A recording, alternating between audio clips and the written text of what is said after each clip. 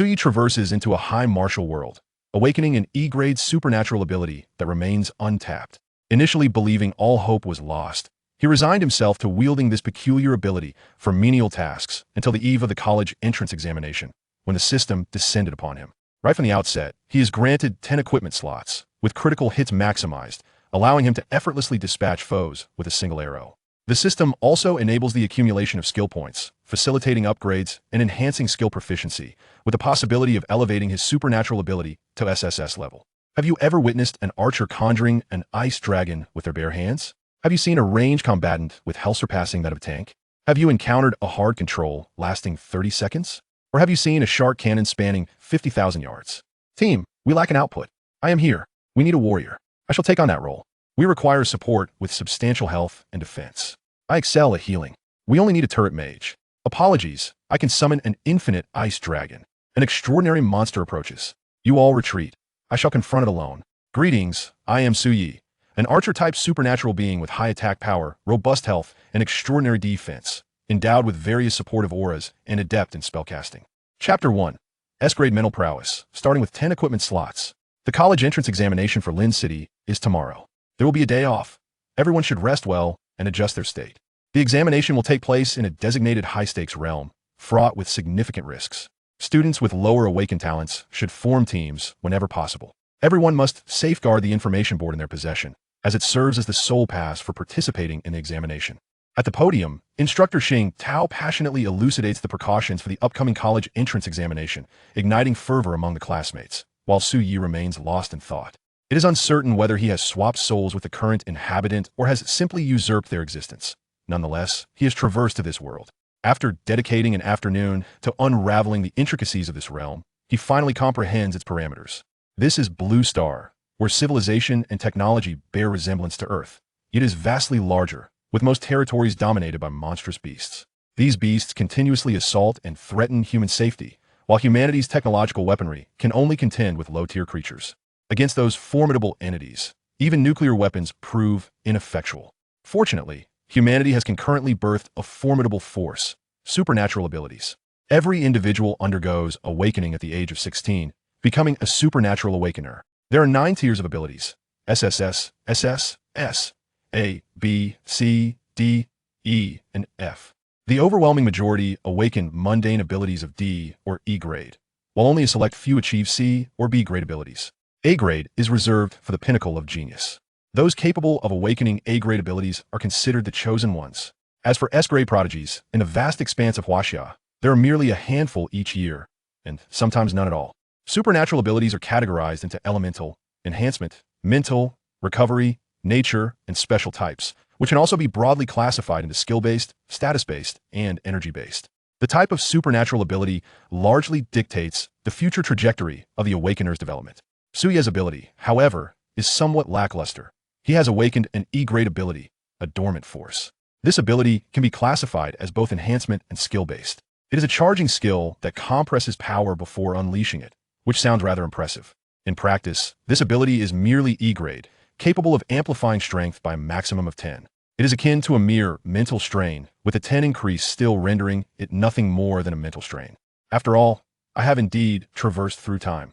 Cannot I be granted a more favorable beginning? These initial attributes are utterly dismal. Am I expected to engage in renovations and strip wallpaper? Harnessing energy than a single shovel strike? Those endowed with abilities belong to a distinct echelon, possessing various privileges, yet not everyone can embark upon the path of cultivation. The awakened ability level is woefully inadequate, leaving no prospects for advancement. Although Suya has registered for the college entrance examination, given his ability level, success seems improbable. Is it not said that all time travelers are equipped with a system? I have already traversed for an entire afternoon. Why has the system yet to arrive? I am counting on you to transform the mundane into the extraordinary. Just as he uttered this complaint, a voice resonated within his mind. Ding! Host traversal is complete. The Glory War God system has been successfully activated. Binding successful. Would you like to activate it? Suye's mouth instantly formed an O shape. Indeed, we writers never allow the protagonist to enter the new world unadorned. Let us see what our esteemed author has prepared for us. Activate. Ding! System activation successful. Reward 1. Host current ability level elevated to S rank. Reward 2. Current spiritual apertures increased to 10. Reward 3. Initial skill points set at 200. Hiss. Suya inhaled deeply, reciting the system's words repeatedly 18 times. What on earth is this? What are these rewards? S-rank. In our great Huaxia, with a population of 3 billion, only a handful emerge as S-ranks each year. As long as one does not court death in the early stages, survival in the later stages is virtually assured for an S-rank. Provided one avoids self-destruction and maintains a proper regimen of cultivation, one can single-handedly confront 10,000 adversaries as an S-rank. Throughout Huaxia's history, every S-rank ability wielder ultimately ascended to become a superpower, the kind of strength capable of creating a breach in the blue star. Let me examine the skill attributes. Awaiting the perfect moment, S-rank charging for 1 second doubles the base damage, with a maximum charge time of 5 seconds. What the heck? 5-fold damage.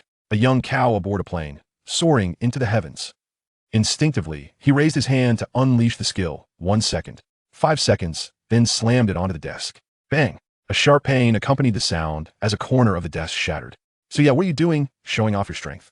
You will be held liable for damages 280 yuan, to be submitted before school ends. Just as the instructor exited the classroom, he abruptly turned back, witnessing the scene unfold.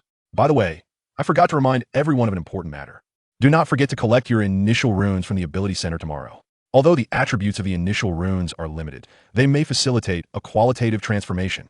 In his exuberance over the explosive effects of the S-rank skill, Suya suddenly felt a jolt. What is this? Runes? Runes. How could I have forgotten about this? Spiritual apertures.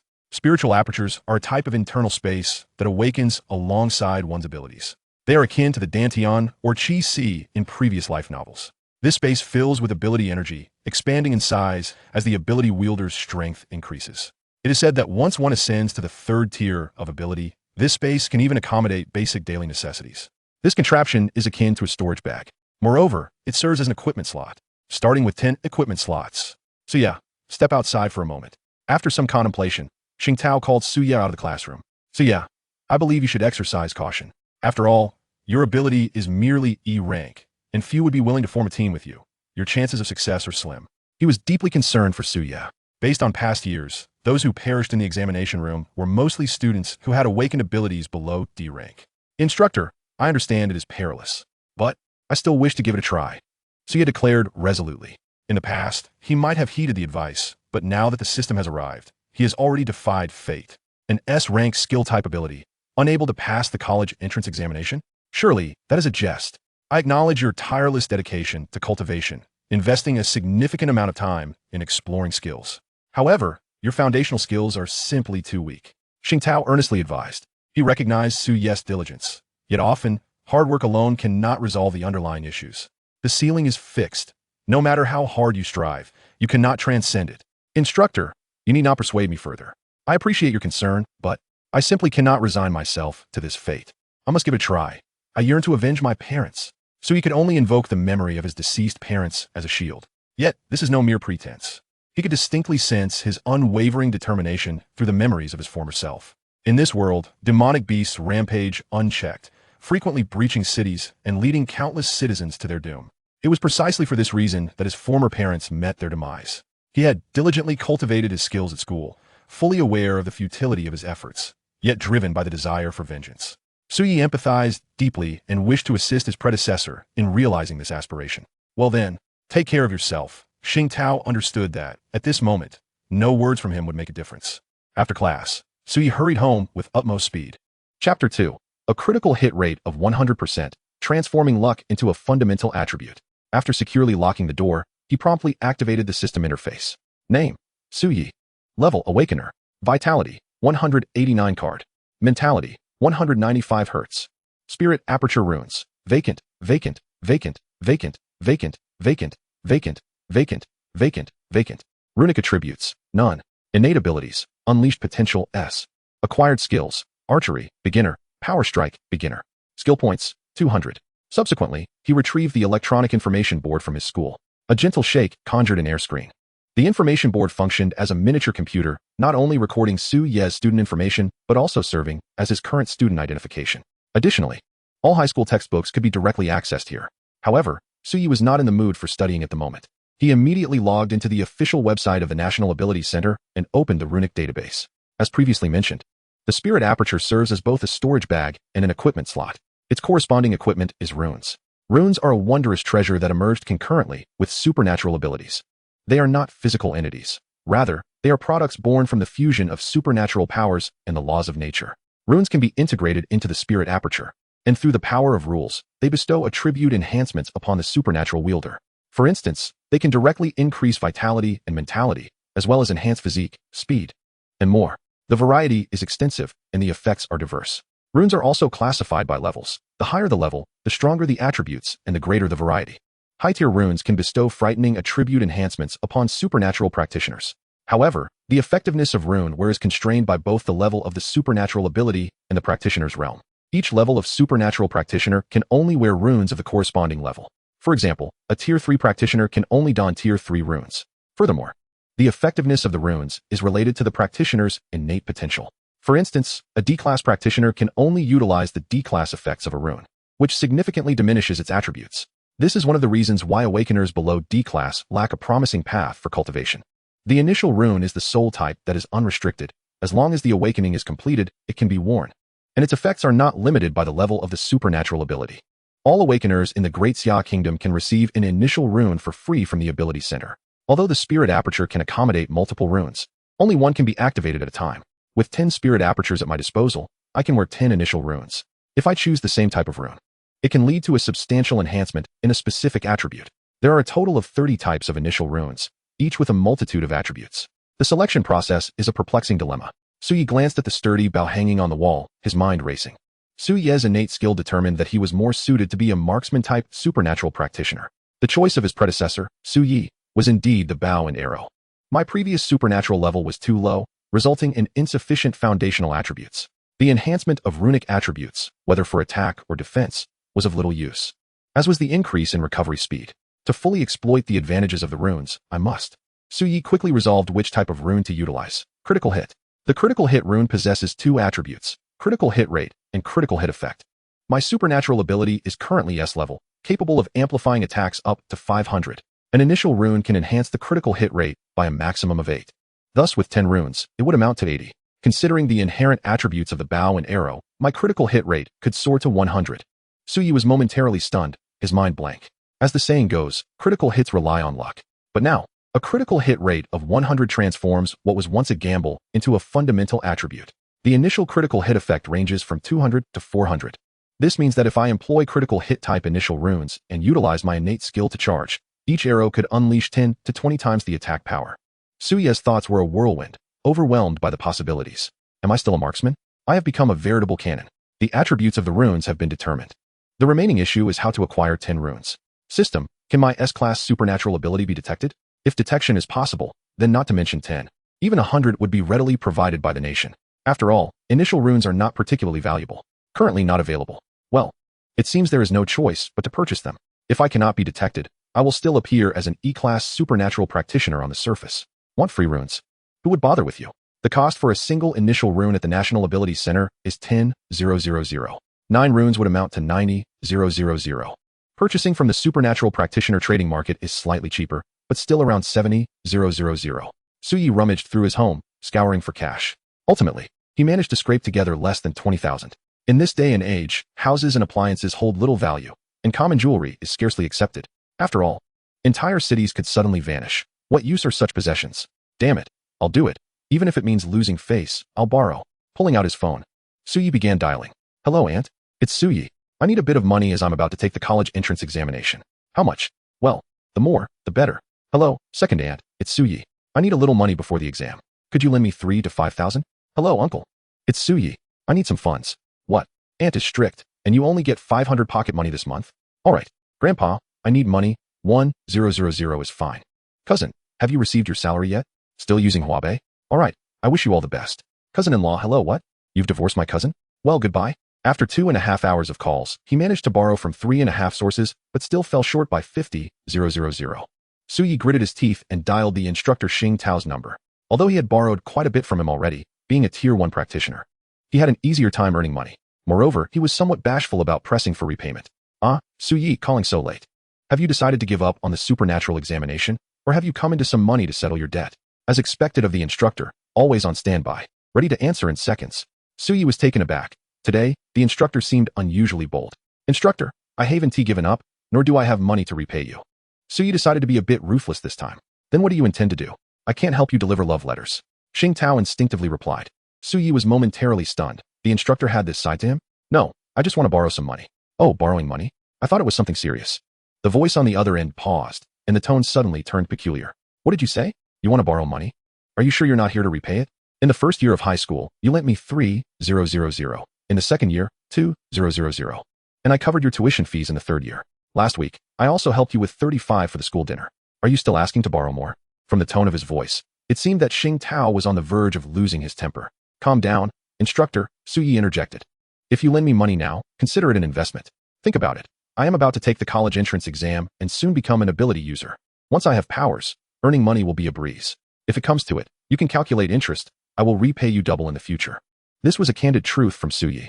With the system at his disposal, his confidence surged. That sounds nice, came the reply from the other end. After a brief silence, the voice asked, how much do you need? 50,000. Su Yi exclaimed, do you take me for a money tree? Xing Tao cursed angrily, but then sighed heavily. The sound of a wallet being opened followed, and Su Yi moved his phone aside as he opened WeChat, where the instructor had transferred 50,000. Thank you, instructor. Su Yi felt a wave of emotion wash over him. At that moment, lending him 50,000 was not merely an act of faith in his future endeavors. It was an expression of genuine care. Su Yi, you must take this seriously. After this exam, I will no longer be your instructor. This will be the last time I help you. The call ended with a busy tone, but Su Ye's tears flowed freely. After a moment, he lifted his head. Rest assured, instructor, I will not bring shame upon you, nor will I let you down. This money is your investment, and I promise to repay you 100-fold, 1,000-fold in the future. He wiped away his tears, freshened up, and took a moment to rest. The next morning, Su Yi set off directly to the ability user trading market in Lin City. Chapter 3. The moment of witnessing miracles, terrifying damage output. As everything was clearly priced, the purchasing process went smoothly. In less than half an hour, Su Yi acquired 9 initial runes with critical strike attributes. He then hurried to the National Ability Center. The Lin City National Ability Center is a colossal structure, soaring over 100 meters high. Its vastness is such that each floor exceeds the area of Su Ye's entire school. This center is the sole management institution for ability users deployed in Lin City by the Desya Nation. All affairs related to warriors, including ability awakening, level certification, reward exchanges, skill learning, and training of ability users, are conducted here. Of course, Lin City also boasts numerous private ability training facilities. Some powerful ability users establish their own training centers to accumulate resources. For instance, the renowned Huawei Ability Center of Desya Nation is almost ubiquitous in all major cities. Founded by 2 9th-level ability masters. The distinction between the National Ability Center and private training facilities lies in the former's access to many special resources that can only be obtained through military merit, ensuring a stable influx of ability users to serve the nation. The National Ability Center is highly automated. Su Yi conveniently retrieved his free initial runes through a smart self-service kiosk. However, he did not leave just yet. Instead, he ascended to the 5th floor, designated for Awakeners training. With the impending college entrance exam, the training area was bustling with individuals eager to enhance their skills. After swiping his card to obtain a number, Su Yi patiently awaited his call in the lobby. Soon, he noticed a somewhat familiar figure. Tall and striking, approximately 1.7 meters, she possessed an exquisite appearance. Undoubtedly a beauty. Clutching a standard-issue sword, paired with a fitted shirt and jeans, her slender physique exuded an air of elegance and strength. This was Su Ye's cousin, Su Ming, the daughter of his uncle, who was 2 months older than him. However, during the catastrophic city disaster, his uncle had perished. His aunt remarried, and her new husband was a second-tier ability user, placing them in a much better financial situation compared to Su Yi. For instance, the sword she wielded was forged from D-grade alloy, valued at no less than 800,000, while his own hardbow was a mere 9,000 from the market. Good morning, cousin. Su Yi greeted Su Ming. A few fashionable girls accompanying her also exchanged pleasantries with him. Compared to himself, Su Ming's abilities were significantly superior. She had awakened a C-grade ability, boasting a warrior-type skill that was truly impressive. Previously, Su Yi often felt inferior due to their disparity and rarely interacted with Su Ming. Look who finally understands manners, she exclaimed, surprised to see Su Yi take the initiative to greet her. However, her surprise quickly turned to excitement as she playfully punched him. I heard you were borrowing money everywhere last night. Why didn't you come to me? As she spoke, she took out her phone and, with a few taps, the sound of a WeChat transfer echoed. Su Yi looked on as Su Ming sent him 100,000. Cousin, I didn't come to borrow money from you. No worries, just take it and use it. Su Ming smiled, waving her hand dismissively, though her eyes bore a hint of guilt. Just as Su Yi was about to explain, an announcement echoed through the hall. Please, Su Yi, report to training room 189. You should go, Su Ming urged, waving him off once more. Reluctantly, he left, but had no intention of accepting the transfer. Who is this guy? He's so handsome, squealed the girls beside Su Ming. Su Ye's looks were quite striking. Before awakening, love letters had been abundant. This is my cousin, Su Yi, Su Ming sighed. Although she did not interact with him much, she understood his determination. In truth, she herself harbored a similar resolve. Does he have a girlfriend? Do I have a chance? By the way, what is his ability? Hurry. Share your WeChat. First come, first served. The girls inquired eagerly. He's an E-grade, Su Ming said, unable to suppress another sigh. Her own aspirations seemed attainable. But Su Yi's ambitions. Let us hurry and get our numbers. The crowd is growing, and we don't know how long the wait will be. Upon hearing that he was an E-grade ability user, the girls immediately set aside their phones, pretending nothing had happened. Su Ming was not surprised. Like attracts like. All her peers were C-grade users, with even one being B-grade. Inevitably, E-grade Su Yi would not intersect with them. Be careful, cousin. The risks of the college entrance exam are immense. E-grade ability users have a high mortality rate. Meanwhile, Su Yi had entered the training room.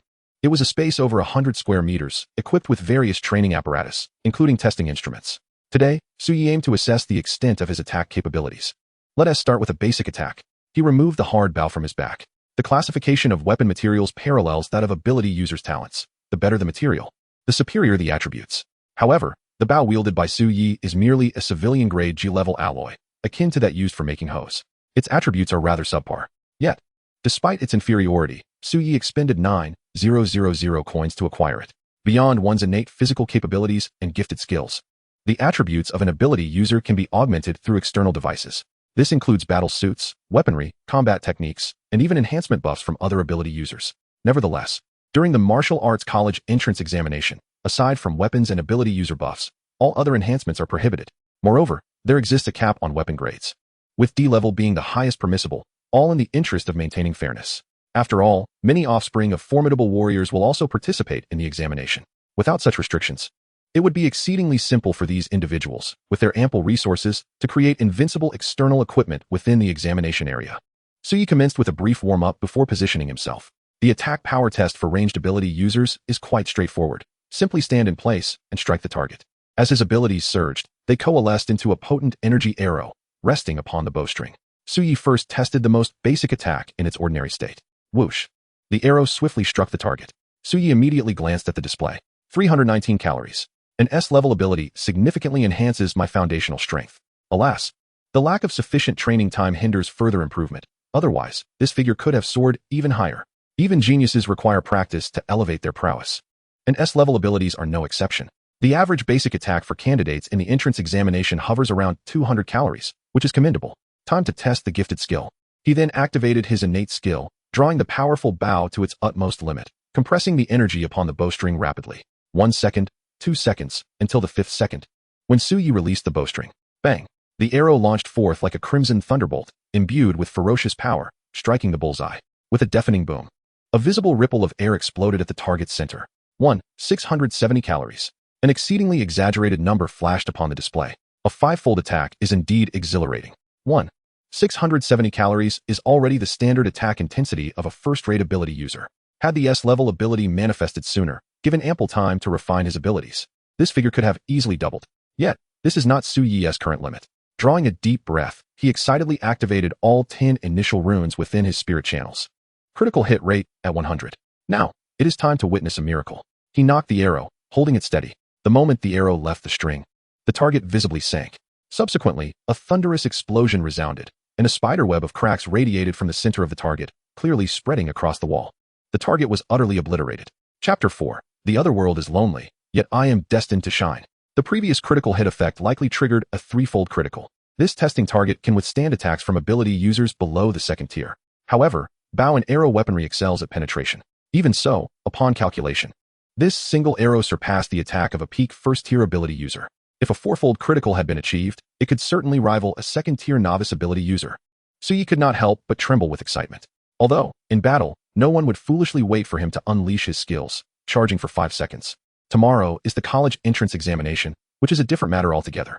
Tomorrow is destined to be an extraordinary day. I must shine brilliantly in this examination hall.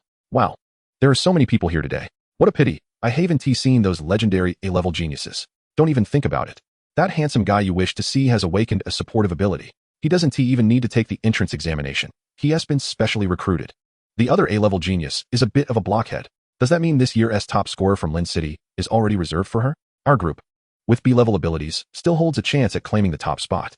Su Ming and her companions were still lingering about, blessed with remarkable talents. They felt little need to train excessively at this moment. Instead, they sought to relax and adjust their states of mind. Oh, Deming, isn't that your cousin? At this moment, someone spotted Su Yi. Su Ming also glanced over, and soon her brows furrowed. Why does Su Yi seem somewhat different from before? His gait is more confident, completely devoid of the previous aura of inferiority. Has this fellow finally found solace? It makes sense, as long as he gives his best. There's no need to be overly stubborn. She shook her head with concern. Rest assured, Su Yi, I will help you avenge your grievances. In her eyes, it seemed impossible for Su Yi to gain admission to the Martial Science University, and E-level ability might not even yield one successful candidate out of 10,000. Su Yi did not immediately depart from the ability center. He had one more task to accomplish. The system had not only granted him 10 spirit channels, but also bestowed upon him 200 skill points. Through research, Su Yi had roughly discerned the purpose of these skill points. On the system panel, next to physique, spirit, and each skill, there existed a plus sign. This indicated that he could utilize skill points to enhance these three attributes. However, he was unsure of the precise enhancement ratios. When it comes to vitality and spirit, there is not much to elaborate. Skill training, too, possesses varying tiers: beginner, intermediate, advanced, and master level. Each tier yields different explosive powers. For instance, his current strong strike skill at the beginner level only amplifies attack power by 10, while the intermediate level increases it by 20. Advanced grants 30, and master level reaches an astonishing 50. He opened the system panel with his mind, sequentially clicking the plus signs next to vitality and spirit. Glancing at the attribute panel, it read, Name, Su Yi. Level, awakened. Vitality, 190 calories. Spirit, 196 Hz. Skill points, 194. Whether enhancing vitality or spirit, the consumption ratio is 3-to-1. The entrance examination assesses who can slay the most demon beasts. To achieve a commendable score, one must not only be able to kill, but also maintain that ability continuously. Thus, attack power and endurance are critical. He reopened the student information board and accessed the database of initial runes. After studying for a while, a grin spread across his face, reminiscent of a duck's quack.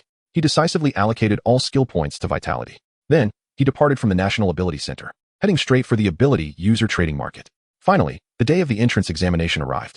Su Yi rose early, slinging his sturdy bow over his shoulder, and made his way to the school assembly. The examination venue is a unique spatial secret realm, where all candidates from the military district first gather at school before entering the testing ground through a teleportation array at the city's ability center.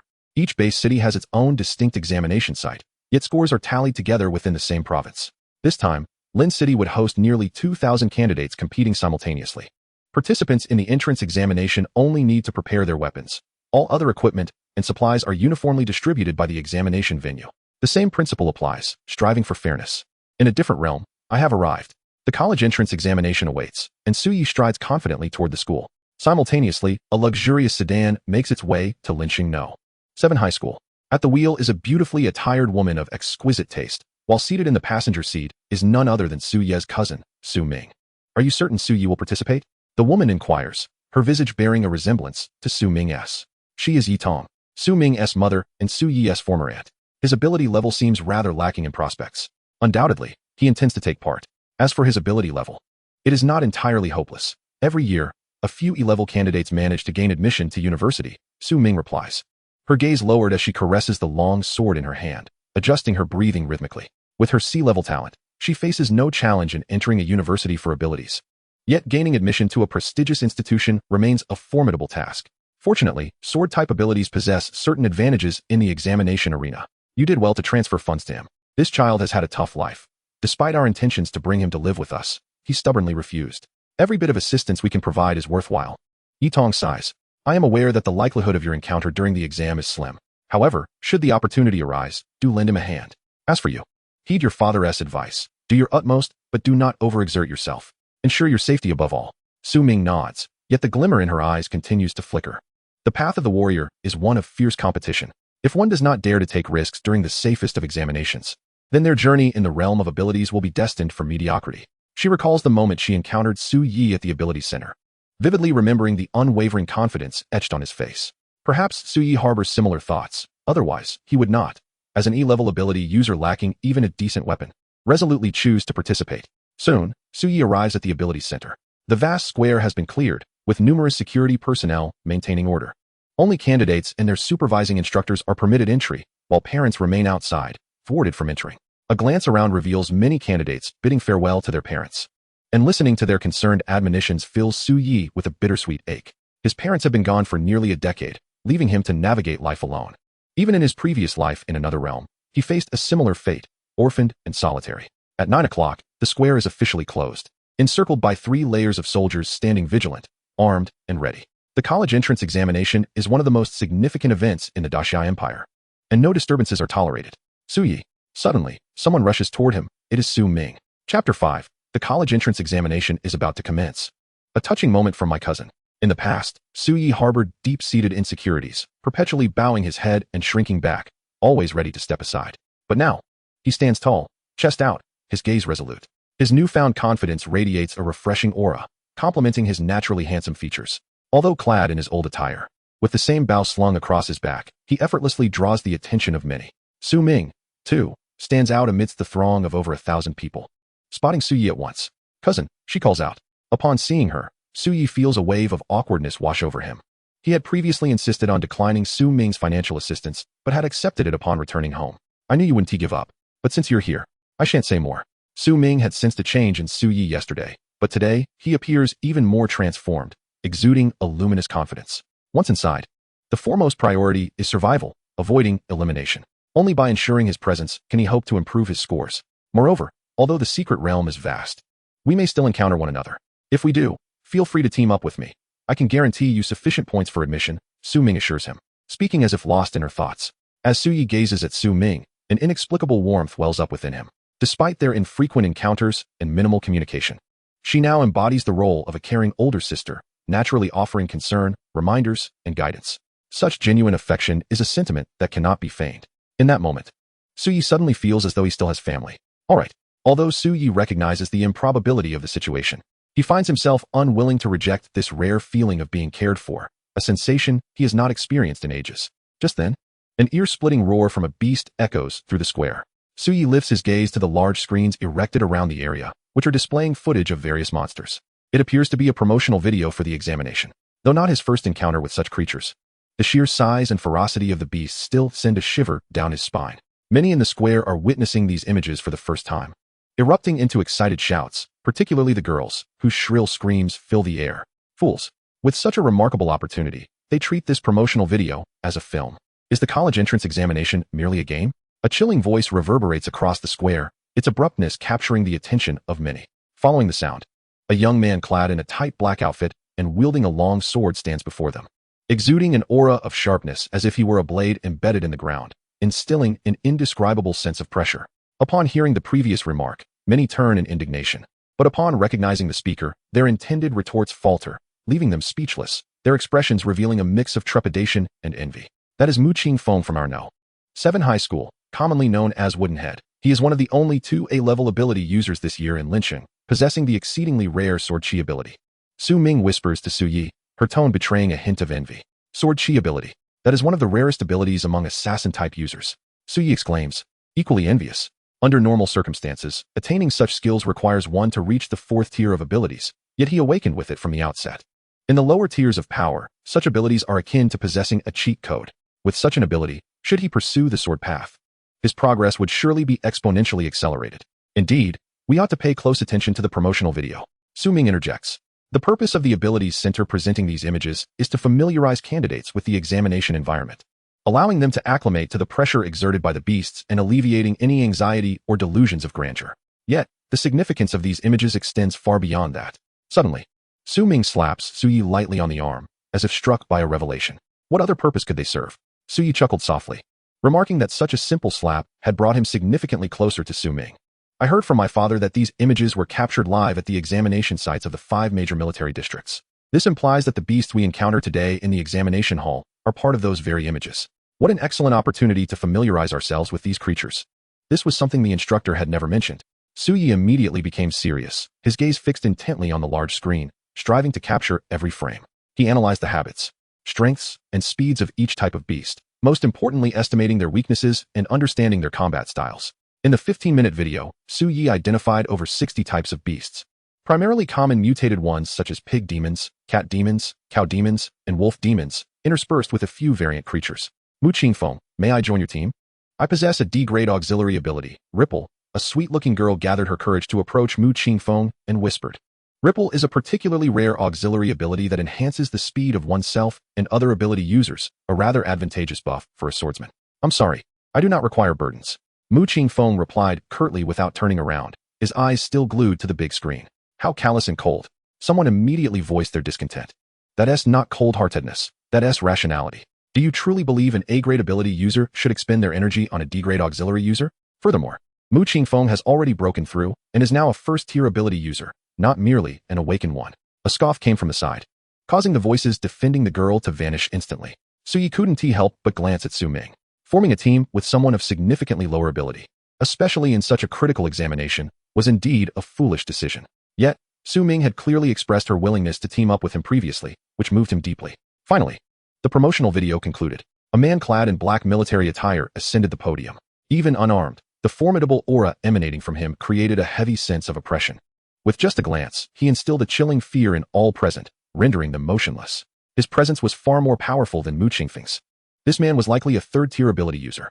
As Su Yi felt a surge of shock, his eyes gleamed with determination. He could barely contain his eagerness to attain such strength, filled with confidence that he could become one of those powerful beings. Yet more so, he believed this officer would undoubtedly be one of the goals he would strive to surpass in the future. Chapter 6. Entering the examination hall, be it beast or dog. Tomorrow shall reveal all. Hello, students. I am Su Fong, the chief examiner for this Lin City Ability User Examination. Here, I shall reiterate some points regarding the examination rules. The exam commences today at 10 in the morning and concludes tomorrow at 10.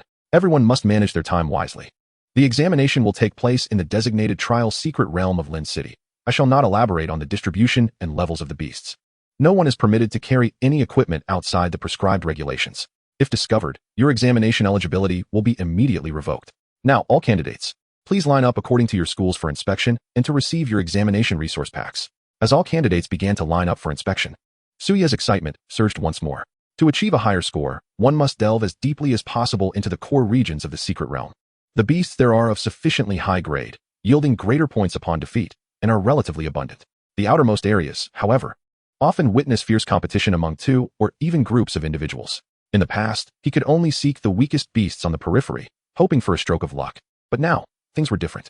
He could venture into deeper territories to strive for better results. Before long, Su Yi completed the inspection and received his resource pack. Inside was a set of extendable examination-specific ability armor, offering commendable defense, along with an ability wristwatch and several energy potions. Lastly, there was a distress signal and emergency protection device. Let me remind everyone once more, while the examination is crucial, one must also act within their limits. Should you encounter an insurmountable crisis, please utilize the protection device and terminate the examination promptly. Now, we shall commence the final countdown of 1 minute. At last, the time arrived. 5 white circular pillars of light materialized in the square, each 5 meters in diameter, soaring into the sky and emitting a stunning wave of energy. All candidates, step into the teleportation array and enter the examination hall. Chief Examiner Su Fong announced loudly. Yet, it was unnecessary for him to prompt. Some candidates had already rushed in eagerly. I am Wang Yujun. I will undoubtedly be among the top 100 in Lin City. Xiaoyu, remember our promise. If I pass the entrance exam for Dong University, you shall be my girlfriend, and you must not go back on your word. Brothers, be it beast or dog, tomorrow shall reveal all.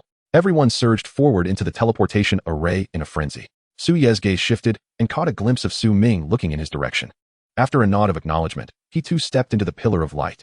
Following a slight sensation of tearing, everything around Su Yi transformed into the unfamiliar. This place seemed to be a ravaged city, with collapsed buildings everywhere, faintly hinting at its former splendor. The light from the teleportation faded beneath his feet. Ahead, a faint curtain of light descended from above. The air was frigid, the lighting somewhat dim, yet the vegetation was astonishingly lush. He pondered which city this once was. The examination guidelines contained a brief introduction to the examination hall. Crossing this curtain of light signified entry into the area where the beasts roamed, marking the official examination ground. Su Yi? A familiar voice interrupted his thoughts. Turning around, he was surprised to see a fellow student, Lu Yu. She had awakened a D-grade ability and was among the rare mage-type energy users. Accompanying her were 4 other candidates, likely a team. Candidates who formed teams in advance would be teleported together. Of course, there were also those who formed teams after entering the examination hall. Su Yi, Don't you have a team? Lu Yu looked at him, surprised. I don't, he replied. With my E-grade ability, how could I possibly wish to team up with myself? Then, how about joining our little team? Lu Yu suggested. I remember you are a marksman-type ability user. You could provide support from the rear. Lu Yu's invitation caught Su Yi off guard. Knowing he possessed an E-grade ability, she still extended an invitation. There was no question of sincerity here. Yet, it quickly dawned on him that Lu Yu, like him, was a survivor of adversity, sharing a similar determination to lend him a helping hand. However, while Lu Yu's kindness was commendable, Su Yi could not afford to be oblivious to the situation. Although the other team members did not openly oppose, their expressions were already quite grim. With my E-level ability, joining their team would only diminish their performance. No, it's better for me to operate independently with my abilities. Su Yi shook her head, casting a knowing glance behind her. The person behind her paused momentarily before understanding her intent. Very well. But do take care and don't overexert yourself. After a worried sigh, Lu Yu entered the luminous barrier with her team members. Su Yi inhaled deeply, a thrill coursing through her as she stepped forward into the barrier. It offered no resistance, functioning as a scanning device. Buzz. Su Yi lifted her gaze, faintly perceiving the shadow of a drone. These drones patrolled the entire battlefield, serving both as monitors and guardians of the candidate's safety, should any crisis arise. The invigilators would rush to provide assistance. Additionally, they were utilized to livestream and document the battles of exceptional candidates for future university admissions considerations. After all, talent alone does not encapsulate everything. While innate abilities are a factor in the cultivation of those with powers, personal competence is equally significant. Su Yi retrieved her electronic information board and activated the air screen. The system had automatically switched to the examination program. In addition to her identity information, the screen displayed a rough map of the examination area and the real-time rankings for the Lin City examination. First place, Mu Qingfeng, 12 points, Lin City No. 7 High School. Second place, Wu Hao, for points, Lin City No. 7 High School. Third place, Xiao Jinyu, for points, Lin City No. 7 High School. Lin City No. 7 High School was a prestigious institution, thus it was not surprising that top scorers congregated there. Su Yi searched for Su Ming. Rank 1658, Su Ming, 0 points, Lin City No. 7 High School. Scrolling down, Su Yi found her own rank. Rank 1681, Su Yi, 0 points, Lin City No. 2 High School. Both she and Su Ming had 0 points, but the latter ranked higher due to the alphabetical ordering. In just a few minutes, the gap had already begun to widen, particularly with Mu Qingfeng having distanced himself significantly from the second place. Su Yi promptly took action. Although numerous magical beasts populated the examination area, the ones near the periphery were insufficient, as most candidates could only hunt at the outer limits. Ultimately, there would be nothing left to slay. Hence, if one delayed, they would find themselves prematurely submitting their papers before the examination concluded. Only a select few, bolder candidates, would regroup to venture deeper in search of more formidable beasts. After cautiously navigating for several minutes, Su Yi fortuitously encountered her first magical beast. It was a thorn wolf, measuring about 1 meter in length. Compared to a normal wolf, this beast possessed exceptionally sharp claws, a longer tail, and a row of spines along its back, appearing quite fierce and imposing. Thorn wolves were notoriously challenging adversaries, known for their speed and lethal strength. Had Su Yi still been an E-level ability user, her only recourse would have been to hastily retreat, as she could only contend with slow and sluggish beasts. However, things were different now. Su Yi did not advance any closer. Instead, she remained stationary and drew her longbow, channeling her energy. 1 second, 2 seconds, 3 seconds, 4 seconds, 5 seconds. The charge concluded. Release. Chapter 7. A perfect shot, pure satisfaction. A simultaneous sound reverberated. Just as Su Yi released the bowstring, a spray of blood erupted from afar. The thorn wolf, initially strolling leisurely, suddenly lost half of its head. It staggered forward a couple of steps before collapsing limply. Hiss. From a distance, Su Yi, who had been poised to flee, gasped in disbelief. She stared at the wolf, now with only half a head and gushing blood, incredulous at the sheer simplicity of it all. This beast had likely not even comprehended its fate until the end. It was undoubtedly the most painless demise witnessed in this examination thus far. Perhaps, in its final moments, it was contemplating delightful thoughts, such as reuniting with its wolf girlfriend. 1 shot, 1 kill. Exhilarating. Beyond the thrill, there was an overwhelming sense of detachment. Many candidates had previously held a textbook perception of magical beasts. Facing the speed-oriented thorn wolf for the first time, even those with D-level talent could become flustered, with some experiencing unfortunate missteps. Yet, Su Yi had felt none of the visceral struggle associated with battling magical beasts. It was as though she were engrossed in a video game. The wolf had not even glimpsed her before being dispatched. It seemed she had triggered a quadruple critical hit, resulting in a 20-fold increase in attack power. The critical hit mechanic was truly formidable. A fervor ignited within Su Yi. This method of critical hits was something others could not hope to replicate. Now, her objective was to remain concealed, avoiding detection by magical beasts, and execute surprise attacks. Crouching low, She continued her advance. Before long, she encountered another thorn wolf.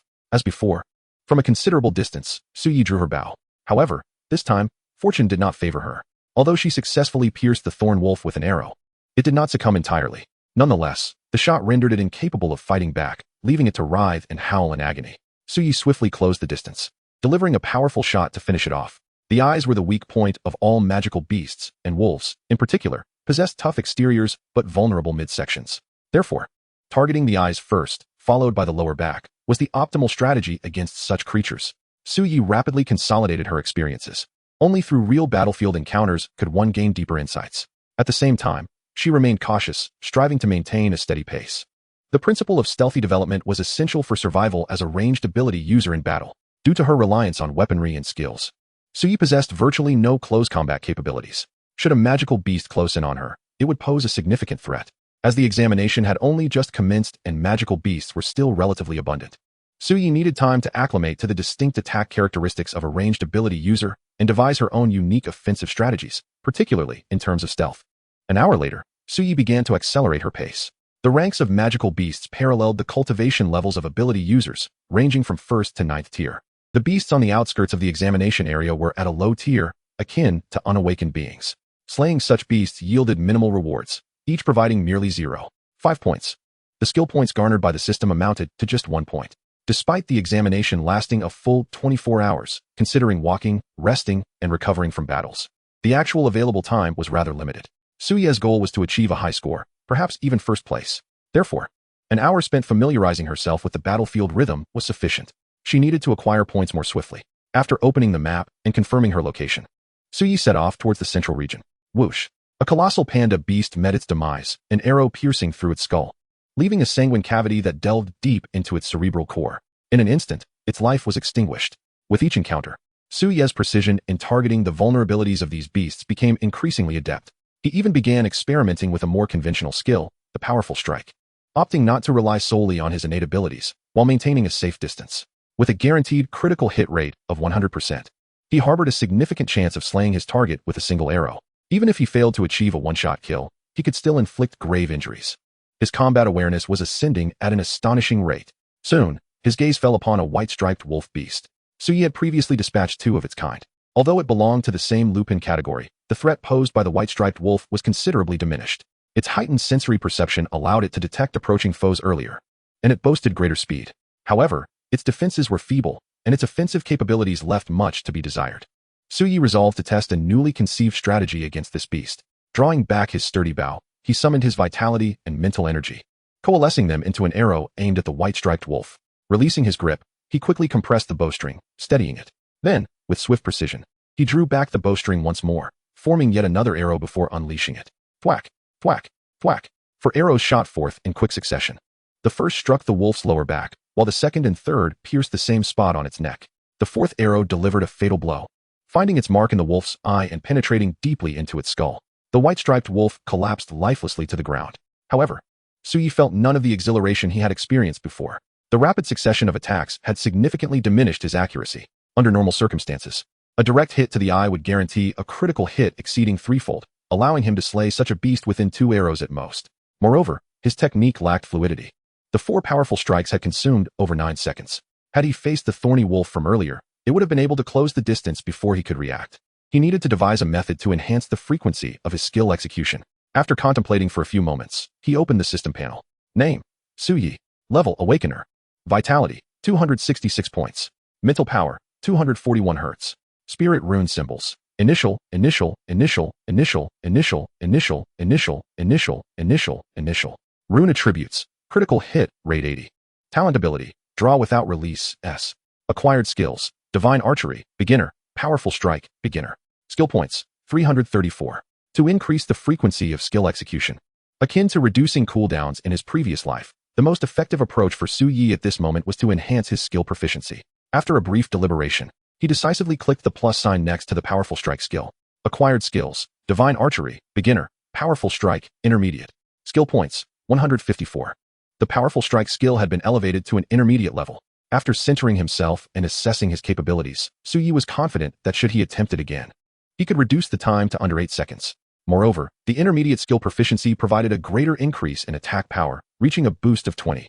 The upgrade to intermediate proficiency consumed 180 skill points, a considerable expenditure for a mere entry-level skill. Future skills of higher grade would undoubtedly require even more points. Indeed. Even with an advantage, diligent practice remains essential, otherwise, one risks stagnation. With the remaining skill points, Suyi did not hesitate to allocate them entirely towards enhancing his vitality, raising it to 317 points. Increased vitality would elevate his base attack and amplify his critical hit gains. Chapter 8. How can Suyi, ranked 65th, be so remarkable with the pro version of Brain Burst? On the rooftop of a collapsed building, Suyi concealed himself within the crevice of a cement pillar. He gathered his strength, poised yet unyielding. 1 second, 2 seconds, 3 seconds, 4 seconds, 5 seconds. The moment to release had arrived. Like a bolt of divine thunder from the heavens, an enormous crocodile, measuring a full 2 meters in length, was struck through the neck by an arrow. Its head nearly severed, a glorious sacrifice. This was the most formidable beast he had slain thus far. Having reached the pinnacle of the non-grade tier, he was but a step away from breaking into the first-grade beast category. Encountering beasts of such caliber signified his arrival in the central region of the examination grounds. Advancing further would bring him face-to-face with first-grade beasts. Slaying a non-grade beast garnered 0.5 points, while a first-grade beast yielded a full 5 points, an astonishing tenfold difference. Yet the disparity between first-grade and non-grade beasts was staggering, a chasm that could only be described as worlds apart. Checking the time, over 3 hours had elapsed. Suyi resolved to find a place to rest and recuperate. Having predominantly utilized his innate abilities, which were quite taxing, the battles ahead would undoubtedly intensify, and he needed to ensure he entered the central region in peak condition. The examination grounds still boasted numerous structurally sound buildings. Suyi sought a higher vantage point to establish a safe haven. Suddenly, a familiar voice rang out, Suyi. Suyi furrowed his brow. Though this was not the true wilderness, such an exclamation was still exceedingly foolish. If any beasts were nearby, they would surely be alerted. Following the sound, he spotted a familiar figure. It was Lu Yu, accompanied by her 4 teammates. Lu Yu, having noticed Suyi, hurried over. Her physique was impressive, especially accentuated by the armor she donned, which lent her a distinctly alluring appearance. Hello, Lu Yu. During their entry into the secret realm, Suyi and Lu Yu's team had been teleported to a remarkably close location, so their encounter here was hardly a surprise. How did you end up here? Lu Yu inquired, astonished. Entering this area with an E-grade ability is, to put it mildly, extremely perilous. To put it bluntly, it's akin to courting death. Oh, I simply wandered here, Suyi replied nonchalantly. Do not worry. I am exercising utmost caution and will act within my capabilities. Suyi understood Lu Yu's concerns. He had to admit, you certainly possess great courage. However, for your safety, I advise you not to venture further. Although Suyi was an E-grade talent, his training at the academy was more rigorous than that of his peers. Thus, while Lu Yu felt concerned for him, she also recognized that his presence in such a deep area could not solely be attributed to chance. The 5 of us have encountered several dangers as well. Ahead lies the territory of first-grade beasts. Understood. Lu Yu's team was reasonably well-balanced. She was a mage-type ability user, accompanied by a support type, while the remaining 3 were warrior types. After a moment's contemplation, Suyi decided to offer a cautionary word. After all, Lu Yu was notably kind-hearted. Lu Yu, please try to keep your voices down to avoid startling any beasts. With that, he bid them farewell. It was prudent to deliver such reminders subtly, as being too overt could provoke resentment. Few were inclined to acknowledge that others might possess greater experience than themselves. That fellow had undoubtedly chosen the path forged by others to reach this point. An E-grade ability user pretending to be an expert in front of us, as if he possesses vast experience, remarked 2 boys responsible for scouting, their disdain palpable, particularly upon witnessing the beautiful Lu Yu's warm demeanor towards the seemingly inept Suyi. Their irritation only deepened. Please, do not speak so harshly. Suyi works extremely hard. He merely aspires to become an ability user like us. Lu Yu interjected, her understanding stemming from her own survival experience. Lack of talent renders all effort futile. The boys retorted dismissively. At that moment, their eyes fell upon the crocodile demon beast slain by Suyi. This creature was nearly a first-tier beast, appearing to have recently met its demise. The wounds were reminiscent of gunfire, yet they also bore the marks of arrows. It must be gunfire, one speculated, but could arrow wounds be this devastating? No, it's definitely arrow wounds. Gunfire would leave a secondary wound from the extraction, another countered. They exchanged glances, recalling that Suyi had emerged from this very direction. He wielded a bow. Could it be that he was the one who had slain this beast? Impossible. An E-grade ability user possessing such prowess? They scoffed. His ability is merely a brain-bursting pro. Despite their skepticism, the circumstances suggested that Suyi was indeed the most likely culprit. Lu Yu's expression shifted as she retrieved her electronic information board, searching for Suyi's name in the real-time rankings. Rank 65. Suyi, 1615 points. Lin City number 2 High School. Upon hearing this, The four boys were left dumbfounded. How could this be? An E-grade brain-bursting ability, user ranking so high. Indeed, the four of us, all D-grade, have only amassed 9 points collectively. There can't be another student named Su Yi from Lin City number 2. The incredulity among them was palpable, each face reflecting astonishment. Especially the three boys who had previously worried Lu Yu's invitation to Su Yi would diminish their scores. Their faces flushed with embarrassment. How on earth did he achieve this? Is an E-grade ability truly capable of such feats? Just then, a series of roars echoed through the air. Turning to investigate, they saw 3 crocodile demon beasts charging towards them. Oh no! Lu Yu exclaimed, suddenly recalling Su Ye's earlier warning to keep their voices down to avoid attracting the beasts. Caught in their astonishment, they had let their guard down. It was evident that Su Yi's experience surpassed theirs significantly. She remembered Su Yi's relentless training at school, which had been nothing short of torturous. Thus, his presence here was not mere fortune but the result of his unwavering dedication. Indeed, hard work can truly triumph over a lack of talent. Meanwhile, Mu Qingfeng, the top contender from Lin City, had entered the central area, hunting first-tier demon beasts. As a first-tier ability user himself, this battlefield suited him perfectly. With over 400 points already, he seemed poised to break into the provincial top 100. Among the top 50, 60 were students from number 7 high school. In the Lin City National Ability Center, on the 7th floor of the Examination Monitoring Center, numerous officials, martial artists, and principals gathered to observe the tense examination proceedings in real time. The examination hall was equipped with numerous drones and scanning devices to ensure the accuracy of each student's scores. The drone's live broadcasting capability allowed everyone to witness the exceptional performances of the top students. To the side of the large screen, a real-time list of the top 100 rankings was displayed. Among the crowd, a portly middle-aged man beamed with satisfaction. He was Zheng Qi, the principal of No. 7 High School. This year, the school's performance had surpassed previous years, particularly due to Mu Qingfeng, who was leading by a considerable margin. Currently, the live broadcast showcased Mu Qingfeng, who moved with the agility of a leopard through the urban ruins, deftly handling 3 first-tier demon beasts simultaneously with ease. His sword energy ability unleashed terrifying damage. Chapter 9, Precise Strike, slaying the first-tier demon beast. Mu Qingfeng's wealth of experience suggested prior training outside the base city, and his swordsmanship had evidently reached an intermediate level, as noted by Chief Examiner Su Fang. Beside him stood an elderly man in military attire, exuding even greater authority. A sword hung at his waist, emanating an intimidating aura. No one dared to approach within 2 meters of him, save for Su Fang. The elder, named Lu Qian, was the director of the Lin City National Ability Center. This year, the quality of our Lin City candidates is commendable. We have already secured an A-grade support ability user from Magic University, and now Mu Qingfeng has a chance to enter the provincial top 100, Lu Qian expressed with satisfaction. Lin City, being a small base city, had limited resources, heavily relying on funding from higher authorities for its ability programs. High school examination results were a critical measure for provincial and national funding. This year's emergence of an A-grade support ability user, coupled with the prospect of another student breaking into the top 100, would significantly improve funding for the subsequent 2 years. Other high schools were also monitoring their students' performances, generally pleased with the results, which mirrored previous years. An increase in funding next year would ease their constraints. The sole individual troubled by the situation was Zhao Tanran, the principal of number 2 high school. His institution was the weakest among the 7 schools in Lin City, with declining results each year. It appeared they were once again heading for the bottom. So far, only 2 students from number 2 were among the top 50 candidates. Another one has surged up. Now we have 3, he noted, glancing at the newly ascended name, Su Yi. Who is Su Yi? I have no recollection of that name. However, he could not inquire with the class teachers, given the presence of the director. It would be embarrassing to admit ignorance of his school's top students. While Zhao Tanran could feign ignorance, Xing Tao could not. He had long sensed something amiss. The moment Su Yi's name entered the top 100, he was taken aback. He was all too familiar with Su Yi, a pure E-grade ability user with a skill-based brain-bursting ability. Had Su Yi not devoted himself to excruciatingly diligent training, he would have never believed Su Yi had a chance to pass the examination. Yet, the chasm between merely passing and breaking into the top 100 was vast. Goodness, could this kid be cheating? Did he acquire illegal weaponry? Was the money he borrowed for this purpose? If discovered, would he face legal consequences? Would I be implicated as an accessory to cheating? He fretted.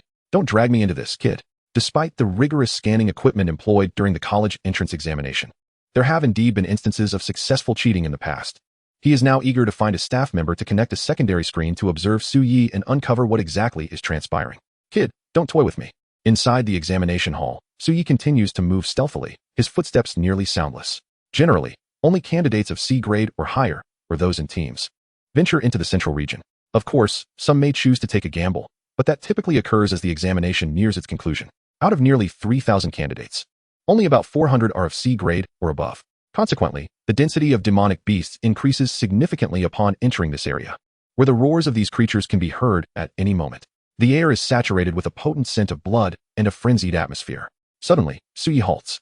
A few meters away lies the corpse of a clawed feline beast, and judging by the coagulation of its blood, it must have died over 30 minutes ago. Although it is a corpse, it provides Suyi with a rough understanding of the size and strength of a first-grade demonic beast. Compared to lesser beasts, they are entirely different entities. After shooting an arrow at the corpse, Suyi's expression shifts slightly. Indeed, the basic defenses of first-grade demonic beasts are significantly enhanced. At the very least, this clawed feline would not be easily dispatched with a single shot unless one were to strike its eyes or other critical points accurately. Missing a shot means only one option remains: to flee. After all, he is currently an archer-type ability user, lacking the skills and weapons for direct confrontation. This necessitates a change in his combat strategy. He must ensure an escape route before each attack. Fortunately, this is a city ruin. Had it been a purely wild map, finding a place to hide would have proven challenging. Before long, Suyi devises a plan. He selects an area, thoroughly familiarizes himself with the terrain, and identifies 6 potential escape routes to evade the pursuit of demonic beasts. Should he miss a shot, he will retreat immediately. Just as he finalizes his preparations, a saber-toothed tiger appears in his line of sight. This tiger demon is impressively massive, over 3 meters long, with fur resembling steel needles and a tail adorned with sharp hooks. Its fangs resemble the tips of swords, glinting menacingly. With sturdy limbs, its strength is undoubtedly formidable. One swipe from its paw could spell doom. Its tail is akin to a spear. It seems that its only weak point lies in its eyes. Taking a deep breath, Suyi retreats a short distance, glances back to ensure his retreat path is planned, then holds his breath, gathering energy, waiting silently. 1 second, 2 seconds, 3 seconds. For seconds, 5 seconds. The charge concludes. Release. The arrow slices through the air, creating a sonic boom. The saber-toothed tiger immediately detects the arrow's trajectory. But it is too late. The arrow strikes true, piercing its right eye. Blood erupts, and the eyeball explodes into a mass of gore. Yet, this injury does not diminish the tiger demon's combat effectiveness. It swiftly regains its balance, roaring in fury while enduring the pain. Using its remaining eye to seek Suyi's location, its vitality is astonishingly resilient. Such defense would pose a considerable challenge even for C and B grade candidates. In a short span, they would struggle to breach its defenses. However, Suyi does not retreat. Though the tiger demon possesses formidable life force and combat prowess, the excruciating pain from its destroyed eye and the alteration in its vision, compounded by Suyi's long-range abilities, prevent it from immediately locking on his Suyi's position. Remaining composed, Suyi knocks another arrow, maintaining a full 5 seconds of charge. With lightning speed, he releases another arrow, striking accurately once more. This time, it finds its mark in the same eye, exacerbating the previous wound and ultimately penetrating its skull. The damage is lethal. After a couple of enraged roars, the tiger demon's body stiffens and collapses, its weight shaking the ground beneath. A glance at the information board reveals a score increase of 5 points and 10 ability points gained. Indeed, the rewards from a first-grade demonic beast are unparalleled. It occurs to Suyi that while the defense of first-grade demonic beasts has indeed increased, he has also augmented his vitality with skill points. Consequently, his base attack power has significantly risen as well. His current stats are now comparable to those of an ordinary C-grade ability user. Chapter 10. No matter how cunning the fox, it cannot outsmart the clever hunter. 5 examination points and 10 skill points secured. Without a moment's hesitation, Suyi allocates his points to enhance his vitality and continues searching for demonic beasts. Unlike other types of ability users, archers lack close combat capabilities and require a stable shooting environment. Thus, once a demonic beast closes in, even if they manage to survive, their combat effectiveness is severely compromised. Yet, this very flaw also serves as an advantage. By avoiding close encounters, they can evade detection by the beasts. With precise operation and high attack power, they can eliminate foes before the beasts approach. Naturally, Suyi's critical hit approach is even more distinctive. One arrow can obliterate a soul, leaving the demonic beast unaware of its demise. In the ensuing moments, Suyi utilizes the base he has established to eliminate the nearby demonic beasts. His combat style is straightforward. Either one arrow to obliterate or severely injure, or a quick retreat, only to return later. Even the most cunning fox cannot outwit a clever hunter. In just over 10 minutes, Suyi dispatches all 5 first-grade demonic beasts surrounding the base. After a brief rest, he sets off once more in search of a new base. The skill points acquired from slaying demonic beasts are immediately invested into his vitality. As he continues to vanquish more beasts, his base attack power steadily increases. Gradually, he begins to regain that sharp sensation he once had while hunting lesser beasts in the periphery. Likewise, his examination score is on a steady ascent. By 4 in the afternoon, 6 hours have elapsed since the examination began. Yet, The leaders of the Ability Center, along with the principal and teachers, show no signs of fatigue. Rather, they appear increasingly invigorated. They are nearing the second phase, where extensive eliminations will commence. The top candidates have primarily entered the central region, preparing to unleash their full potential. Principal Zheng, as expected of a prestigious high school, boasting a wealth of talented students. Look, all 10 of the top scorers are from our school. Thankfully, the distribution among the top 50 remains largely unchanged. Principal Zhao of No. 2 High School finally seizes the opportunity to approach Xing Tao.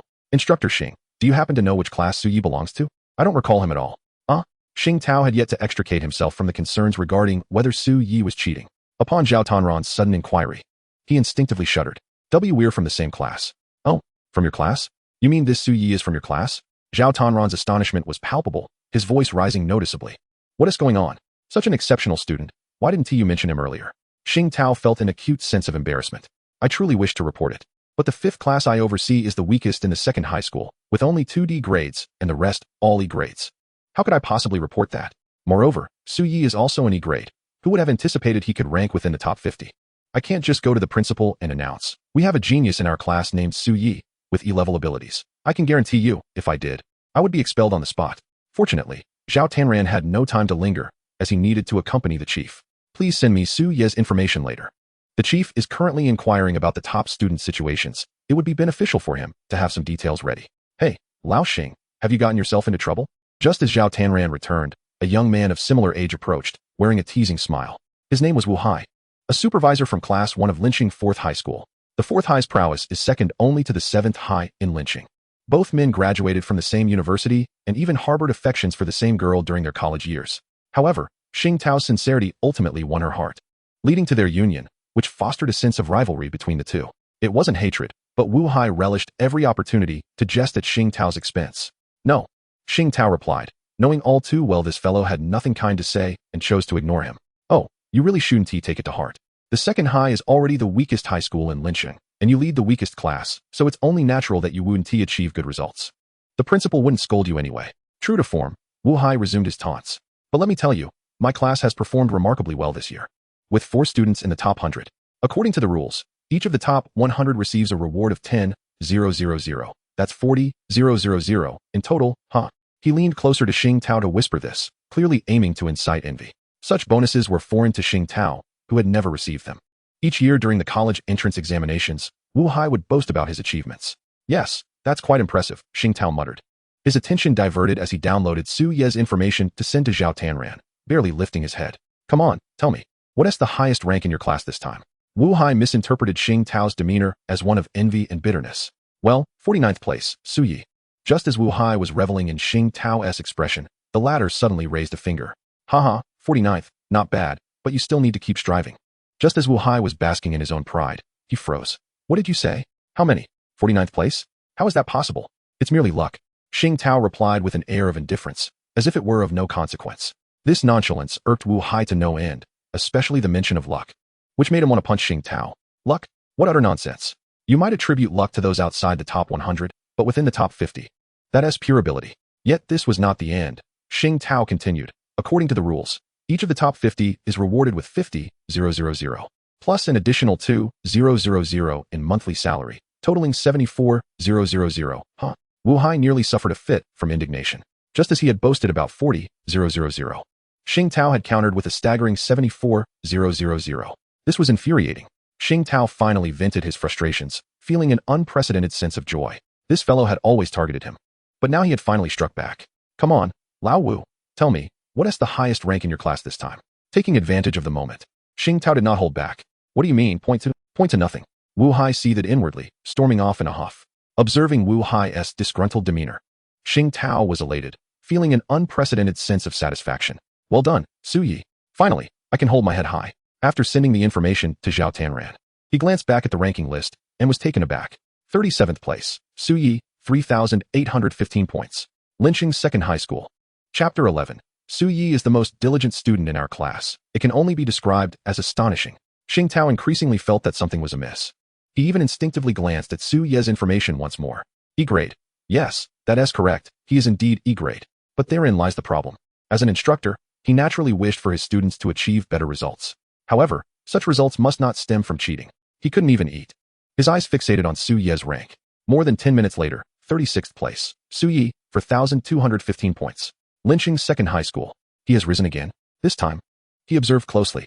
Su Yi's score increased by 5 points each time, allowing him to deduce the area Su Yi was currently engaged in.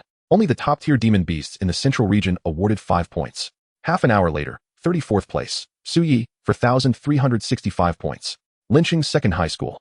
Then, 32nd place, Su Yi, for 1,615 points. Lynching's second high school. 30th place, Su Yi, for 1,965 points. Xing Tao's eyes widened in astonishment. The speed of Su Yi's ascent was astonishing. It seemed he was consistently gaining points every 10 minutes or so, an exceedingly rare occurrence. This indicated that Su Yi was steadily accumulating scores. As his rank climbed higher, his name became increasingly conspicuous, especially when Su Yi ascended to 28th place. Everyone's attention turned to the ranking list, encompassing the top 28. More and more individuals began to take note of Su Yi, particularly the mark following his name, Lynching's second high school. Hey, Principal Zhao, a student from your second high has entered the top 30. How many? 30? The top 30? Upon hearing this, Zhao Tanran's spirits soared.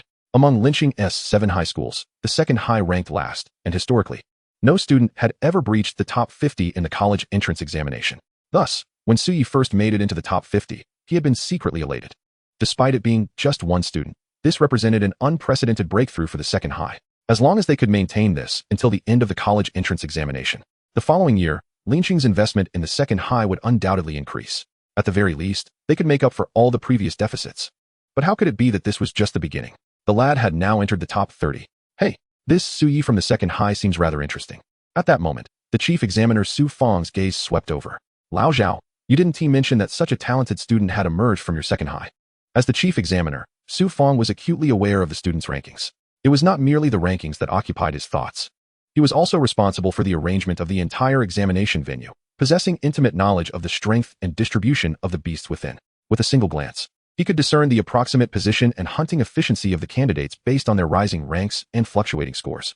The moment Su Yi's name appeared within the top 30, he recognized that Su Yi had not only entered the central region, but was also exhibiting remarkable efficiency in slaying the beasts. Prior to the examination, each school was required to submit a list of notable candidates to facilitate arrangements at the examination site, allowing for timely tracking and rescue operations. Such gifted students were treasures of the nation. Zhao Tanran, standing tall for the first time in front of the other 6 principals, felt a surge of pride. This child might very well enter the top 10. Su Fang reiterated his assessment. How many? The top 10? Zhao Tanran was instantly engulfed by astonishment. Su Fang's discerning eye for predicting candidates' performance during examinations had always proven to be remarkably accurate. Indeed, this student possesses considerable talent, nodded Lu Qianya, the head of the Ability Center. Since a list was not submitted previously, Principal Zhao, please provide an overview of the situation. The other principals perked up at this prompt. A student capable of entering the top 10 could not be an ordinary individual, yet no information had emerged from second high school. Were they perhaps concerned about their students being poached? Such practices were not uncommon. Schools sometimes concealed students with explosive potential to prevent them from being discovered and lured away before the examination. It was entirely plausible that, given second high school's position at the bottom of the rankings, a prodigious talent might be safeguarded in such a manner. Very well, Lu Qianya, Su Fang. I am relatively familiar with this student. Zhao Tanran exhaled a sigh of relief. Thankfully, he had the foresight to ask Xing Tao to send over the materials. He needed to impress Lu Qianya and Su Fang, ensuring that everyone recognized him as a competent principal. This Su Yi is a student from our class 5, and his instructor is Xing Tao. His awakened ability is an E-rank skill, but, however, as he began to read the materials sent by Xing Tao, he was left utterly dumbfounded before he could finish the first line. Not only was he shocked, but the group around him shared in his astonishment. E-rank.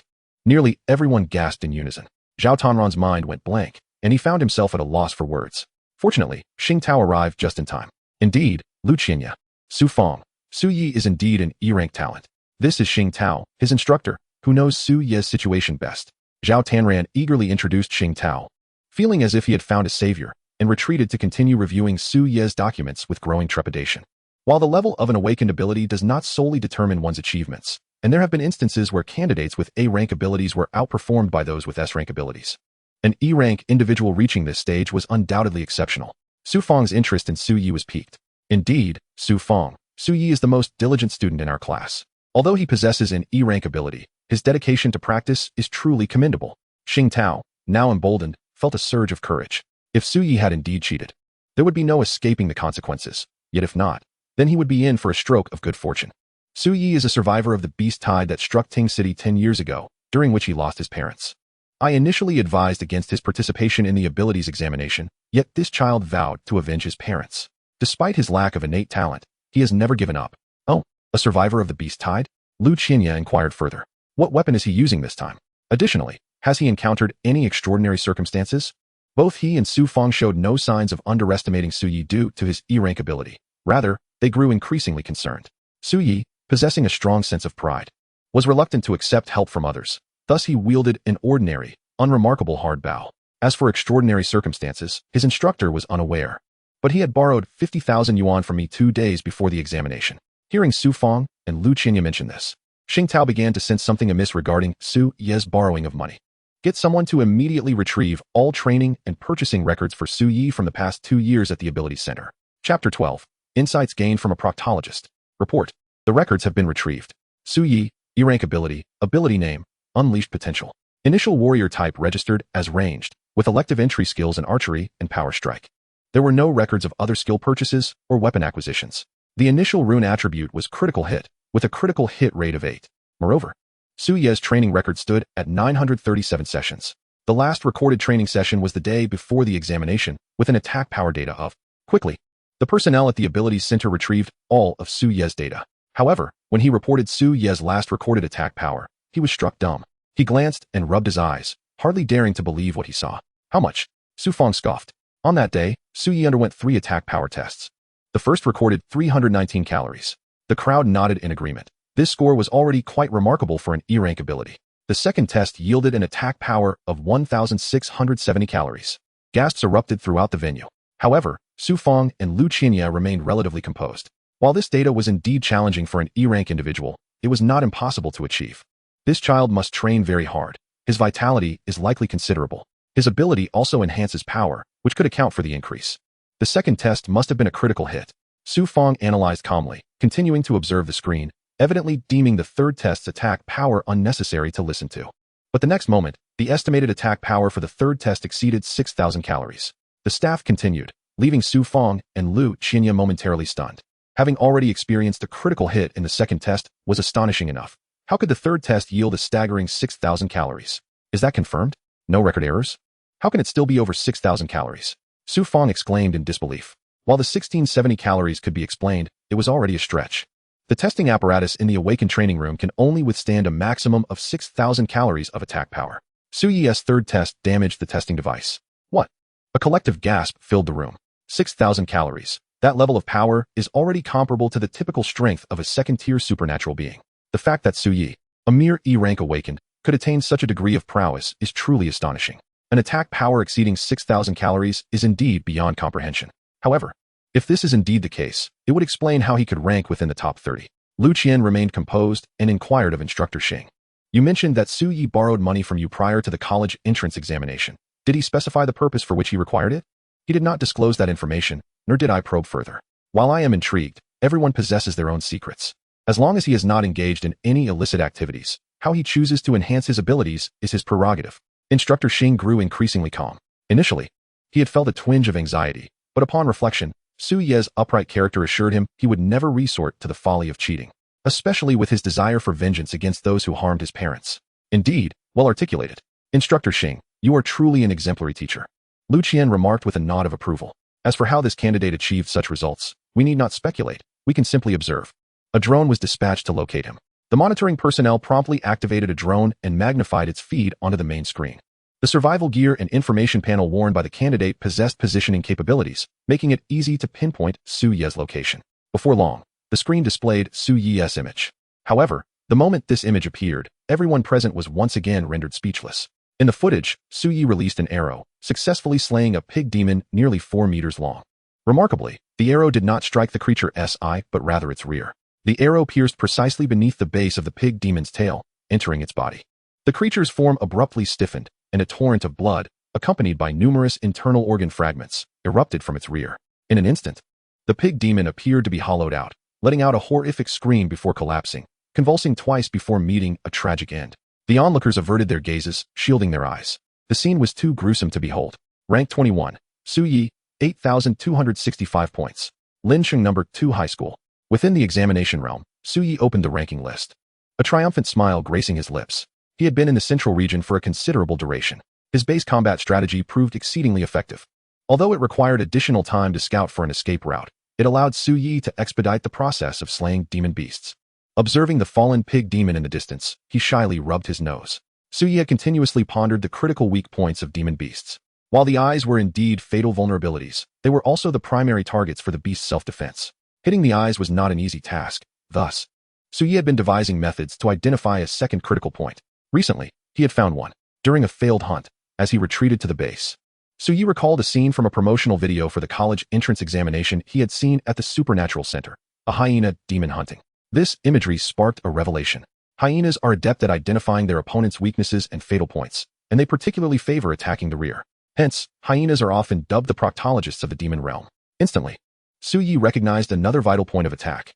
With this insight, he began to experiment, and indeed, it proved consistently effective. Moreover, attacking the rear offered distinct advantages compared to targeting the eyes. While the eyes may be fragile, they are surrounded by robust cranial protection. Many of Suyi's arrows had struck true but were largely deflected by the skull, failing to penetrate the cranium. In contrast, the rear presented no such barriers. Once the outer layer was breached, there was nothing to impede the arrow's force, allowing it to entirely penetrate the demon's abdomen and unleash its power. Demon beasts are tough-skinned, yet possess exceedingly fragile innards. With Suyi's current attack power, a successful strike would result in the arrow's force exploding within the demon's body, rendering its internal organs into a pulp, a true soul-piercing shot. With 2 critical points identified, Suyi's efficiency in hunting demon beasts surged dramatically. Suyi opened his system panel. Name: Suyi. Level: Awakened. Health: 500 calories. Mental strength: 244 Hz. Spirit rune: Initial.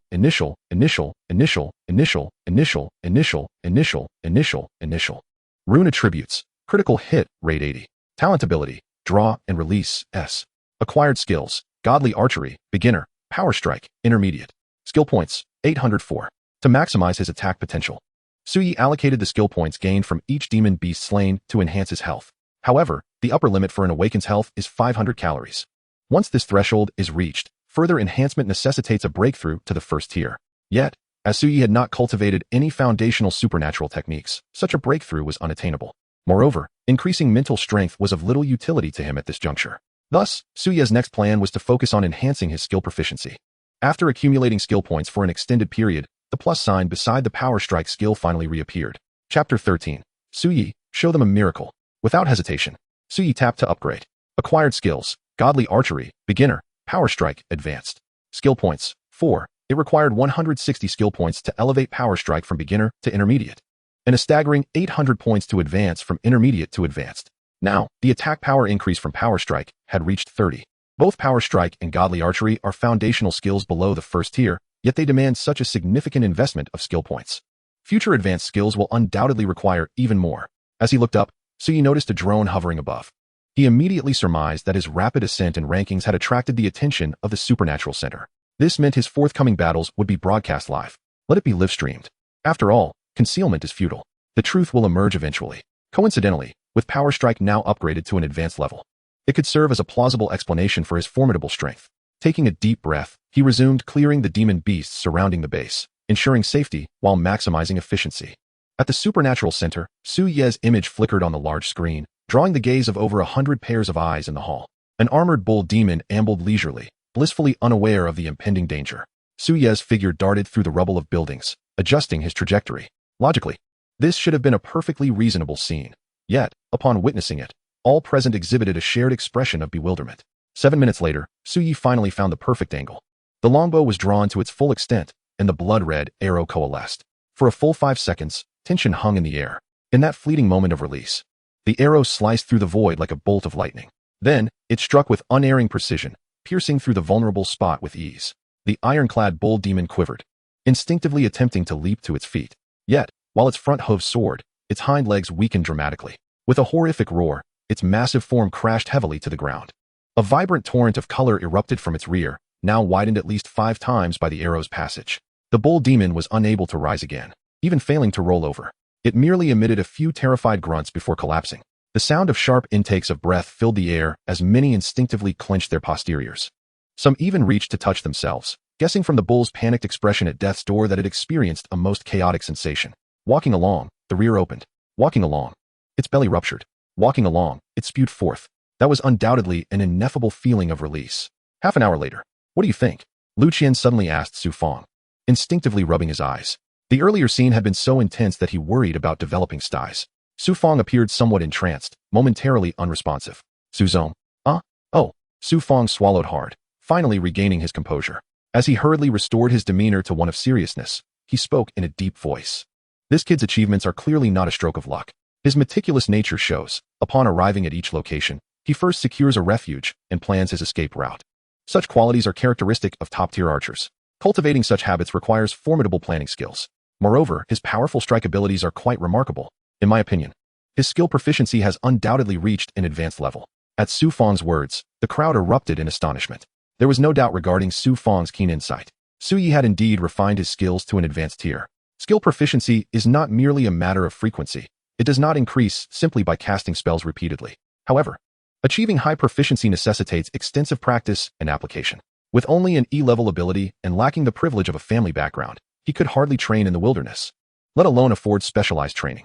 In such circumstances, to elevate his skill proficiency to an advanced level, he would require over 1 million applications. Once again, gasps of amazement filled the air. While the notion of advancing to a high proficiency level may not have struck a sensitive chord, the idea of executing a skill 1 million times conjured vivid imagery for all. Su Fong exhaled with a sense of satisfaction.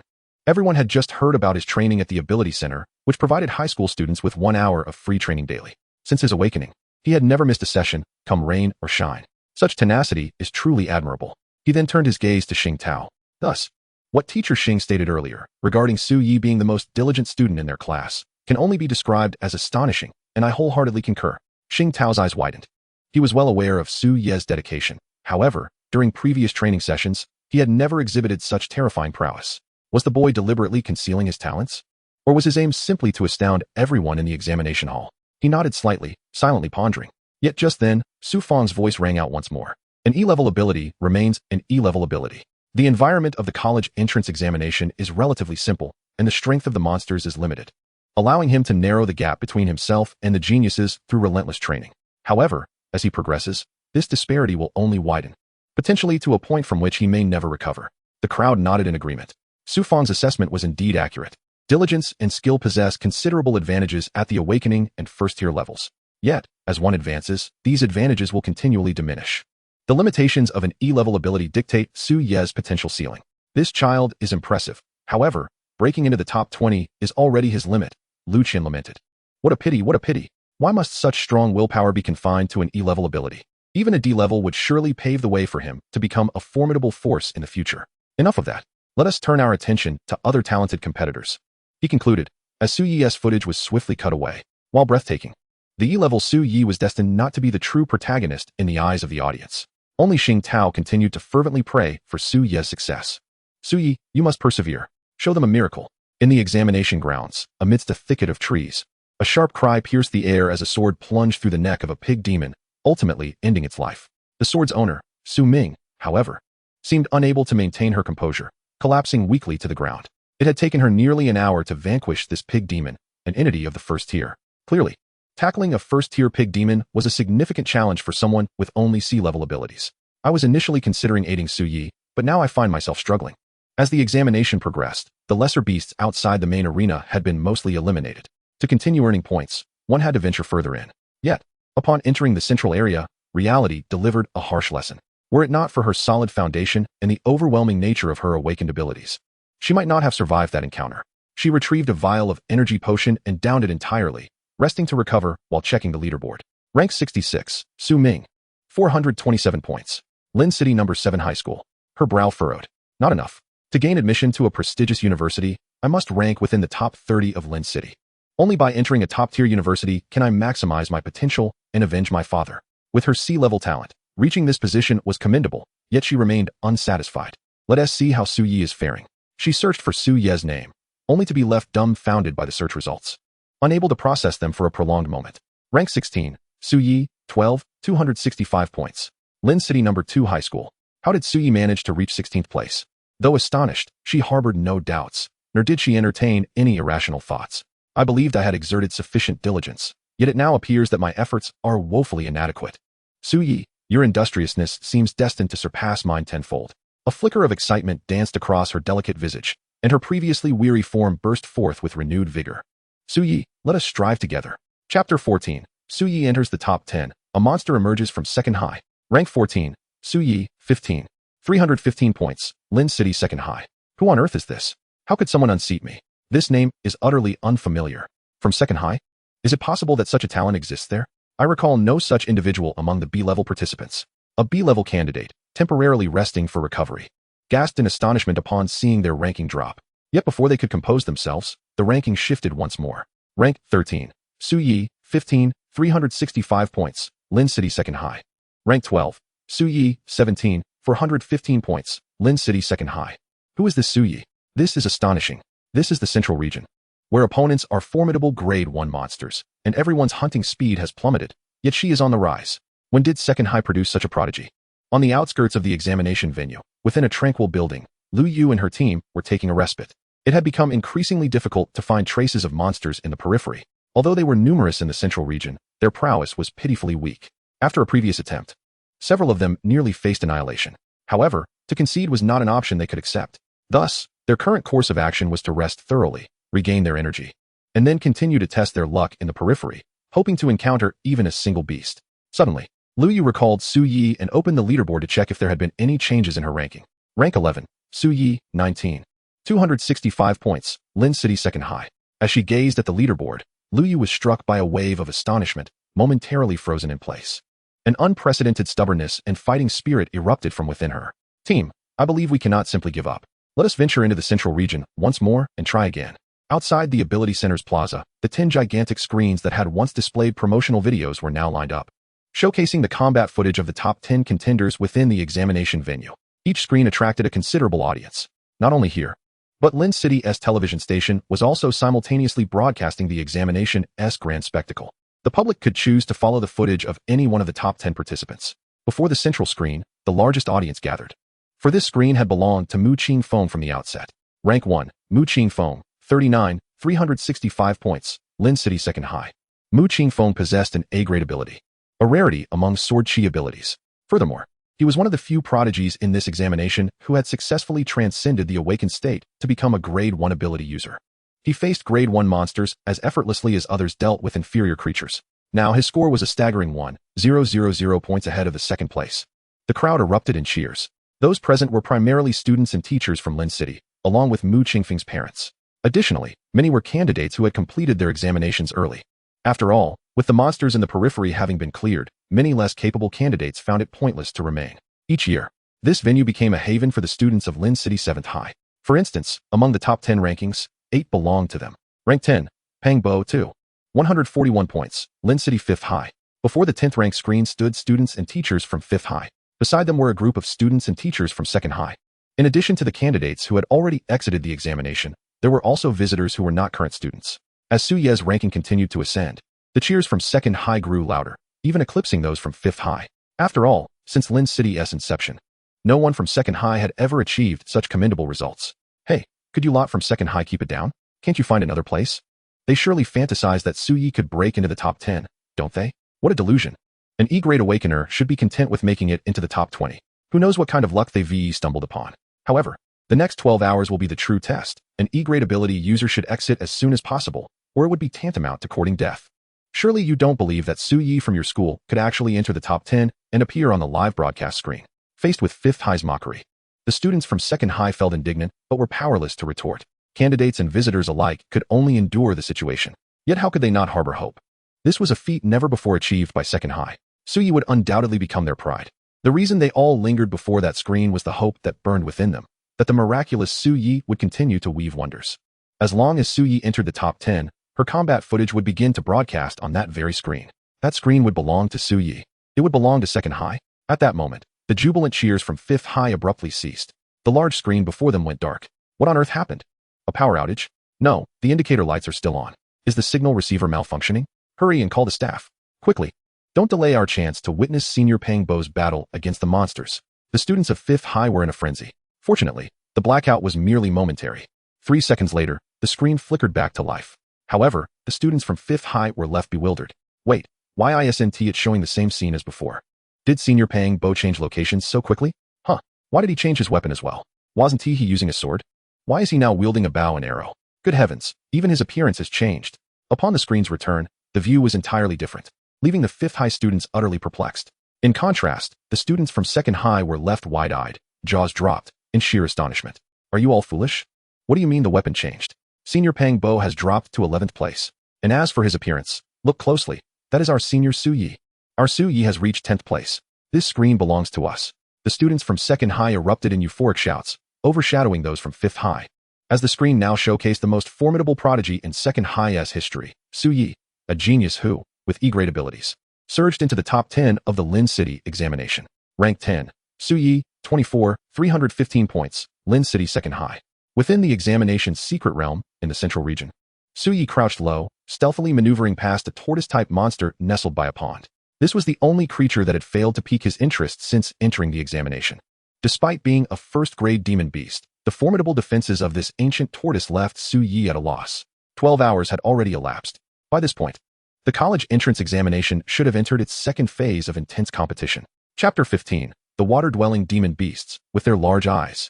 After 12 hours of relentless combat, the energy of all candidates had plunged into a state of exhaustion. Concurrently, the depletion of physical abilities had reached its nadir, and the ability potions in hand were nearly exhausted. Consequently, in the forthcoming battles, every participant had to contemplate a new issue, recovery.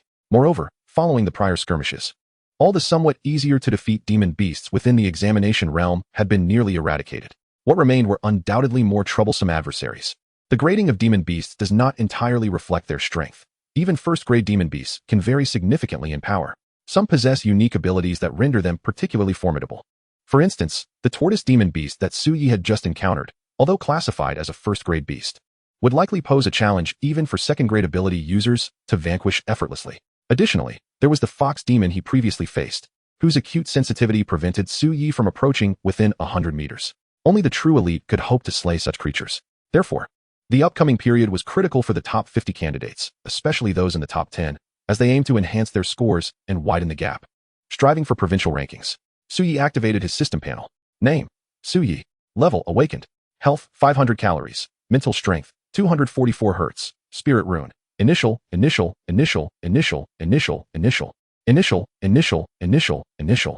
attributes: Critical hit rate 80. Talent ability: Draw but not release S. Acquired skills: Archery, Beginner, Strong Strike, Advanced. Skill points: 3210.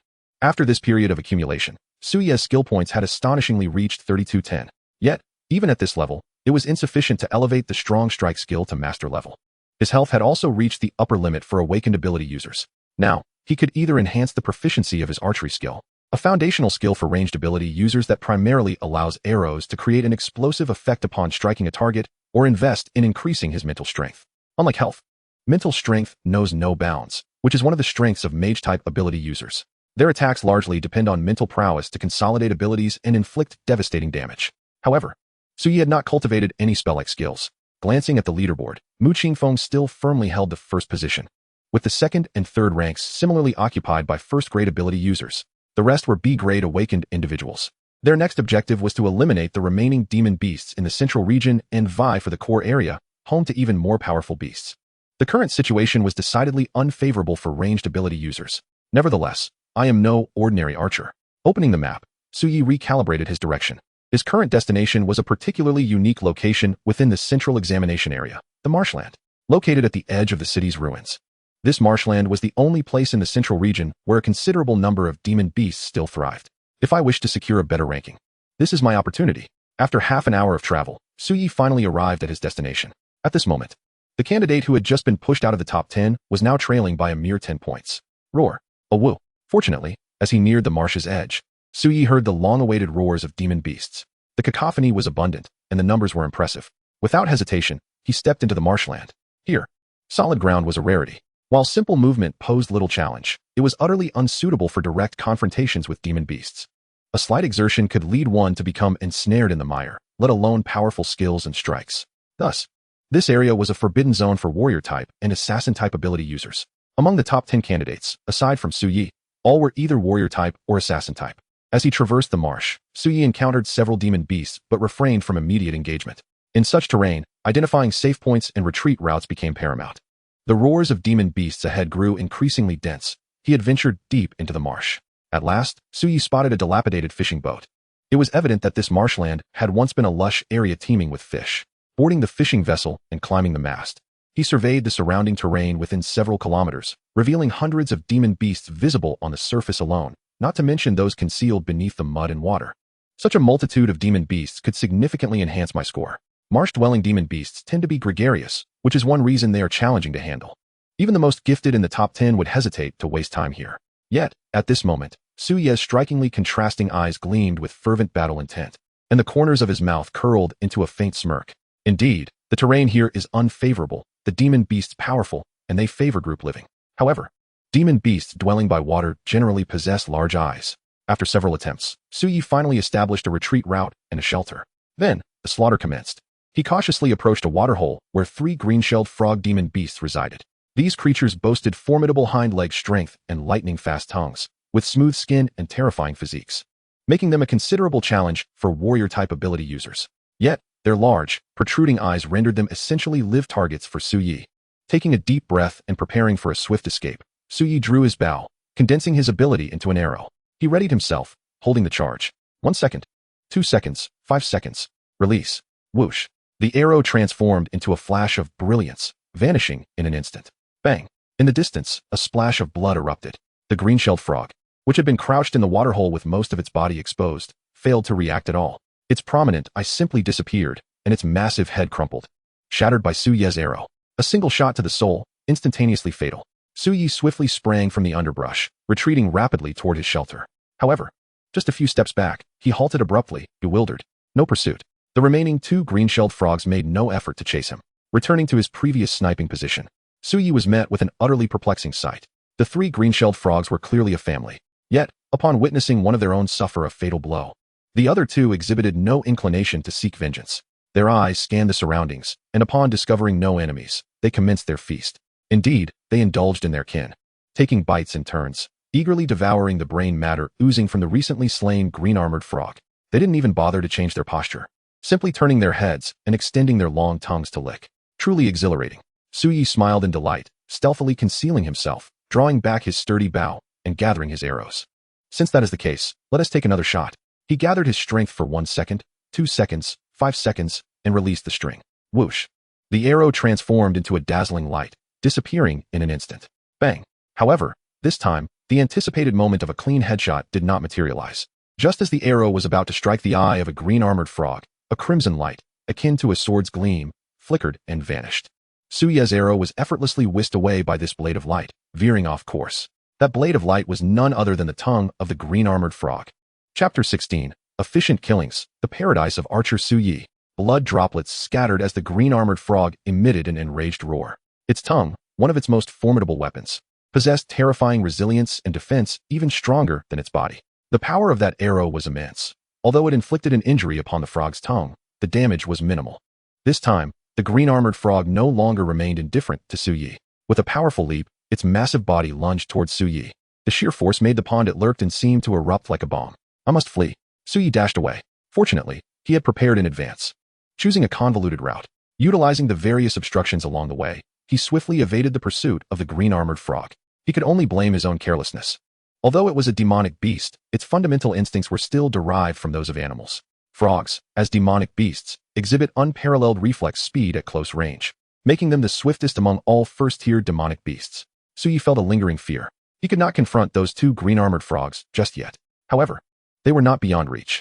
If he waited a little longer for their vigilance to wane, he could employ the same tactics again. Suyi decisively shifted his target. There were plenty of demonic beasts in this marsh, and he had no concerns about finding something to slay. By the tranquil pond, a fishtail bear was leisurely savoring its freshly caught prey from the water, a hefty fish weighing 100 pounds. Whoosh! A sudden explosion of sound erupted. The fishtail bear, caught off guard, had yet to remove its mouth from the fatty fish. One of its eyeballs burst violently, taking half its head with it. It emitted a painful howl while thrashing its body, frantically fleeing toward its den. It could not afford to seek out its adversary now. It needed to hide first and stabilize its injuries. Yet, in its panicked flight, it inadvertently exposed another of its vulnerabilities. Whoosh! Another explosive sound rang out. The fishtail bear suddenly felt a burning sensation at its rear, a sharp pain surging directly into its belly. Its steps faltered, its head stiffened. and terror registered on its face. It dared not move, for any motion would unleash excruciating cramps within its abdomen. It keenly sensed that its internal organs were shattered. Puffed, scalding blood, along with fragments of its innards and copious waste, erupted from its rear. The rapid loss of vitality and strength rendered the fishtail bear powerless. Collapsing to the ground, eyes closed. Its belly, once nearly full, now rapidly deflated. Mission accomplished. From the nearby thicket, Suyi silently turned and headed straight for his next target. After some time in combat, he discovered another characteristic of the demonic beasts residing in the marsh: lethargy. Because their food sources were highly stable, they did not need to scavenge far and wide. This greatly facilitated Suyi's efforts. With their large eyes and languid demeanor, he could hardly fathom a more suitable place for him to exert his prowess. He needn't engage in prolonged struggles with these beasts, thus freeing him from the constraints of the terrain. From a distance, he could snipe, delivering a fatal blow. If he missed, he would swiftly escape to pursue another target. This method posed little danger while maintaining high efficiency. Such a combat style was unachievable for other archer-type ability users, as they lacked a 100% critical hit rate and did not possess the capacity for up to 20-fold critical damage, rendering them incapable of achieving a one-shot kill against beasts of this caliber. As he fought, Suyi grew increasingly familiar with the habits of the beasts in this area. Not only did he seek out demonic beasts, but he also began to employ traps, using the corpses of the beasts he had slain to lure others closer. He resembled a reaper, continuously claiming the lives of these creatures. Outside the ability center, in front of screen 10, although it was late at night, students and teachers from the secondary school erupted in cheers. Despite the need for discretion, the visuals were still captured from a medium distance. Yet this did not dampen their enthusiasm, leading to repeated bursts of exultation. Moreover, other students from the secondary school continued to arrive, eager to witness such a spectacle. After all, Suyi was the first student in the school's history to break into the top 10, especially as Suyi entered the marsh. His speed in hunting demonic beasts escalated, causing his exam scores to soar. This ignited a renewed fervor among the already excited students and teachers. Never before had they perceived an archer-type ability user as so impressive, entering the exam arena with E-level abilities and achieving such heights. Senior Suyi was indeed a paragon for our secondary school. It turns out that ability levels do not fully represent strength and achievement. Senior Suyi has demonstrated to us that with enough effort, even E-level abilities can shine brilliantly. I too possess E-level abilities. I had never considered participating in the college entrance examination, but now, I have changed my mind. I will take part in next year's exam, seeking no regrets. Go. Senior Suyi claimed the first place. They genuinely felt elated, proud, and respectful of Suyi. Amidst the students' cheers, the teachers of the secondary school also seized the opportunity to motivate their students, imparting lessons on courage and perseverance. 9th place, Suyi, 28, 315 points. Lin City Secondary School, 8th place, Suyi, 32, 465 points. Lin City Secondary School, 7th place, Suyi, 35, 465 points. Lin City Secondary School, at the Examination Monitoring Center, all the leaders, along with the principal and teachers, remained glued to the large screen. Moreover, more individuals continued to join. Notably, an elderly man clad in a white robe, exuding a formidable presence, arrived. Upon his arrival, Lu Qian and Su Fong promptly retreated respectfully, clearing the way for the large screen. This student is remarkable. The images of the top 10 will be switched separately. The elder quickly spotted Suyi. After observing intently for a time, he nodded in approval, remarking that he should have a chance to enter the top 3. The top 3? Upon hearing these words, Zhao Tanran was suddenly overwhelmed with joy. If Suyi could secure a position among the top 3, then next semester, the resources available to know 2 high school would ascend to an even higher echelon. The venerable elder before him was none other than Yang Mingkai, the supreme commander of the Linqing garrison and a 5th-tier ability user. With his affirmation, the situation was virtually assured. Surrounding him, applause erupted, as everyone preemptively congratulated Zhao Tanran. Xing Tao, standing nearby, was equally exhilarated. His student could enter the top 3 in Linqing. This was an immense honor for him. Yet, what did it matter if such a student, even upon entering a prestigious university, was merely an E-tier ability user? Their future accomplishments were inherently limited, the better their results. Did it not simply signify a greater wastage of resources? At that moment, a discordant voice pierced through the atmosphere. Everyone turned to locate the source. It was Zheng Qi, the principal of No. 7 High School in Linqing. Each year during the college entrance examinations, No. 7 High School consistently emerged as the absolute cornerstone in Linqing, with at least 8 of the top 10 students hailing from its ranks, and often all of them. The unexpected emergence of Suyi today severely overshadowed his prestige. Principal Zheng, your perspective is flawed. Upon hearing Zheng Qi's remarks, Yang Mingkai's voice turned frigid, causing the temperature in the room to plummet as though winter had descended. Chapter 17. Suyi, 5th place, the soul awakened among the top 5. Was this not the case? He was merely an E-tier ability user. even if he were to enroll in a university. He might never transcend to the second tier in his lifetime. Meanwhile, those he had just surpassed would undoubtedly attain fourth tier or higher. Was this not a glaring disparity? Zheng Qi, however, grew increasingly dissatisfied, disregarding the subtle attempts of those around him to silence him. Moreover, observe how he attained such impressive scores. It was all through ambushes, purely reliant on luck. If he were to take an exam in a different venue, devoid of this marshland, the remaining beasts would be high-tier first grade. He would not have ascended so rapidly. He relies solely on fortune. These students are destined to confront beasts in battle. Are we to place such a cowardly ability user, who thrives on ambushes and luck, alongside other ability warriors? Is this not a squandering of resources? Having long maintained the top position in lynching, Zheng Qi regarded himself as a paragon of distinction, representing the utmost authority of the 7 high schools in lynching. Witnessing a seemingly unpromising Su Yi eclipse the true prodigies of his institution stirred his resentment. Not only was he discontented with Su Yi, but no. 2 high school also siphoned away a significant allocation of resources. Did the institution with the poorest student demographics truly warrant such advantageous resources? Resources should be allocated judiciously. Silence. Yang Mingkai interjected, his voice laced with warning. Principal Zheng, I caution you once more. Your thoughts and stance are fundamentally flawed. With a huff, Yang Mingkai's anger seemed poised to erupt. Though Zheng Qi was momentarily cowed by his imposing presence and refrained from further comment, he remained internally obstinate. At that juncture, Lu Qian, the head of the Ability Center, raised his hand, calling for calm. Principal Zheng, I comprehend your viewpoint. However, Commander Yang is correct. Your thoughts and stance are indeed problematic. He exhaled deeply. Under normal circumstances, it would be justifiable to allocate superior resources to those with greater potential. Yet, that consideration arises from the broader context of combating beasts. Indeed, it is prudent to entrust greater resources to more formidable talents, enabling them to wield greater influence in future conflicts. However, do not forget your current role as an educator. As educators, our primary obligation is not to adhere to the principles of the battlefield, but to uphold the tenets of education. The foremost principle of education is inclusivity, ensuring that every individual possesses the right to access education. This applies equally to S-tier abilities, A-tier abilities, and especially to E-tier abilities. Otherwise, why even have entrance examinations? We could simply arrange training based on ability levels. Zheng Qi paused, seemingly swayed by Lu Qian's words, his brow furrowing in contemplation. The other principals and educators present also mulled over Lu Qian's assertions. Yang Mingkai nodded, affirming that the purpose of high school education and the entrance examination was to provide every aspiring ability user with an opportunity. As for the concerns Zheng Qi had raised, they would not be an issue in university. Should Su Yi truly lack potential, he would soon fade into mediocrity upon entering university. Resources in higher education are only bestowed upon those who prove themselves to be truly strong. At this moment, Zheng Qi also nodded, realizing that his previous comments had indeed been excessive. You all may recall the Battle of Manhwaedit 2 years ago, correct? At that time, the Manhwaedit was suddenly besieged by a horde of beasts, and the station troops were decimated within moments. In any other nation, such an incident would have precipitated a catastrophic disaster. But do you know why we did not experience such a calamity? Yang Mingkai's gaze swept across the assembly, his tone growing gravely serious. It was because, after the military's total annihilation, the 70,000 construction workers who were building the Hanwha fortress used their flesh and blood to hold back the beast tide for half an hour. 70,000 individuals, with nearly 69,000 ultimately perishing. Over 90% of them were E-tier abilities. Furthermore, let me relay another fact. The commander of the 13th Division of the Northwest Military District 30 years ago, a 6th-tier ability user, fell while single-handedly holding back a billion rat beasts at the Sahara Gobi. He, too, was an E-tier ability user.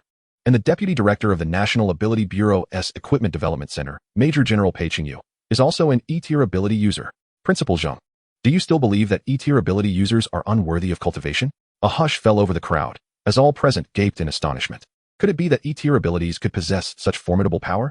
Zheng Qi stood transfixed, his countenance reflecting shock, shame, and regret. I apologize, Commander Yang, and I apologize. Director Liu, I spoke thoughtlessly. Such thoughts should not have crossed my mind. Rest assured, this line of thinking will never again surface within me. Nor will it prevail at number 7 high school. The gazes of the audience shifted as they looked toward the large screen, now imbued with newfound understanding. They came to grasp the immense effort required for Su Yi, an E-tier ability user, to achieve all that he had thus far. Go, Su Yi. Go, Senior Su Yi. In the square, the teachers and students of number 2 high school held no disdain for his seemingly unconventional combat methods, continuing to rally behind him with fervent support. Even students and teachers from other schools were drawn in.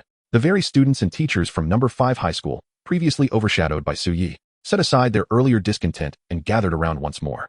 5th place, Su Yi, 41, 265 points. Lynching number 2 high school. 5th place. At this pace, he might just make it into the top 3. Though his tactics may seem somewhat dubious, he is indeed a formidable first-tier beast. Yes, all those currently ranked ahead of him are at least B rank and have already attained the status of first-tier ability users, not merely awakened ones. It is only now that everyone has finally come to realize that, unbeknownst to them, Suyi is no longer merely competing with those who possess greater innate talent. He is contending with genuine ability users. The disparity between first-tier ability users and awakened ones is immense. The maximum vitality of an awakened user is 500, whereas that of a first-tier ability user reaches 1000. This signifies that first-tier ability users possess a far more robust physique, heightened attack power, accelerated recovery speed, and even the capacity to cultivate a greater number of skills. Take Mu Qingfeng, who currently holds the top rank. He has mastered 3 initial skills in total. Although Mu Qingfeng certainly appears to be unparalleled, if we regard the college entrance examination secret realm as a battlefield, then Su Ye's achievements are not significantly inferior to those of Mu Qingfeng. As an E-rank ability user, how has he managed to achieve one-hit kills? It may seem like he is ambushing, but to accomplish this requires a thorough understanding of the terrain, the environment, his own attack strength, and the weaknesses of the beasts. While his innate ability may be E-rank, his battlefield prowess surpasses that of any of those ranked ahead of him. His accuracy is superior to that of archers with over a decade of experience. In the examination monitoring hall of the Ability Center, as everyone's preconceived notions were dispelled by Yang Mingkai and Lu Qian, they began to evaluate Su Ye's performance from different perspectives. Gradually, they discovered that aside from his ability level, every other aspect of Su Yi was absolutely extraordinary. Chapter 18. A phenomenon known as feel. Su Yi in harmony with his weapon. However, there remains one thing that puzzles them. The fact that Su Ye's ability level is low is undeniable. Even if he could identify the fatal weaknesses of these beasts, it should still be challenging for him given his base attack power. Zheng Qi has also altered his perspective, now acknowledging Su Ye's strength and terror. He relies on critical hits. Yang Mingkai asserted confidently. Critical hits? Critical hits are probabilistic. The critical hit rate for bow and arrow weaponry is 20. And even with the critical hit runes he possesses, it barely exceeds 30. Yet every time I observe him, his strikes seem to result in critical hits. Su Feng expressed his confusion. It is true that Su Yi relies on critical hits, but isn't that dependent on luck? Yet nearly every time he strikes, it is indeed a critical hit. Indeed, critical hits are governed by probability, but they are not entirely so. Yang Mingkai waved his hand, the light in his eyes growing ever brighter. In fact, alongside all probabilities, we humans possess a unique, ineffable sense, what we often refer to as feel. It is akin to fishing. True experts rely on this intuitive grasp. Frequently, when we throw something, it is not solely based on calculation, but also on feel. This is true for ability users as well. They experience a peculiar and subtle connection with their weapons and their strikes. For instance, ordinary sharpshooters often do not require precise aiming.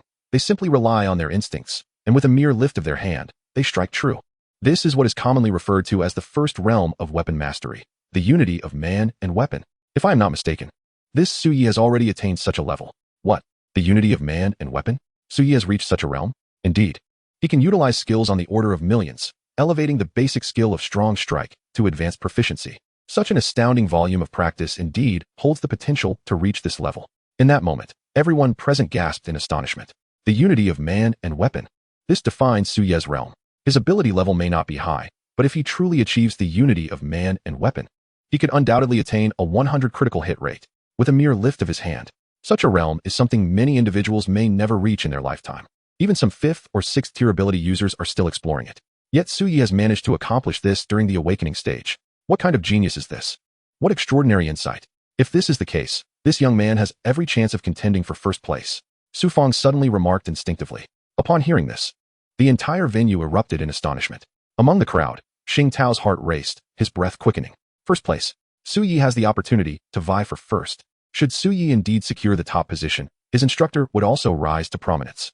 Damn, this 50,000 loan is worth its weight in gold. He rejoiced in his heart. Fourth place. Su Yi, 44, 215 points. Lincheng number 2 high school. At this moment, Su Ye's ranking ascended to 4th place. Although the gap from the first place was still evident, the speed at which Su Ye's score was increasing far surpassed that of the top 3. Mu Qingfeng's scores were climbing at a much slower rate.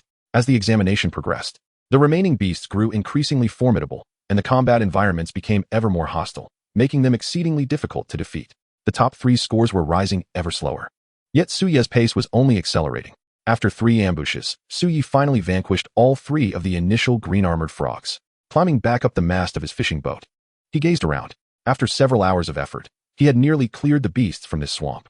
To continue enhancing his score, he could only venture into the core area, where only first-tier advanced beasts prowled, and even second-tier ones. This has been a customary practice in previous year's entrance examinations, often referred to by examinees as the additional questions. These are prepared for the geniuses vying for provincial honors. First place, Mu Qing Feng, 6, 759 points, Lin Chung No. 7 High School. Second place, Xiao Suo 5, 919 points, Lin Chung No. 7 High School. Third place, Su Yi, 52, 115 points, Lin Chung No. 2 High School. Glancing at the leaderboard, he found himself in third place. However, this was not Su Yi's ultimate goal. Others may be unaware, but Su Yi understood that his ability level was, in fact, S-rank, the strongest in this Lin Chung examination.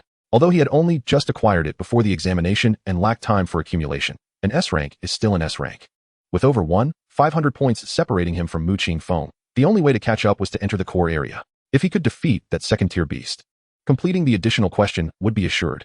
The ultimate additional question is worth 5,000 points. Yet, since the inception of this examination, no one has ever expressed dissatisfaction with this question. Those capable of slaying this beast are undoubtedly the creme de la creme of talents, the exceptional among the exceptional, deserving of such points. As Su Yi made his way to the core area, the slaughter had already commenced. It appeared to be an abandoned village, bisected by a dry river. For candidates clad in black ability armor sat cross-legged atop a derelict water tower several hundred meters away, exerting all their strength to recuperate. All four appeared utterly spent, bearing injuries that, though superficial, rendered their appearance quite grim. The expressions of the four individuals were decidedly grave. Qing Feng, this situation cannot persist, remarked Xiao Suo, the second-ranked B-level abilities user. This snake-tailed turtle is exceedingly cunning. It has gathered all its minions together. We have no choice but to lure them out one by one. His gaze fell upon Mu Qing Feng, the top talent of this cohort in Lin City. Accompanying them were Lin Hai, ranked 4th and also a B-level abilities user, and Kai Jianya, ranked 6th, equally a B-level abilities user. This is indeed troublesome, Mu Qing Feng sighed, his expression tinged with a sense of helplessness. The examination venue was arranged such that the closer one got to the core area, the more it resembled the true wilderness. Consequently, the core area typically housed clusters of similar types of beast hordes, akin to a den of monsters. The snake-tailed turtle was a variant of both serpentine and tortoise beasts, and their gregarious nature was one of their defining traits. Let us switch roles. I will lure the monsters while you lay in ambush. Mu Qing Feng was the first to arrive in the core area, but upon his arrival, he encountered a rather disheartening scenario. The species of beasts in this nest were a variant of snake demons, and the sole second-tier beast in the examination, which was a supplementary challenge, had astonishingly gathered all the variant snake demons in the core area into one colossal den. If they drew near, they would be besieged from all sides. He had attempted numerous times to take action, but to no avail, until the arrival of the three others led them to devise this strategy. They formed a temporary team to lure the beasts out one by one. However, the beasts were not dim-witted. Having employed this tactic repeatedly, it had become less effective. More people are coming, Kai Jinya suddenly whispered, sensing the presence of another B-level abilities user. The group followed her gaze to see a striking young man swiftly approaching. Tall and lithe, his eyes sparkled with keen awareness, akin to a hawk constantly surveying his surroundings. Although he held a rather ordinary hard bow, it exuded an aura of danger. The key detail was that he was from the same examination cohort. His attire was impeccably clean, devoid of any stains, and his hairstyle remained neat and tidy. Su Yi? Mu Qing Feng exclaimed involuntarily. Chapter 19, but you are also a target I aim to surpass. Mu Qing Feng. Su Yi raised an eyebrow. Xiao Suo Kai Jinya? Though he had deduced their identities, he had no intention of approaching the water tower. Instead, he observed them from afar. You wield a bow? Are you an archer? Su Yi, previously an unknown figure, was not recognized by these three prodigies, who were well-known talents. Those who reached the core area were typically distinguished individuals. Since they had not encountered him before, there was little doubt that he was indeed Su Yi. Is that so surprising? You are an archer, Kai Jinya exclaimed, scrutinizing the hard bow in Su Yi's hands with disbelief. Archers, while possessing relatively high offensive capabilities, severely lacked defensive measures and were particularly vulnerable in close combat. In an environment such as this examination venue, it was scarcely conducive for an archer to achieve effective output. Once engaged in close quarters, they would be rendered ineffective. His score indicated that he was alone, having not formed a team. The fact that he managed to breach this location alone and secured third place on the leaderboard was remarkable. The three had mentioned Su Yi more than once, always assuming he was a close combat abilities user like them. Boring, Su Yi replied, exasperated. Can't you say something else? What is wrong with being an archer? Does it concern you? Am I eating your food? Or perhaps pursuing your sister? With that, he hoisted his bow and walked aside, intending to check for monster activity, seek shelter, and commence hunting beasts, with aspirations far beyond third place. He aimed for the top spot, even striving for a provincial ranking. Su Yi, may I discuss something with you? Mu Qingfeng interjected, catching Su Yi by surprise as he leapt down to grab his attention. What is it? You aren't planning on clearing the area, are you? Su Yi shot back, glaring at Mu Qingfeng. He had heard from Su Ming that during the examinations, some individuals would resort to territorial tactics to secure better scores, driving other abilities users away to monopolize a region and the beasts within it. If it were in the outer or mid-regions, Su Yi might concede for the sake of harmony, but here in the core area, with such limited space, their monopolization would leave him with nothing. Don't be alarmed. Mu Qingfeng was taken aback by Su Ye's sudden hostility, although he was already a first-tier abilities user. Su Ye's piercing gaze had unsettled him. We wish to collaborate with you. You are currently third in Lin City, so your next goal must surely be to aim for a provincial ranking. However, I must inform you that on your own, even if you last until the end of the examination, your score will not be substantial. Mu Qingfeng smiled, having formulated a plan upon realizing Su Yi was an archer. The three of them were melee users, and with the beasts clustered closely, luring them out one by one was perilous. Yet, with Su Ye's archery, they could easily pick off individual beasts and eliminate them one by one. Collaboration? Su Yi pondered uneasily. The trio comprised the first, second, and fifth ranks. Based on their previous positions, they were likely already in a team. Thus, it seemed they had already allied. With such a formidable trio, it was unnecessary for them to recruit him to share the spoils unless. Glancing at the bloodstains covering the three of them and the fluctuating abilities within them, Su Yi quickly understood what was at stake. He hastily approached the water tower, scaling it with agility. Immediately, the beast horde came into view. Collaboration? You wish for me to help you lure the monsters, don't you? Indeed, you could say that. However, at its core, it remains a collaboration. Mu Qingfeng awkwardly chuckled, clearly not adept at persuasion. You won't be at a disadvantage. Simply lure the beasts over, and we will handle the rest. We can split the points evenly, which is far more efficient than you working alone. Xiao Suo rose, exuding confidence. He believed Su Yi would not refuse this proposal. With Su Ye's assistance, hunting the snake-tailed turtle's minions would become significantly easier.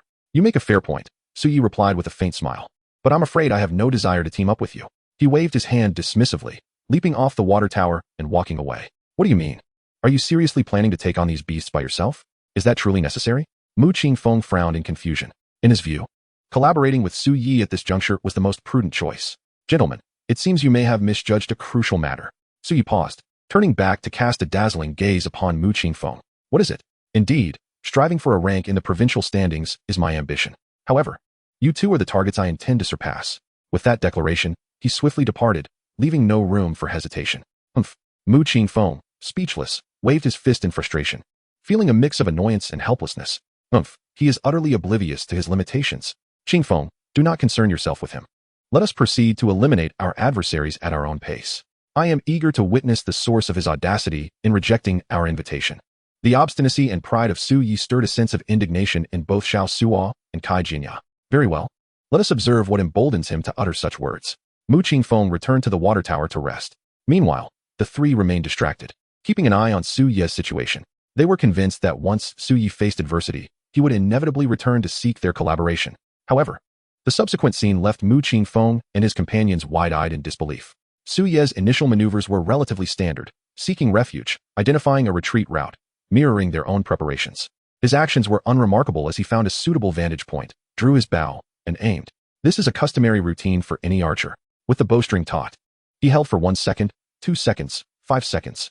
When he released, the arrow shot forth like a streak of lightning, hurtling towards the beast horde. Well, that part was still within expectations. But what transpired next shattered their perception. The arrow struck the eye of a gargantuan python, measuring at least 5 meters in length. With pinpoint accuracy, in an instant, it pierced through. Then, there was nothing more. The creature's head exploded in a cacophony of blood and brain matter, rendering it lifeless, a mere giant noodle collapsing to the ground. Dead, just like that. A single fatal shot. Whoosh. On the water tower, Mu Qingfeng and the others stood in astonishment, their eyes nearly bulging from their sockets. Qingfeng, am I seeing things? What just transpired? It seems Su Yi just dispatched a monstrous python with a single arrow. A headshot? Is this within his capabilities? What must his initial attack power be? Chapter 20. Not even a live target, but merely a dead one. In the monitoring hall of the Ability Center's college entrance examination, Yang Mingkai, Su Feng, and Lu Qian exchanged sympathetic glances with Principal Zheng Qi of No. 7 High School. Principal Zheng, you must take it easy. It is not that your students lack strength. Rather, they are simply unfortunate. This is a matter of probability. The beasts within each examination realm are uniformly arranged by the state and drawn at random. However, opportunities do exist. If Mu Qingfeng could slay that second-tier beast on his own, Zheng Qi shook his head helplessly, his expression complex. Yet, there was little that could be done. Upon witnessing the types of beasts in the core area through Mu Qingfeng's livestream, he realized trouble loomed. This time, the second-tier beast in the Linqing Examination Realm's core area was a serpent-tailed turtle, while the first-tier peak creatures stationed here were predominantly serpentine beasts, especially cobras. Serpentine creatures possess a curious characteristic. They do not close their eyes. Faced with Su Yi, who is an archer and relies on critical strikes as his primary means of attack, one could only imagine the spectacle that would unfold. In the examination's core area, as Su Yi dispatched a monstrous python with a single arrow, he promptly retreated. However, to his surprise, the other pythons did not pursue him. Seizing this fortuitous moment, he returned to his previous position without a second thought. He resumed his actions, drawing the longbow and charging it anew. 1 second, 2 seconds, 3 seconds, 4 seconds, 5 seconds. The charge concluded. Release. Bang. Another half of a head was obliterated. As Su Yi glanced up, still no other beasts were in pursuit. Thus, he prepared for a third time, drawing and charging the bow once more. At that moment, his heart soared with uncontainable joy. In the core area, the beast lair, the second-tier serpent-tailed turtle, was surrounded by its underlings, primarily serpentine beasts. An expanse of unblinking eyes met his gaze. Furthermore, these serpentine creatures, intimidated by the imposing second-tier turtle, dared not stray far from their master, meaning they would not pursue him beyond a certain distance. Did I really need to collaborate with you? With so many serpentine beasts, so many wide-open eyes, and so many creatures deterred by the serpent-tailed turtle, why would I require your assistance? To Su Yi, these serpentine beasts were not even live targets. They were mere dead targets. Can I report him for cheating? On the water tower, Xiao Sua's eyes widened, filled with envy and jealousy as he watched Su Yi launch arrow after arrow, gritting his teeth in frustration. This is no examination. It's clearly a game of marbles. But he hasn't violated any rules. What would you report? Kai Jinya shook her head helplessly, equally envious and resentful of Su Yi. Had I known it would be like this, I would have chosen to be an archer myself. Xiao Sua was unwilling to accept his fate, helplessly watching as Su Yi's score soared higher, surpassing him. Second place, Su Yi, 60, 165 points, Linqing number 2 high school. As Su Yi overtook Xiao Sua, the tension and dissatisfaction shifted to Mu Qingfeng. Yet, he too could do nothing but watch as Su Yi's score continued to rise, eclipsing his own. First place, Su Yi, 68, 515 points, Linqing number 2 high school. Finally, with 3 hours remaining in the examination, Su Yi successfully ascended to the top position, and his score kept widening the gap. Though Mu Qingfeng felt discontent, he was powerless to act. He had never heard of Su Yi before, indicating that Su Yi's ability level was not even B grade, while he himself was one of only 2 A-grade individuals in Linqing. However, despite their outward expressions of envy and disdain, they understood internally that while luck played a role in Su Yi's success, the more significant factor was undoubtedly his strength. Even if they were to grant themselves the opportunity, even if they were to elevate themselves to the ranks of B-level or even A-level sharpshooters, they could not accomplish what Su Yi was effortlessly achieving. They could strike the eyes of these serpent demons with precision, yet they could never, as Su Yi did, effortlessly shatter their cranial defenses with a single arrow. They could only inflict grievous injuries upon these demonic serpents, but could not deliver the final blow. And as long as they did not kill, there would be no points awarded. Rank 1. Su Yi, 72, 515 points. Linqing No. 2 Middle School, Rank 1. Su Yi, 76, 365 points. Linqing number 2 Middle School, Rank 1. Su Yi, 79, 515 points. Linqing No. 2 Middle School, Rank 1. Su Yi, 82, 515 points. Linqing number 2 Middle School. Mu Qingfeng swallowed hard, feeling parched. The three of them stood atop the water tower, their eyes wide as they watched Su Yi systematically eliminate the demonic beasts, his score continually climbing, widening the chasm between them. Of course, they had attempted to vanquish the beasts using their previous methods, but such a strategy was dreadfully inefficient. Furthermore, the moment they drew near, the herd, enraged by Su Yi's precise headshots and unable to retaliate against him, would redirect their fury toward the trio. Is Su Yi truly an E-level ability user? Is it possible for an E-level to achieve headshot after headshot? As Mu Qingfeng observed the ever-widening gap in scores between himself and Su Yi, his expression turned increasingly despondent. Despite being an advanced ability user, he felt utterly powerless against such a horde. Let us go. It's futile to linger here. Finally, he resolved to act. I recall a marshland in the central region, where the terrain is unique and the demonic beasts are particularly challenging to slay. However, if the three of us join forces, we should have a solid chance. Xiao Sua and Kai Jinya nodded in agreement. There was no further participation here. The central region still harbored many elusive and tenacious demonic beasts. Though it was evident that they would not surpass Su Yi, they still had to strive for a higher provincial ranking. Thus, the trio departed from the core area, returning to the central region to commence their hunt for demonic beasts. However, upon arriving at the marshland they had previously traversed, they were once again taken aback. Where have all the demonic beasts gone? The ponds lay barren, filled only with the corpses of the fallen. Who could possess such prowess to clear this area while we were away? Xiao Suo exclaimed, hands on his hips. Had it been before, he would not have dared to speak so boldly. A horde of demonic beasts would have charged at him recklessly. Yet now, within a 2-kilometer radius, not a single hair of a beast could be found. No need for speculation. If I am not mistaken, this must have been the work of Su Yi. Mu Qingfeng seized a corpse of a blue-armored frog from a pond, pointing to the gaping hole in its head as if blasted by a bomb. This freak. Xiao Suo could not suppress his expletive. Chapter 21. Su Yi, the first place. Rank 1. Su Yi, 91, 265 points. Lin Chengno. 2 middle school, over 90,000 points. The trio felt as though their efforts had been in vain. Glancing back at the leaderboard to see Su Ye's score soaring once more, Mu Qingfeng nearly popped his eyes out. Could it be that the demonic beasts in the core area have also been eradicated? Upon reflection, it seemed quite plausible. That guy had been stationed at the farthest edge of his shooting range, picking off targets with ease. We still have one chance. For the 3 of them. Surpassing Su Yi had become inconsequential. What mattered now was how to continue improving their scores and elevating their provincial rankings. If we hurry back now, it likely won't yield any fruitful results. But we have one chance left. The thought of Su Yi effortlessly slaying demonic beasts while they floundered in vain made Mu Qingfeng feel profoundly unsettled. It's that snake-tailed turtle. If we can manage to slay it, each of us could earn over 600 points. This way, there is still a chance to enter the provincial top 50. After all, Su Yi is an awakened one. He surely cannot defeat a second-tier demonic beast on his own, but if the 3 of us work together, we stand a chance. Mu Qingfeng made a beeline back towards the core area. It was truly baffling that the 3 of them, all first tier, were being outperformed by a mere awakened one. Kai Jinya pouted, keeping pace. It's not that our strength is lacking.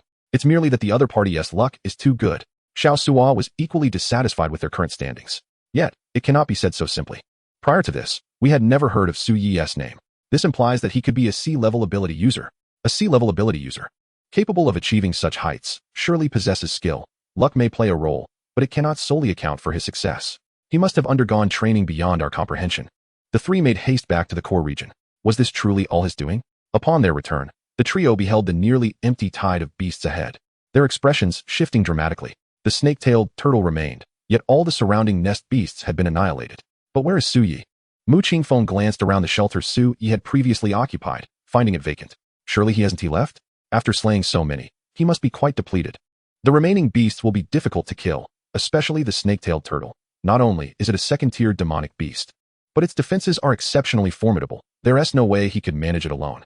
The 3 simultaneously concluded that Su Yi, recognizing his inability to confront the snake-tailed turtle and having no other means to increase his score, had decided to withdraw. Come on, with him gone, we won't be disturbed. On their journey, the trio had already devised several strategies. The snake-tailed turtle is an exceedingly rare hybrid demonic beast. Though it appears cumbersome and slow-moving, it has evolved into a bastion-like entity. Its shell can withstand even standard artillery shells. As long as it retracts its head and tail into its shell, long-range attacks pose no threat. However, once one approaches, its evolved serpentine body becomes a terrifying weapon of destruction. Its head can extend nearly 10 meters from its shell, while its tail can coil around 20 meters. Covered in scales, its defenses are nothing short of outrageous, while retaining the agility characteristic of serpent-like beasts. Against its formidable defenses from a distance and its unmatched agility in close combat, it is, without a doubt, a bug-like existence in an examination hall where only first-tier ability users are present. Yet, precisely because of this, it has become an additional challenge. You 2 distract its head while I attack its tail with my sword energy. The trio adjusted their positions and charged towards the snake-tailed turtle. Clang, clang, clang. The battle commenced, the sounds of clashing blades and the explosive roars of abilities reverberating through the air. Yet, the expressions of the 3 grew increasingly grim.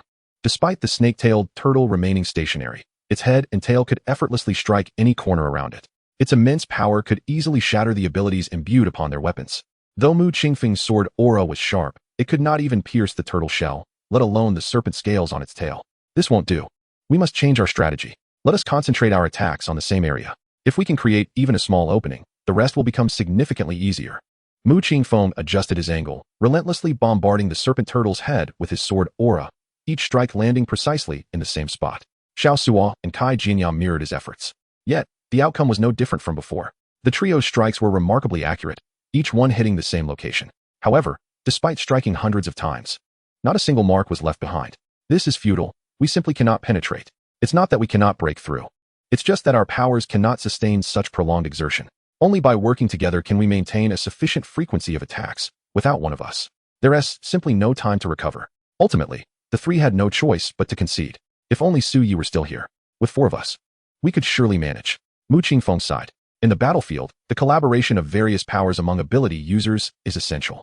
The three of them, being melee fighters, stood no chance against this serpent turtle. Even if he arrived, his usefulness would likely be minimal. A C-class ability, with a recovery rate that is far too slow to maintain continuous assault. However, Xiao Suo displayed considerable disdain. Although Su Yi currently ranked first, surpassing them by a large margin, he believed Su Yi merely relied on luck and opportunism. Such a person is utterly useless on the battlefield. For him to hold the top position is truly frustrating. Kai Jinya stomped her foot in discontent, harboring resentment towards Su Yi. If it were a true wilderness, she was confident she could outshine Su Yes. But what use is it to lament now? Let us leave. This examination must come to an end. Let us go. The three took out their emergency devices, adjusting them to exit mode and activating them simultaneously. Instantly, a beam of light descended from the heavens, enveloping them. A second later, their figures vanished without a trace. Just as they disappeared, Su Yi emerged slowly from behind an abandoned structure not far away. He gazed at the colossal serpent turtle, his mind racing. Although he had not engaged with this beast before, he had never ceased analyzing it. This creature's massive size and the weight of its shell rendered it exceedingly slow. This was precisely why it had gathered so many serpentine beasts around it, for protection. And this also indicated another fact. It was timid and fearful. Its defenses were formidable. The turtle shell and serpent scales were akin to C-class alloys, making it exceedingly difficult for examination candidates to inflict lethal damage. Throughout Mu Qingfeng and his companions' battle with this beast, Su Yi had been observing from the sidelines. The trio aimed their assaults at the beast's neck and head, which, by all logic, should have been its weak points. However, after some contemplation, Su Yi began to entertain alternative ideas regarding their strategy. Chapter 22. This creature is exceedingly bothersome. It has been targeting me for ages. In the examination monitoring hall of the Ability Center, the countdown on the screen showed 3 hours remaining. On the map, only 3 targets continued to blink. This was an unprecedented occurrence. Typically, the core area's beasts would keep the talented candidates engaged until the examination concluded. However, Su Ye's presence had introduced an unexpected variable in the lynching examination arena. Commander Yang, the identities of the chief examiner and the other 2 have been confirmed. Su Ming, ranking 64 from lynching number 7 high school, possesses a C-class talent with 3 stars in radiance. He Lu, ranking 997 from lynching number 6 high school, has a C-class talent in illusions, reported a staff member. Su Ming, Su Yi, Su instinctively recited their names. They were cousins. And Su Ming was also a survivor from the beast tied in Tingqing a decade ago. Speaking of Tingqing, Yang Mingkai couldn't help but sigh. What about He Lu? The trajectory indicates he hasn't moved from his position for 6 hours, Su pointed out, indicating another light spot on the map. He must have fallen asleep. The room erupted in laughter. In an examination arena, one could still sleep. Such a mindset is unparalleled. Commander Yang, is it possible that Su Yi remains in the examination arena because he still harbors designs on that serpent turtle? However, despite being a hybrid, it still possesses a formidable shell, rendering its defenses incredible. Not even a second-tier warrior could easily contend with it, Lu Qian remarked, perplexed. Even the more adept Mu Qingfeng and his companions could not handle this beast. Su Yi, despite having stable critical strike techniques, was still too low in level to measure up against it. The serpent turtle's defenses were astonishing, and its agile movement made it difficult to defeat, whether in ranged or close combat. Unless one were to kite it and wear it down. Yang Mingkai chuckled at the thought. Kite it, wear it down? The crowd fell silent. This was indeed a conventional strategy for ranged ability users, but Su Yi was an awakener, and this serpent turtle was second tier. Could he truly manage it? In the square, Mu Qingfeng and his companions materialized from their teleportation. However, before they could catch their breath, they saw Su Yi on the big screen, eyeing the serpent turtle with intent. Among the top 10 candidates, only Su Yi had yet to emerge. Hence, all 10 large screens displayed his image. Why hasn't he come out yet? This kid is far too cunning. From his position, it's clear he has been watching us from the sidelines. Xiao Suo and others fell into silence. I believe his reluctance to appear is not due to a lack of interest in the beast, but rather a desire to avoid sharing the spoils of our achievements with us. Mu Qingfeng realized the key point and suddenly found himself speechless. It seemed he, too, had experienced the disdain of others, and this was not the first time. Reflecting on his first encounter with Su Yi, the boy's demeanor suggested he feared competition for the kill. But did he truly wish to tackle the serpent turtle alone? How would he go about it? In a dense forest within the examination grounds, a feeble roar echoed as the massive demon tiger collapsed to the ground. Su Ming stepped forward, drawing her sword from the beast's neck. After taking a few steps, she suddenly stumbled, spitting out a mouthful of black blood. Yet, she steadied herself, unfurling her map to ascertain her location before pressing onward. Su-Yi's cousin had achieved first place despite possessing only an E-class ability. The peril involved was self-evident. Not only was it the present danger, to attain today's results, she had to exert immense effort prior. The vendetta against her parents was a blood feud. The hatred from Tingqing. She could not allow Su-Yi to bear it alone. She too must strive. She must give her all. With 3 hours remaining, she was determined to find more beasts, to slay them, and to elevate her score. Her armor was shattered, her body riddled with wounds, her sword dulled and chipped, and her abilities nearly exhausted. Yet in her gaze, there resided an unwavering tenacity and dedication, starkly contrasting with the composure she exhibited in the outside world. Su-Yi, let us strive together. This serpent-tailed tortoise appears to have its head and tail as its relatively weaker points. However, both its head and tail exhibit remarkable agility, rendering it exceedingly challenging to attack. Its shell, though seemingly impervious, differs from traditional scales. Essentially, this tortoise is a hybrid creature, a demon serpent that conceals its most vulnerable underbelly within its shell. Despite its mixed lineage, this beast's head and tail have flawlessly retained the advantages of serpentine demon beasts, which inevitably renders its shell akin to an extraneous object. Although this shell is formidable, the recovery of its protective power is exceedingly slow. Moreover, should this shell sustain even the slightest breach, its most vulnerable area would be laid bare. At that moment, it would be as if I were left to the mercy of fate. The creature's head and tail are nimble, yet its limbs lack coordination, resulting in sluggish speed, perfect for employing a kite-flying strategy. In the core area, Su-Yi fixated on the tortoise's thick shell, unable to suppress the urge to lick her lips. There remained 3 hours, a chance to give it a go. Su-Yi was a decisive individual. Having contemplated all possibilities, she acted without hesitation. Drawing her longbow, she unleashed her skills. Withheld yet charged, after a full 5 seconds, she released her fingers. The taut bowstring erupted with terrifying force, propelling the arrow forth. The arrow shattered the sound barrier and arrived in an instant. Boom. As expected, nothing unforeseen occurred. The arrow struck the tortoise's shell, causing an explosion of supernatural energy. However, aside from a deafening roar, there was no other discernible change. The shell bore not even a mark. Hiss. The creature extended its serpentine head, casting merely a fleeting glance in Su-Yi's direction before dismissing her entirely. It exhibited no inclination to shift its stance, completely ignoring Su-Yi. Clearly, it did not consider her arrows a threat to its shell. Humph, if you choose to remain still, you had better endure a while longer. I wouldn't want to have to retreat while engaging. Its disdain for Su-Yi only made her feel more at ease. This way, she wouldn't need to withdraw, saving time to unleash more arrows. Without a second thought, she drew the bow once more. Instantly, Su-Yi transformed into a stationary cannon, firing arrow after arrow. 10 arrows, 100 arrows, 500 arrows. Nearly an hour passed, and her hands grew unbearably sore. The fingers that had drawn the bowstring began to tremble. Yet the shell remained entirely unscathed. Meanwhile, the serpent-tailed tortoise began to exhibit signs of impatience towards Su-Yi. After all, while her arrows failed to inflict harm, the relentless barrage was undeniably bothersome. Each arrow, with its formidable force, would challenge even a second-tier martial artist to replicate such an attack. Although the skeletal armor could absorb the impact, the reverberations penetrated deeply. It felt as if it were a wooden fish, endlessly struck and rattled. Its internal organs were on the verge of displacement. Having consumed a substantial amount of the demon beast slain by Su-Yi, it was now close to regurgitating. Death was not imminent, yet the irritation was palpable. Thus, with a twist of its head, it finally took a step forward. However, it was not in pursuit of Su-Yi, but rather to evade. This creature was simply too bothersome, having endured endless arrows. Can I just escape? After all, I can't afford to provoke you. Chapter 23. The Archer, employing the kite-flying strategy. Boom, boom, boom. The serpent-tailed tortoise exerted itself to move faster. But its inherent lack of speed was no match for Su-Yi. Every time it attempted to evade, Su-Yi would pursue and continue her onslaught, one arrow after another. The tortoise was left with no choice but to continue dodging. Yet regardless of its maneuvers, Su-Yi remained steadfast, maintaining her distance while relentlessly firing. Boom, boom, boom. Not only was Su-Yi shooting, but each arrow was aimed at the same spot. Though she could not pierce the shell's defenses, the incessant annoyance was undeniable. This serpent-tailed tortoise had never encountered someone so vexatious in its life. At last, it could no longer contain itself. It reversed direction, abandoning its evasion to charge at Su-Yi. It intended to rend her to pieces and transform her into sustenance. Although its speed was lacking, the tortoise's massive form, with its shell towering 3 meters high, barreled towards Su-Yi like a tank. Be it stones, trees, or dilapidated structures, they were all obliterated in the creature's wake. It disregarded everything, plowing forward with the intent to crush Su-Yi into fragments. You wish to kill me? If you can touch me, then you've lost. Su-Yi licked her lips, her expression devoid of any fear or trepidation. After retreating a short distance, she drew her bow, charged her power, and loosed her arrows. Boom, boom. 2 more arrows struck the same spot, with the same terrifying force.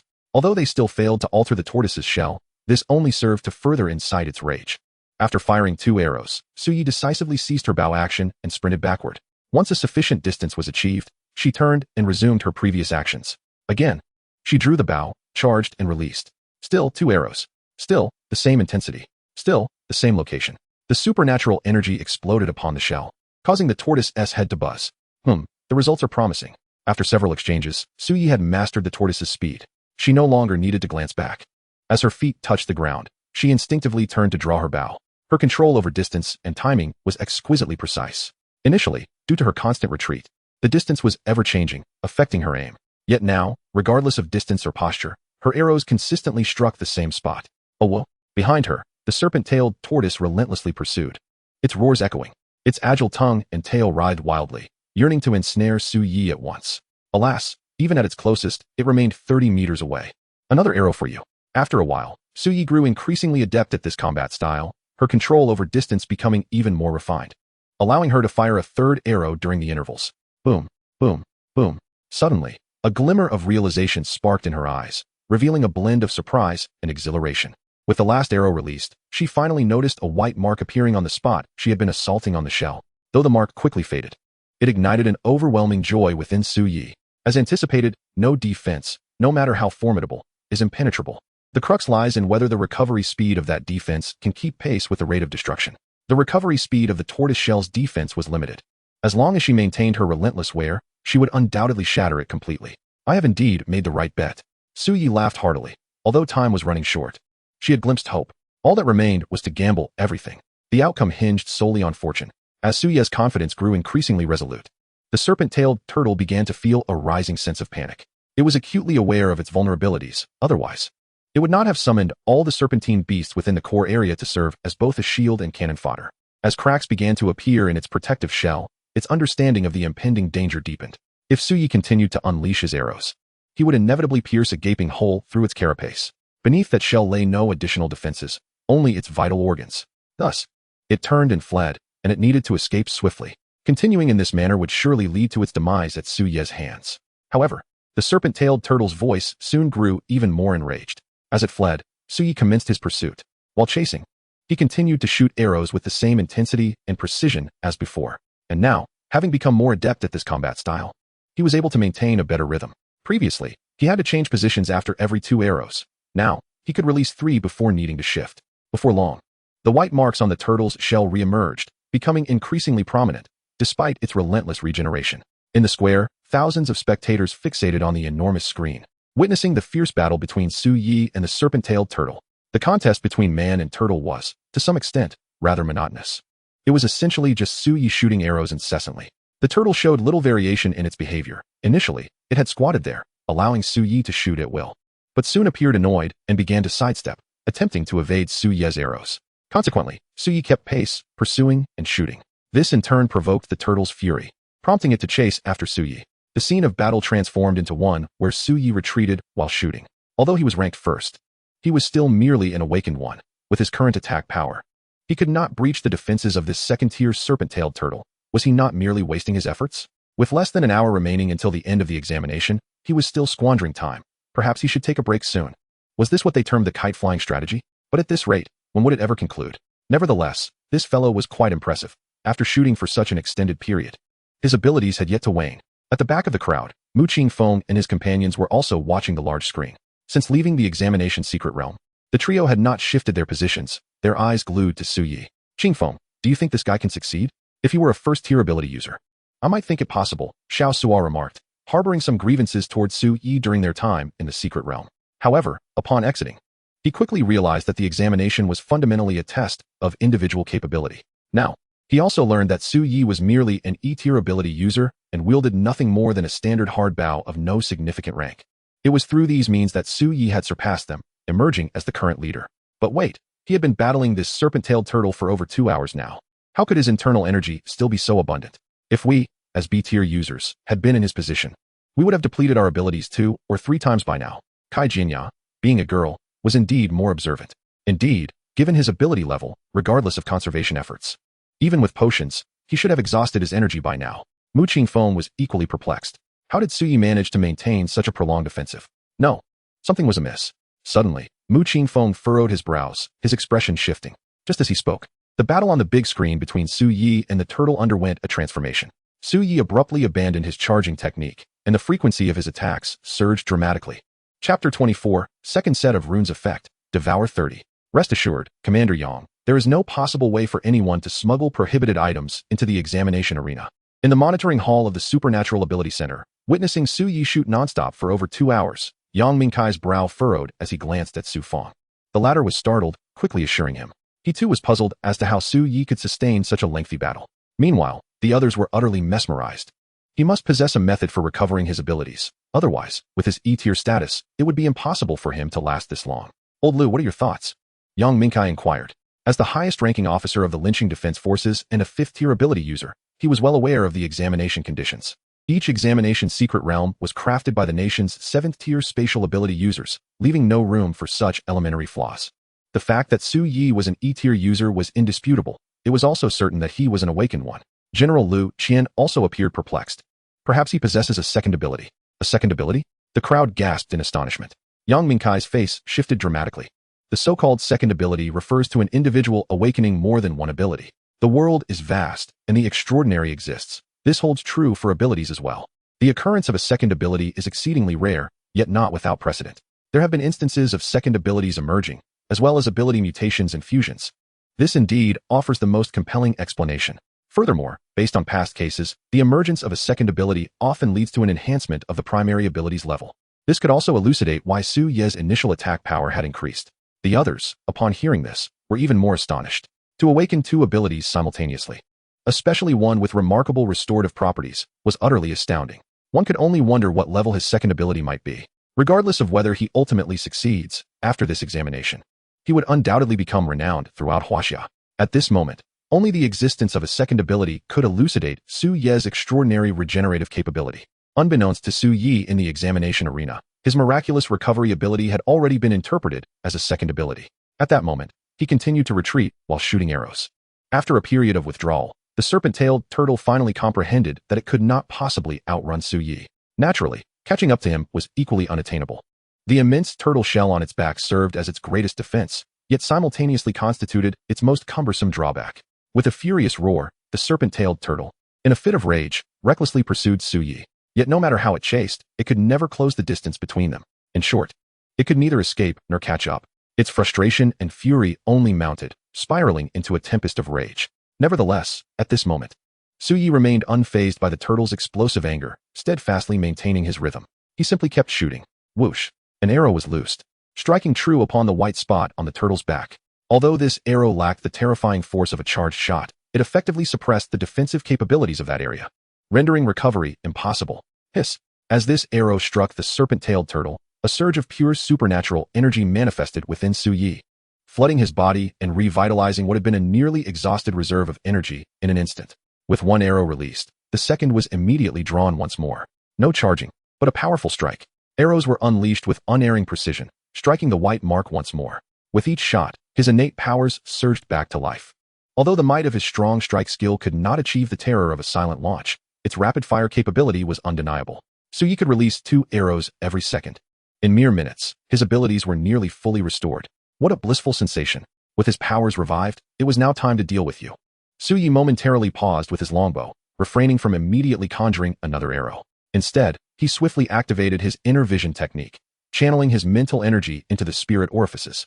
Spirit orifice runes. Initial.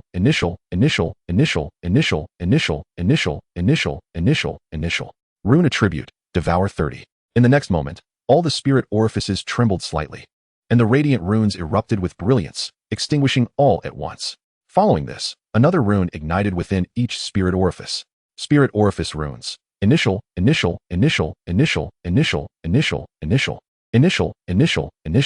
Rune attribute, critical hit 80. The reason Su Yi could rapidly restore his innate powers lay in the fact that he possessed a second set of initial runes hidden within his spirit orifices. The 100,000 he received from Su Ming had been spent on acquiring this set of initial runes. Each rune bore the attribute of devouring. To devour meant to reclaim a portion of the energy expended through damage inflicted upon an opponent, feeding it back to the user. Since the commencement of the college entrance examination until now, Su Ye's impressive scores, whether during his time in the marshes or while clearing the area around the serpent-tailed turtle from the guard serpent demons, were not merely due to critical hits. Had it not been for this second set of runes aiding him in recovering his innate powers, he would have succumbed long ago. There were merely 10 minutes remaining. With his powers fully replenished, Su Ye wasted no time in unleashing his skill of drawing without releasing, gathering energy, and then attacking. Buzz! A dazzling radiance enveloped the arrow like thunderclaps, unleashing a terrifying pressure. The successive sonic booms erupted, striking the serpent-tailed turtle in an instant. Boom! The reverberations echoed, and the drastically increased attack power startled the serpent-tailed turtle, which had just begun to relax. It had thought Su Ye's strength had suddenly diminished, believing that this young man could no longer endure. Finally, it thought it could escape being struck like a wooden fish. Yet, Su Ye had only rested for a brief moment before resuming his assault. The serpent-tailed turtle, now enraged, twisted its body and resumed its pursuit of Su Ye. After being toyed with for so long, its eyes were aflame with fury. Its scales along the head and tail bristled with anger. This intense rage inexplicably heightened its speed. Su Ye, however, remained unperturbed, growing more composed as time dwindled. He continued to unleash arrows, each striking with pinpoint accuracy at the same location. Crack! Just then, as Su Ye released another arrow, a crisp sound resonated. The white mark on the back of the serpent-tailed turtle, which had taken countless strikes to create, suddenly exploded, revealing a crack. This fissure spread rapidly, swiftly penetrating the entirety of its shell. Roar! The serpent-tailed turtle sensed the change upon its back, its eyes widening in terror like never before. In a panicked roar, a terrifying aura of blood surged around it. With a thunderous boom, its limbs swelled instantly, becoming at least twice as robust as before. Then, with a tremendous exertion of its legs, it unleashed a terrifying force, propelling its tank-like body forward with a speed entirely different from before, directly leaping towards Su Ye. Frenzied, Su Ye's expression shifted dramatically. The beast's rampage was a manifestation of its desperation, akin to humans burning their innate powers in a last-ditch effort. It activated its bloodline powers, sacrificing vitality to significantly enhance its physical prowess, speed, and agility. The transformation was alarmingly swift. Although Su Ye immediately scattered his arrows and retreated, he was not particularly adept at speed himself and had no time to spare. Whoosh! The serpent's tail swept forth, its scales standing on edge, gleaming coldly as if composed of countless blades. The tail had transformed into a massive spiked club, now inches away from striking Su Ye. If this tail were to connect, he would either perish or be severely injured. Was failure imminent? Su Ye froze, his gaze narrowing in disbelief. After 3 arduous hours of effort, he had finally managed to weaken the turtle's defenses to the brink of success, only to face imminent disaster. Was all his hard work about to go to waste? Su Ye felt an overwhelming sense of reluctance. But with the beast now in a frenzied state, evasion was impossible. He sighed helplessly, grasping the emergency device from his backpack, ready to activate it. It was his only hope for survival. Yet at that moment, a sharp command pierced the air. Simultaneously, a brilliant blade gleamed forth. Chapter 25. The Divine Weapon Descends. Su Ming. Su Ye successfully completed the bonus challenge. The slender figure, illuminated by the radiant light erupting from the swift arc of the sword, created a breathtaking spectacle. At this critical juncture, a divine weapon descended from the heavens. Although the sword did not manage to obstruct the serpent-tailed turtle's tail strike, it forcibly altered its trajectory, whisking past Su Ye. Cousin? Su Ye exclaimed in astonishment as he recognized the figure that had appeared at this pivotal moment. None other than Su Ming. No time for words, hurry. Su Ming's face was pale as she retreated rapidly. That last strike had depleted all her current innate powers, leaving her without the strength to continue fighting. Be careful. Su Ye swiftly distanced himself from the serpent-tailed turtle.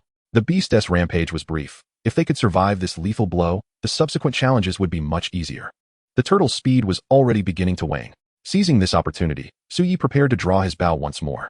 Positioning himself expertly, he drew back his bowstring, gathering energy for 5 seconds. Zing! As the serpent-tailed turtle approached within 3 meters, Su Ye released an arrow. The arrow transformed into a raging dragon, striking precisely at the crack in the turtle's shell. Crack!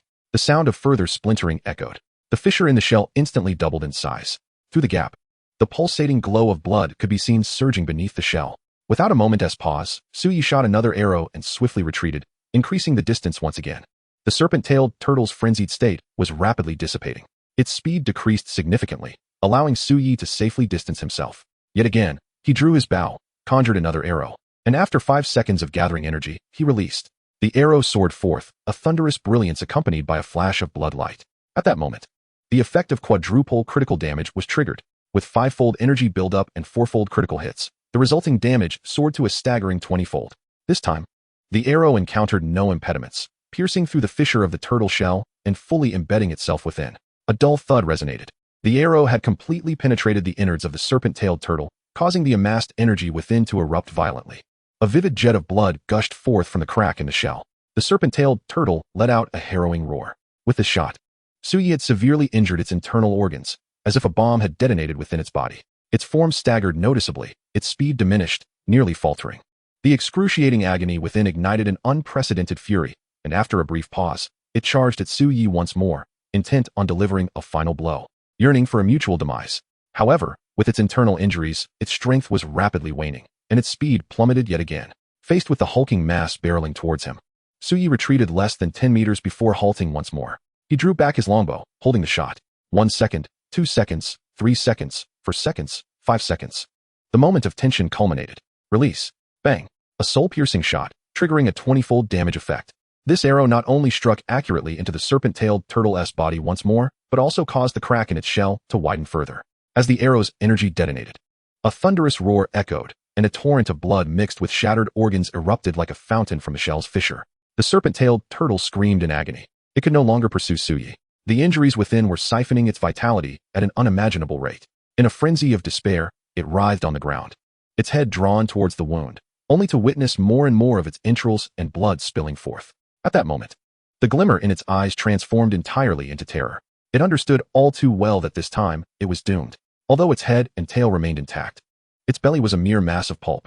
One more arrow, and it would be sent to the afterlife. Although the serpent-tailed turtle appeared to pose no threat to Suyi any longer, he remained vigilant, not a hint of carelessness crossing his mind. Once more, he nocked an arrow, and just as before, it found its mark within the turtle's shell. The serpent-tailed turtle's body quivered noticeably, but it lacked the strength for any further violent struggle. Its innards had utterly collapsed. It could only tilt its head back and let out a desperate roar towards Suyi, venting its fury and hatred. Yet it was in vain.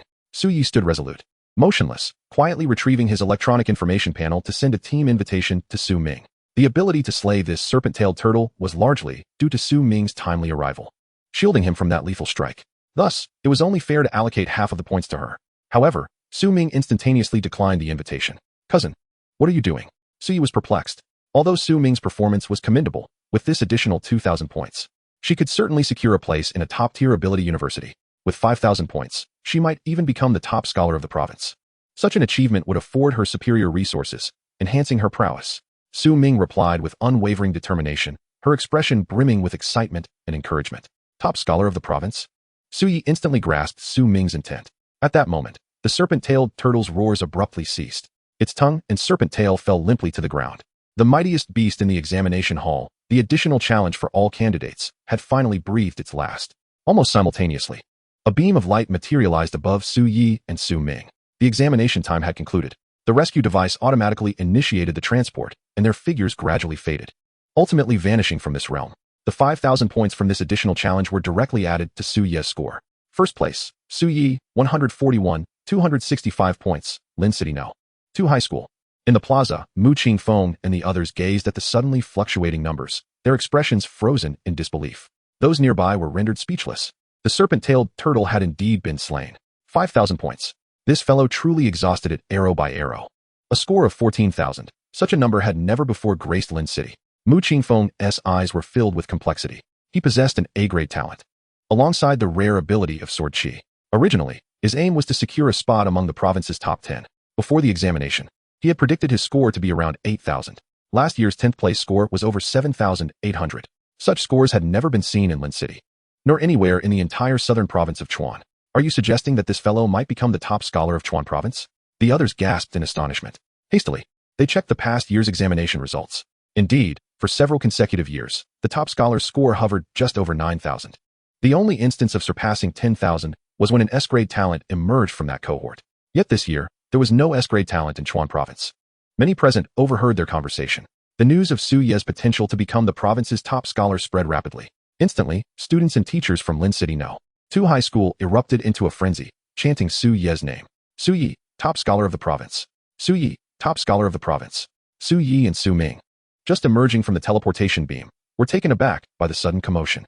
Chapter 26. The predetermined top scholar of the examination. In the monitoring hall of the Ability Center's examination, the large screen froze at the moment the serpent-tailed turtle's shell cracked, blood splattered, and its head fell. Everyone's expressions turned vacant, and the entire venue was enveloped in a deathly silence. The serpent-tailed turtle had actually perished. When they learned that this additional challenge was indeed the serpent-tailed turtle, all had presumed that no one would be able to conquer it. Yet, in an astonishing turn of events, this invulnerable beast, which had left all examinees helpless, had fallen to the hands of Su Yi, who possessed merely an E-grade ability. The refreshed score sheet displaying Su Ye's over 14,000 points dazzled all present. Xing Tao and the others felt as if they were living a dream. Examiner Su, what have been the scores of the top scholars in Chuan province in recent years? At last, Yang Mingkai shattered the silence. Su Fong suddenly came to his senses and swiftly examined the past year's examination records of Chuan province. Over the last 5 years, the top scholars' scores had all hovered around 9,000. If that were the case, it was virtually certain that Su Yi would be this year's top scholar of the province. As Yang Mingkai spoke, numerous officials from the Ability Center, as well as principals and teachers, began to react, erupting into a cacophony of astonished voices. The top scholar of the examination? This year's top scholar is a student from Lin City? Over 14,000 points, indeed unprecedented. Even that year's S-grade candidate did not achieve such a score. It was unimaginable that Lin City had produced such a prodigy, and one with an E-grade talent at that. Zhao Tanran rubbed his hands together in excitement. This top scholar is a student from No. 2 High School. Teacher Xing, you have nurtured an exceptional student. Xing Tao's face flushed with exhilaration. He had never anticipated that Su Yi could achieve such remarkable results. Initially, he had even advised him against taking the college entrance examination, fearing for his safety. Fortunately, Su Yi did not heed his warning. With a score of 14,000, Su Yi's status as the top scholar was virtually assured. From this moment on, he would be known as the teacher of the provincial champion. His thoughts were not consumed by monetary rewards or professional titles, but rather by the honor of being an educator. Congratulations, Principal Zhao. Your No. 2 High School has produced a dragon this year. Congratulations to Teacher Xing. Su Yi's performance was truly flawless. Soon, the news of Su Yi potentially becoming the provincial champion spread beyond the confines of the school, leaving all the waiting examinees and students in the square in a state of utter shock. They fervently surrounded Su Yi. Senior Su Yi, you are astonishingly powerful, achieving such a high score. Congratulations, Su Yi, on your outstanding achievement. Su Yi, may I ask, are you truly an E-level ability wielder? Su Yi's legend proved that the level of one's abilities does not wholly define one's accomplishments. I am also an E-level ability wielder. I have decided to take the college entrance examination next year. Senior Su Yi, I am also from No. 2 High School. Could you please give me your autograph? Having just emerged from the examination hall, Su Yi was immediately engulfed in a sea of public admiration. Naturally, Su Ming was no exception. Her little friends also formed layers around her. Demingzi, hurry, give me your cousin's WeChat ID. Didn't you say last time that you thought he was just an E-level ability wielder? How could that possibly be? When did that happen? Demingzi, let's go celebrate tonight. Since you performed so well, are you sure you're inviting me? Of course, but it would be even better if you could bring your cousin along. Su Ming, faced with this group of chameleons, felt utterly helpless. However, she had no qualms about sharing Su Yi's contact information with them. After this college entrance examination, she had come to re-evaluate her cousin. To achieve the title of provincial champion with E-level ability, Su Yi was undoubtedly a person of indomitable spirit. Such a person would not be swayed by superficial matters. And she, too, would remain steadfast. The entire ability square was abuzz with excitement due to Su Yi's accomplishment. Everyone lingered in the square, reluctant to depart. Surrounded by admirers, Su Yi was the center of attention, with all eager to witness his brilliance. It was only when the staff from the Ability Center took Su Yi away that the fervor began to subside. Su Yi, congratulations. I, Mu Qingfeng, have never admired anyone before. You are the first. Mu Qingfeng was also ushered away. Those ranked in the top 10 were to have discussions with the Ability Center. It was merely luck. Su Yi was somewhat taken aback by Mu Qingfeng's sudden humility, but he soon comprehended that this was an acknowledgement and respect for his abilities. Upon entering the examination monitoring hall, Su Yi spotted the principal and instructor Xing Tao and hurried over to greet them. Su Yi, you have truly brought me honor. Therefore, you need not repay any of the money I lent you. Xing Tao patted Su Yi's shoulder, overwhelmed by the multitude of surprises this student had delivered. Su Yi, allow me to introduce you. This is the head of the Lynching Ability Center, old Lu Qianlu. This is the highest commander of the Lynching Guard, Commander Yang Mingkai. Principal Zhao Tanran introduced. Not only had Xing Tao achieved recognition, but as the principal of No. 2 High School, he also felt vindicated. Previously, No. 2 High School had always been at the bottom in lynching. Now, Su Yi had not only risen to the top, but had also nearly secured the title of provincial champion. Su Yi, may I see the bow you used? Lu Qian approached with a warm demeanor. Of course, Su Yi promptly handed over his weapon. Lu Qian examined it before passing it to Yang Mingkai, who also inspected it and nodded appreciatively.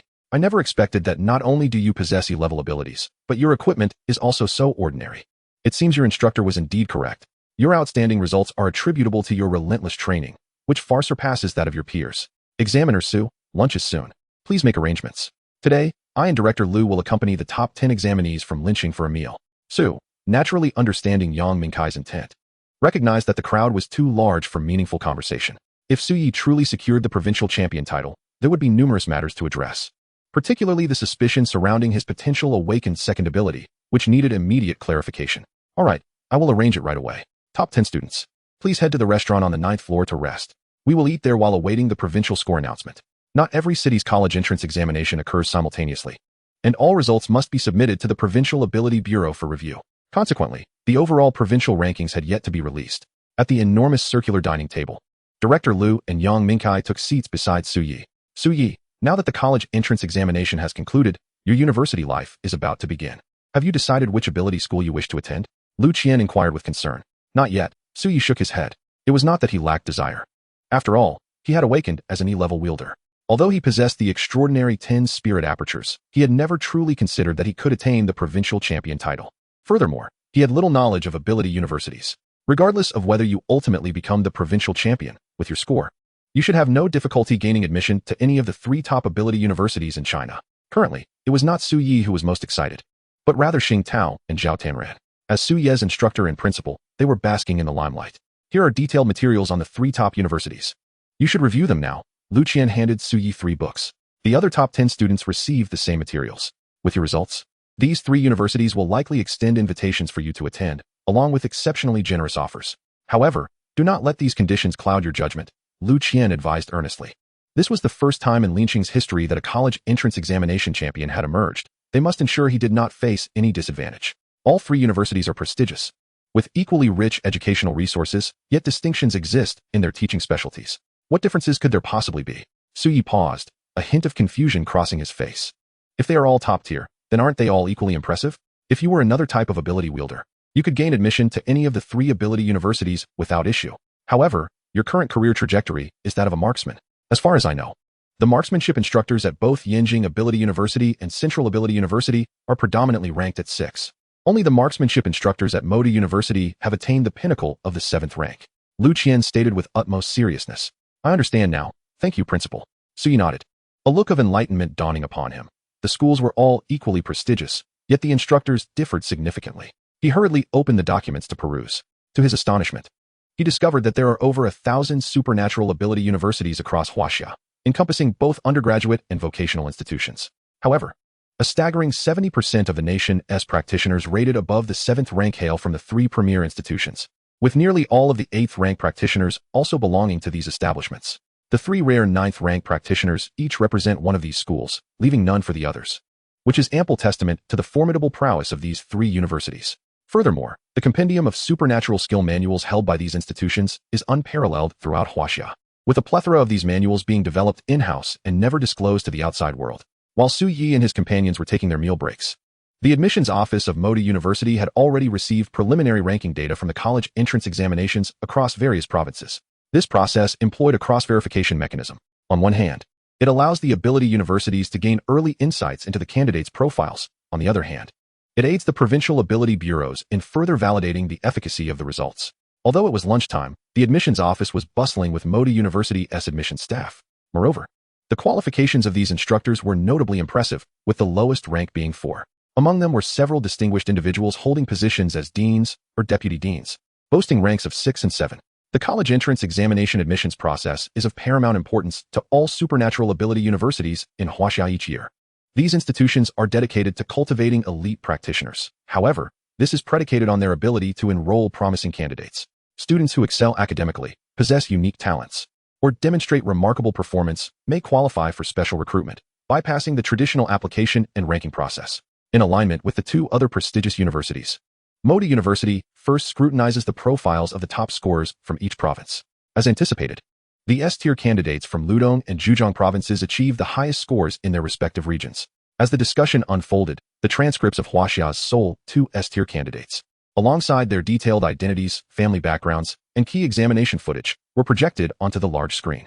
Indeed, there are no issues. Let us proceed with special recruitment for these 2 S-tier abilities, regardless of type, have always been the coveted prizes among institutions. The top scorer from the Yanjing region possesses an A-tier talent in windwalker abilities, with a rank of first-tier upper echelon. The top scorer from Liaoshan province has an A-tier talent in Kirin arm abilities, also at the first-tier upper echelon. Once their background information and identities are confirmed without discrepancies, these profiles will be forwarded to the deans and deputy deans of the various faculties for further evaluation. Oh, a speed-related ability, Old Wu, this is a potential assassin. One remarked. Nonsense, speed-related abilities are also of interest to our warrior department. Another interjected. Kirin arm. That is a strength enhancement ability, which undoubtedly belongs to the warrior department. Candidates who stand out possess extraordinary qualities. The deans must swiftly determine whether to exercise their special recruitment authority to secure these candidates for their institutions. However, the more talented the candidate, the greater the competition among schools. The top scorer from Shan province should not be considered. His uncle is the deputy director of the Tactical Institute at Yanjing University. He will not choose Modu. Understood. The ability level and academic performance are not the sole criteria for special recruitment. For instance, an A-tier healing support ability discovered in Lin City during this admission cycle was promptly recruited by the National Ability Bureau and subsequently entrusted to Central Ability University for training, with all cultivation resources provided by the state. Among the 6 deans and deputy deans, one middle-aged man stood out with his long hair and a rare, slightly archaic robe, resembling an ancient swordsman. While the others focused on the top-ranked lists from various provinces, he singularly sifted through candidates on his computer, prioritizing those whose abilities were suitable for marksmanship development. Dean Lee, I fear your special recruitment slots will be squandered once again this year, jested an elder beside him. The elder in question was the vice dean of the Weapons Institute at Moda University and the only 7-tier marksmanship instructor among the 3 elite ability universities. Marksmanship practitioners are the least numerous among all types of practitioners and are also the most challenging to cultivate. Additionally, the rules governing college entrance examinations impose significant restrictions on this category of practitioners, often hindering them from achieving top scores. Hence, even if some possess the potential to become marksmen, they frequently opt for alternative cultivation paths prior to entering university. Everyone hold on. Let us examine this candidate's profile first. This time, however, Li Sun disregarded his friend's jest and excitedly projected a candidate's file onto the large screen. Su Yi, from Lin City in the Chuan South Province, possesses an E-tier ability, yet to be unleashed. Upon viewing this information, many in attendance could not help but laugh. Dean Li, are you so desperate to take on a disciple that an E-tier candidate catches your eye? Indeed, the mechanics of this ability are not without merit. But being rated E-tier is not without reason. It requires 5 seconds to unleash an attack power of 500. But in a battlefield, who can afford him that much time? E-tier abilities develop too slowly. They hold no future. The crowd shook their heads in unison. As the most formidable marksmanship instructor in all of Huaxia, the number of students under Li Sun's tutelage is exceedingly limited, and his sentiments were well understood by all. No, do not merely glance at the data. Look at the child's scores. Li Sun insisted, even rising from his seat in excitement. Scores? The others paused in confusion and then turned their attention to Su Ye's score column. College entrance examination score, 141, 265, killed a core superscale demon beast, E-tier ability, and yet still merely an awakener. The weapon used was an ordinary hard bow of no rank. Upon witnessing Su Ye's scores, the entire assembly was rendered speechless. He was the top scorer from Chuan South Province. Chapter 28. Su Yi, potential S-tier talent? Special recruitment eligibility confirmed. Upon examining Su Ye's detailed profile, the initial reaction from all was sheer disbelief. E-tier ability, awakener, and a marksman at that. The convergence of these 3 conditions in a single individual led everyone to conclude that obtaining university admission was utterly implausible. As for being the top scorer, that was an idea more fantastical than a fairy tale. Moreover, the crucial aspect of his rank was merely that of an awakener. Such a candidate would be akin to an ant before the ultimate demon beasts in any examination hall. Insufficient ability level, inadequate weaponry, and an insufficient rank. How could such a person possibly become the top scorer? This was utterly inconceivable. Could it be that the scoring system in Chuan South Province was flawed? Could it be a data transmission error? Over 14,000 points. And this year, no candidate has achieved such a remarkable score with 2 S grades. Immediately liaise with the Chuan Province to investigate the issue. Several deans hurriedly arranged to contact the Chuan Bureau of Abilities. However, the results were soon relayed back. The candidate's identity, scores, and basic information were all flawless. The records included footage of the candidate's examination process in its latter half. No errors? Then how did he secure first place with such a high score? Quickly, bring up his examination video. Soon, Su Ye's Gaokao footage was projected onto the large screen. Almost everyone in the office set aside their tasks to observe and scrutinize Su Ye's examination process. The video of Su Yi began from the moment he entered the top 20 of Lin City. When everyone saw the hard bow in Su Ye's hands, their expressions became animated. The weapon was indeed an ordinary hard bow of no rank. It would be incredibly challenging to penetrate the defenses of a first-tier beast with such a weapon. His level was also confirmed to be that of an awakened. Suye's basic information was quickly verified. Thus, what everyone was now curious about was how Suye fought. Shortly, the video showcased Suye in combat. Clear from beginning to end. When they witnessed Suye land a single shot that grievously wounded a first-tier beast, rendering it completely defenseless, nearly everyone was left in utter disbelief. Impossible. Absolutely impossible. He could not have such an extraordinary attack power, even if he struck a vital spot. Such an effect was unthinkable. This attack power was suspicious. The data was evidently flawed. Either his level was miscalculated. Wounding a first-tier beast with one arrow was terrifyingly powerful. The crowd quickly realized that Suye's combat process was decidedly peculiar. To accomplish such a feat was somewhat conceivable. Yet, Lee Sun shook his head. Throughout this gesture, his gaze remained fixated on Suye, having replayed the moment of Suye's shot several times. The damage just witnessed must have been a critical hit. What? A critical hit? Deanly, are you jesting? Yet, the teacher beside him voiced a different opinion. Alright, even if it was a critical hit. We all know that the initial critical multiplier ranges from 2 to 4. His innate skill can at most enhance his attack power by 10, meaning the maximum critical damage could reach 44 times. That is far from sufficient. Everyone continued to look at Lee Sun. He was the only one among them who was a marksman-type ability user, and thus, he alone could offer the most accurate explanation. Indeed, Lee Sun shook his head again. The initial critical strength of 2 to 4 times is based on statistical data. However, we are aware that this multiplier can actually reach as high as 8 times, albeit with an exceedingly low probability. The crowd fell silent for a moment. They were cognizant of this data. It indeed existed, though the probability was minimal. A low probability did not equate to impossibility. Well then, even if he triggered an 8-fold critical hit, with each time dealing 88 times the damage, it could barely account for the lethality.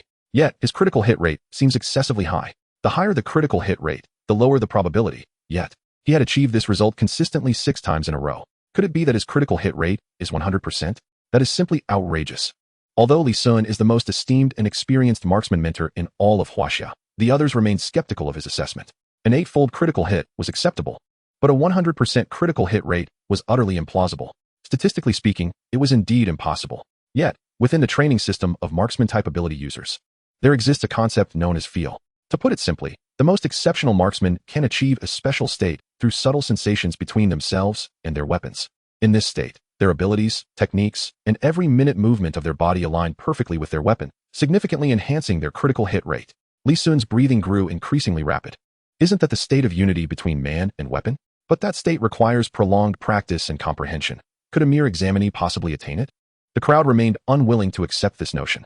After all, achieving unity between man and weapon was a level that eluded even them. Why is it impossible? Look here. He utilized a practice skill, likely the strong strike. Based on the technique and arrow speed, his mastery of this skill is evidently advanced. Lee Sun's excitement escalated. He swiftly switched the video to a fast-forward mode, soon arriving at the climactic battle scene against the snake-tailed turtle. Hiss! A collective gasp echoed throughout the office. The mentors present were profoundly experienced and would not fall prey to the notion that Suye succeeded solely due to luck, as many ordinary students in Lin City might assume.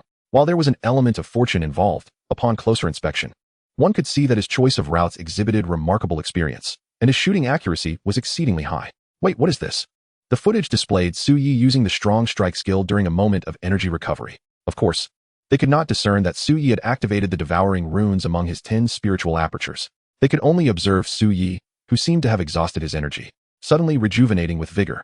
His energy recovery rate was astonishingly swift. This was the effect of devouring. But this effect did not stem from a learned skill. No. This is his second ability.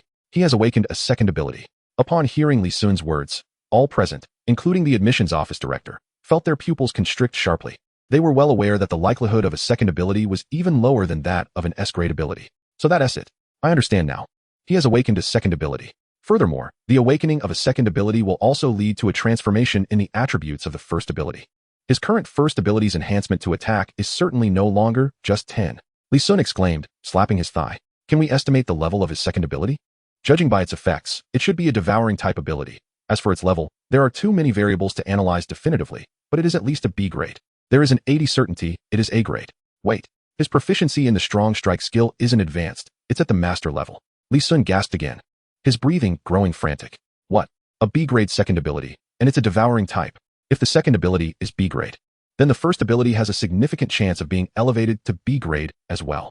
The breaths of the other mentors quickened, although none of them were marksmen. They comprehended the terror of such abilities exceptionally well. With this ability, Su Yi would become an unrestricted output artillery.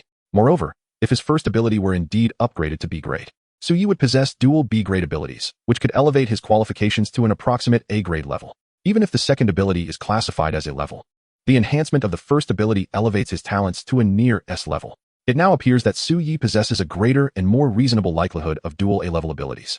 Thus, one could assert, with considerable conviction, that Su Yi is on the brink of becoming an S-class ability user. Moreover, he possesses skills at a masterful level of proficiency. To what extent must this child have labored? With a near S-class talent, formidable execution capabilities, and exceptional recovery abilities, coupled with such diligence, this child undoubtedly deserves to claim the top spot in the province of Chuanan. Several deans gasped in astonishment, immediately granting him special admission qualifications. Such a prodigy must be brought to our magical city. The director of the admissions office exclaimed with fervor, "Allow me to take charge. Regardless of whether he is near S-class or A-class, I place greater value on his hard work and steadfastness. Although the strong strike is merely a rudimentary skill of no particular rank, to cultivate it to the master level necessitates executing the skill over 3 million times. This child is not only a genius, but also an extraordinary talent." Li Sun's eyes glimmered with enthusiasm as he gazed upon Su Yi on the large screen, akin to beholding a rare gem. Chapter 29, Announcement of Results, confirmed as the provincial top scholar. Old Li was elated. Such a promising marksman. With Li Sun personally recruiting, success seemed nearly certain. Though not S-class, possessing awakened dual abilities of E and B ranks, Su Yi is undoubtedly a genius of remarkable aptitude. I wonder if you are the one I seek. Li Sun mused, his excitement uncontainable as he fixed his gaze upon Su Yi on the screen. Similarly, other base cities in Chuanan province were anxiously awaiting the final provincial rankings. For instance, the Ability Center in Jincheng had prepared for a grand celebration, complete with an array of fruits, cakes, and drinks. Even the media had been invited in advance to celebrate immediately after the final rankings were announced. This year, our Jincheng's top talent, Xiao Yu, achieved an unprecedented score of 9,998, merely 2 points shy of 10,000. In past years, such a score would have guaranteed the title of provincial top scholar. Indeed, this year, with no S-class abilities in Chuanan, the provincial top scholar must be ours. While other base cities also boasted notable A-class talents, they paled in comparison to Xiao Yu. Both the Ability Center and the principals were resolutely determined to claim this provincial top scholar title. Moreover, Jincheng had produced half of the provincial top scholars in recent years. Finally, the rankings were released. "Everyone look," someone shouted. The crowd quickly retrieved their information boards to access the leaderboard. In the next moment, however, every expression froze in disbelief. The smile on the face of the director of the Jincheng Ability Center vanished in an instant. First place, Su Yi, 141,265 points, Linsheng number 2 high school. How is this possible? The provincial top scholar is from Linsheng. Xiao Yu, who had been brimming with confidence and awaiting adulation, now widened his eyes, his expression filled with shock. Almost simultaneously, a similar scene unfolded in the ability centers of other base cities in Chuanan province. This year, several seed candidates had performed exceptionally well, each scoring above 9,000. Historically, these cities had always contended for the top rankings. However, this year was utterly unexpected. The provincial top scholar had emerged from Linsheng, a city that had consistently ranked at the bottom in Chuanan province. Furthermore, the identity and scores of the first place candidate astonished everyone. E-level ability, awakened, over 14,000 points. These accolades were unprecedented for past provincial top scholars. Upon the release of the news, all base cities across the province were left in stunned silence. How could this individual possess an E-level ability? This talent level raises questions about passing the examination, yet he has claimed the top spot. He hasn't even broken through. He remains an awakened one. And that score of 14,000 is simply terrifying. It suggests he likely vanquished the ultimate beasts of the core area. When Su Ye's ranking and information were made public, the entire Chuanan province erupted in astonishment. This was unfathomable. This year, nearly 100 A-class talents in Chuanan had already advanced to a first-tier level. The provincial top scholar was expected to arise from among these individuals. Yet now, it had been seized by an E-class awakened one. This was indeed an extraordinary reversal. Hence, disbelief and incredulity prevailed. Nonetheless, everyone understood that the provincial ranking results must undergo rigorous scrutiny by both the Provincial Ability Bureau and the National Ability Bureau before being confirmed. Since the results had been announced, the possibility of cheating was entirely ruled out. Thus, everyone was eager to uncover how this E-level talent, Su Yi, achieved such remarkable scores. The Provincial Ability Bureau would not leave the public in suspense. Shortly after the rankings were released, the majority of the examination footage of Su Yi was also made available. Upon viewing the entirety of Su Ye's examination process, all were left in awe. especially as some professional researchers meticulously analyzed the various critical points. Envy and admiration were etched upon every face. Was this the legendary synergy of man and machine? A near-perfect critical hit rate. It was astonishing. And that precision. How many repetitions must one practice to attain such skill? Master-level proficiency in skills. This lad must have been training since birth. Of course, there was an element of luck involved. Those serpents were practically sitting ducks. What? There's also a hidden second awakening ability, and it's a recovery type above B level. This is downright extraordinary. An apex second-tier serpent-tailed tortoise, with defenses akin to a fortress, was deftly maneuvered and ultimately defeated by him. E level combined with B level equates to a near A level. Should it be E level combined with A level? That is indeed a near S level. What was initially perceived as sheer luck revealed itself to be double the fortune. Once the video was released, no one questioned Su Yi's accomplishments any longer. Simultaneously, there was widespread admiration for the results he had achieved. Although the final victory over the serpent-tailed tortoise involved an element of luck, Su Yi's ability to elevate a rudimentary skill to master-level proficiency showcased a tenacity that left all in the dust. This world venerates talented ability users, but even more so, it reveres the diligent ones. At the Linsheng Ability Center, lunchtime continued, yet by this juncture, the mood for dining had waned significantly. Everyone was awaiting the final announcement from the Chuanan Provincial Ability Bureau regarding whether Su Yi had indeed secured the title of top scholar for this examination cycle. It's out. It's out. Su Yi is the top scholar. At that moment, Su Feng burst into the dining room, his excitement palpable. Entirely unbecoming of a third-tier ability user, let alone the chief examiner. Su Yi hurriedly retrieved the information board, and upon unfolding it, an eye-catching message immediately sprang forth. Congratulations. You have secured the first place in the Huaxia Ability Examination for the Sichuan South Province. Below are your report card and electronic certificate. Upon clicking, it revealed the overall ranking for the college entrance examination in Sichuan South Province. At the pinnacle stood none other than himself. First place, Su Yi, 141, 265 points, Linsheng No. 2 High School. The score of the second place plummeted below 10,000 points. This indicated that Su Yi had a staggering lead of nearly 4,000 points over the runner-up. Even without the final advance question, Su Yi would still emerge as the provincial champion. How wonderful. I have become the provincial champion. I can attend any university I desire. Overcome with excitement, Su Yi could not help but rise, repeatedly pumping his fists in the air. The private room erupted in cheers. Linsheng's examination center had been established for decades, yet it had never produced a provincial champion until now. This was indeed a moment of pride. However, while some rejoiced, others were disheartened. Mu Qingfeng and the others did not manage to break into the top 10 of the province and found themselves in the 19th position. Nonetheless, such a result was still commendable. Excellent, excellent.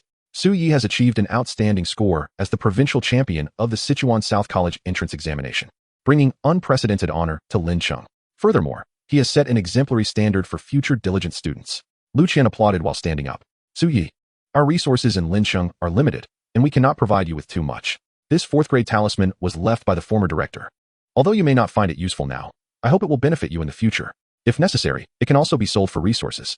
As he spoke, Lu Qian produced a square box crafted from jade and handed it to Su Yi. Upon opening it, a brilliantly shining square talisman was revealed. A fourth-grade talisman. Chapter 30. The three major universities arrive. Does Su Yi have a second ability? Director, this gift is too extravagant. I cannot accept it. Su Yi felt utterly flabbergasted. A basic talisman costs around 10,000. A first-grade talisman exceeds 80,000. The second grade surpasses 300,000, and a third grade is valued at around 1,000,000. The worth of a fourth-grade talisman ranges from 8,000,000 to 20,000,000.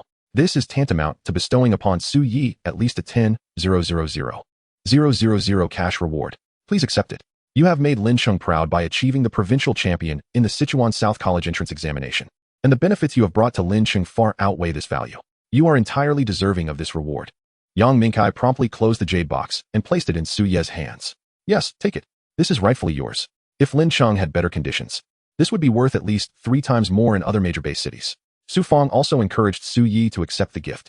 Given this, Su Yi decided not to decline any further. Su Yi, this is merely Linsheng's reward for you.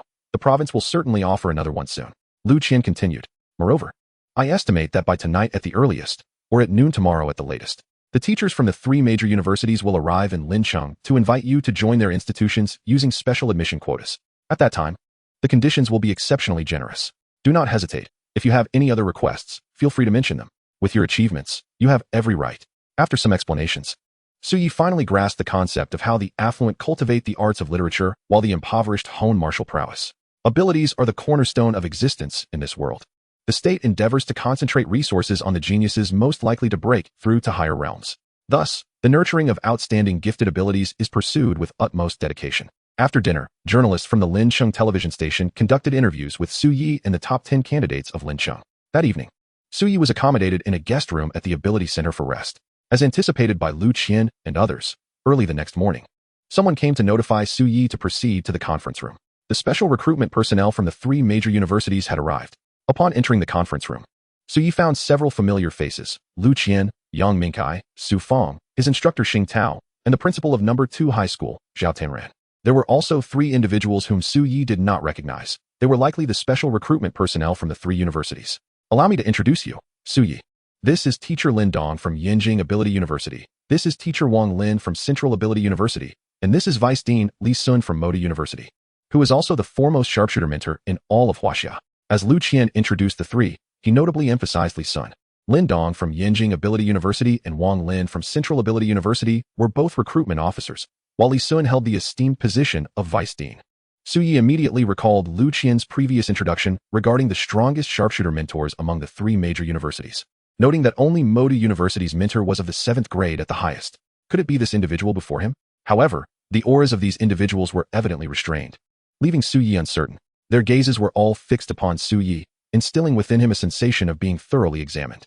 Nevertheless, Su Yi displayed no signs of trepidation. Having lived 2 lives, he was more than capable of confronting the 3 with an unwavering demeanor.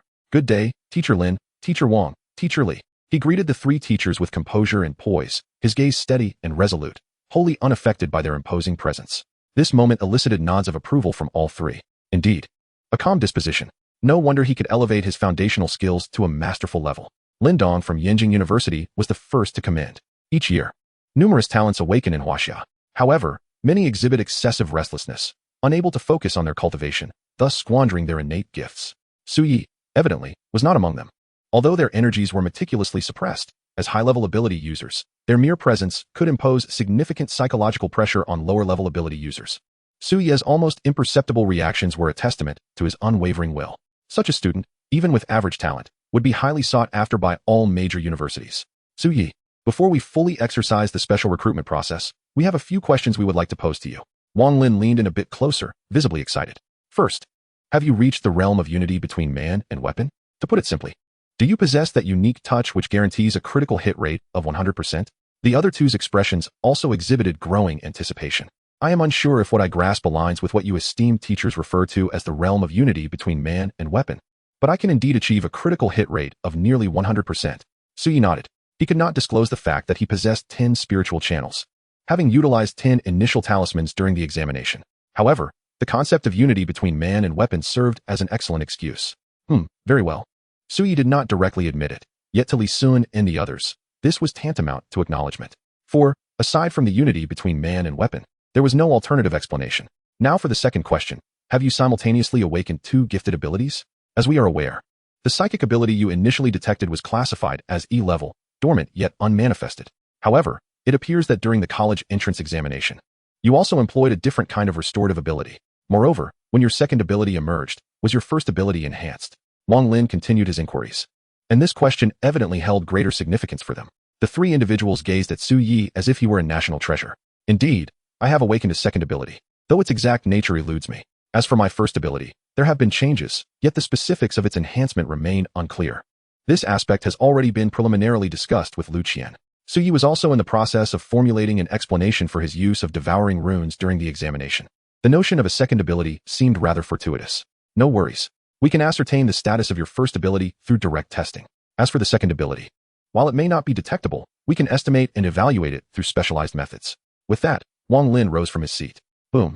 A pale yellow protective shield unfurled around his body. This is my psychic protective barrier. Please, use your second ability to strike me. Fear not. Unleash your full force. You shall not harm me. Lu Qian, Yang Mingkai, and the others also signaled Su Yi to proceed with confidence. Upon hearing this, Su Yi nodded, feigning a moment of adjustment while activating all the devouring runes in his spiritual aperture. He then clenched his fist, channeling all his strength into a single blow. Bang! The protective shield around Wang Lin trembled slightly, showing no significant disturbance. Yet Su Yi was jolted backward, his fist feeling somewhat swollen and numb. Truly, the prowess of a 6th-tier psychic is formidable. The mere recoil from the psychic barrier was enough to send Su Yi staggering. As Su Yi retreated, the 3 instructors simultaneously brightened with excitement. Ah, impressive foundational qualities. The force behind this punch must have reached at least 800 calories. The speed and method of delivery are commendable, exhibiting a mastery level of comprehension. The feedback ratio of the psychic explosion from the devouring ability hovers around 30. All 3 marveled in astonishment. Indeed, they were professional mentors, capable of discerning Su Ye's characteristics with clarity from just a single punch. Vice Presidently, what is your perspective? This time, Lin Dong and Wang Lin refrained from expressing their opinions directly, instead turning their gazes toward Li Sun. In truth, upon realizing that Li Sun was the one who had come to recruit Su Yi today, they had already anticipated that they might return empty-handed. Their only hope was to do their utmost and leave the rest to fate. While uncertain of the exact nature of the ability, its effects suggest that it most closely aligns with the A-level ability known as the Transformation Halo. However, this ability likely only benefits the user. Chapter 31, Dual A-level. Approaching S-level? Su Yi, the strongest archer mentor in all of China. Li Sun stroked his chin, his voice noticeably infused with excitement. What? A-level, Transformation Halo? That is an exceedingly rare find among A-level supportive abilities. Merely possessing this would qualify for early recruitment. While it is somewhat regrettable that it cannot be applied to others, it remains extraordinarily impressive. Supportive abilities are precious, and A-level supportive abilities are even more so. For instance, in this instance, Lin Sheng had an A-level supportive ability wielder who was directly taken by the state. Had it been known earlier that Su Yi possessed a similar ability, it is likely that even the 3 major universities would have been unable to vie for him. At this moment, the device for testing the first ability was wheeled over. Come now, Su Yi, let us assess your first ability. Upon seeing the psychic detection device, Su Yi could not help but harbor doubts. For the system had indicated that his current ability level could not be detected. He extended his hand into the device, releasing his psychic energy. The detector swiftly absorbed his ability and began its analysis. Simultaneously, numerous scanning beams enveloped his entire form. After a suspenseful 10 minutes, during which everyone awaited with bated breath, the device emitted a signal indicating the completion of the assessment. Upon observing the data displayed on the detection device, Lin Dong and Wang Lin's expressions instantly morphed into ones of profound astonishment. How is this possible? The detected ability level remains at E level. Yet the data indicates that after a 5-second charge, the maximum attack amplification ranges from 400 to 500? No wonder his exam results were so astonishing. With a 4-fold amplification compounded by a 4-fold critical hit, resulting in a 16-fold damage output. Li Sun tapped on the table, ultimately rendering his judgment. It seems we have all miscalculated. Su Ye's first ability did not enhance alongside the emergence of the second ability, but rather underwent a mutation. The explosion principle of the ability remains akin to the dormant level, yet the data has transformed, suggesting a mutation to A-level proficiency. In other words, Su Yi possesses a new ability. The precise level of this ability will likely require reporting to the National Psychic Bureau for a final determination. However, it is at least A-level. Thus, Su Yi, you are likely endowed with a dual A-level psychic talent.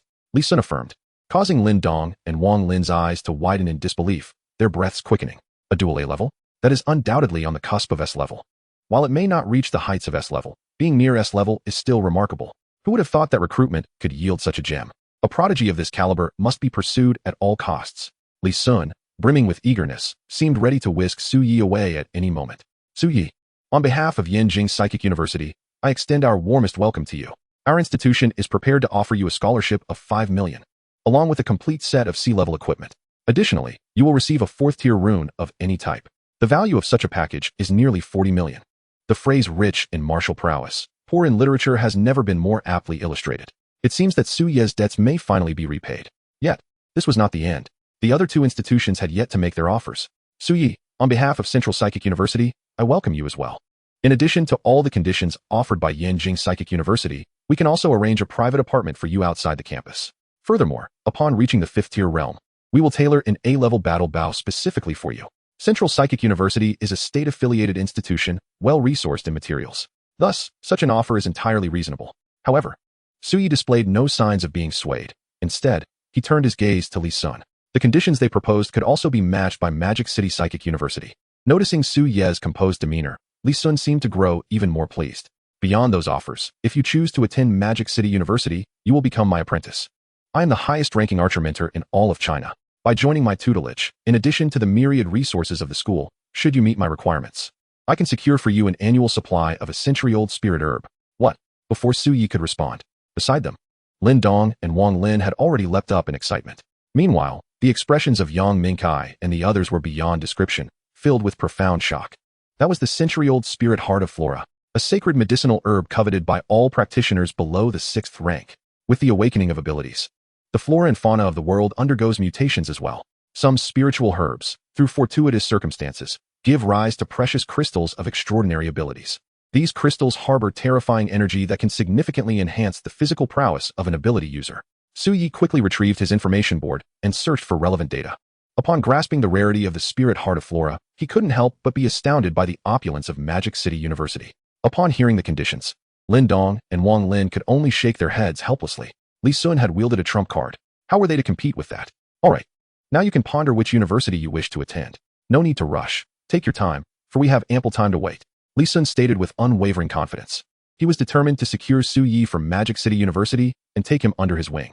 After a brief moment of contemplation, Su Yi replied, I choose Magic City Ability University. However, his decision was not solely due to the allure of the spirit heart of flora. More importantly, it was because of Li Sun himself. In the realm of ability cultivation, finding a powerful and exceptional mentor could lead to exponential growth in one's training. As for the spirit heart of flora, ultimately, it was merely an external aid.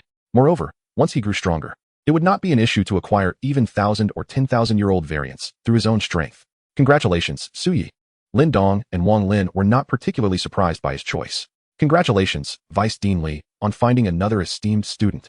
Unlike their objective of recruiting students for the university, Li Sun sought to discover a disciple to carry on his legacy. In this regard, they were not on the same level. Furthermore, Li Sun was the most formidable archery mentor in Huaxia. With Su Ye's decision made, they would not waste any more time there, as their mission extended beyond this location. Welcome to Magic City Ability University, Su Yi, Li Sun said, shaking hands with him, visibly pleased with his new disciple. His admiration was not merely for Su Ye's near S-rank awakening talent, but also for his resilience, determination, and incredible perseverance. As a 7th-rank archer-type ability user, he understood the arduous path all too well. Archery-type ability users faced far more challenges and hardships compared to those of any other cultivation paths.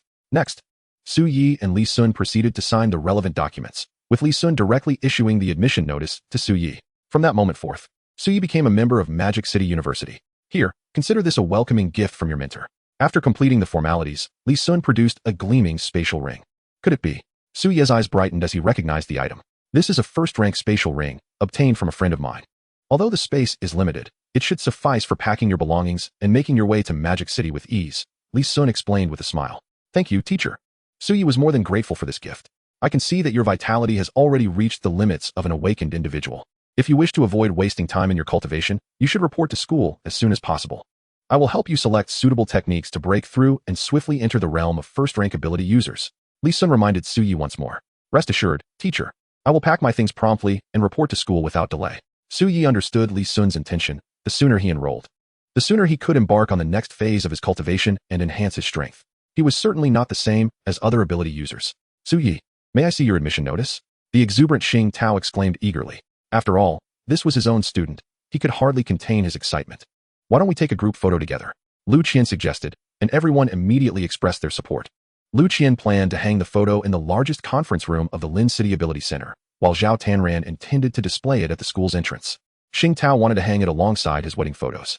As for Su Yi, he intended to use this photo to honor his late parents, offering them solace from above. Chapter 32. Honoring Parents, a kind reminder from Zhuang Yuannan. In Lin City, at the public cemetery, a man and a woman knelt solemnly before a pair of gravestones, each facing one adorned with fruits and flowers. In front of one gravestone, a ceramic photo frame was placed, featuring an image of Su Yi with Li Sun, Lu Qian, Yang Mingkai, and others at the Lin City Ability Center. Mom, Dad, can you see this? Your son not only participated in the ability entrance exams, but has also become the provincial champion. Soon, I will be studying at Magic City Ability University. Rest assured, I will train diligently and strive to enter the pit of Magic City to avenge you and uncle. Su Yi spoke with a firm and resolute tone. Beside him stood a girl, naturally his sister, Su Ming. Dad, while my results may not match Su Ye's, rest assured that once I enter university, I too will work hard and not bring shame upon you. When Su Yi seeks revenge in the pit of Magic City, I will undoubtedly accompany him. Su Ming's voice echoed with the same conviction, her gaze sharp, displaying no trace of feminine frailty. Upon deciding to attend Magic City University and signing the contract with Li Sun, Su Ye's first action was to visit the cemetery to pay respects to his parents, where he unexpectedly encountered Su Ming. Sis, I will repay you the money I borrowed as soon as I receive my scholarship, Suyi assured. Knowing he would receive 5 million in scholarships annually, alleviating any concerns about his living expenses. No need to worry, it's just 100,000 yuan. Save it for yourself. Su Ming replied with a smile, her eyes filled with admiration and pride as she looked at Su Yi. Initially, she had thought that Su Yi would not become an ability user, and thus she planned to avenge their parents' deaths herself. Now, however, things had changed. Su Yi not only could cultivate abilities, but was even stronger than her. 100,000 is still money, and besides, I now receive 5 million in scholarships every year. Su Yi admitted with a hint of pride. When he was in school before, he often fretted over a few hundred or thousand yuan. Speaking of which, I need to remind you about something. Don't spend your scholarship recklessly. Don't think that 5 million is a lot. Su Ming's authoritative tone resurfaced as she advised him. Dad told me that cultivating abilities is incredibly costly. It's a bottomless pit. Your scholarship might only be enough to purchase a standard C-rank weapon. So, no matter what, you must avoid being extravagant. Su Ming's warning startled Su Yi. Upon reflection, it is indeed true. A 4th grade rune commands an exorbitant price of several million. With 10 spiritual apertures at my disposal, my rune count is tenfold that of others. Furthermore, the costs of weapons and potions are far from negligible. 5 million is scarcely sufficient. Although the school provided C-grade equipment, such items are merely the most rudimentary and may not necessarily be suitable for my needs. I understand now. Sister, it appears that I must devise ways to earn money in the future. To expedite my cultivation, I will require the aid of potions. To enhance my combat prowess, I must wield superior weapons, complementing them with more powerful runes, and don armor with greater protective qualities. The need for finances is ever present. That evening, Su Yi dined at Su Ming's home for the first time. Su Yi had achieved the top score in the province. Su Ming's performance was equally remarkable, exhibiting extraordinary potential that surpassed many students with B-grade talents. To celebrate their accomplishments, Su Ming's mother, Yi Tong, prepared a sumptuous feast. During the meal, Su Ming's stepfather, Zhuang Yuannan, reiterated the advice Su Ming had given Su Yi earlier that afternoon. Su Yi, I recognize your pride and your aversion to seeking assistance. However, I must reiterate. Once you enter university, if you encounter any difficulties, do not hesitate to reach out to us. We will certainly do our utmost to assist you. Zhuang Yuan held a fondness for Su Yi. Yet, Su Yi's previous insecurity had led to minimal interaction between the two families. Su Ming contemplated applying to an abilities university in the Magic City, where they could frequently meet, supporting and learning from one another. I shall refrain from repeating the usual platitudes, but I must emphasize that the results of your college entrance examination only reflect your performance in that singular event. Cultivation of abilities is akin to rowing upstream. Stagnation equates to regression. University will gather the brightest talents from across the nation. A moment's lack of diligence could see you surpassed by others. You must both strive with even greater fervor, leaving no room for complacency. You two must diligently hold each other accountable. I understand, Dad. Su Ming nodded earnestly. Although Zhuang Yuannan was her stepfather, his affection for her surpassed that usually reserved for biological ties. Thank you, Uncle Zhuang, for your reminder. Su Yi expressed heartfelt gratitude. Only those who truly care for you would offer such counsel. He silently vowed to repay Su Ming's family in the future. Su Ming still had to follow the regular college entrance examination procedures, filling out her preferences and awaiting her acceptance letter.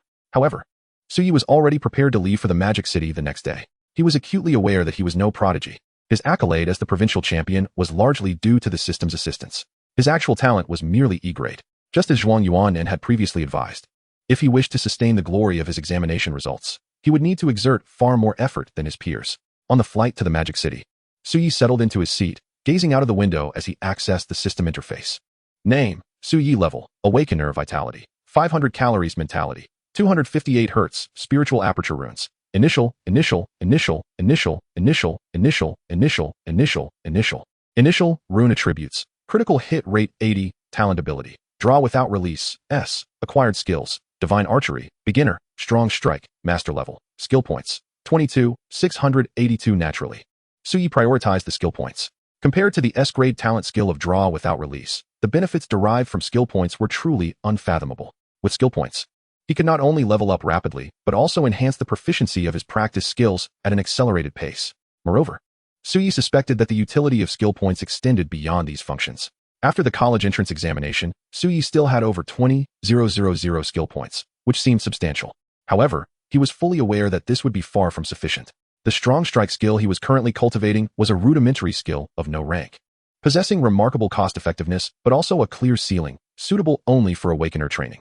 Even so, advancing the strong strike skill from intermediate to advanced required 800 skill points, while the leap from advanced to master level demanded 4,000 points.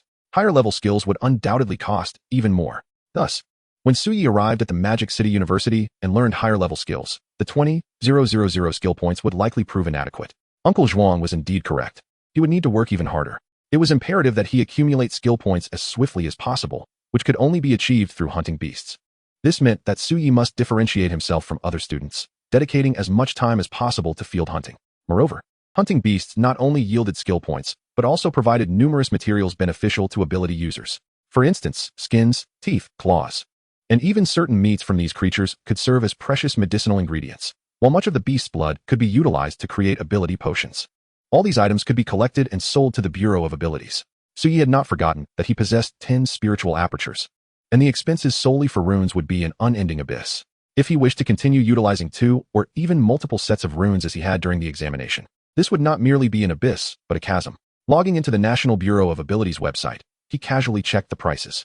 A first-grade rune typically cost around 80,000. A complete set of 10 would amount to 800,000, and preparing 2 sets would require 1.6 million. The 5 million scholarship that had just been credited to his account suddenly lost its allure. Indeed, as teacher Li Sun had noted, this 5 million was merely a living allowance for Su Yi in the Magic City. And then there were living expenses, which also constituted a significant financial burden. The energy consumption of ability users necessitated a special diet, including beast blood and premium fruits and vegetables. Furthermore, to enhance his cultivation speed, it would be best to integrate ability potions into his regimen. As he calculated, Suyi began to feel a sense of bewilderment. He had initially thought he would be affluent, only to discover that entering university would render him even poorer. "Excuse me, may I switch seats with you?" A soft female voice suddenly broke through Su Ye's reverie, pulling him back to reality. Beside him sat a girl with flowing hair, her form accentuated by a fitted t-shirt and snug jeans. Her features were exquisitely refined, while she may not rival a superstar. She certainly embodied the essence of an everyday goddess. She held an information board, suggesting she too was a fresh graduate, just like himself. With the college entrance examination recently concluded, the time to fill out preferences was approaching, and many students would likely choose this moment to visit their desired schools. This girl was likely among them. Alright. Suyi initially presumed that the girl merely wished to gaze out at the scenery beyond the window. However, upon switching seats, he swiftly realized that this was far from the truth. She was seeking refuge from unwanted attention. Accompanying her were another male and female classmate. The trio were all fresh graduates from the same school in Shannon, embarking on a journey to the magical city. The other female student was also quite attractive, yet her figure paled in comparison to that of Wu Ziwei. The solitary male among them was impeccably dressed, clearly hailing from an affluent background. From the moment the plane took off, he incessantly chattered away at Wu Ziwei, and even after the seat change, his persistence did not wane. "Ziwei, I genuinely recommend that we apply to Nanjiang Ability University together. Although it isn't a national key institution, it stands out among first-tier ability universities. I dare to apply with a score of 1600. With your score of over 2000, what is there to fear? My brother is at Nanjiang, 2 years ahead of us.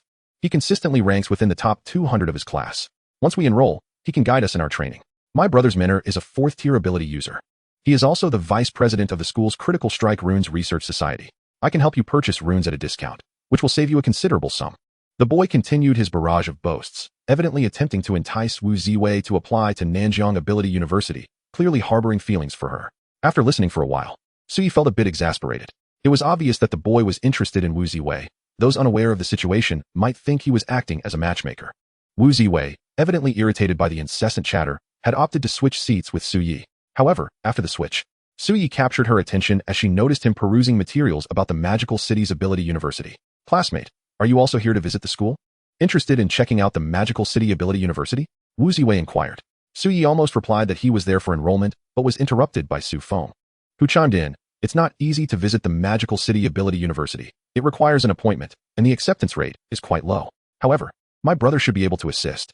Their society collaborates with the Magical City Ability University. Frankly, the university is just average.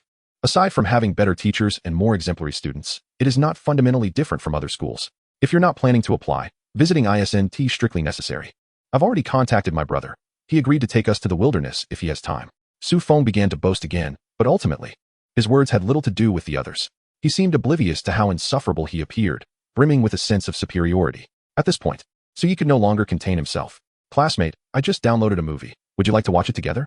He decisively produced a USB drive, transforming the information board into a makeshift screen. "Sounds great." Wu Ziwei immediately agreed, connecting her headphones via Bluetooth. As the movie's sound filled the air, both felt an instant relief from the noise surrounding them. Su Feng, witnessing this, was visibly displeased but found himself powerless to intervene, redirecting his attempts at conversation towards the other female student instead. Thank you. Wu Ziwei gestured to Su Yi, acknowledging that without him, she would likely have endured relentless harassment throughout the flight. It's nothing, Su Yi returned the gesture. In that moment, Wu Ziwei realized that despite Su Ye's understated attire, his looks far surpassed those of Su Feng. Moreover, he lacked the cloying scent of perfume, instead exuding a refreshing aura of vitality. Consequently, she found herself stealing glances at him throughout the flight, a sight that only intensified Su Feng's irritation. Finally, the plane touched down at the airport in the magical city. Su Feng once again approached Wu Ziwei. Ziwei, my brother has arrived at the airport to pick us up. You should come with us. Tomorrow he can take us to tour various schools. It would be quite inconvenient for you to go alone. His remarks were directed solely at Wu Ziwei. Showing no intention of inviting Su Yi, he felt overshadowed by Wu Ziwei's laughter and camaraderie with Su Yi during the film, and allowing Su Yi to accompany them would leave him with little opportunity to engage her. Wu Ziwei found herself in a dilemma. Su Feng had a point. Without her acceptance letter, visiting the schools would be cumbersome. Yet, she was exceedingly averse to spending even a second longer with him. In contrast, Su Yi provided a sense of stability and assurance. Classmate, I'm sorry, but I'd like to invite you as well. However, my brother doesn't allow me to bring strangers. Su Feng remarked sarcastically. What does it matter if you're handsome? In the end, the goddess will still choose to walk with me. At that moment, a black Hongqi sedan came to a stop in the passenger pickup area. Its stately and dignified appearance, coupled with robust tires and a futuristic design of the headlights, glimmered with a bulletproof coating, instantly attracting a multitude of gazes. Wow, that is a Hongqi Wulong. A customized model for the Magical City Ability University. It's unique to them across all of China. Su Feng exclaimed, astonishment evident in his voice. Who is it here to pick up? Look at that person's badge. He is the Vice Dean of the Weaponry Institute at the Magical City Ability University. Is there some distinguished guest arriving today? Upon seeing the driver emerge, Su Feng nearly squealed with excitement, as a crowd quickly gathered around. Though Su Yi was unaware of the significance of the vehicle, he recognized the individual stepping out, his teacher, Li Sun. Despite having explicitly stated he didn't require assistance, Li Sun had come to greet him. Su Yi approached him swiftly. Hey, what are you doing? That is someone from the Magical City Ability University, here to pick someone up. Don't cause trouble. Su Feng urgently hissed, but the next moment, his mouth fell agape, eyes wide in disbelief. Su Yi, he just got into the car. Chapter 34 Yet, Su Yi's teacher also had a strict no-stranger policy. Su Feng's mind was now a blank slate. At this moment, it dawned on him that the car was there to pick up Su Yi. The distinguished guest he had mentioned was none other than Su Yi himself. All he could think about was one question. Who exactly was Su Yi? Wu Ziwei's mouth hung open in astonishment, her heart racing with a mix of anticipation and disappointment. She had developed a fondness for Su Yi and had intended to invite him to explore the various schools in the magical city together. But now it seemed that opportunity had vanished. Just then, as Su Yi was about to close the car door, he poked his head out once more. Classmate Ziwei, would you like to visit the Magical City Ability University? I can also help you schedule appointments for other schools. Su Yi's desire to assist was rooted in the noble tradition of altruism cherished by the Huaxia people, and he could not bear the thought of leaving such a stunning beauty to the clutches of Su Feng, who had ulterior motives. Absolutely. Wu Ziwei was momentarily taken aback, but soon joyfully followed suit. I apologize, fellow student. I wish to extend an invitation to you as well. However, my teacher forbids bringing along strangers. After relaying Su Feng's earlier words verbatim, Su Yi closed the car door. Li Sun pressed the accelerator and sped away, leaving Su Feng standing in place, utterly bewildered and disheveled. Meanwhile, seated in the car, Wu Ziwei felt an undeniable surge of anxiety.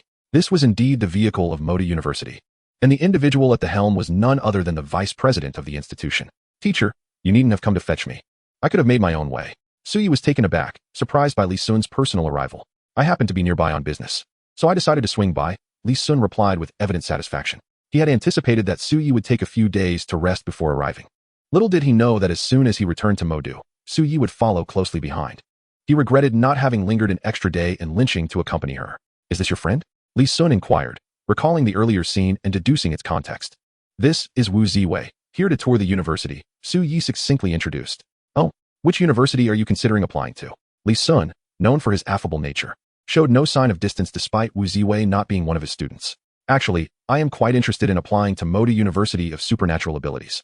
But my grades might be precarious. Therefore, I am currently considering rejuvenating my studies at the University of Supernatural Abilities. Wu Ziwei, feeling more at ease with Li Sun's approachable demeanor, shared her aspirations. Ah, I see, Li Sun responded. You need not apply solely to the Mage College. Huh. Wu Ziwei was perplexed by Li Sun's implication. What I mean is, you can apply to other faculties at Manhwaudiobook University, such as the Logistics College. Your Qinglian geothermal fire possesses remarkable efficacy in potion crafting and weapon forging. The Logistics College has significantly lower ranking requirements, Su Yi elucidated, having perused extensive information about Manhwaudiobook University prior to their arrival. Is that truly feasible? Wu Ziwei's interest was piqued. The prospect of attending Manhwaudiobook University of Supernatural Abilities was indeed enticing. Absolutely. And you needn't worry about your training. Enrolling in the Logistics College will not hinder your practice of mage skills. You would merely undertake occasional logistical tasks. Then I shall apply to Manhwaudiobook University of Supernatural Abilities.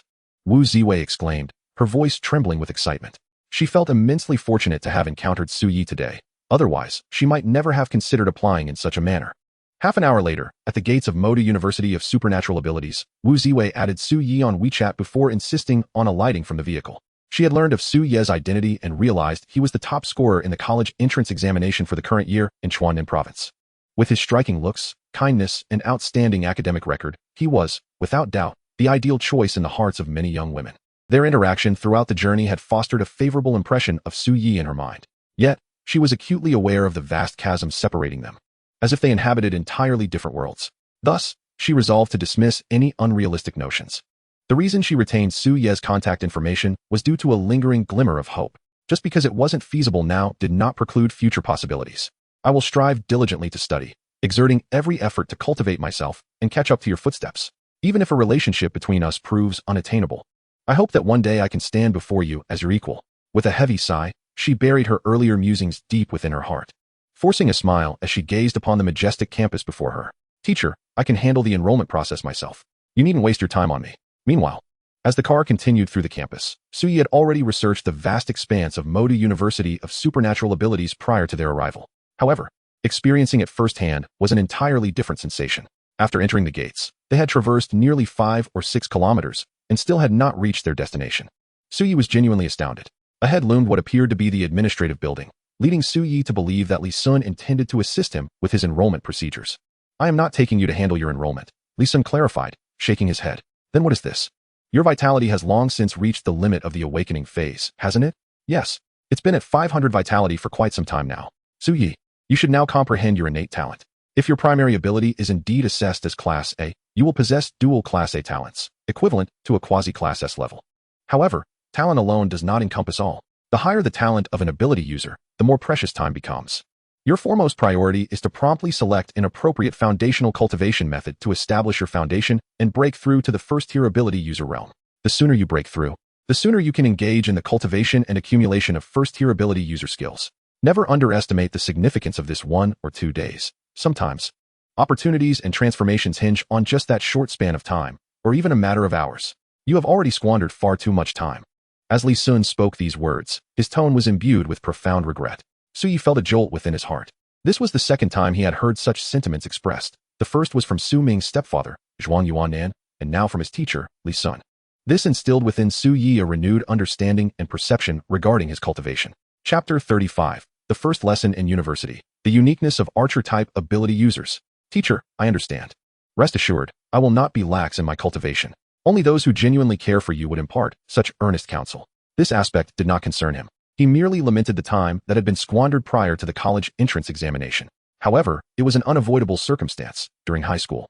Unless one hailed from a family of supernatural abilities or possessed substantial financial means, it was nearly impossible to obtain foundational cultivation methods. In reality, many candidates, like himself, had already reached the limit of the awakening phase before even entering university. Today, I will take you to choose your cultivation method, and we will discuss your breakthrough afterward. Not only is realm cultivation crucial, but skill development must also be prioritized. Su Yi, the fact that you have transformed from an original E-class talent to a dual A-class talent is an extraordinary stroke of fortune, something countless individuals can only dream of. This, too, has inevitably determined that you are no longer an ordinary university student endowed with supernatural abilities, nor can you tread the same path of cultivation as your peers. From this moment forth, your ambition is not merely to surpass your contemporaries or to adhere to a conventional learning regimen, but to strive with utmost fervor and rapidity to become a formidable force, one capable of shouldering the grand mission of the rejuvenation of the Chinese nation. At last, Li Sun halted before a towering edifice seemingly encircled by 4 stone pillars, the ability center of Magic Capital University. Upon gazing at the imposing characters adorning the entrance, Su Yi felt a twinge of disbelief. There is no need for astonishment. The leading universities in China typically possess their own independent centers for supernatural abilities. albeit on a smaller scale than those found in base cities. While Li Sun exuded warmth and approachability, his demeanor shifted to one of grave decisiveness when the subject of supernatural cultivation arose. Without even locking the car door, he ushered Su Yi into the ability center and promptly utilized his access card to unlock a training room. This chamber was at least 4 times the size of the training rooms in the Lin Capital's ability center. It housed numerous exceedingly expensive instruments, as well as a vast screen. Notably, before them stood an immense metal rack, laden with an array of weaponry, swords, spears, halberds, bows, and an abundance of firearms and staves, alongside various peculiar arms. Before embarking on the cultivation of foundational techniques, there are a few matters you must confirm. The first is whether you are resolute in your desire to become a marksman-type supernatural practitioner. Li Sun's serious tone sent a jolt through Su Ye's heart. Is not my innate ability most suited for becoming a marksman? Indeed, your innate talent is indeed most conducive to that path. However, innate abilities are merely one of the factors determining a supernatural practitioner's cultivation direction. They merely indicate what you are more suited to do, not what you are exclusively confined to. For instance, your awakened skill of drawing without releasing can only achieve its fullest potential when paired with archery equipment. Elemental abilities can be maximized with the aid of a staff. Yet simultaneously, the drawing without releasing skill can also be employed in the charging and striking of swords. And elemental powers can envelop blades to enhance the potency of offensive techniques. As the saying goes, humans are mortal, but rules are mutable. The same holds true for supernatural powers. The awakened abilities may be static, but the manner of their application is dynamic. Many endowed with marksman or mage talents ultimately choose to become warrior-type practitioners. Moreover, it is generally observed that exceptional supernatural practitioners endeavor to cultivate a secondary weapon whenever possible. Li Sun elucidated. Upon hearing Li Sun's words, Su Yi found herself in a state of hesitation. Teacher, is it not said that marksmen and mage practitioners possess the highest offensive capabilities among all types of supernatural practitioners? Why then would some forsake their talents to pursue other paths? This, in fact, is a long-standing conundrum. Marksmen and mage practitioners are positioned as damage dealers on the battlefield, which necessitates that they forfeit certain aspects of agility and physical prowess, consequently leading to inadequate self-protection. Thus, the mortality rate for marksmen and mages in various combat zones is exceedingly high. Furthermore, the cultivation of marksmen and mages is significantly more arduous. Typical warrior-type practitioners possess a relatively balanced attribute distribution, allowing them to easily venture into wilderness zones and hunt demonic beasts solo. In contrast, marksmen and mages are ill-equipped for protracted engagements with such creatures. The beasts in wilderness zones differ vastly from those encountered in examination contexts. Achieving a one-hit kill is seldom feasible, especially against unique entities like the serpent-tailed turtle. Consequently, marksmen and mages typically require the accompaniment of warrior-type practitioners or support-type practitioners when venturing out, inevitably leading to diminished cultivation efficiency and increased difficulty in resource acquisition. Additionally, the weaponry utilized by marksmen and mages is often more costly, the enhancement of skills is more challenging, and the requirements for training environments are notably distinct. For example, certain firearms practitioners can attack from distances exceeding 10 kilometers, necessitating specialized shooting ranges. Meanwhile, mages may require specific environmental conditions for their training. Therefore, you must contemplate your cultivation direction. Once you embark on this path, any subsequent alterations will entail a relearning of skills, resulting in a significant waste of time. Choosing the marksman direction implies that you must exert even greater diligence. Li Sun's tone grew increasingly solemn. At this moment, he felt a twinge of anxiety within. He desired a prodigious marksman student. However, should Su Yi choose to pursue a different type, he would have to relinquish that aspiration. Thus far, he has developed a fondness for Su Yi, whose resilience and diligence embody the finest qualities of a marksman. Teacher, I have made my decision. I shall be a marksman-type practitioner. Not only that, but I aspire to become an exceptionally powerful one. Su Yi had perused the relevant literature. Among the high-tier supernatural practitioners in China, marksmen and mages are indeed scarce. Yet, within expansive battlefields, the contributions of marksmen and mages are unparalleled and irreplaceable by other types.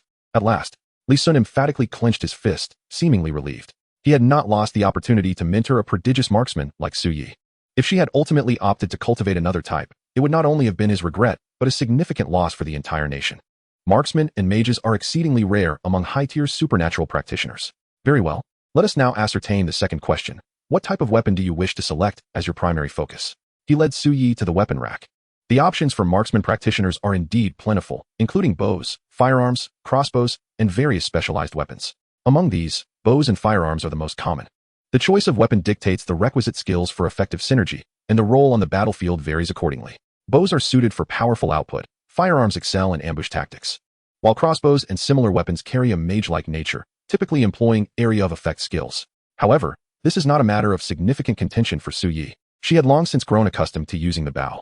Furthermore, her innate skill, augmented by the 10 spirit apertures, ensures that only the bow can unleash her full potential. In a word, it is about explosive damage. A single arrow flow. Once these two aspects are determined, the direction for your foundational technique selection will also become apparent. Lee Sun retrieved 4 tomes from his spatial ring and presented them to Suyi. Chapter 36. Foundational Techniques. Advancement to Rank 1 Supernatural Practitioner. These are the 4 premier foundational techniques I have selected for you, each meticulously suited to your needs.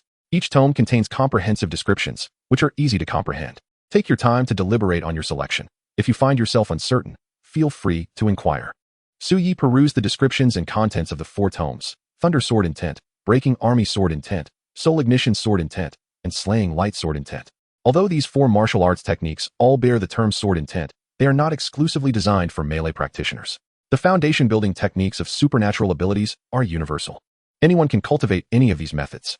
The essence of foundation building lies in endowing supernatural powers with a unique form, thereby bestowing certain remarkable characteristics. The Thunderous Sword Intent, once foundationally established, possesses additional destructive power against elemental shields, while the Breaking Army Sword Intent is particularly effective against strength-based shields.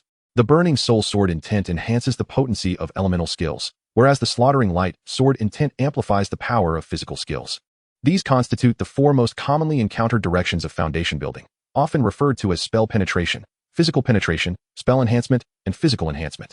In simpler terms, they serve to augment spell and physical penetration, as well as enhance spell or physical attack potency. Teacher, is it possible for one person to cultivate several different foundation building techniques simultaneously? Suyi mused, believing that all 4 techniques were highly suitable for him, each promising significant benefits. Relatively speaking, the Breaking Army Sword Intent and the Slaughtering Light Sword Intent aligned more closely with his critical hit path. Yet choosing between the 2 proved to be quite a dilemma. You are not the first to pose this question. Theoretically, there is no issue with simultaneously cultivating multiple foundation building techniques. However, to date, no one has succeeded in doing so. Lee Sun responded to Su Ye's inquiry without surprise. Foundation building of supernatural abilities is akin to forging raw iron into a weapon. A knife is just a knife, and a sword is just a sword. One cannot be both a knife and a sword simultaneously. Then I have made up my mind. I choose the Slaughtering Light Sword Intent. I am pursuing a path of critical hit damage, and enhancing my base attack is essential for maximizing my damage output. Do not rush your decision. Take your time to ponder it carefully. Once you embark on foundation building, it will likely accompany you for life, so it must be approached with utmost caution. Once you have decided, strike while the iron is hot, and complete your foundation here to break through to the first tier. Do not concern yourself with anything else. I will handle it for you. After your breakthrough, we can discuss methods of cultivating your supernatural abilities and skills. I have already recharged this training room for 2 days, which should suffice for your breakthrough. After offering a few more words of caution, Lee Sun departed the training room, leaving space for Su Yi. When it came to selecting a foundation building technique, he could only provide advice. The final decision rested solely with Su Yi. Is it truly impossible to cultivate multiple foundation building techniques simultaneously? Su Yi wondered as he retrieved the complete version of the Slaughtering Light Sword Intent from the training room system. Absorbing its contents with great care, he then began to refine his supernatural ability according to the technique.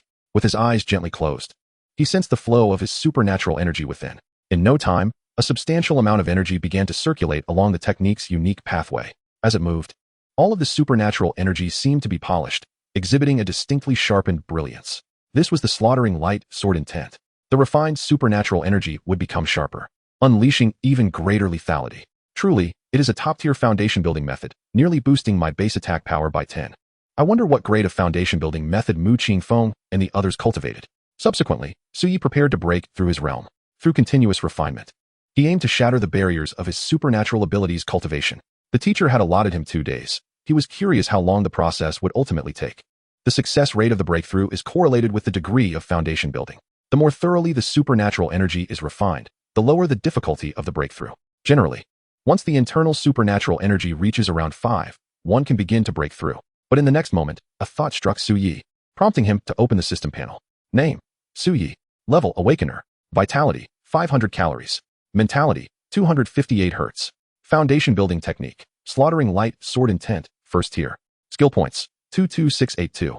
As expected, a new entry for the foundation building technique appeared in the system panel, accompanied by a plus sign indicating that skill points could be directly allocated. However, Su Yi was even more delighted to discover that a plus sign also appeared next to his supernatural ability level. This meant he need not adhere to a step-by-step cultivation process. He could directly level up by allocating skill points. It should be due to cultivating the foundation building technique, fulfilling the conditions for promotion. Without hesitation, Suyi clicked the plus sign next to his level. Since he could allocate points, there was no need to waste time. Moreover, he needed to verify the extent of skill point consumption for level upgrades. In the next moment, an enigmatic sensation suddenly enveloped him. Suyi felt as if some shackles within him had vanished. It was as if his supernatural ability had undergone a metamorphosis, instantly achieving growth. Was it truly this simple? Clenching his fist slightly, he sensed the explosive power of his supernatural ability, now at least twice as potent as before. Eagerly, he reopened the panel. Name: Suyi. Level: First Tier Beginner. Vitality: 550 calories. Mentality: 300 Hz. Spirit Aperture Runes. Initial.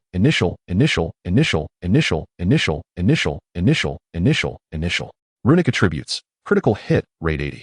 Talented Ability: Lure Without Release S. Acquired Skills: Divine Archery, Beginner, Strong Strike, Master Level. Foundation Building Technique: Slaughtering Light Sword Intent, First Tier. Skill Points: 12682. I consumed a staggering 10,000 skill points. Moreover, the plus sign next to the level had vanished, indicating that the remaining skill points were insufficient to continue leveling up. If it required so many points to progress from Awakener to First Tier Beginner, the subsequent stages would surely be even more daunting. If the level demands are this formidable, it is likely that skills will require no less. Not to mention the consumption of vitality and mentality. While my strength has increased, the places where skill points are consumed have also multiplied. Had I known this, I would have been more prudent in my cultivation. Glancing at the time, merely half an hour had passed. The teacher might not even have returned home yet. Seeking him out now might be a bit excessive. Suyi resolved to remain low-key, deciding to wait until tomorrow to discuss further cultivation with Lee Sun. In the meantime, he continued to refine his supernatural ability. After all, possessing 10 spirit apertures meant that his total supernatural energy was 10 times that of an ordinary person. Completing the refinement would naturally require even more time. However, just a few minutes into his practice, Suyi abruptly halted, gazing thoughtfully at the 3 remaining foundation-building manuals displayed on the large screen. The primary reason one cannot cultivate multiple foundation-building techniques simultaneously is that the attributes of the refined supernatural abilities differ vastly across various foundation methods, resulting in conflicts. It is akin to being a supernatural vehicle that can run on either diesel or gasoline, but one must never mix the two. Yet what if? A jolt of inspiration surged through Suyi, a bold idea striking him with the force of a thunderclap. What if I had 2 fuel tanks? One for diesel and the other for gasoline. As long as I manage the fuel valves and use only one type of fuel at a time, wouldn't that work? Chapter 37. The Formidable Mentor, a Dual-Type Master. An awakening dawned upon Suyi, illuminating his thoughts entirely. The key point is that I possess 10 spirit apertures, which is equivalent to having 10 fuel tanks. So, why can't I store 10 different types of fuel? Why not give it a try? He promptly summoned the complete version of the Thunder Sword Intent from the training room system, immersing himself in its study, committing it to memory. Simultaneously, his inner powers surged, channeling all the abilities refined by the Ling Ming Sword Intent into one of the 10 spirit apertures, subsequently sealing it to ensure that the powers would not leak out. Then, he began to refine once more using the Thunder Sword Intent. A few minutes later, Suyi abruptly opened his eyes, his gaze brimming with indescribable delight. It worked. He had succeeded. Without hesitation, he retrieved the complete version of the Breaking Army Sword Intent and continued his memorization. At the same time, he concentrated the abilities he had just refined with the Thunder Sword Intent into the second spirit aperture, sealing it once again. Then came the Soul Burning Sword Intent. Half an hour later, Suyi sequentially activated the powers within the 4 spirit apertures, sensing the differences among them, a sly smile curling at the corners of his mouth. He even let out a cackle reminiscent of a duck. I did it. I am simultaneously cultivating 4 foundational techniques. He had already experimented and found that the 4 elemental powers could be used seamlessly. The only drawback was that before switching powers, he needed to compress the inner abilities into the corresponding spirit aperture. However, he had already devised a solution. After all, with an abundance of abilities, he felt no need to compress them. It was akin to an aircraft shedding fuel before landing. Simply releasing it would suffice. There are numerous foundational techniques available, and he could certainly cultivate several in the future. Just like runes, he could adaptively switch based on different circumstances. Since it was inconvenient to seek out Lee Sun at the moment, Suyi opted to continue his training and refining of abilities. Although the system could directly allocate points to foundational techniques, he preferred to prioritize the cultivation of his abilities and skills until the consumption of foundational techniques was fully clarified. Upon reaching the first rank, Suyi experienced a slight enhancement in both his vitality and spirit. He experimented and found that during the Awakener phase, the ratio of points allocated to spirit and vitality was 3 to 1. Upon reaching the first rank, this ratio transformed to 10 to 1. The limit for vitality at the first rank is 1,000 points. If he were to max it out, he would still need approximately 5,000 points. Levels: vitality, spirit, techniques, skills. After the college entrance examination, he had accumulated over 20,000 skill points, which had initially filled him with pride. Yet now, it seemed woefully inadequate. Hunting magical beasts was the sole method for acquiring skill points. It appeared that he would need to find time to venture into the wild for beast hunts. Suyi began to formulate a preliminary plan for his forthcoming university life. The more he hunted, the more skill points he would accrue, and the faster his strength would elevate. Additionally, hunting magical beasts would also yield materials to sell, enabling him to purchase equipment, runes, and potions. The thought of spending money made Suyi's forehead furrow. While others required only 1 rune for a single spirit aperture, he needed 10 for his 10 apertures. Accounting for the use of other combination sets, the total would be even greater. Although the school had promised to provide him with equipment, they only offered 1 set, which he would have to replace at his own expense once damaged. Runes were similarly limited, and any extras would also need to be purchased independently. The saying poor in culture, rich in martial prowess implies that those with abilities tend to be wealthier. However, Suyi now grasped the deeper meaning of this phrase. One must possess wealth to become an exceptional ability user. Early the next morning, Suyi called teacher Li Sun. So soon. Upon hearing that Suyi had successfully established his foundation, Li Sun was astounded. The university in Magic City boasts numerous prodigies, with the fastest foundation establishment record being 20 hours, achieved by an S-rank genius. Hence, he had estimated 3 days for Suyi. Yet, after just 1 night, Suyi had made the leap. Perhaps it was due to his dual awakening. Indeed, that could be a possibility. Fortunately, Li Sun did not linger on this matter. Shortly thereafter, he arrived at the Ability Center and retrieved several tomes from the training system. The selection of ability cultivation methods was limited, with only 2 suitable for archers, the 9-yang technique and the Great Void Scripture. The former emphasizes solidifying the foundation and gradual progress, while the latter is more flexible but demands higher comprehension. Which one to cultivate is your decision. Subsequently, Li Sun directly produced 2 tomes from his spatial ring. These 2 are skills I personally created: Silent Heavy Strike and Shadow Split Arrow. They are the culmination of my life's work, possessing formidable power, and have been cataloged by the China Ability Bureau as S-rank. The fact that my teacher created these skills, S-rank combat techniques. Suyi's heart raced. To be capable of creating skills indicates that Li Sun's understanding in this realm has reached an unparalleled level, even among 7th rank ability users. Those who can create their own skills are exceedingly rare. Truly, he is worthy of being the foremost archer-like ability mentor in China. Skills are inherently derived from innate abilities, so their level classification mirrors that of innate powers. Those who create S-rank skills are bestowed with a special title, Master. His teacher is actually an ability master. This talent is utterly astonishing. Once your rank reaches the 3rd tier, I have another skill to impart to you, which is an SS rank skill. Li Sun said with a smile. More? An SS rank still? Suyi felt overwhelmed. This was no mere apprenticeship. It was as if he had found a father figure. How fortunate he was. For the other skills, once you complete your enrollment process, you can directly select from the school's database and make your choices. If you're uncertain, feel free to consult me. I am here to discuss the matters of secondary weapons or secondary professions. Secondary weapons and secondary professions? Do you mean I should also train in weapons other than the bow and cultivate skills in other professional directions? Suyi was left bewildered. Of course. I previously mentioned that archer-type ability users lack sufficient self-defense capability, especially at lower tiers. To become a formidable force, one must first ensure survival. Therefore, you must train in a secondary weapon and profession to enhance your survival abilities. On the battlefield, you cannot entirely rely on others for your safety. Li Sun stated calmly. Your subsequent training will primarily focus on archery, but you must also cultivate skills in swords and other weapons to ensure that, when faced with danger and forced into close combat with an enemy, you retain a degree of self-defense capability, at the very least. You should be able to hold on until help arrives. My secondary weapon is the sword. There have been several instances where I encountered peril and ultimately relied on my swordsmanship to preserve my life. Suyi nodded earnestly.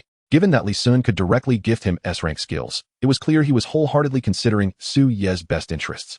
While he was not familiar with the training of other weapons and professions, he could provide substantial assistance in swordsmanship, allowing Suyi to avoid many detours. Without any exaggeration, even if I were to forsake all ranged weapons and skills, my prowess would still position me among the elite of the 7th tier ability users. Li Sun's tone was remarkably calm. However, Suyi could not help but feel a jolt in her heart upon hearing this. A marksman ability user, capable of overwhelming peers with a sword? This is utterly astonishing. Many sword-type ability users may not even reach such heights. Teacher, I have made my decision. I wish to follow you and learn the art of swordsmanship. With Li Sun's guidance, much of the effort could be spared. Very well. I shall now help you identify some archery and swordsmanship skills that befit you. Subsequently, Li Sun provided Suyi with a list for her selection. This further alleviated the time and energy required for Suyi to choose her skills. Chapter 38. Cultivating Skills. The Birth of Su-Ye's Fear of Insufficient Skill Points. The array of skills available to ability users is vast, and their functions intricate. They are generally categorized into offensive, defensive, mobility, supportive, and body-refining skills. If Su-Ye were to select on her own, she would likely be at a loss. Yet, with a mentor's assistance, the arduous selection process was bypassed entirely. After careful deliberation and Lee Sun's recommendations, Su-Ye ultimately settled on 5 skills, all rated A-class. Divine Archery, A-class. This is a fundamental skill for marksman-type ability users, also referred to as physical technique, encompassing a multitude of foundational moves, footwork, and techniques, maximizing the transformation of standard attacks. Not only marksmen, but other types of ability users also possess similar foundational techniques. Although the individual skill is formidable, it places a considerable burden on both the spirit and body, rendering continuous execution impossible. It is akin to the cooldown period of skills in games. During these intervals, regular attacks must be utilized to maintain a seamless flow in combat while allowing the body and spirit adequate respite. Rapid Fire, A-class and explosive ability. Inflicting damage twice in a single attack, with the second strike's potency increasing as skill proficiency rises. Explosive Flame Power, A-class, a self-enhancing skill that ignites one's abilities, imbuing all other skills with explosive force to deal additional burst damage, reminiscent of the foundational technique of the soul-burning sword intent. Once activated, this skill continuously consumes one's abilities. This skill is equally effective for Su-Ye's supplementary swordsmanship. Divine Sword Technique, A-class, a display-type physical technique centered around the sword, a requisite skill for Su-Ye, who has chosen swordsmanship as her secondary weapon. Void Slash, A-class, a technique that condenses one's abilities into a blade of energy, released at close range. With these 5 skills, alongside the previously imparted Silent Heavy Strike, S-class, and Night Shadow Split Arrow, S-class, Su-Ye is now well equipped for both ranged and melee combat. Particularly, Divine Archery has directly replaced her earlier training in the initial Divine Archery, significantly enhancing the efficiency and effectiveness of her standard attacks. The cultivation of skills must be approached methodically, ensuring that every nuance is thoroughly understood. As the saying goes, a sharp axe requires no heavy labor. Steady practice is indeed the most expedient path to mastery. I estimate it will take you approximately 6 months to elevate all these skills to a high proficiency level.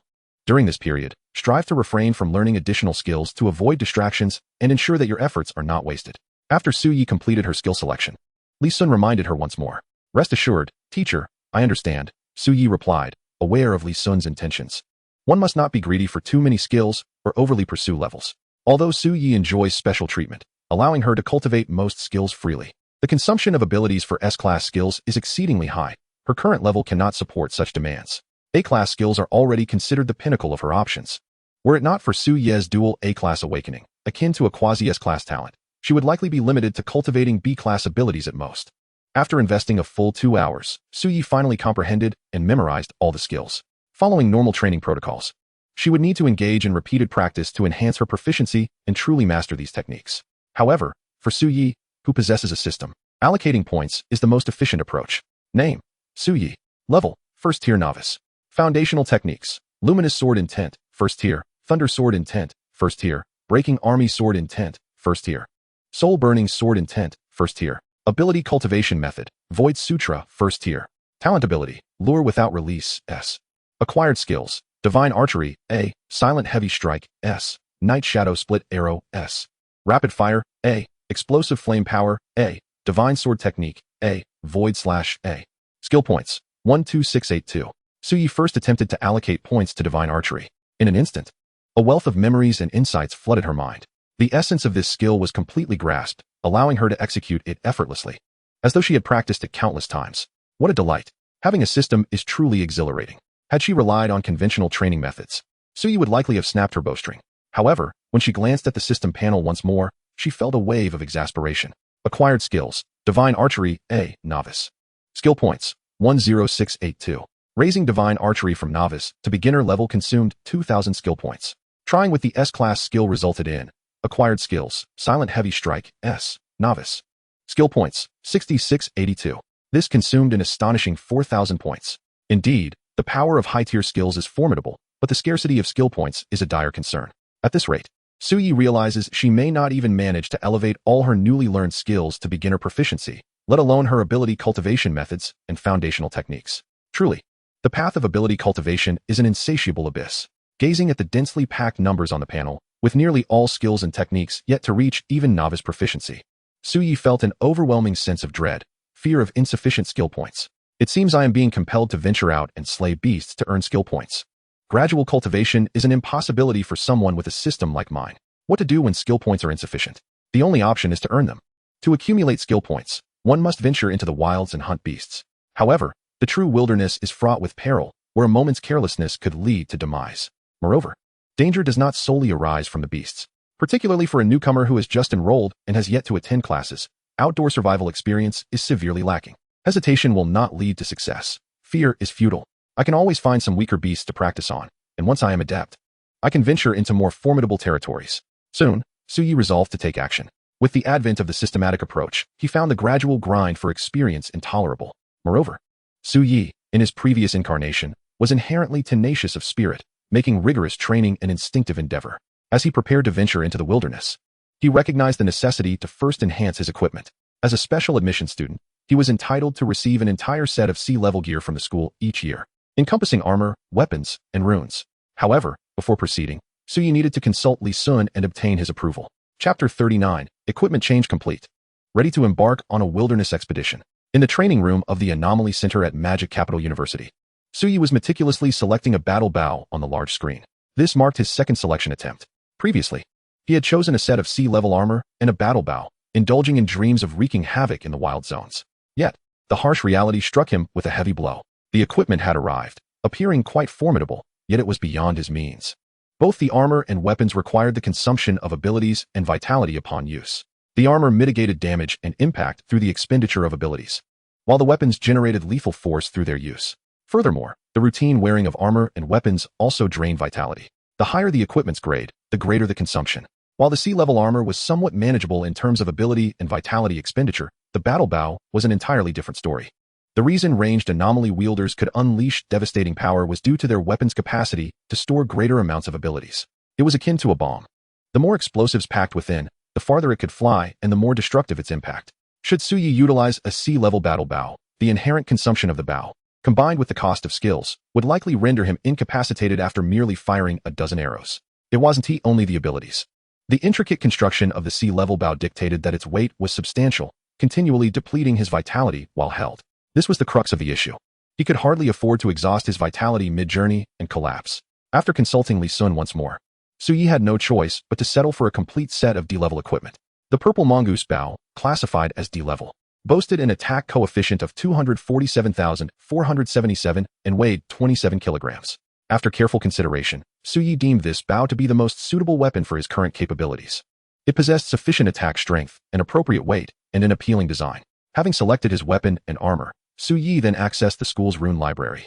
Upon ascending to the first-grade anomaly wielder rank, his spiritual cavity also expanded, allowing for the accommodation of more abilities and an increased capacity for runes. Compared to the initial runes, the attributes of first-grade runes were not significantly elevated, as the initial runes catered to the awakened anomaly wielders, prioritizing cost-effectiveness. Some even posited that initial runes and skills represented the pinnacle of the anomaly system. Reflecting on runes brought tears to Su Yi's eyes. Among the equipment provided by the school, only 2 runes were available. Su Yi envisioned a setup akin to the college entrance examination, desiring 2 sets of runes with different attributes. Thus, he would need to procure an additional 18 runes himself. The price of a single first-grade rune generally hovered around 80,000, and even with the school's discount, it wouldn't be less than 70,000. Calculating the expenses, Su Yi would need to allocate approximately 1.3 million on runes. His scholarship was visibly dwindling. Fortunately, the attributes of first-grade runes had diversified. Coupled with the special attributes of the D-level battle bow, Su Yi could achieve a 100 critical hit probability with fewer than 10 runes. Consequently, he amassed sufficient critical hit attributes across both rune sets. Name: Su Yi. Level: first grade initial. Vitality: 550 calories. Mentality: 300 Hz. Spiritual cavity runes: level 1, level 1, level 1, level 1, level 1, level 1, level 1, level 1, level 1, level 1. Rune attributes: critical hit rate 70, attack coefficient 100, physical defense penetration 30. Skill points: 6682. The attributes of the second rune set were critical hit rate 70, devour 50, physical defense penetration 30. Both rune sets maximized Su Yi's attack efficacy while ensuring his original requirements were met. Soon, all the equipment was delivered to the training room. Adorned in his new gear, Su Yi felt an immediate perception of heightened stature, as if everything was well within his grasp. With the presence of devouring runes, he could afford to slightly defer his anomaly training methods. He could also briefly alter his foundational techniques. Therefore, the remaining skill points would be allocated to explosive flame force and swordsmanship. Having chosen the critical hit route, he intended to minimize entanglements with monstrous beasts. The explosive flame force would evidently maximize his attack potential. Concurrently, honing his swordsmanship would serve as a safeguard in crucial moments. In the wilderness, accumulating skill points by slaying beasts would necessitate self-reliance and self-defense, rendering swordsmanship training indispensable. Name: Suyi. Level: 1st grade initial. Foundational techniques: Sword Intent of Slaughtering Light, 1st grade. Thunder Sword Intent, 1st grade. Breaking Army Sword Intent, 1st grade. Soul Burning Sword Intent, 1st grade. Anomaly Training Method: Void Scripture, 1st grade. Talented Anomaly: Hold and Release, S. Acquired Skills: Divine Archery, A. Beginner, Silent Heavy Strike, S. Beginner, Night Shadow Split Light Arrow, S. Rapid Fire, A. Explosive Flame Force, A. Beginner, Divine Sword Technique, A. Beginner, Void/A. Beginner. Skill points: 682. Upon concluding the allocation of skill points, he found them nearly depleted. Nonetheless, the enhancement of his strength was undeniably significant. He intended to test his current combat prowess before setting off into the wilderness. Although venturing into the wild posed relative danger for Suyi, after he meticulously articulated his reasoning, asserting that only through genuine combat could he expedite his growth, Li Sun acquiesced to Suyi's request, even gifting him a D-level sword for self-defense. The students and faculty of Magic Capital University resided in villas equipped with dedicated training rooms. Hence, the Anomaly Center did not bear the functional burden of training. The primary purpose of these training rooms was to facilitate skill acquisition. They housed treasures forged by formidable mental anomaly wielders, enabling students to persistently study various manuals with the aid of the released mental energy. Without such assistance, even achieving tranquility would be impossible. This elucidated why the National Anomaly Bureau never had to fret about the unauthorized dissemination of skills, barring those created independently. For instance, Li Sun's self-created skill inherently bore his mental energy. The training room served an additional function, facilitating various tests related to skills and equipment, including assessments of anomaly wielders' attack power. Suyi activated the equipment designed for testing attack power. The essence of the device is a specially crafted alloy plate. The testers need only to unleash their assaults upon this alloy surface. As the testing apparatus activates, a colossal leaderboard materializes on the adjacent screen, displaying the scores and rankings of all participants. Students from the esteemed Magic City University strive to elevate their standings on this list, as the institution rewards higher rankings with additional training resources at fixed intervals. This serves as a motivating factor for the students to diligently hone their skills. I wonder if I will make the list. For now, let me commence with a basic attack. Suyi retracted his abilities, drew the sable bow, and condensed his powers into an arrow. Whoosh! The arrow instantly struck the testing apparatus. Suyi's gaze darted to the monitor. 780 calories. Chapter 40. The Test Before Departure, Terrifying Attack Power. Previously, at the Ability Center in Lin City, before the college entrance examinations, his ordinary attack hovered around 300 calories. Now, it had more than doubled. He lifted the sable bow once more, calmly condensing another arrow for another basic attack. 830 calories. Unlike the weapons he had wielded before, the sable bow he currently employed was of a far superior material and mechanism. The range of attack coefficients exhibited significant variance. Thus, the results of a basic attack were not constant, but fluctuated within a spectrum. The higher the grade of the bow, the more pronounced this fluctuation became. Although this introduced an element of chance for those using high-grade bows, it was precisely this allure that made archery captivating. With variability, the lower limit may be modest, yet the upper limit could be astounding. As one attains the realm of unity between man and weapon, a unique sensation can be harnessed, allowing the bow and arrow to unleash even greater destructive potential. Another arrow. 950 calories. Naturally, Suyi had not yet reached the realm of unity between man and weapon. Therefore, to ascertain the most accurate data regarding his basic attack, he needed to conduct several more trials, subsequently using the average value as a reference. 990 calories, 817 calories, 1,180 calories, 1,320 calories. After approximately 10 minutes of experimentation, Suyi finally relaxed his grip on the sable bow. By this point, he had gathered sufficient data to ascertain his average attack strength, which he concluded to be around 1050 calories. This was already thrice his previous capability. Such a figure was indeed astonishing. Now, let us test my innate skills. Next, Suyi began to employ his innate skill, drawing the sable bow and rapidly compressing his powers. 1 second, 2 seconds, all the way to 5 seconds, when Suyi released the bowstring. Bang! The arrow vanished in an instant, and the testing apparatus erupted with a thunderous roar, causing even the walls to tremble slightly. 6,841 calories. Upon seeing this number, Suyi was momentarily taken aback. This level of attack power was almost the pinnacle achievable by a first-tier ability user. Of course, mage-type individuals might surpass this. But he had merely unleashed his innate skill. As before, he continued to experiment in order to extract more precise data and gain a clearer understanding of his strength. 5,412 calories. This time, the figure was considerably lower, yet Suyi remained undeterred, continuing to cast his skill. 6,950 calories. 7,214 calories. 7,541 calories. The figures grew increasingly extraordinary, and Suyi was left in awe. Impatient, he abandoned the trial skills and activated all the runes within his spiritual apertures. The next arrow would undoubtedly deliver a critical strike, bolstered by an additional 100 in attack coefficient. Before the arrow was even released, an inexplicable tension coursed through Suyi, his heart racing. Drawing the bow and knocking the arrow, he held it taut. The moment the arrow left the string, a slender beam of purple light pierced the void from his hand. The air erupted with a sonic boom, as if to pierce eardrums. Then, a tremendous roar echoed, akin to the detonation of thunder. A layer of blue lightning rapidly flickered on the alloy plate of the testing apparatus, seemingly as if some extraordinary force had been activated to counteract and dissipate the arrow's destructive power. Suyi's gaze sharpened, fixating on the adjacent monitor. Instantly, his expression shifted to one of astonishment, nearly dropping his jaw. 24,542 calories. In a bid to inspire all students to continuously enhance their capabilities, Magic City University established numerous leaderboards. After all, among ability users, there are those who are not adept at offense. The attack power leaderboard is but one among many. It is now June. Magic City University is still within its normal teaching period, so the campus is bustling with students. As the academic year approaches its conclusion, many are fervently training to improve their standings and secure better resources for the next year. Thus, countless individuals enter the Ability Center daily to assess their performance.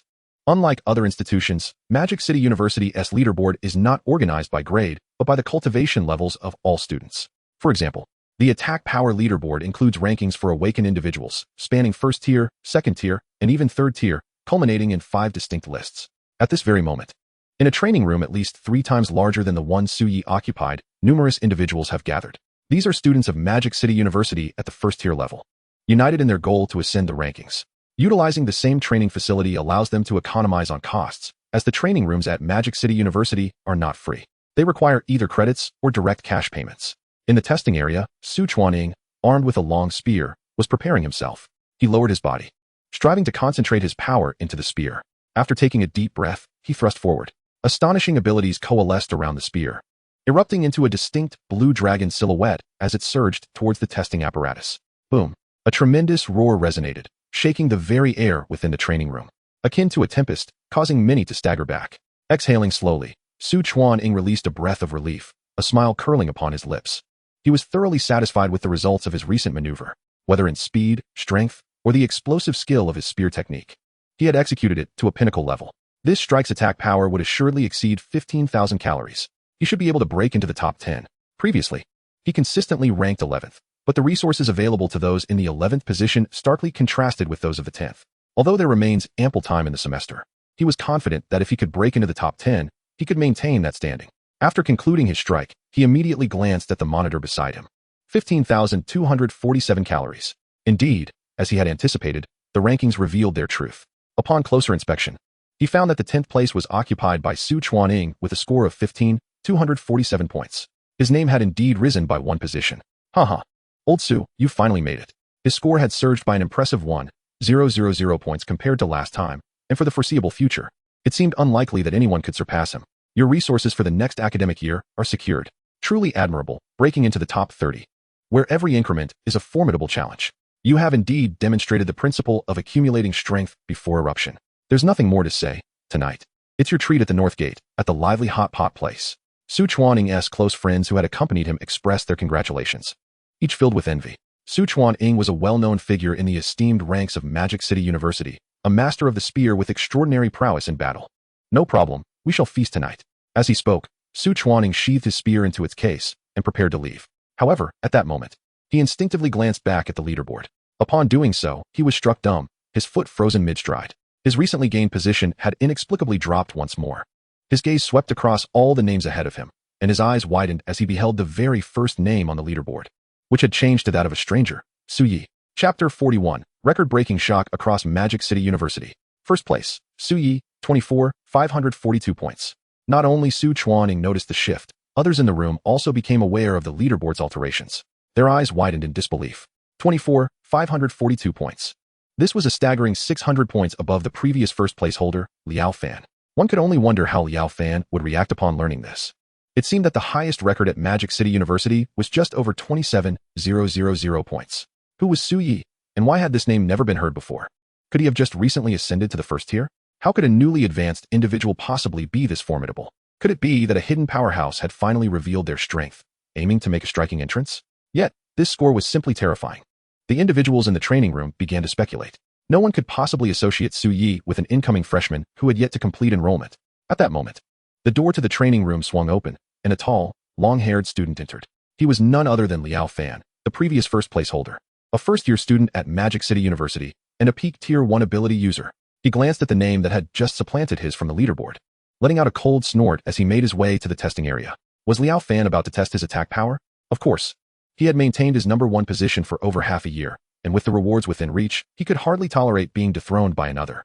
Losing to an unknown individual would be the height of humiliation. I reckon it wouldn't just be Liao Fan. Others would soon arrive as well. Under the watchful eyes of the crowd, Liao Fan positioned himself in the testing zone. A flash of light illuminated his fingertips as a golden staff, over a meter in length, materialized in his grasp. He was a mage-type ability user. Mages and marksmen had historically been the highest damage dealers among ability users. With a flourish of his staff, an astonishing power enveloped him. As he raised his staff, a blue ice dragon coalesced, hurtling towards the alloy panel of the testing apparatus. Boom. With a resounding crash, the ice dragon shattered against the alloy, sending a wave of frost cascading across the wall, making it seem as if it had been frozen solid. The temperature in the training room plummeted, causing anyone who ventured too close to the testing apparatus to shiver involuntarily. My goodness, 190 points. Liao Fan truly lived up to his reputation as the #1 mage at Magic City University. He effortlessly reclaimed his top position. Those who ranked within the top 10 surely had their own hidden strengths. As he returned to first place, basking in the admiration and envy of those around him, a confident smile spread across Liao Fan's face. Despite possessing a B-grade ability talent, he had awakened the mage skill of the Azure Ice Dragon. Since ascending to a Tier 1 ability user, he had consistently dominated the Tier 1 attack leaderboard. Rest assured, as long as I remain a Tier 1 user, the title of first place on this leaderboard is mine alone, he proclaimed confidently, surveying the room with the gaze of a victor before turning to leave with flair. In the ensuing moments, the glory of being #1 still belonged to him. But just as he took 2 steps, the previously uproarious training room fell eerily silent. Sensing something amiss, Liao Fan abruptly turned around to gaze at the large screen. His mouth fell open in shock, his expression one of disbelief. Once again, the leaderboard had shifted. First place, Su Yi, 265 points. His confidence crumbled in an instant, leaving him utterly speechless. What the hell? This guy is monstrous. Just moments ago, it was over 24,000, and now it has surged past 25,000. Had he not even exerted his full strength before? Just shy of exceeding Liao Fan by a mere 100 points. Who on earth is Su Yi? This is incredible. He had concealed his true abilities until now, only to emerge just as the rankings were closing. Clearly, he intended to usurp Liao Fan's position. Hearing the gasps of the crowd, a faint flush crept onto Liao Fan's face. Since entering his first year, he had reveled in the endless admiration of his peers, even receiving respect from talents with A-grade abilities. Now, being overtaken repeatedly, he found it difficult to maintain his composure. He could not accept such a stark contrast. Thus, he returned to the testing area, resolved to unleash his skills once more. Although his previous score was already commendable, he still had some strength left. Surely he could reclaim his position. Boom. The ice dragon surged once more, crashing into the alloy panel. Meanwhile, his score on the leaderboard changed from 25,190 to 25,298, just surpassing Su Yi. Phew. He let out a heavy breath. That was close. Though he had only exceeded Su Yi by a little over 30 points, he had managed to retain his first place. Just as he was about to relax, his brow furrowed in confusion. What was happening? His rank remained unchanged. He was still in second place. Hadn't he surpassed it? When he glanced again at the first place position, his mind exploded in disbelief. First place, Su Yi, 270 points. How could this be possible? He unconsciously gasped in astonishment. The training room plunged into silence once more. The score had risen again. This individual had surged forward, and by such a significant margin. He was now just a few hundred points shy of the highest record. This person was a phenomenon. No, wait. This person's score was still climbing. First place, Su Yi, 950 points. He was within mere points of breaking the record. 140 points. He had surpassed it. As Su Yi's score soared to 140 points, an electronic voice echoed throughout the entire ability center. Congratulations to the 2029 cohort student, Su Yi, for shattering the attack power record for Class A ability users at Magic City University with an astonishing score of 27,140 calories. As the voice of the intelligence system at the Ability Center echoed through the training room, an eerie silence enveloped the space. The 2029 cohort. Were they not the fresh graduates who had just completed their college entrance examinations? Had the semester not even commenced yet? To think that a freshman, yet to officially enroll, could ascend to the pinnacle of the Class A ability user attack rankings and surpass a record that had stood for over a decade. How could this not evoke feelings of shock and disbelief? Upon learning that Su Yi was an unregistered freshman, some individuals quickly scoured the internet for information about him. The top scorer from Chuanan Province. A score exceeding 10,000 points. A marksman-type ability user. Originally an E-class ability user, he awakened a second ability prior to the exams. Suspected to possess dual A-grade potential with an S-class aptitude, his initial skills had been cultivated to a masterful level of proficiency, achieving a state of unity between man and machine. Upon viewing this information, everyone was left speechless. Such a plethora of extraordinary attributes, all concentrated in a single individual. What an incredible talent. Liao Fan's expression was equally captivating. He had initially believed himself to be remarkably gifted, only to discover that the truly extraordinary had only just emerged. He had only recently completed his college entrance exams. If he were to continue honing his skills, would his achievements not further ascend? The rest of the crowd lost interest in further tests, eagerly sharing this freshly acquired news. Soon, the name Su Yi swept through Magic City University like a whirlwind. Almost everyone was aware that within the incoming 2029 cohort, there existed a remarkable figure named Su Yi. Chapter 42, the first expedition into the wilderness zone. The Bloodfire ability user team. Congratulations to the 2029 cohort student, Su Yi, for breaking the attack power record for Class A ability users at Magic City University with a score of 27,140 calories. Upon hearing this announcement in the training room, Su Yi, who had intended to continue testing, immediately dissipated the ability he had been concentrating. He had merely sought to test his attack power, yet inadvertently shattered the record. Su Yi understood that he was likely to become renowned within Magic City University. There was no time to waste. He must depart immediately. Fame can be a double-edged sword. Su Yi's early arrival at the school was not without reason. Once his status as the provincial top scorer became public, a plethora of media outlets and journalists from Chuanan Province expressed their desire to interview him. Even television stations extended invitations for him to appear as a guest. The news of a freshman, yet to enroll, breaking a record would undoubtedly spread like wildfire, likely embarrassing many. It was only a matter of time before someone would dig deep to track him down. With his equipment already in place, he decided to set off without delay. Upon receiving Su Yi's call, teacher Li Sun promptly arrived to escort him to the high-speed train station. Such an impressive commotion upon his arrival. Su Yi had indeed shattered the attack power record for Class A ability users. While Li Sun maintained a composed exterior, he was exceedingly pleased within. Su Yi's talent exceeded even his expectations. The dangers of the wilderness zone require no further elaboration. The foremost priority upon entering the wilderness zone for the first time is to ensure one's safety. Begin by seeking out lower-tier beasts on the periphery for practice, gradually advancing deeper. As they traveled to the high-speed train station, Li Sun patiently advised, though he had initially opposed Su Yi's early entry into the wilderness zone. However, Su Yi was resolute, and rightly so. Rapid enhancement of one's capabilities necessitated combat. Only through battle could true mastery be attained. In the backpack beside you, I have prepared supplies, rations, healing potions, and emergency distress devices, among others. Remember, regardless of the circumstances, if your supplies diminish to below 80%, return immediately to the supply base. Should you encounter beasts of the 4th tier or above, evacuate at once. Do not entertain even the slightest notion of luck. Furthermore, the wilderness zone is vastly more perilous than the examination area. The level of danger is beyond your imagination. You must also be wary of other ability users. I have arranged for you to join a reliable team of ability users. You must accompany them for at least 3 days before you are permitted to operate independently. Understood. Thank you, teacher.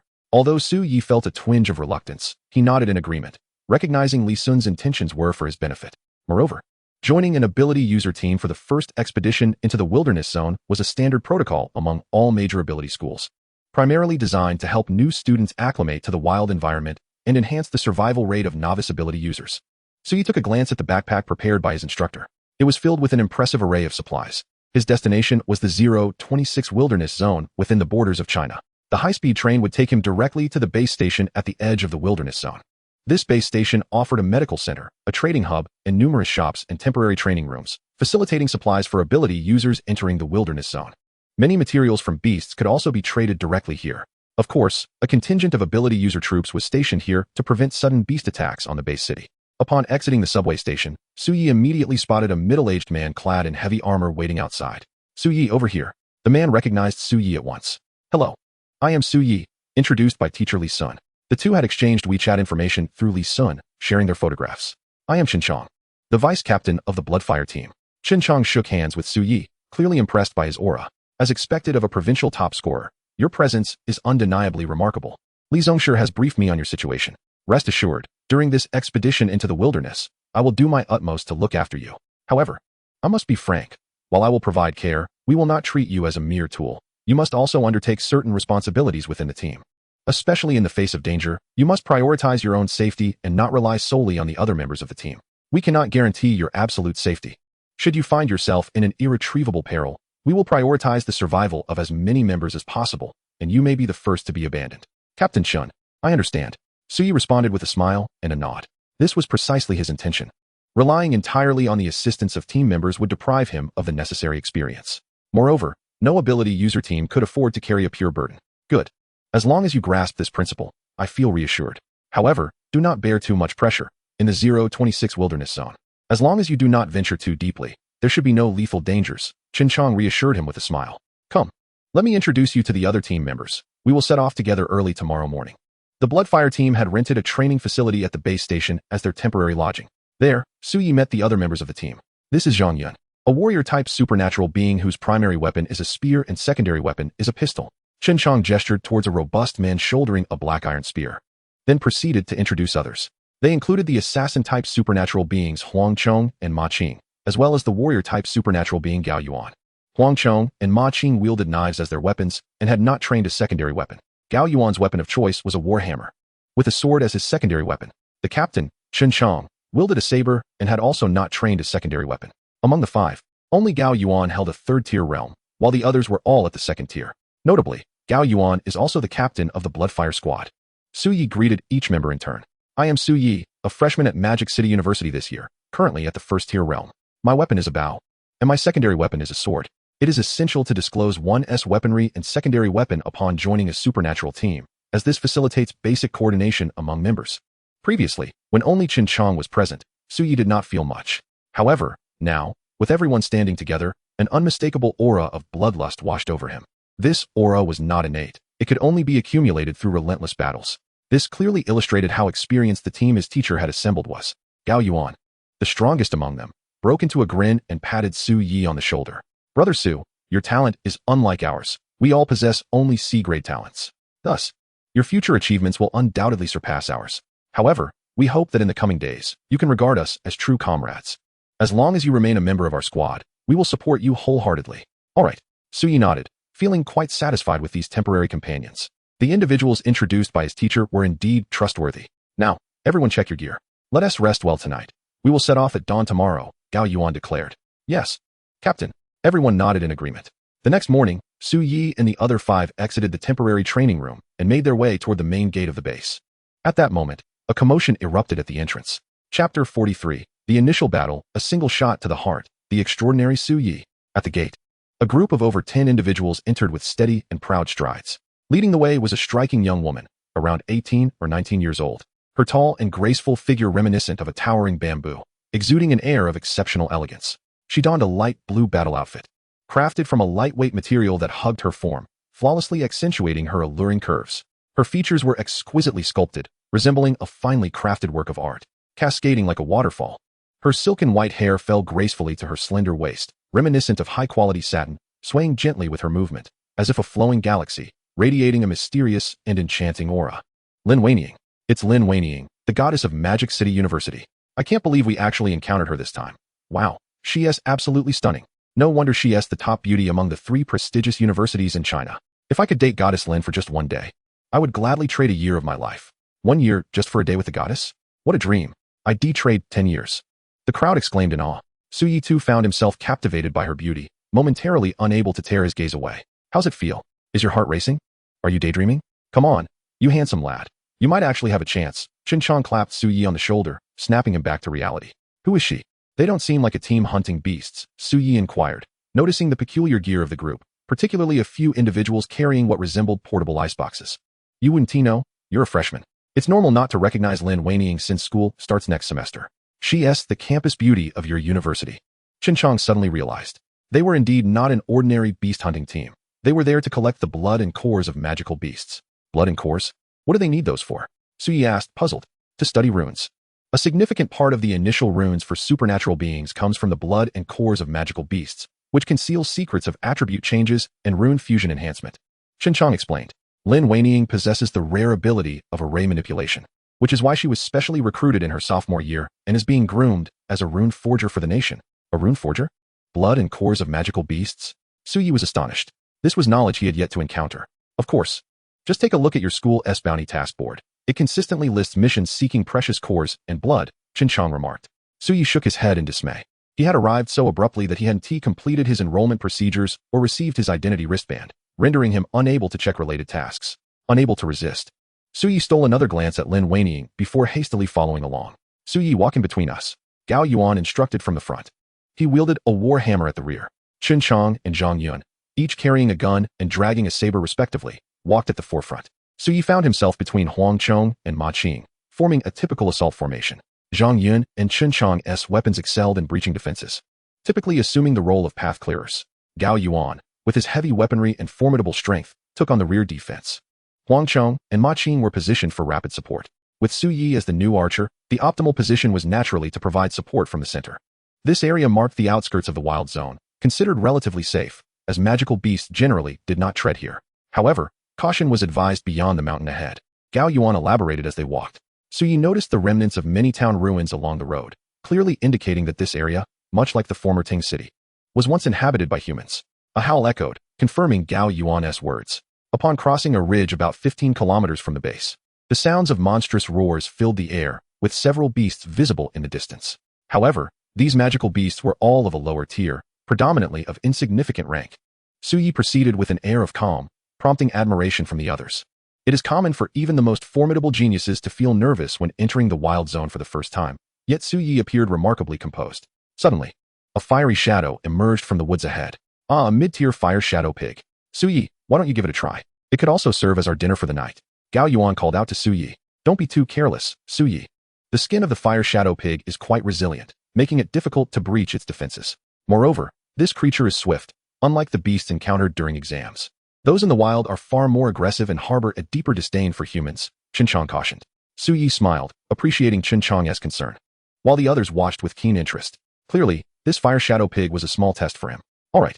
Suyi uttered not a single superfluous word, nor did he engage in any other preparations. He drew his bow directly in place, holding the arrow at full draw for 5 seconds. This was a test for the 5 of them, as well as his inaugural strike against the beasts of the wilderness.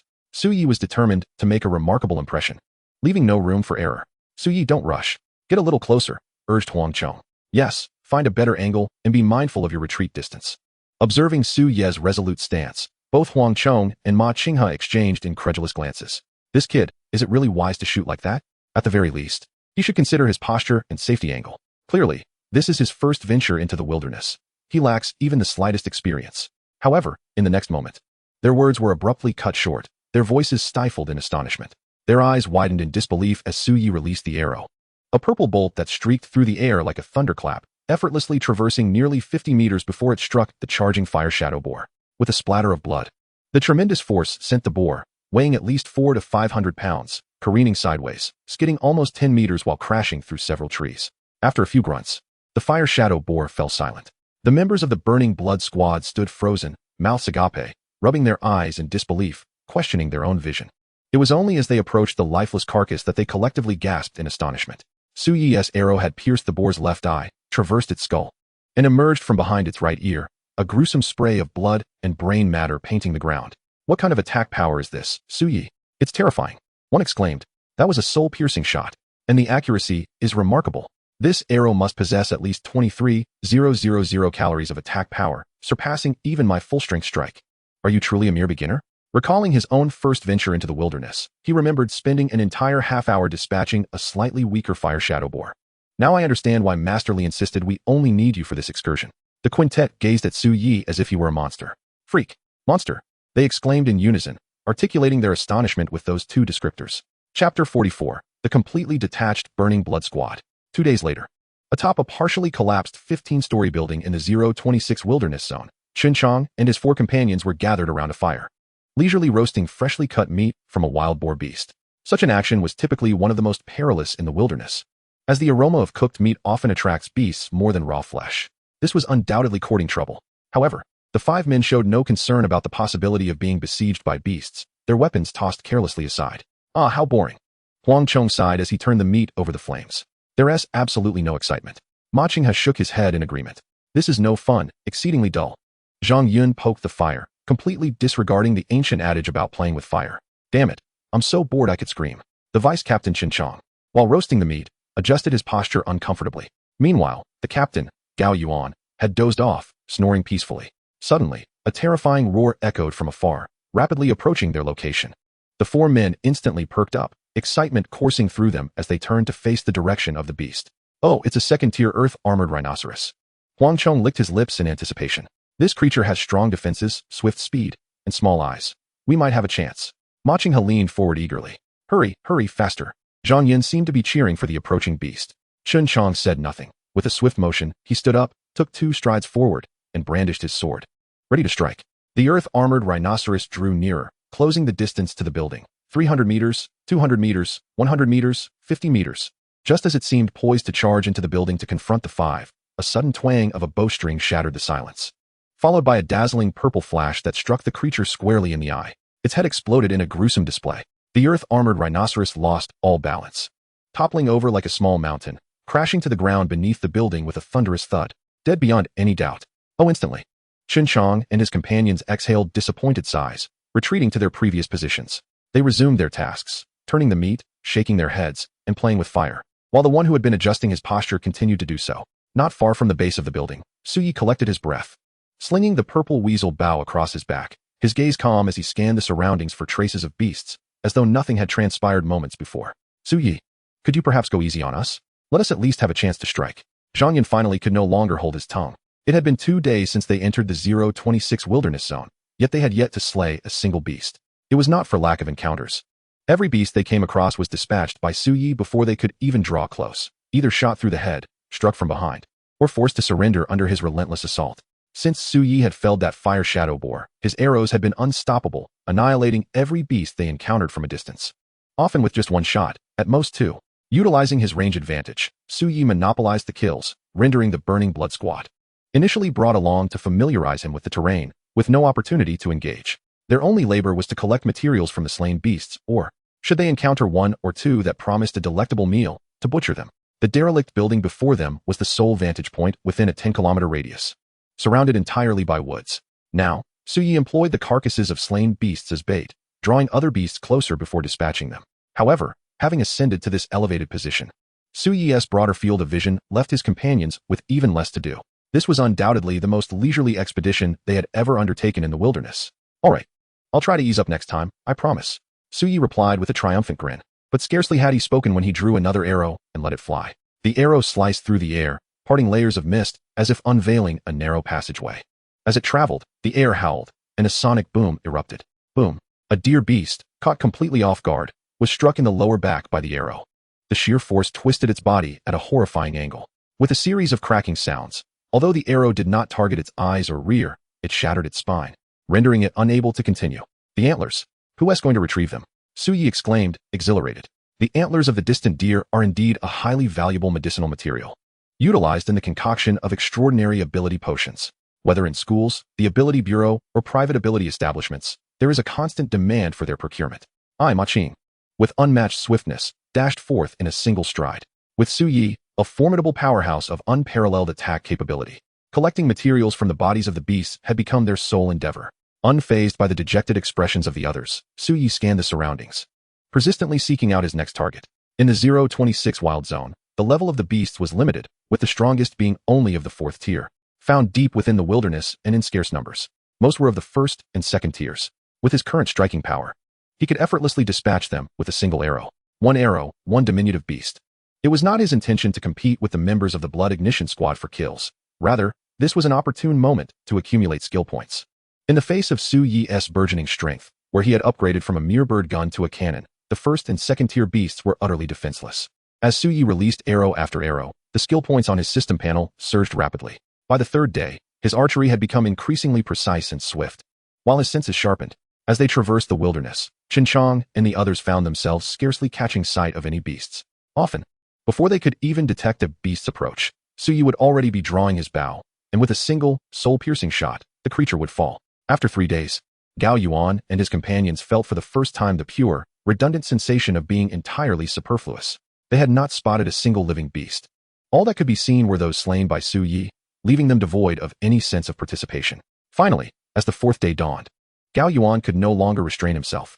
Su Yi, I believe it is time for us to leave. You no longer require our accompaniment. We must depart.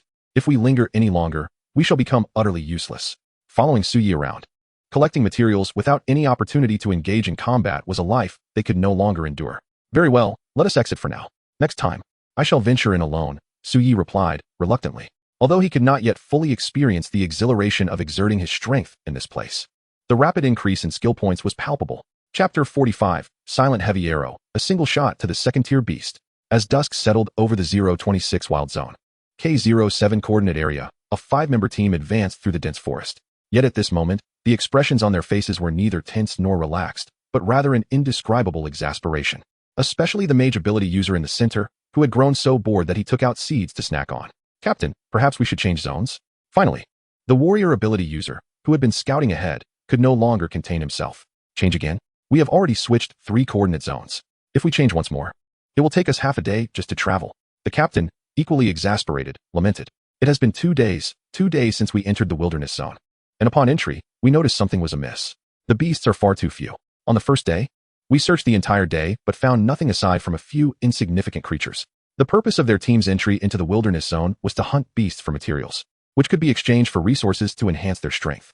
However, now, with no beasts in sight, what were they to do? In the past, they would have had substantial gains by this point.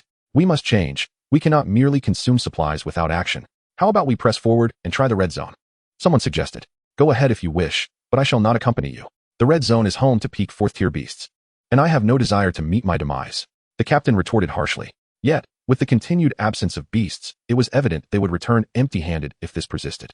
Let us continue forward. If we reach the edge of this coordinate zone without a sighting, we shall head to K06. The current coordinate zones are our fixed hunting grounds. If we switch zones, the terrain and distribution of beasts will be entirely different, akin to starting anew, especially the shelters, which would need to be located again. Just then, a roar echoed through the air. A few hundred meters ahead, the ground suddenly cracked open, and a massive beast, its body enveloped in red scales, leaped forth. Earthbound jackal.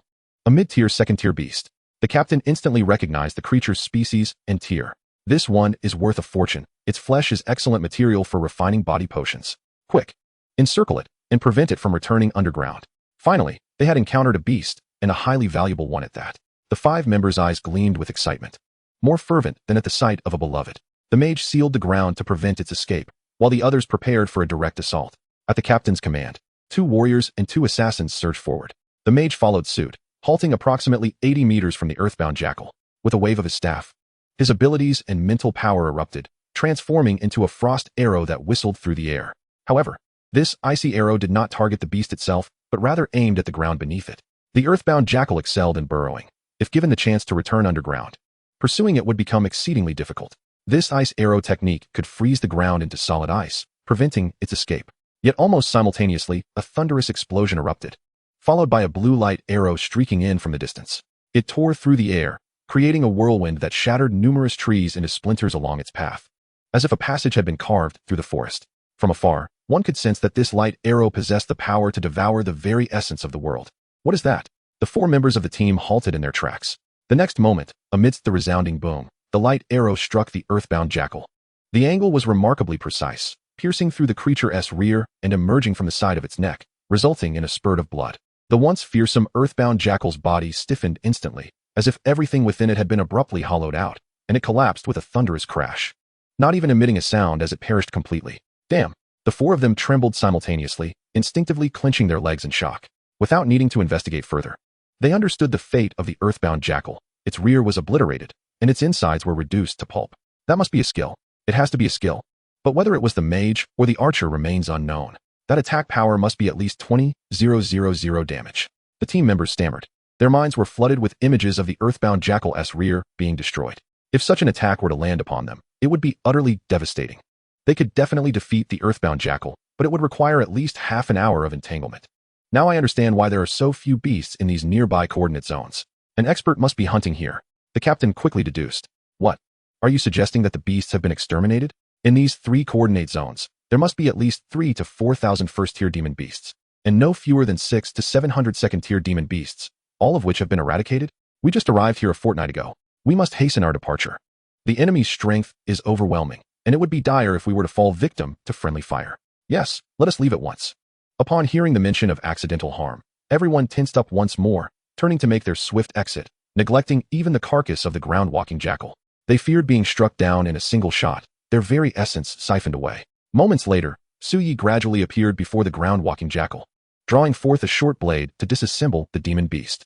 Regrettably, the previous arrow's silent strike had inflicted such grievous damage that the jackal had bled out a considerable portion of its vital fluids, significantly diminishing its worth. Nevertheless, one cannot deny that the silent ultimate skill is indeed exquisitely tailored for striking at the vulnerabilities of demon beasts. The accompanying silent strangulation force of the skill can erupt perfectly within the belly of the demon beast, akin to hundreds of blades swiftly pulverizing its innards. Once struck by that initial arrow, escape becomes virtually impossible. After collecting the materials from this ground-walking jackal, Suyi chose not to return to the previous vantage point, but instead embarked on his journey homeward. This marked his first venture into the wilderness zone since parting ways with the Bloodfire squad. This time, he lingered in the wilderness for a full week, traversing 3 coordinate zones and nearly exterminating all the demon beasts within. The prolonged combat inevitably left him feeling somewhat fatigued, yet simultaneously, an unprecedented sense of sharpness and composure emerged within him. Indeed, battle is the most effective catalyst for personal growth. Upon returning to process the materials on his person, he planned to rest for 2 days, replenish his supplies, and then set out again. The recent spate of slaying had begun to intoxicate Suyi. With his equipment, skills, and realm elevated, he found hunting first and second-tier demon beasts to be utterly effortless. Over the course of the week, he had slain no fewer than 4,000 first-tier demon beasts and 600 second-tier ones. However, the demon beasts of the wilderness now offered him skill points that were markedly different from those in the initial examination arena. A first-tier demon beast yielded only 5 to 10 points, while a second-tier demon beast granted between 25 to 50 points. Since entering the wilderness zone, Suyi had accumulated nearly 60,000 skill points. Name: Suyi level. First tier high order, vitality, 1000 calories, mental strength, 360 Hz, foundation techniques, Ming sword intent, first tier beginner.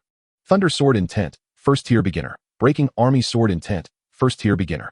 Soul ignition sword intent, first tier beginner. Supernatural cultivation method, void scripture, first tier beginner. Talents: draw without release, S. Acquired skills: divine archery, A. Beginner. Silent strike, S. Beginner. Shadow split arrow, S. Beginner. Rapid fire, A. Beginner. Explosive flame power, A. Beginner. Divine sword technique, A. Beginner. Void slash, A. Beginner. Skill points: 38 for 112 as he walked. Suyi began to contemplate how to allocate his skill points effectively. Chapter 46. The dilemma of 60,000 skill points for Suyi's allocation. Suyi was certainly not foolish enough to hoard all his skill points. Every technique and skill had already been enhanced at least once to gauge the impact of each on his overall strength. The only quandary that remained was whether he should prioritize elevating his realm or enhancing his skills or techniques first. Upgrading his realm would provide a comprehensive boost to his vitality and physical attributes, thereby enhancing his base attack power. Conversely, enhancing his techniques could indirectly augment his attack power and the efficacy of all his skills, albeit to a lesser extent. Improving skill proficiency offers a more straightforward advantage, directly amplifying the potency of the skills with considerable effect. While hunting demon beasts, Suyi maintained vigilance over the system panel. By observing the timing of the plus signs that appeared, he could clearly ascertain the skill points required for the next tier of enhancements. It wasn't until his skill points exceeded 30,000 that the next tier for realm elevation became available.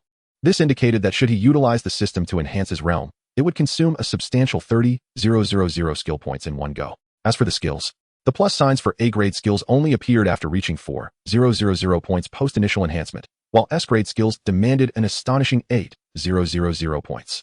With 38,000 skill points remaining, Suyi needed to calculate meticulously how to maximize the impact of these points on his strength. At the first-tier realm, each increment in vitality and mental strength costs 5 skill points. Should he advance to the second tier, it would likely require around 10 points. The upper limit for vitality among second-tier supernatural beings is 2,000 points.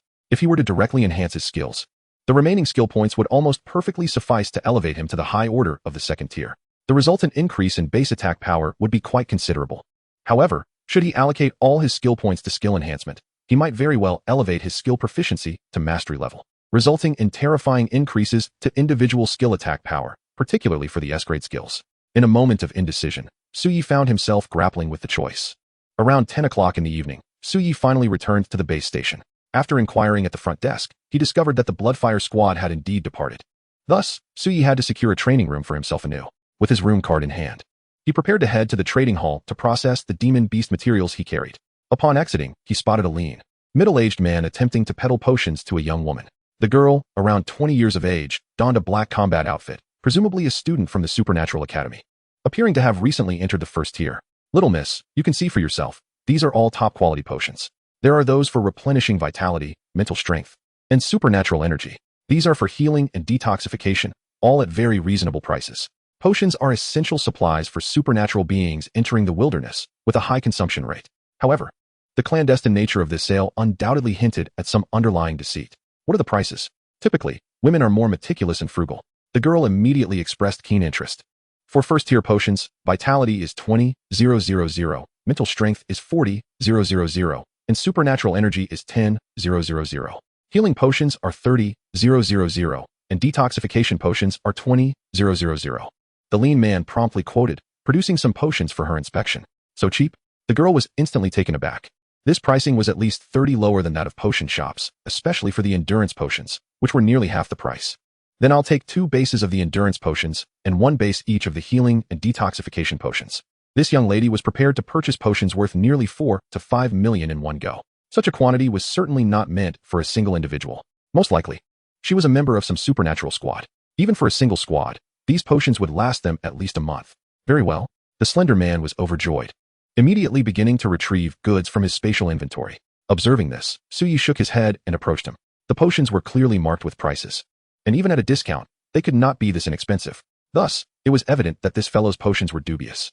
However, the young lady appeared to be a first-time visitor to the Wasteland District, and her background seemed relatively affluent, leaving her completely oblivious to the underlying trickery. Miss, be sure to inspect each bottle carefully. Check for any that are nearing expiration or of inferior quality. Who are you? The slender man was taken aback, his smile vanishing instantly. A passerby. What's the matter? Suyi observed him with a playful expression. Mind your own business. The slender man narrowed his eyes, threateningly. Yet, the lady clad in black sensed something amiss and began inspecting the bottles one by one.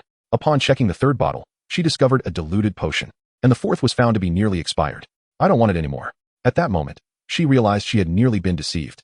Hastily, she returned all the potions to the slender man. You brat, you dare to ruin my business. What? Am I allowed to be cheated but not allowed to expose your scam?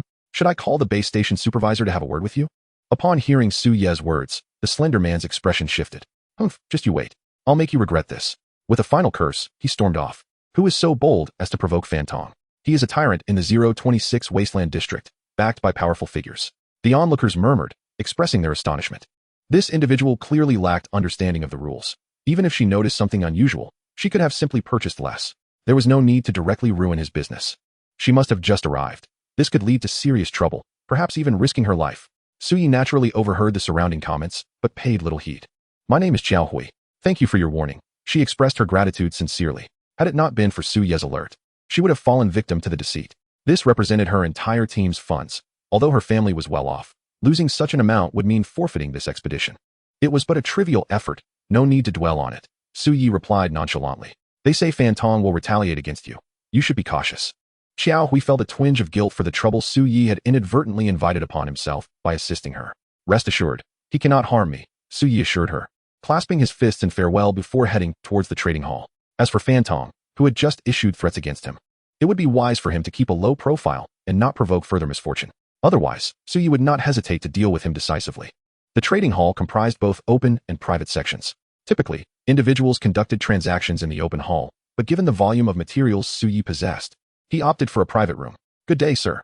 Please present the materials you wish to sell. I will assist you in organizing and accounting for them. Rest assured. The base station is a state enterprise, ensuring fair prices without any market tricks. The receptionist smiled warmly. Very well. I came to the private room for convenience. Su Yi replied, promptly opening his spatial ring and pouring out the materials. Instantly, a small mountain of goods accumulated in the room. The receptionist was momentarily stunned, struggling to comprehend the sheer quantity. This is an astonishing amount of materials. How many beasts must have been slain? 1,000, 2,000, even 2,000 seems insufficient. The materials occupied half the room. Please hold on. I will summon a few colleagues to expedite the counting process. She quickly called for assistance. With such a vast quantity, it would take her until the next day to sort through it alone. Take your time. Just do it swiftly, Suyi replied casually. Before long, 6 additional staff members entered the room, visibly astonished upon seeing the mountain of materials. Thus, a total of 7 individuals spent 2 hours meticulously categorizing all the items. Hello, sir. I am Tan Yuan, the deputy chief of this base station. After the tally was complete, a well-dressed third-tier ability user entered the room. He received the list from the staff while extending his hand towards Suyi. Greetings, Suyi. Suyi politely shook his hand. Mr. Su, please have a seat. Tan Yuan gestured for Suyi to sit, taking a seat across from him at the desk. Mr. Su, here is the list of materials you wish to sell.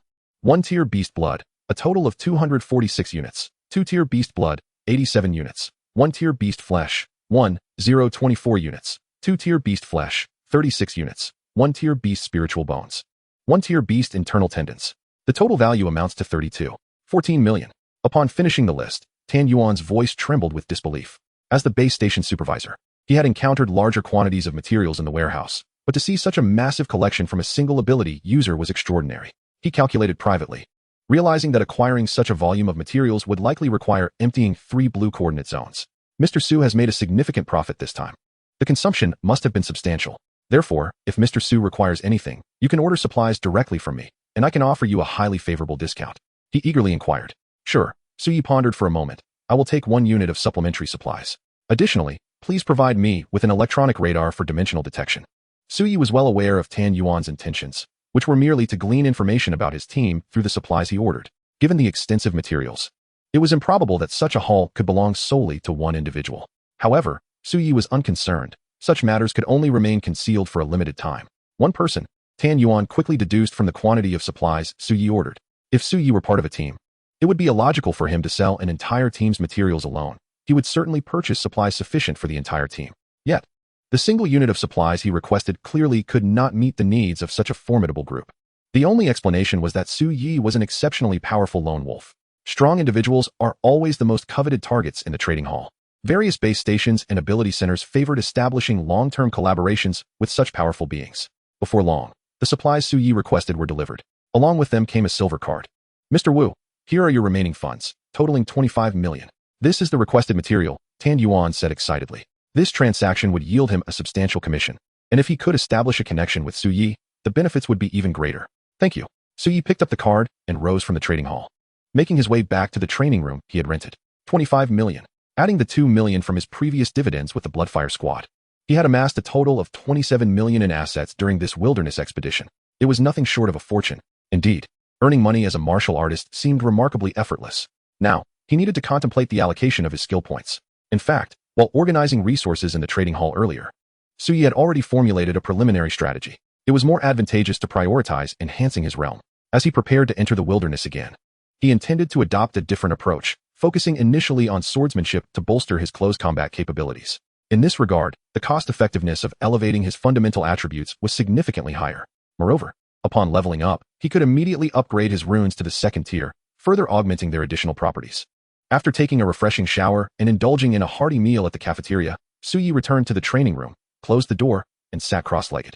If he was to break through to the next realm, it was best to elevate his foundational cultivation technique to at least mid-tier 1st rank, ensuring that his spiritual channels reached approximately 60% of their potential. Of course, achieving 100% would be the most reliable route. However, with the system at his disposal, such a feat was no longer essential. Taking a deep breath and adjusting his state to its optimal condition, Suyi resolutely activated the system and, with a mere thought, pressed the plus sign next to his level. Boom.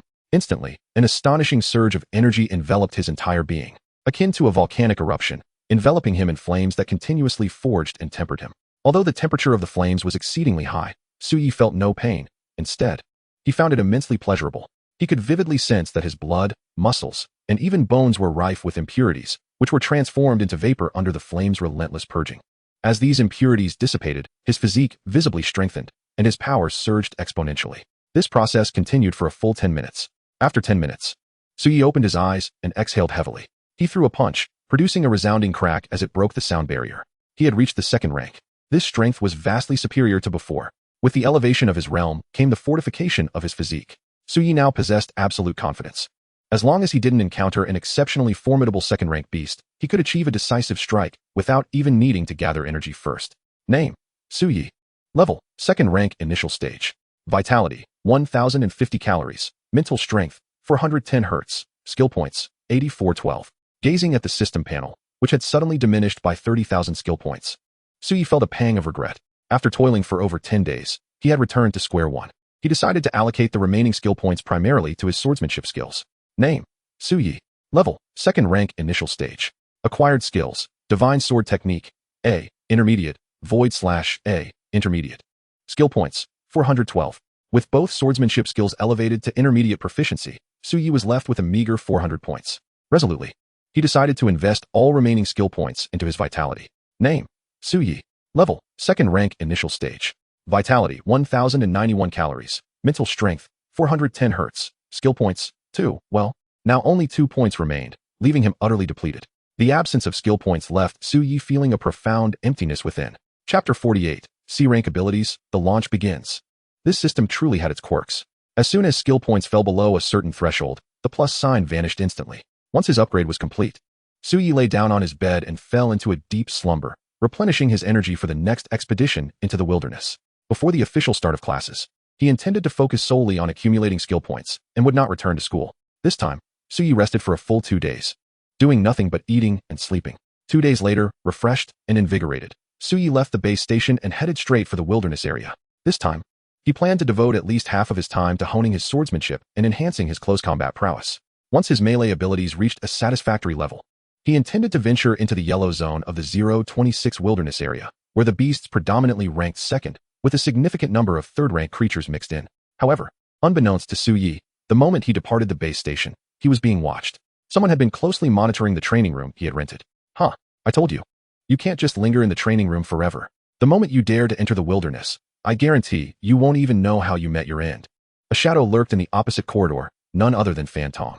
Ever since Suyi had thwarted his business, Fan Tong had been tracking Suyi's movements. Now that Suyi was about to re-enter the wilderness, he promptly followed at a distance. A few hours later, just as Suyi entered the blue zone of the wilderness area without having had the chance to slay even a single first-rank beast, a familiar voice suddenly echoed nearby. Kid, you really are thick-headed.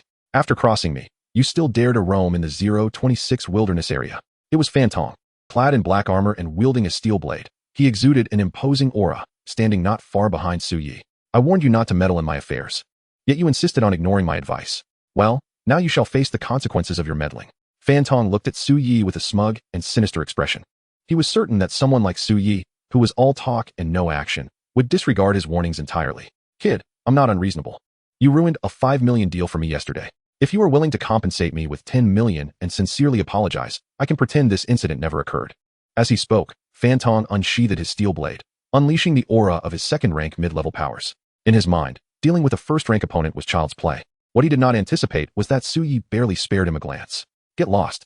After dismissing him with 2 words, Suyi turned and continued deeper into the wilderness area. He had no time to waste on such a fool. His priority was to hunt beasts and accumulate skill points. What did you say?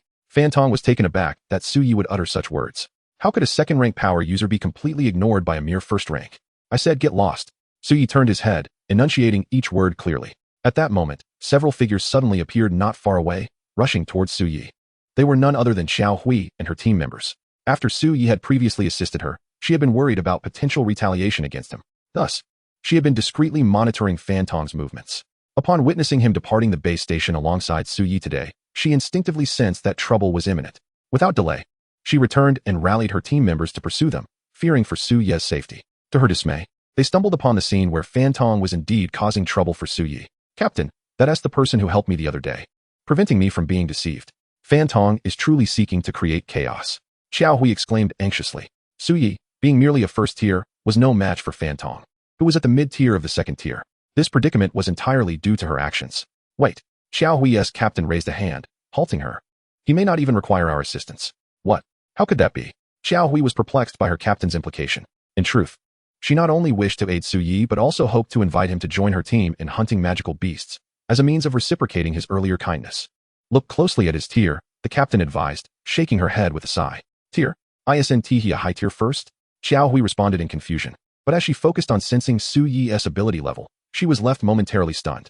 In just 2 days, Su Yi's level had ascended to the initial stage of the second tier. How had he cultivated so rapidly? Xiao Hui was astounded. This individual's background might be extraordinary. It was no longer a matter of whether he had provoked Fan Tong, but rather whether Fan Tong should dare to provoke him. Look at the rings on his fingers. He possesses 2 spatial rings. One of them has a capacity of at least several dozen cubic meters. Such high-grade spatial rings are exclusive to grandmasters or their successors. Upon hearing this, Xiao Hui and her companions gasped in astonishment. This implied that Su Yi had a master-level expert backing him. No wonder he appeared unperturbed by Fan Tong. You indeed possess audacity, young man. Since you are so obstinate, I apologize, but you may as well pray for a fortunate rebirth in your next life. A cruel smile crept across Fan Tong's face. It had been quite some time since anyone had dared to be so brazen within his presence. Today, he was determined to teach Su Yi a lesson he would not forget, ensuring he would regret his insolence. With a thunderous stomp, he propelled himself forward like a cannonball. Utilizing a C-grade ability, Launch. The terror of this ability lay in its capacity to unleash astonishing speed, allowing the wielder to inflict devastating damage upon their adversary by harnessing the force of impact. Moreover, this innate skill was exceedingly abrupt, rendering it difficult for first-time witnesses to react. Die, boy, you have only yourself to blame. Conflicts and vendettas among ability users were commonplace, whether in China or other nations. As long as the confrontation did not occur within absolutely neutral zones such as base cities or during inspections by patrol teams, few would take notice. The blade was sharp. Its momentum formidable. It could likely cleave through even reinforced concrete. Yet, in the next moment, before Fan Tong could finish his taunt, Su Yi snorted coldly and struck back. With a swift motion, he drew his sword, its blade slicing through the air and unleashing a vast expanse of pale sword light behind him. A-grade skill, Void Slash. Intermediate proficiency. Chapter 49. Mentioning the iron plate. Is this the legendary block? What? Fan Tong had yet to comprehend, when a colossal force surged through his arm. Under this immense pressure, the momentum of his launch instantly crumbled, dissipating into nothingness. This sword strike had forcibly annihilated Fan Tong's skill. Is this even possible? Is this the legendary block? Xiao Hui and her team gasped in astonishment. Blocking was an exceptionally advanced skill maneuver typically seen in sword-type ability users, concentrating the power of their skills to shatter the opponent's abilities. It rendered the adversary's techniques intangible, but it did not end there. Following the initial strike, Su Yi executed another swing, maintaining the same posture and angle, yet this time, the blade was enveloped in a brilliant flame, as though it had been heated to red-hot intensity. Void Slash combined with explosive flame. This state skill could also be imbued into the sword attack. Still reeling from the previous blow, Fan Tong felt an overwhelming force descend upon him. The D-grade battle knife in his hand shattered with a crack, while his D-grade battle attire was similarly torn apart, as if it were mere paper. Fan Tong himself was sent flying like a soccer ball. The speed he had previously attained during his assault was now mirrored in his ejection. Boom. He was flung over 10 meters, crashing into the ground and creating a large crater, half of his body buried within, uncertain of his fate. Trash. Su Yi sheathed his sword, dusting off his clothes as if nothing had transpired, and turned to continue his journey, not even casting a glance at Fan Tong. Xiao Hui and her companions stood frozen in place. What kind of power was this? Though both were second-tier ability users, it was an absolute rout. How high must the damage of that one strike have been to simultaneously shatter a D-grade battle knife and D-grade armor? Finally, Fan Tong had encountered an iron plate. Xiao Hui, do you still wish for him to join our team? The captain regarded her with a playful expression. Xiao Hui stuck out her tongue. Captain, please don't jest. With such formidable strength, how could he ever consider our humble team? She had previously worried for him, only to realize that her concerns were entirely unwarranted. We should leave swiftly. Fan Tong has suffered a considerable setback, and I do not wish to be his punching bag. The team captain waved her hand and hurried deeper into the wilderness. Xiao Hui and the others quickly followed. Regrettably, she had forgotten to exchange contact information with him. It seemed he was also a university student. She just didn't know from which university. Xiao Hui felt a tinge of regret. However, most individuals hunting magical beasts here were likely university students from the Magic City, so perhaps she might encounter him again someday. Neither Su Yi nor Xiao Hui's team had any inclination to check on Fan Tong's injuries. Human nature was inscrutable. In the wilderness, sometimes people were more dangerous than magical beasts, especially individuals like Fan Tong, who was already steeped in infamy. Countless people had cursed him to meet an early demise. Moreover, this time it was his own folly that led him to provoke the wrong person. He had initially perceived Su Yi as a mere ant to be toyed with, only to inadvertently awaken a dragon. With a mere flick of his fingers, Su Yi had effortlessly crushed him. This was the consequence of his own actions. Furthermore, even if he had been saved, given his shamelessness, he would harbor no gratitude towards anyone. It is even possible that he might be used as a punching bag in return. Suye's target this time remains steadfastly within the Azure region. His swordsmanship is rather limited. Aside from the fundamental technique of the divine sword art, he possesses only the void slash. Naturally, his archery skills can also be adapted to some extent, albeit with a significant decrease in potency. Upon his third venture into the wilderness zone, Suye's mindset has undergone a complete transformation. Gone are the curiosities and apprehensions. Many of his actions have now become habitual, and he has grown more acquainted with the laws governing the wilderness. He intends to first hone his swordsmanship in the Azure region, amassing a few skill points. Once he has sufficiently enhanced his strength, he plans to enter the more perilous Yellow region. The beasts of the Azure region typically do not exceed the second tier, while those in the Yellow region generally belong to the third tier. In the Red region, the highest danger level of the 0-26 wilderness zone, one encounters fourth-tier beasts. Before long, Suye arrives at his destination. In this coordinate zone, the number of second-tier beasts is relatively ample, making it ideal for his purpose. This area consists of mountainous terrain, densely forested, far more treacherous compared to the previously abandoned urban areas. Aside from trees and slopes, there are scant obstacles. Once pursued by formidable beasts, evading them becomes exceedingly difficult, and finding a secure refuge is nearly impossible. However, Suye is undeterred. The second-tier beasts no longer pose a lethal threat to him. Moreover, practicing swordsmanship inherently necessitates a considerable amount of slaughter. Upon hearing the distant roars of beasts, Suye swiftly unsheathes his sword. He launches himself forward like a slingshot, racing towards the source of the beastly cries. The carnage begins.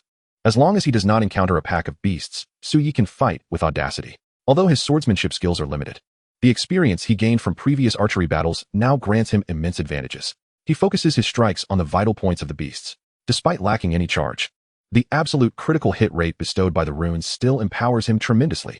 Against the first second-tier beast, Suye expended a full 8/10 of his strength before successfully slaying it. After dispatching over 20 beasts, this time has shrunk to 6 minutes. After 50, the duration has further reduced to a mere 5 minutes. Subsequently, no second-tier beast can withstand more than 4 minutes against him. By nightfall, Suye has slain over 70 second-tier beasts and more than 100 first-tier beasts. He has not conserved any skill points, instead investing them all into his vitality.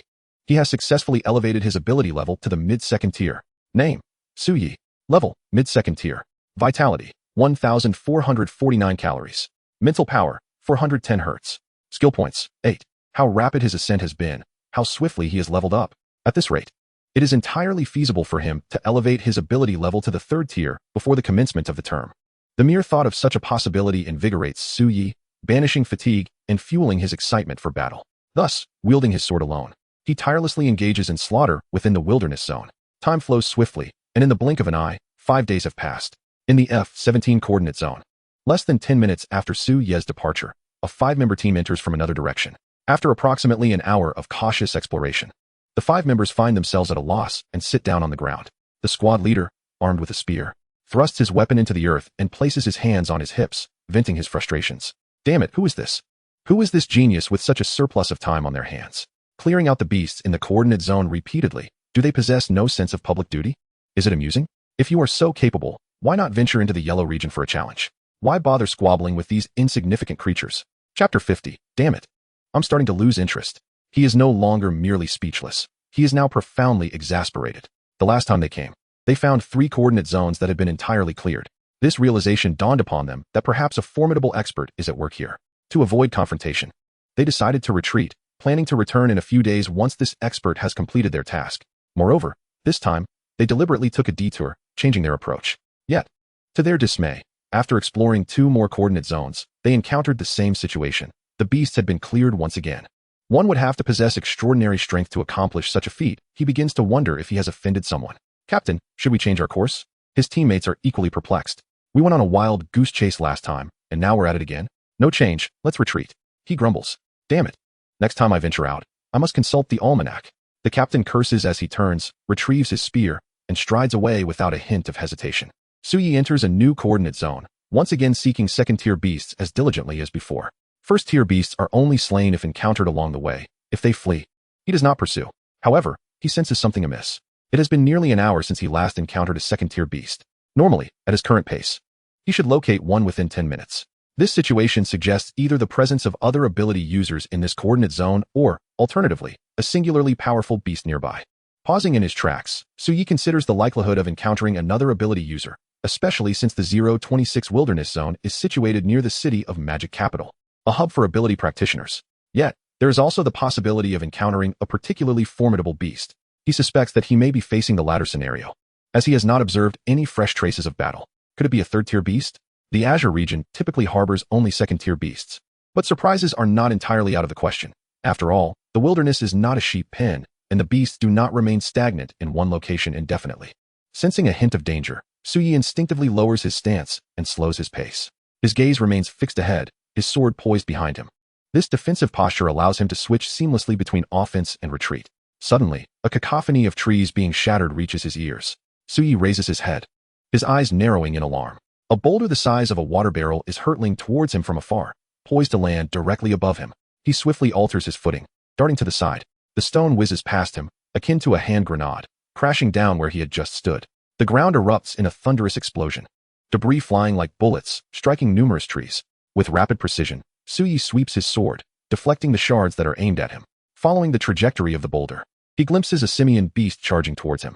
With its long, crimson tail, it can effortlessly snap tree trunks as thick as a human thigh. This is the red-tailed demon ape. Mid-third tier, Suyi's grip on his sword instinctively tightens. This was the most formidable beast he had encountered thus far.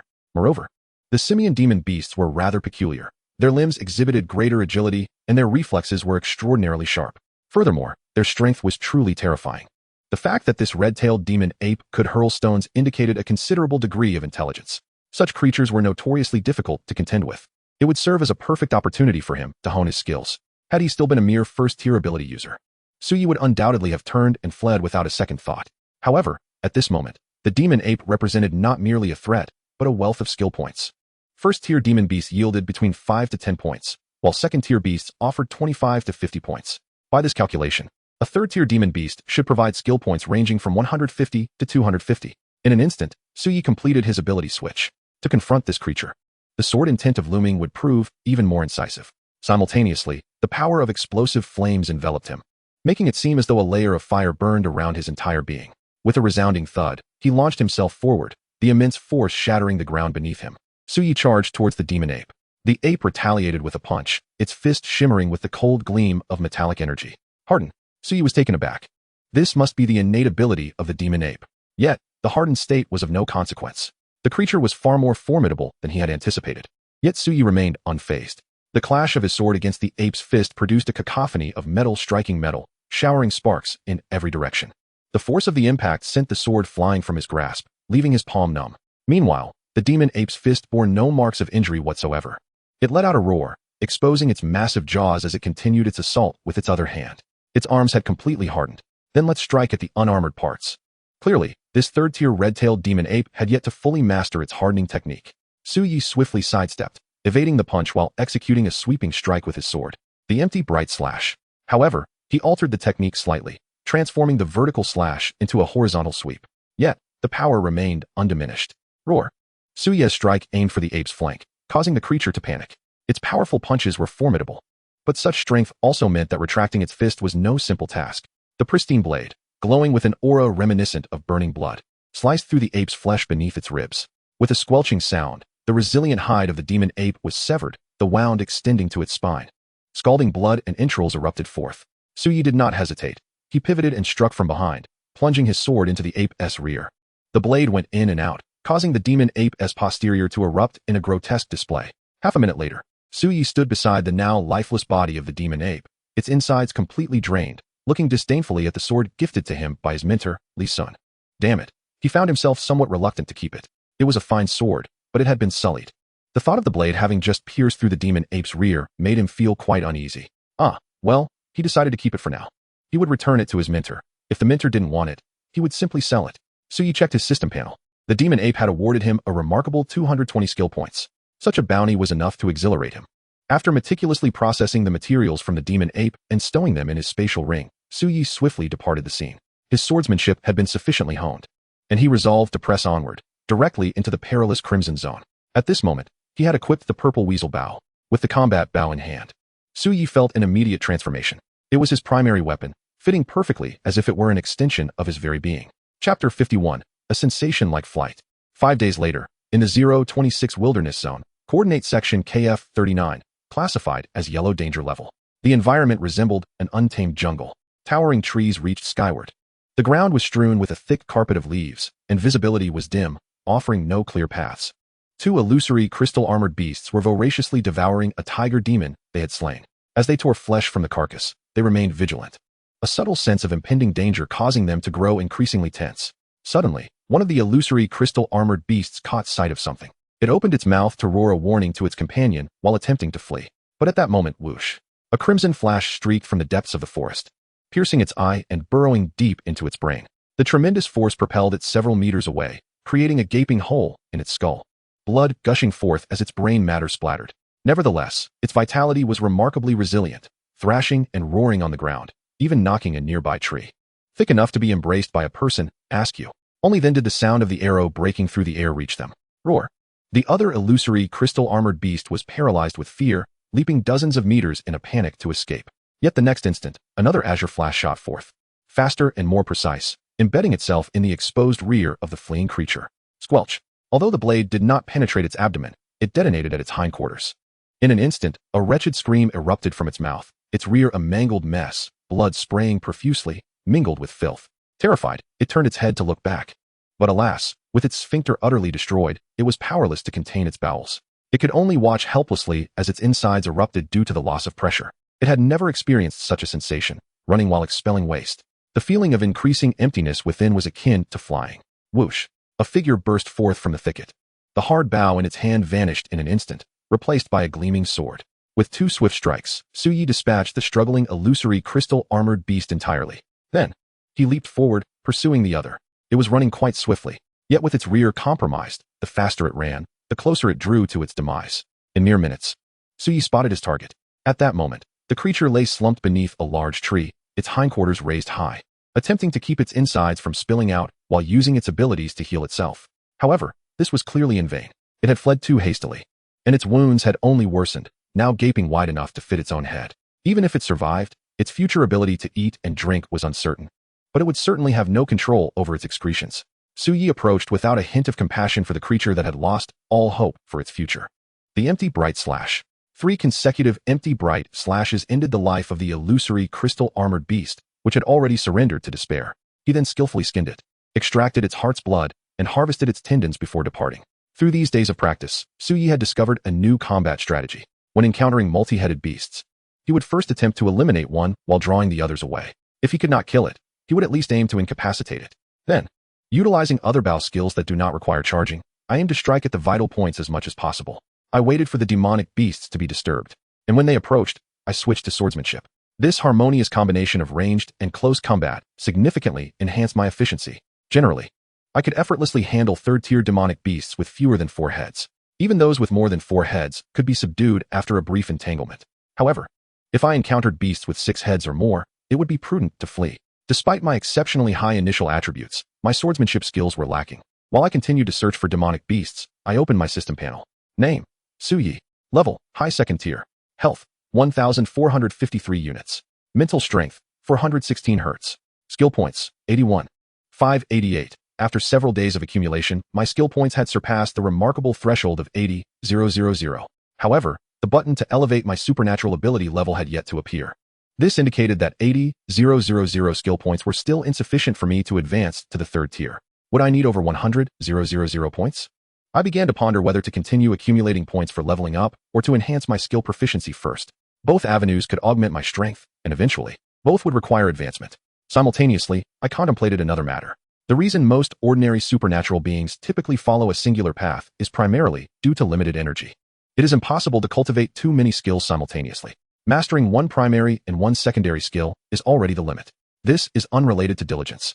Merely using skills does not guarantee proficiency. Rather, one must comprehend the nuances of supernatural ability activation. Yet, I am different. With the system's assistance, as long as I am sufficiently diligent, I can continuously acquire skill points, thereby enhancing my skill proficiency without restriction. Theoretically, I could train in any discipline and become any type of supernatural being. Moreover, I possess 10 spiritual apertures, granting me tenfold the supernatural power of others. And with the ability to leverage runic effects for absorption and recovery, I could wield numerous skills. Is it possible for me to become a universal supernatural being? My musings were not without merit. With the system by my side, my ascent in power would undoubtedly exceed that of ordinary individuals. Even S-tier geniuses might not be able to rival me. Furthermore, my demand for skill points is immense, making it unlikely for me to join a fixed team of supernatural beings. Thus, honing warrior skills would better ensure my self-defense and survival. Cultivating support skills could enhance my beneficial states and facilitate injury recovery. Mastering mage skills would grant me sustained, explosive area damage. Training in assassin skills would aid in reconnaissance and exploration. I resolved to prioritize skill cultivation. After careful consideration, I was determined, at least in the current circumstances. The combat power increase from enhancing my skills far outweighed the benefits of merely leveling up. Thus, I opened the system and began allocating points. Name: Suyi. Level: High 2nd tier.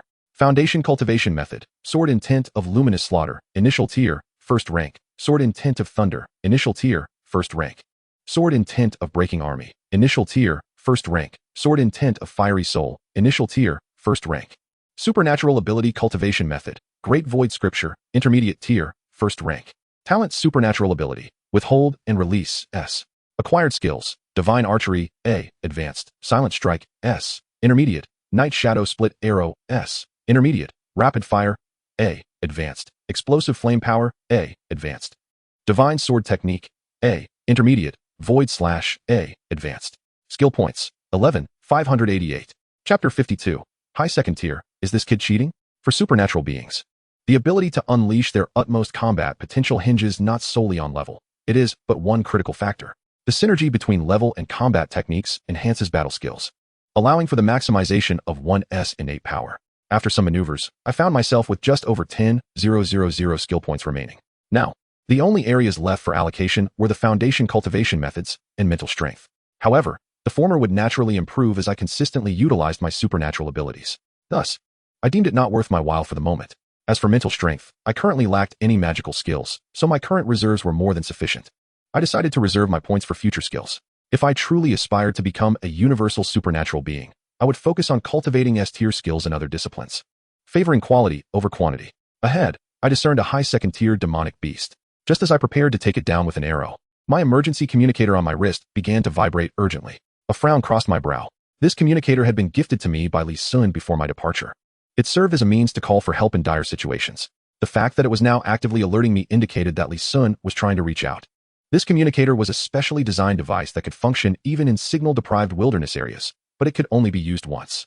Before I left, Lee Sun had warned me not to use it unless absolutely necessary. Given that my teacher was reaching out, it must be something of great significance. Suyi, are you still in the wilderness area?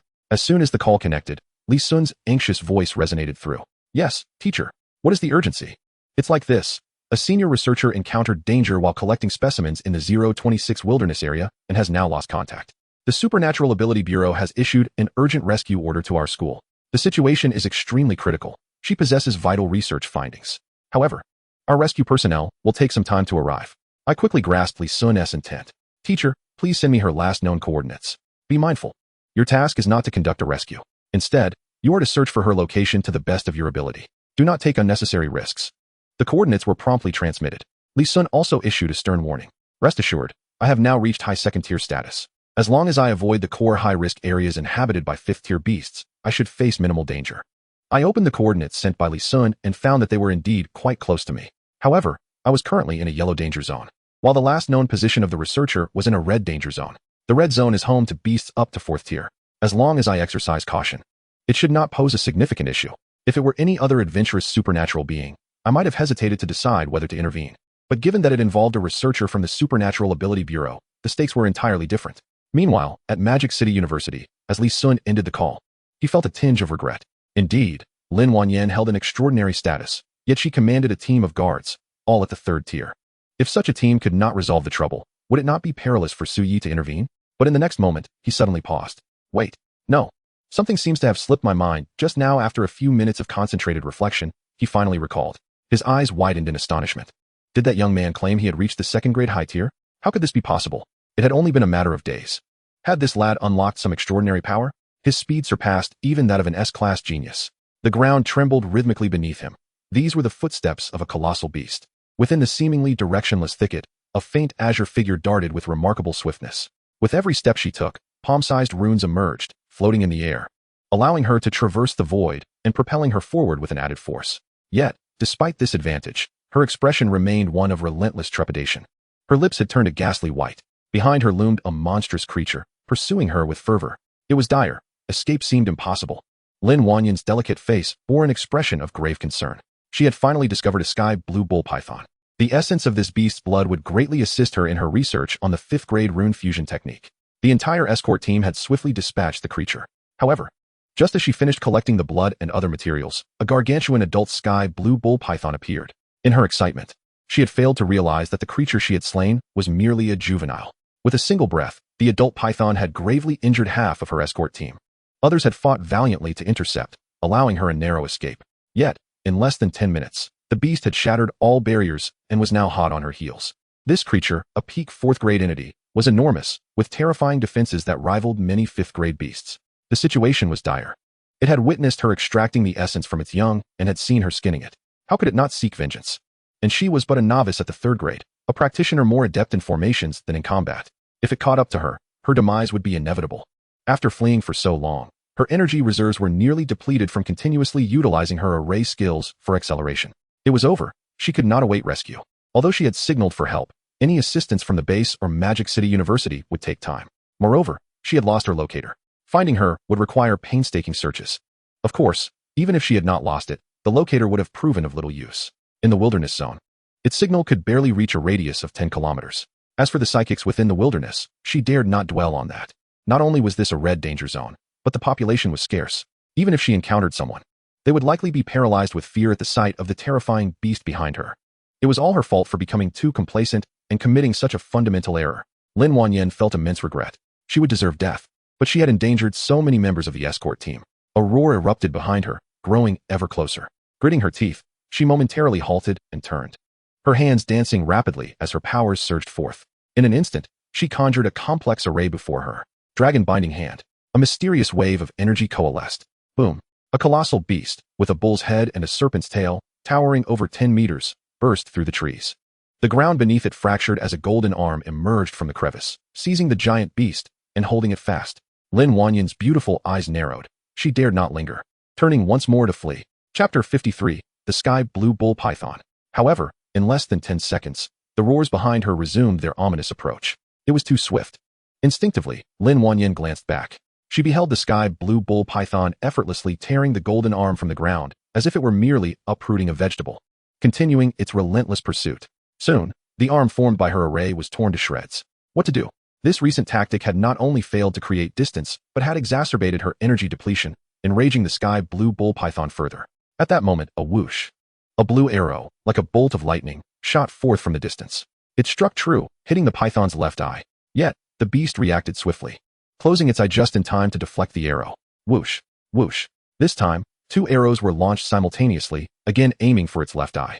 However, the python managed to block them by shutting its eye.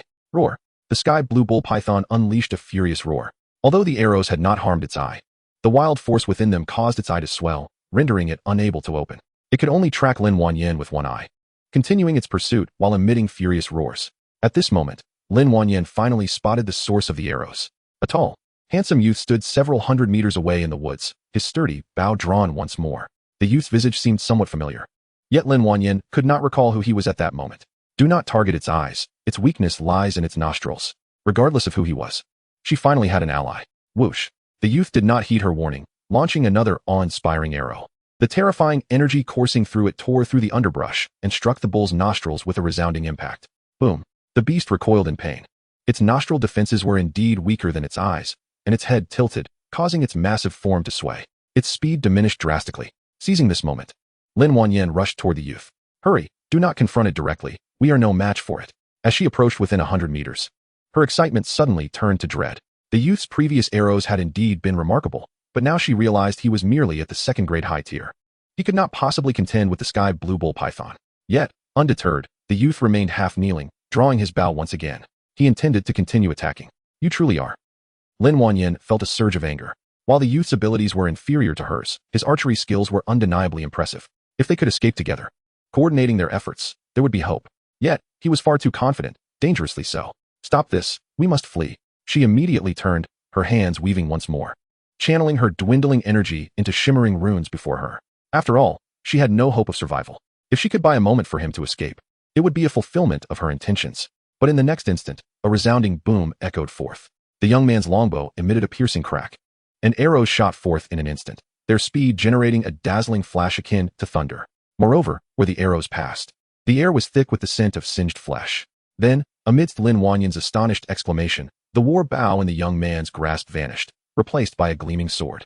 He wielded the sword with one hand, and with a thunderous explosion at his feet, a massive clod of earth erupted, propelling his body forward with terrifying force. Chapter 54. The azure bull python is largely serpentine, and thus its vulnerability lies in its 7 inches. You mustn't. Lin Wanyan attempted to intervene, but it was already too late. This azure bull python was a pinnacle 4th-grade beast, and as an archer charging forward with a sword, wasn't that akin to courting death? A magnificent flash of sword light erupted, striking the colossal beast with an indescribable ferocity. The tremendous force produced a dull sonic boom. However, the blade's target was the python's chest, yielding no discernible effect. I told you, its weakness is its nose. Lin Wanyan stamped her foot, feeling utterly helpless. The individual was risking their life to assist her. She couldn't simply flee, could she? She quickly steadied herself, forming a seal with her hands, and a magical array enveloped the young man. This was a rapid formation, serving as a supportive skill, enhancing the speed at which the ability user could execute their skills and mobilize their innate powers. Simultaneously, she summoned all her innate energy, transforming it into a binding dragon hand. This hand could restrain the beast for approximately 7 seconds. Beyond that, her assistance was limited. Clang! The young man seemed oblivious to the changes occurring around him. One sword stroke landed, and the second was instantly raised. Then came the third, and the fourth. The speed of his strikes surged, each move vicious and resounding, his power unparalleled. Yet the critical issue was that his skills bore little fruit. The blade struck the azure bull python, barely scratching its scales. Surely, he had more than one sword technique? Was he merely repeating the same move? The nose. I've repeated myself. Lin Wanyan reminded him once more. But the young man remained oblivious, unleashing his sword techniques with reckless abandon, chopping and hacking.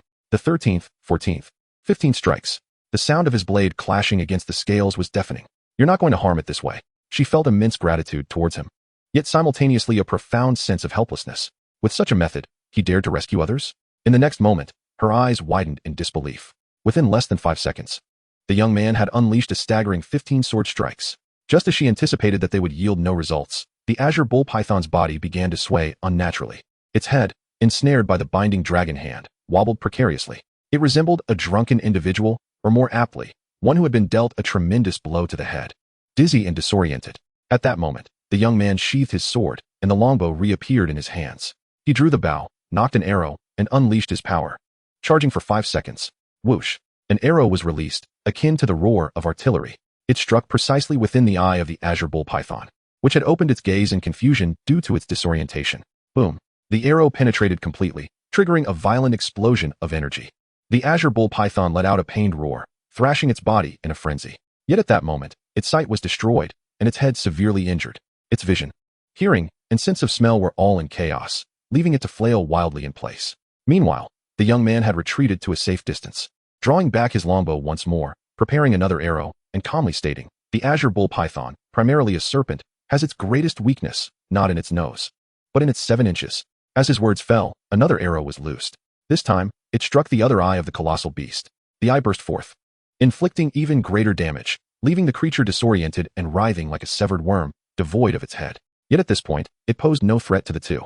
This young man was none other than Su Yi, who had arrived just in time. Su Yi did not continue his offensive. Instead, he switched his weapon back to the sword, standing vigilant while observing the azure bull python's struggles. Minutes passed, and the beast finally succumbed, crashing to the ground. Its heavy breaths the only remnants of its once formidable presence. Had it truly been defeated so easily? This was a pinnacle 4th-grade beast, comparable to a 5th-grade entity. Lin Wanyan gazed in disbelief at the scene. A 2nd-grade advanced ability user had managed to slay a 4th-grade pinnacle beast in such a brief span of time.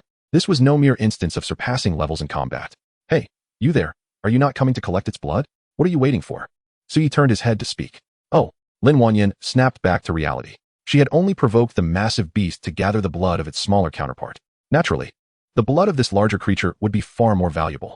She steadied her breath and composed herself, striding with her graceful, elongated legs to the fallen azure bull python, resembling a mountain of flesh. However, as she grasped her sword, she found herself at a loss as to where to begin. Although this creature was on the brink of death, its hide was exceedingly tough, and with her current abilities, she could hardly penetrate it. Where? Su Yi shook his head in resignation and stepped forward with his sword. Here. Lin Wanyan pointed to a specific area. Su Yi advanced, gripping the sword with both hands. Inhaling deeply, and gathering his strength, poised to strike. He had attempted this technique multiple times. If applied to swordsmanship, its power and speed would be nothing short of terrifying. Severing heads and cutting through bones would be as effortless as slicing through vegetables, a necessary skill for a killer. Whoosh! The sword flashed past, so swiftly that it was nearly imperceptible. Only a crystalline line glimmered across the azure bull python's body. In an instant, a wound began to spread. Faced with such a strike, Lin Wanyan felt somewhat dazed. Was this truly a technique wielded by a second-grade ability user? Moreover, wasn't he an archer? First-year student of Magic City University, Lin Wanyan, I sincerely thank you for saving my life. After collecting the blood, Lin Wanyan stood before Su Yi, expressing her heartfelt gratitude. Her voice was as clear and melodious as a bell. Su Yi's heart fluttered, unable to quell the rising tumult within. Lin Wanyan was the goddess of Magic City University, and arguably, the super goddess of all ability universities nationwide. Countless admirers were enamored by her allure. Her beauty and physique radiated an irresistible temptation. From such proximity, he could distinctly catch her fragrance. Especially after escaping danger, her cheeks flushed with exhaustion ignited an indescribable urge to protect her. Su Yi, a vigorous young man, found it difficult to resist such allure. First-year student of Magic City University, Su Yi, at your service. He hastily stepped back, bowing with his sword. Are you also from Magic City University? First year? I've never heard of your name before. Lin Wanyao exclaimed in surprise. Among the freshmen, there exists such a formidable expert. How could she possibly be unaware? I am a next-year freshman, one cohort behind you, Senior Lin, Su Yi clarified. At this moment, Lin Wanyao suddenly realized, you are a new student, a specially recruited one. A charming smile graced her delicate face. Those who could enter the school at this time must be special recruits. If that were the case, it all made sense. It must have been the school's faculty who had urgently communicated with Su Yi, summoning him to aid her. The debt of gratitude naturally fostered a certain fondness in Lin Wanyao towards Su Yi. Upon discovering that they belonged to the same institution, her eyes lit up with an unexpected warmth. Not to mention, Su Yi possessed such strength before even officially enrolling, and he was remarkably handsome.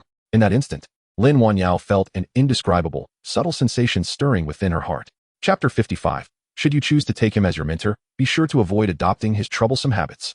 You possess S-level abilities? To have advanced to the high second tier before the semester has even commenced is simply astonishing. Lin Wanyao could conceive of no other possibility than that of being an S-level ability user. No, Su Yi replied, momentarily taken aback before quickly regaining his composure. He refrained from disclosing the nature of his abilities.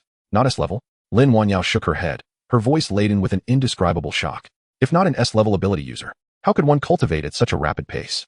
Yet, upon reflection, she noted that Su Yi was not even equipped with the school's smart wristwatch, suggesting he had likely delved into the wilderness for training without having completed his enrollment procedures.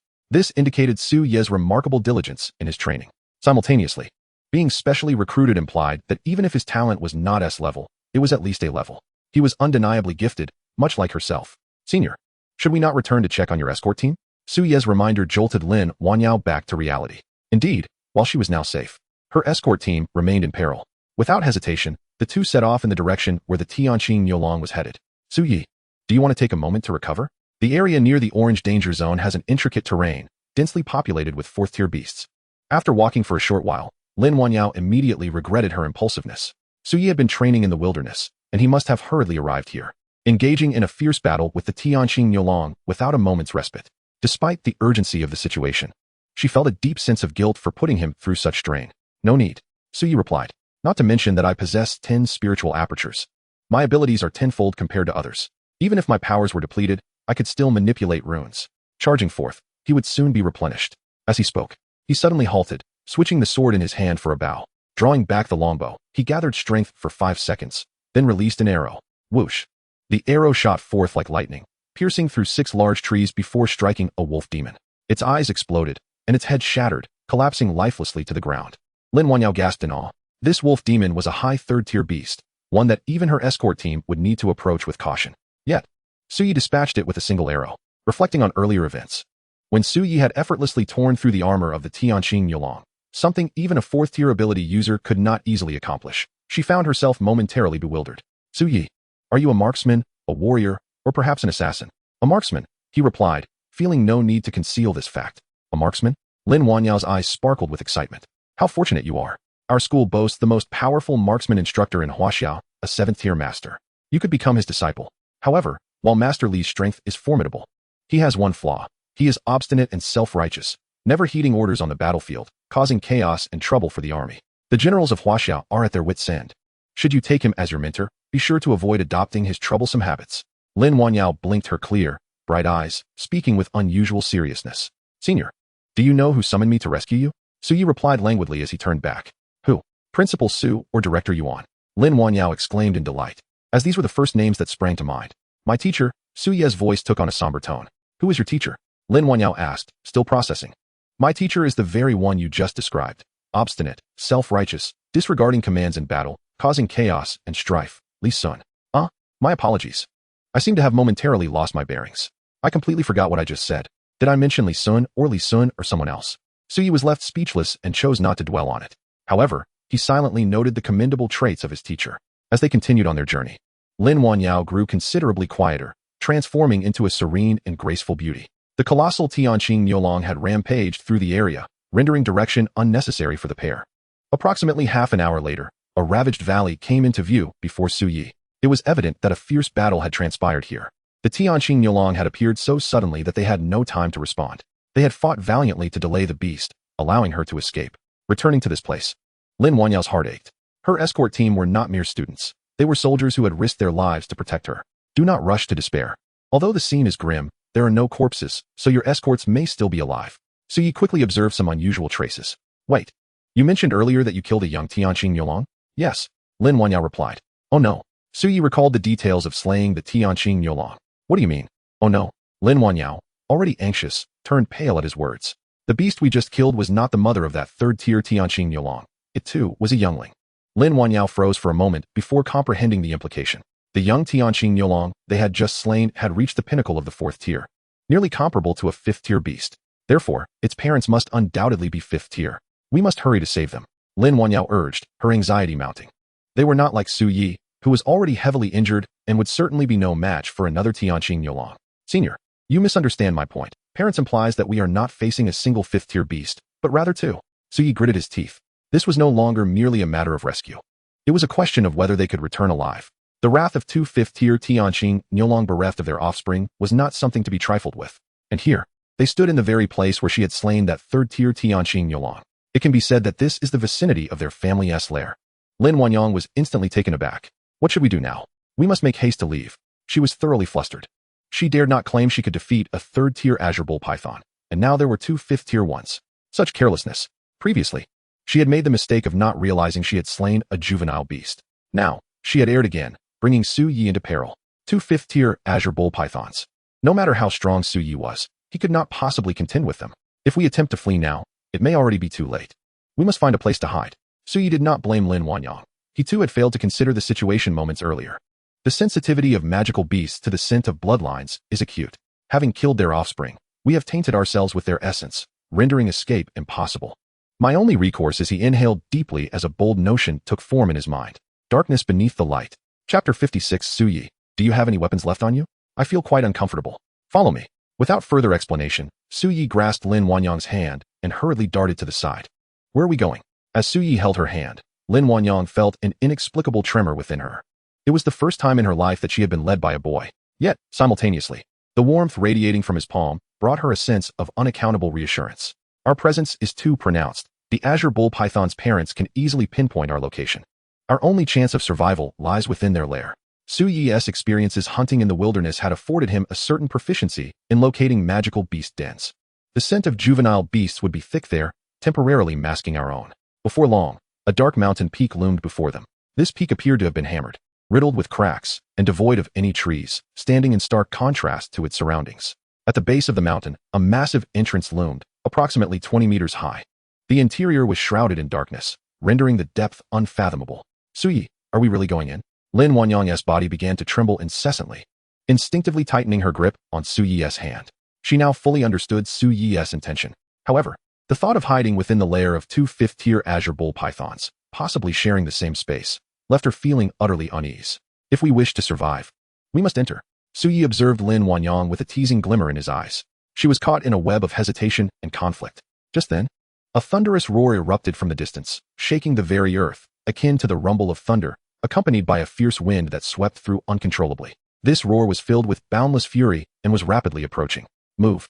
Now, she was no longer afraid of the beast's den, instead pulling Su Yi into the cavern with her. The cave was quite spacious. However, The smoothed edges of the rocks along the walls indicated that the two azure bull pythons had resided here for an extended period. A distinct ferocity unique to magical beasts swirled through the air, inducing a sense of nausea and restlessness. This way, they were nearing the sleeping area of the magical beasts. Ahead lay a vast hollow, the ground forming a pit approximately 100 meters in diameter. The pit was littered with dried grass and various beast pelts, and an overwhelming stench assaulted their senses, triggering revulsion. Suyi halted, noticing a narrow crevice in the mountain, only wide enough for one person, and pulled Lin Wanyang into it. Moments later, the mountain began to tremble violently, and the roars drew closer. Two massive forms slithered in and settled into the soft pit below. Lin Wanyang involuntarily gasped. Her heart raced, and her complexion paled. The good news was, just as Suyi had surmised, their presence, tainted by the killing of the azure bull python S young, had gone undetected. Yet the bad news was that the two parent azure bull pythons were even more formidable than she had imagined. One was mid-tier 5th grade, while the other was high-tier 5th grade. At this position, should they be discovered, a mere breath from these two 5th-tier beasts could easily spell their demise. Suyi, I'm a bit frightened. At such close proximity, the heartbeat of the azure bull python was distinctly audible. Its rhythmic thumping sounded like the knocking at the gates of the underworld. Though Lin Wanyang frequently gathered various materials in the wilderness, this was an experience unlike any she had encountered. What can I do to assist you in your fear? The crevice was narrow. Not only was the heartbeat of the beast clear, but Lin Wanyang's own heartbeat was equally pronounced. Moreover, the fragrance emanating from her was unmistakable. A stunning beauty. With a fiery physique and a sweet voice, in such close quarters even with danger looming, Suyi found it hard to suppress his wandering thoughts. What if I were to hold you? You rogue, Lin Wanyang muttered under her breath. Roar. The azure bull python let out a roar, and scorching hot air surged into the crevice. Lin Wanyang swiftly leaped into Suyi's embrace, warmth enveloping her. In such a position once again, Suyi instinctively felt a reaction. Suyi, do you have any weapons left on you? I feel quite uncomfortable. Before long, Lin Wanyang sensed something amiss. As soon as the words left her lips, she instantly realized her folly, her cheeks flushing crimson. Suyi, you rogue, you brought this upon yourself. Suyi was unperturbed. The two 5th-tier magical beasts were just outside. Could she truly strike him? But in the next moment, his gaze shifted. Something seems off with these two beasts. Don't try to change the subject. Lin Wanyang pouted, shifting her body to avoid the weapon that had suddenly appeared on Suyi. No, it's genuinely a problem. These two azure bull pythons are injured. Lin Wanyang finally grasped that Suyi was not merely jesting. Following his gaze, she indeed noticed that both azure bull pythons bore numerous wounds on their bellies, with exposed flesh writhing, seemingly healing at a rapid pace. Yet, these wounds were evidently deep, causing the surrounding skin to twitch incessantly. What on earth happened? This is not the work of other magical beasts. It resembles the marks of an ability user's weapon. She quickly formed a judgment. Could it be that seniors from the academy have come to rescue us? Impossible. Even masters from the academy could not locate us this swiftly. Moreover, the wounds on them appeared to be quite chaotic, as if they had been besieged. Suyi shook his head. Someone is hunting these two azure bull pythons. No sooner had Suyi spoken than the two giant beasts, which had gradually calmed, suddenly erupted into a furious roar, rising simultaneously and darting out of the cave. Soon, the sound of a cataclysmic battle echoed outside. Indeed, numerous individuals were engaged in an assault against the two azure bull pythons, and the furious roars of the beasts reverberated, causing the ground to tremble and the mountain to sway. The intensity of the battle was truly terrifying. Listening to the commotion, it was evident that there were at least a dozen 3rd grade and possibly 4th grade ability users present. Moreover, there was at least one 5th grade expert overseeing the operation. This team was not a mere rabble. It was a meticulously organized hunt. Suyi's gaze fixated on Lin Wanyang's fair and exquisite countenance. What are you staring at? Suyi, you can't possibly be thinking. Lin Wanyang cautiously covered her collar. If Suyi were to succumb to his primal instincts at this moment, she would be unable to withstand it. Furthermore, outside lurked 5th grade demonic beasts, and even the hunting team would not dare to utter a sound. What are you thinking? Suyi, having regained his senses, felt a wave of exasperation wash over him. How could he possibly entertain such thoughts at a time like this? Did she think him a beast? With his extensive interactions with researchers, did she not realize the unique characteristics of 5th grade demonic beasts? Or rather, what benefits could possibly warrant such a concerted effort to take them down? Benefits? Uniqueness? The only things that came to mind were their essence, blood, and demon cores.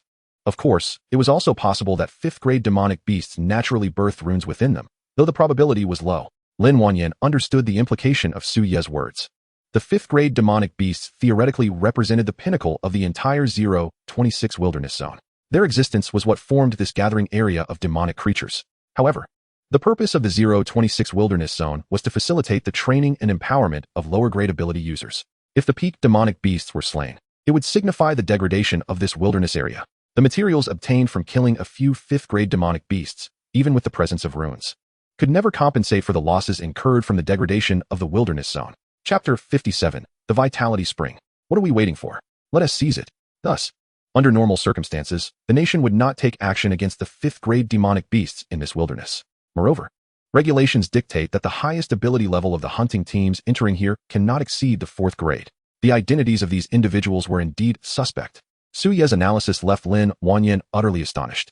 Previously, he had deduced the identity of the celestial blue bull python, and now he had unraveled the issues surrounding the people outside. Unconsciously, her interest in Suye deepened. Follow me. Suye gently patted Lin Wanyan's shoulder. The two emerged from the crevice in the rocks, venturing deeper into the lair of the celestial blue bull python. What are you planning? Lin Wanyan inquired. Since the demonic beasts themselves are not worth their effort, they must have other ulterior motives. Suye searched along the cave, only to discover an even larger space behind. After traversing a distance, a faintly fragrant air suddenly wafted into their nostrils, sharply contrasting with the surrounding pungent stench. The closer they advanced, the more pronounced this aroma became. Finally, after proceeding several hundred meters, an exceedingly spacious underground cavern came into view. This place was remarkably clean, devoid of any debris or filth. The first thing that caught their eyes was a pool of water, approximately a meter in diameter, situated in the center of the cavern. The spring water was remarkably clear, and surrounding the pool, or rather throughout the entire cavern, an abundance of flowers and grasses flourished. A delicate fragrance emanated from these flora, perpetually wafting through the air. This is the Vitality Spring, Lin Wanyan exclaimed, unable to contain her astonishment. Moreover, these are all exceptionally precious spiritual herbs. Nearly all of them are above grade C. She could hardly wait to rush over. The Vitality Spring? Suye was momentarily taken aback. The Vitality Spring was a highly unique type of water that could only manifest in regions rich with ability energy. This spring water was not only a treasure for breaking through barriers and ability levels, but also a miraculous healing elixir. Could it be that the outsiders were after this very thing? It was indeed a distinct possibility. Lin Wanyan, with her long legs, approached the spring. It seemed that the two celestial blue bull pythons had chosen to build their lair here precisely because of this spring water. Their current strength was likely also closely tied to it. As she gazed at the multitude of spiritual herbs nearby, she couldn't help but take a sharp breath. Not to mention the spring, even these medicinal materials represented a staggering fortune. What are we waiting for? Let us seize it. Suye immediately retrieved containers from his spatial ring and began filling them with the spring water. Isn't this a bit inappropriate? Lin Wanyan hesitated. What is inappropriate? Those people outside are definitely not sent by the nation. They are either from some ability family or sect, or they are simply no good, whatever they sought to covet. We can seize as well. As he spoke, Suye had already filled 2 large water tanks, and the pool was visibly diminished by nearly half. You're right. Lin Wanyan quickly joined him in gathering the spring water. In no time, the spring was completely emptied. The last remnants were so stubborn that Suye simply lay down on the ground, leaned over, and drank the last drops clean. Instantly, the pool was left entirely dry. Without 5 or 6 years of accumulation, it would never regain its previous depth. Once they had collected the spring water, they began gathering the spiritual herbs nearby. Before long, they had thoroughly stripped the area clean. Glancing at the bounty within their spatial rings, both of their eyes sparkled with astonishment. What should we do now? Lin Wanyan felt an inexplicable tension rising within her. The people outside were risking their lives for these items while she and Suye had arrived here ahead of them. Those 2 5th-grade demonic beasts would not be easily dealt with. Let us quietly move forward. When they are locked in a fierce battle, we'll seize the chance to escape, Suye declared, already leading Lin Wanyan back along the path they had come. As for Lin Wanyan's escort team, this was not the time to consider them. They could only wait for the battle here to conclude before continuing their search. At this very moment, not far from the lair of the celestial blue bull python, in a nearby valley, a young man clad in a white battle robe stood with his hands clasped behind him atop a low-flying aircraft. This compact, warp-speed anti-gravity craft was exceedingly expensive, thus indicating that the young man's status was anything but ordinary. His features were strikingly handsome, easily captivating countless young maidens. Simultaneously, his prowess was remarkable, having already attained mid-level 4th grade at such a young age. Such talent would undoubtedly be regarded as extraordinary throughout the entirety of Huaxia. At this moment, he stood there, wearing a confident smile, as if nothing in the world could fluster or unsettle him. A fleeting glimmer of excitement, imperceptible to outsiders, flashed in his eyes. Young master, in no more than 10 minutes, these 2 beasts will be subdued. I have already detected that they indeed harbor a trace of divine dragon essence within them, likely having consumed treasures or herbs related to dragon blood. Coupled with our previous surveillance of these 2 giants, we can be fairly certain that the treasure lies within their lair, remarked an elderly gentleman in a suit with a smile. Despite the elder's 5th-grade prowess, he seemed to hold a certain reverence and trepidation in the presence of the young man. Excellent. The young man's face lit up with enthusiasm. The brilliance in his eyes grew ever more radiant. The divine dragons, once the most formidable race in this world, possessed a terrifying physique that allowed them to traverse the void with ease. Even a single drop of dragon's blood could elevate my body-refining technique to a pinnacle state. I informed my comrades not to rush, emphasizing that safety was paramount. The youth wore a gentle expression, and as he smiled, he absently touched the crimson mark on his forehead, his eyes flickering with excitement once more.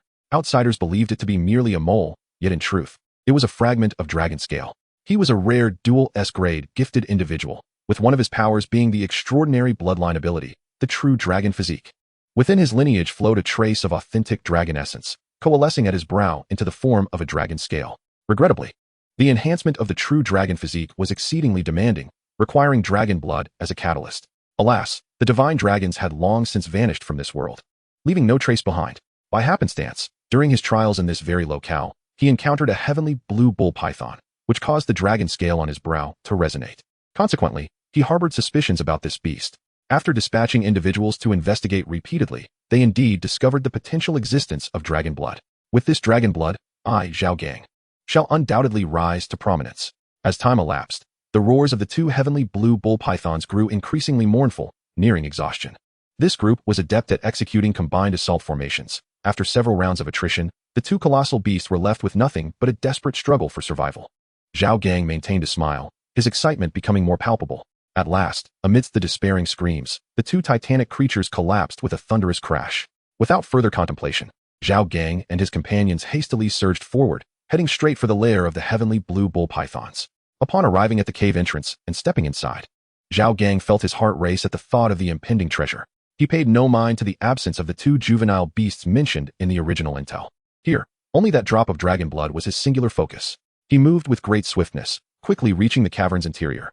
In the next moment, the radiance of his expression vanished, his eyes widening in shock as he beheld the empty puddle in the cave, along with the numerous earth pits stripped of their spiritual herbs. He stood utterly stunned. Chapter 58 Suyi, what happened to that person just now? Why was he screaming so pitifully? Where's the treasure? Where's my dragon blood? This is the lair of a 5th-grade demon beast. The two heavenly blue bull pythons were just slain. How could the treasure be gone? Zhao Gang's eyes glimmered with an unquenchable fury, his mind buzzing. The cave was not vast, rendering the search unnecessary. However, upon noticing the fresh footprints on the ground, he trembled violently. His eyes revealed an unprecedented rage and disbelief. His fists clenched tightly as he let out a furious roar. Who did this? His expression turned frenzied as he exited the cave, utilizing the dragon scale on his brow to sense the lingering essence of the dragon blood. Yet, no matter how he tried, he could not perceive it. Clearly, the dragon blood had been moved far away. When his subordinates, capable of wielding abilities, arrived with materials cut from the heavenly blue bull pythons and collected essence blood, his wrath surged once more, erupting into a heart-wrenching howl. Who has stolen my dragon blood? Upon discovering the scent of the dragon blood, I deliberately suppressed my cultivation level for a year, refusing to break through, all to prepare my body for the most optimal state for refining. This place forbids 5th-grade ability users from entering, and I employed a hidden asset of the Divine Church, buried for over a decade, to open the entrance. To ensure the effectiveness of my body refinement, I spent over a decade's worth of savings to purchase a plethora of precious resources in advance. Now that the dragon blood has vanished, all these resources have become worthless. Zhao Gang's body trembled, his handsome features contorting as he descended into madness. Who has stolen my treasure? His heart bled. The value and rarity of this dragon blood were beyond measure. Even though the land of Huaxia was once the domain of ancient divine dragons, since the emergence of abilities, only 3 drops of dragon blood have been found across the entire region. Each drop would drive even an 8th-grade grandmaster to madness. Having discovered the trace of dragon blood, he had chosen an entirely new path, making preparations anew. He had once believed he would soar to greatness, that he would ascend to unparalleled heights. Yet, such a pivotal treasure, seemingly within reach, had been snatched away. Zhao Gang trembled violently, his mind roaring, his blood surging within him, until he could no longer contain it, and spat blood. The evidence indicated that the thief had only just departed. It was as if the individual had taken it right before his very eyes. His eyes burned with an insatiable madness, as he anxiously paced in circles. He was unwilling to accept this, exceedingly unwilling. It was akin to having prepared for a wedding, having given the betrothal gifts, held the banquet, and even exchanged vows, only to find that the bride had been taken by another, and not just taken, but just moments before the consummation. Find them. I want them found, even if I have to turn the world upside down to do so. Meanwhile, Su Yi and Lin Wanyan were sprinting towards the yellow danger zone. Su Yi, what happened to that person just now? Why did he scream so pitifully? Lin Wanyan questioned, confusion evident in her voice as they ran. Suyi hesitated, unsure of how to respond. Sister, do you not realize the gravity of our actions? Perhaps the treasure was stolen, and he is heartbroken, Suyi whispered, simultaneously drawing his purple marten bow and unleashing a flurry of shots. The eyes of a third-grade demon beast exploded instantly. As they passed by, Suyi effortlessly claimed its life with a swift stroke of his sword. Oh right, only now did the young lady finally grasp the situation, her expression devoid of any guilt. However, he shouldn't have screamed to such an extent. It was as if his wife had been taken from him. Upon hearing this, Suyi too felt that the other party had overreacted. The vitality springs and those spiritual herbs, while precious, should not have elicited such a desperate reaction, especially with a group of 3rd and 4th grade beings, not to mention 5th grade experts among them. Suddenly, an excruciating pain erupted within Su Ye's abdomen. At first, it was bearable, but soon it felt as though a knife was tearing through him, rampaging wildly. His complexion paled instantly, beads of cold sweat breaking out. What to do? You haven't eaten anything bad, have you? Or is it due to practicing too hard? Lin Wanyan became anxious. Suyi shot her an exasperated glare. As an ability user, his constitution was robust. Even consuming raw meat would pose no issue. Besides, he had not been reckless with his diet lately. Can you still walk? I suppose not. Suyi halted, as the pain within him intensified, now accompanied by a burning sensation. Lin Wanyan's face flushed, yet she gritted her teeth. I'll carry you out. Isn't that inappropriate? Perhaps we should rest a moment. Maybe it will pass. To be carried by a girl, how would that affect my pride? Enough of the nonsense. This area remains a perilous red zone. Should a 4th-tier beast emerge, I would be utterly defenseless. We must hasten. Without waiting for Suyi to utter further words, Lin Wanyang swiftly hoisted him onto her back. Despite being a girl, as a 3rd-tier ability user, carrying Suyi posed no challenge for her. Though she harbored some reluctance internally, her physical condition left her no choice. The excruciating pain within her body was intensifying, especially the searing energy that felt as if it could incinerate her from within. She could only acquiesce to Lin Wanyang's commands. Hold on tight, Lin Wanyang said, a hint of shyness in her voice. Yet she understood the gravity of their situation. Her combat prowess paled in comparison to Su Ye's, and facing even a 3rd-tier beast would be a formidable challenge. Suppressing her embarrassment, she secured her grip on Su Ye's legs and accelerated forward, sprinting with urgency. What about your escort team? Su Ye's vision was beginning to blur. He lacked the energy to ponder the predicament he found himself in. Do not concern yourself with that. The 4 sky blue cattle pythons are dead. If they were alive, there would be no danger. Once we reach the base station, the rescue team we called for should have arrived. The seniors from the school will handle it. By some stroke of fortune, or perhaps due to other reasons. Their journey was remarkably devoid of any ferocious beasts. They navigated through the yellow danger zone, and subsequently entered the blue zone unscathed. Upon entering the blue zone, Lin Wanyang finally breathed a sigh of relief. The base station was bustling, as it was evening, one of the busiest times of day. With numerous ability users returning from the wilderness, crowds gathered at the entrance, sharing tales of their experiences in the wild and showcasing their spoils. Suddenly, many gazes turned towards the direction of the wilderness, where a young couple was seen racing towards the base station. However, the male was being carried, while the female was the one doing the carrying. This peculiar sight instantly captivated the attention of countless onlookers. Is he injured? How unfortunate to be heard in front of a girl and have her carry him back. So embarrassing. Indeed, it was humiliating. Typically, when a boy brings a girl into the wilderness, he seeks to impress. Yet this tall young man appeared surprisingly inept. If I were in his shoes, I would wish to find a hole to hide in, wishing for an end to my shame. The girl looks quite beautiful, with a striking figure. What could she possibly see in such a waste of space? And why would she even bother with him? With her looks, she could have anyone she desired. As they observed the couple, murmurs of speculation arose. However, as the duo drew nearer, the expressions of many began to shift. Wait, doesn't this girl look somewhat familiar? Gradually, all eyes fixated on the girl carrying the boy. As they approached, her stunning features became unmistakably clear. Long white hair, radiant eyes, a delicate face, and an alluring figure. Particularly striking was her pale complexion, accentuated by the sweat-drenched strands of white hair framing her forehead due to panic and exhaustion. How enchanting! Upon recognizing her identity, a collective stupor enveloped the crowd. This was none other than Lin Wanyang, the reigning goddess of Magic City University. Isn't she supposed to be on a mission in the wilderness? How is she returning alone? Alone?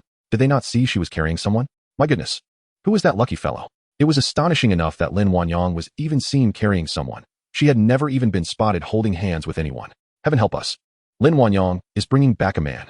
It was unclear from where she had retrieved him, but envy surged through the onlookers.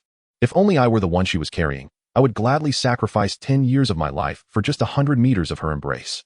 Puffed, with your looks. You think you could even get her to carry you for 100 meters in 10 years? As the realization sank in that Lin Wanyang was indeed carrying a man, the base station erupted with excitement. Despite feeling immensely shy and awkward under the scrutiny of the crowd, Lin Wanyang did not relinquish her hold on Su Yi. His condition was dire. His abilities were spiraling out of control, radiating an unbearable heat. Su Yi, hang in there. We're almost at the base station. Although Lin Wanyang herself was uninjured, her energy and abilities had been significantly depleted while fleeing from the sky blue cattle python. The relentless sprint from the red danger zone had left her no opportunity to recover. She was now operating solely on sheer willpower. Throughout the journey, Su Yi's condition had only worsened. He had completely lost consciousness. Moreover, given that Su Yi had saved her life, she could not allow any misfortune to befall him. Su Yi, a special recruit at Magic City University, was already an extraordinary case. As for the curious glances of the crowd and the potential rumors that would follow, she could hardly afford to dwell on such matters. What is happening? At that moment, Tan Yuan arrived upon hearing the news. Lin, what happened to Su Yi? After Su Yi completed his transaction previously, Tan Yuan had used his contacts to uncover Su Yi's identity. He learned that Su Yi was not merely a special recruit at Magic City University, but also a protege of the esteemed archery master, Li Sun. Why he had been specially recruited, why he and yet started his studies, and how he had become Li Sun's disciple at such an early stage. Venturing into the wilderness for training remained mysteries to Tan Yuan. Nevertheless, one thing was clear. Su Yi was a prodigy unlike any other. Having just completed the college entrance examination and not yet officially enrolled, he had already attained the rank of a second-tier genius.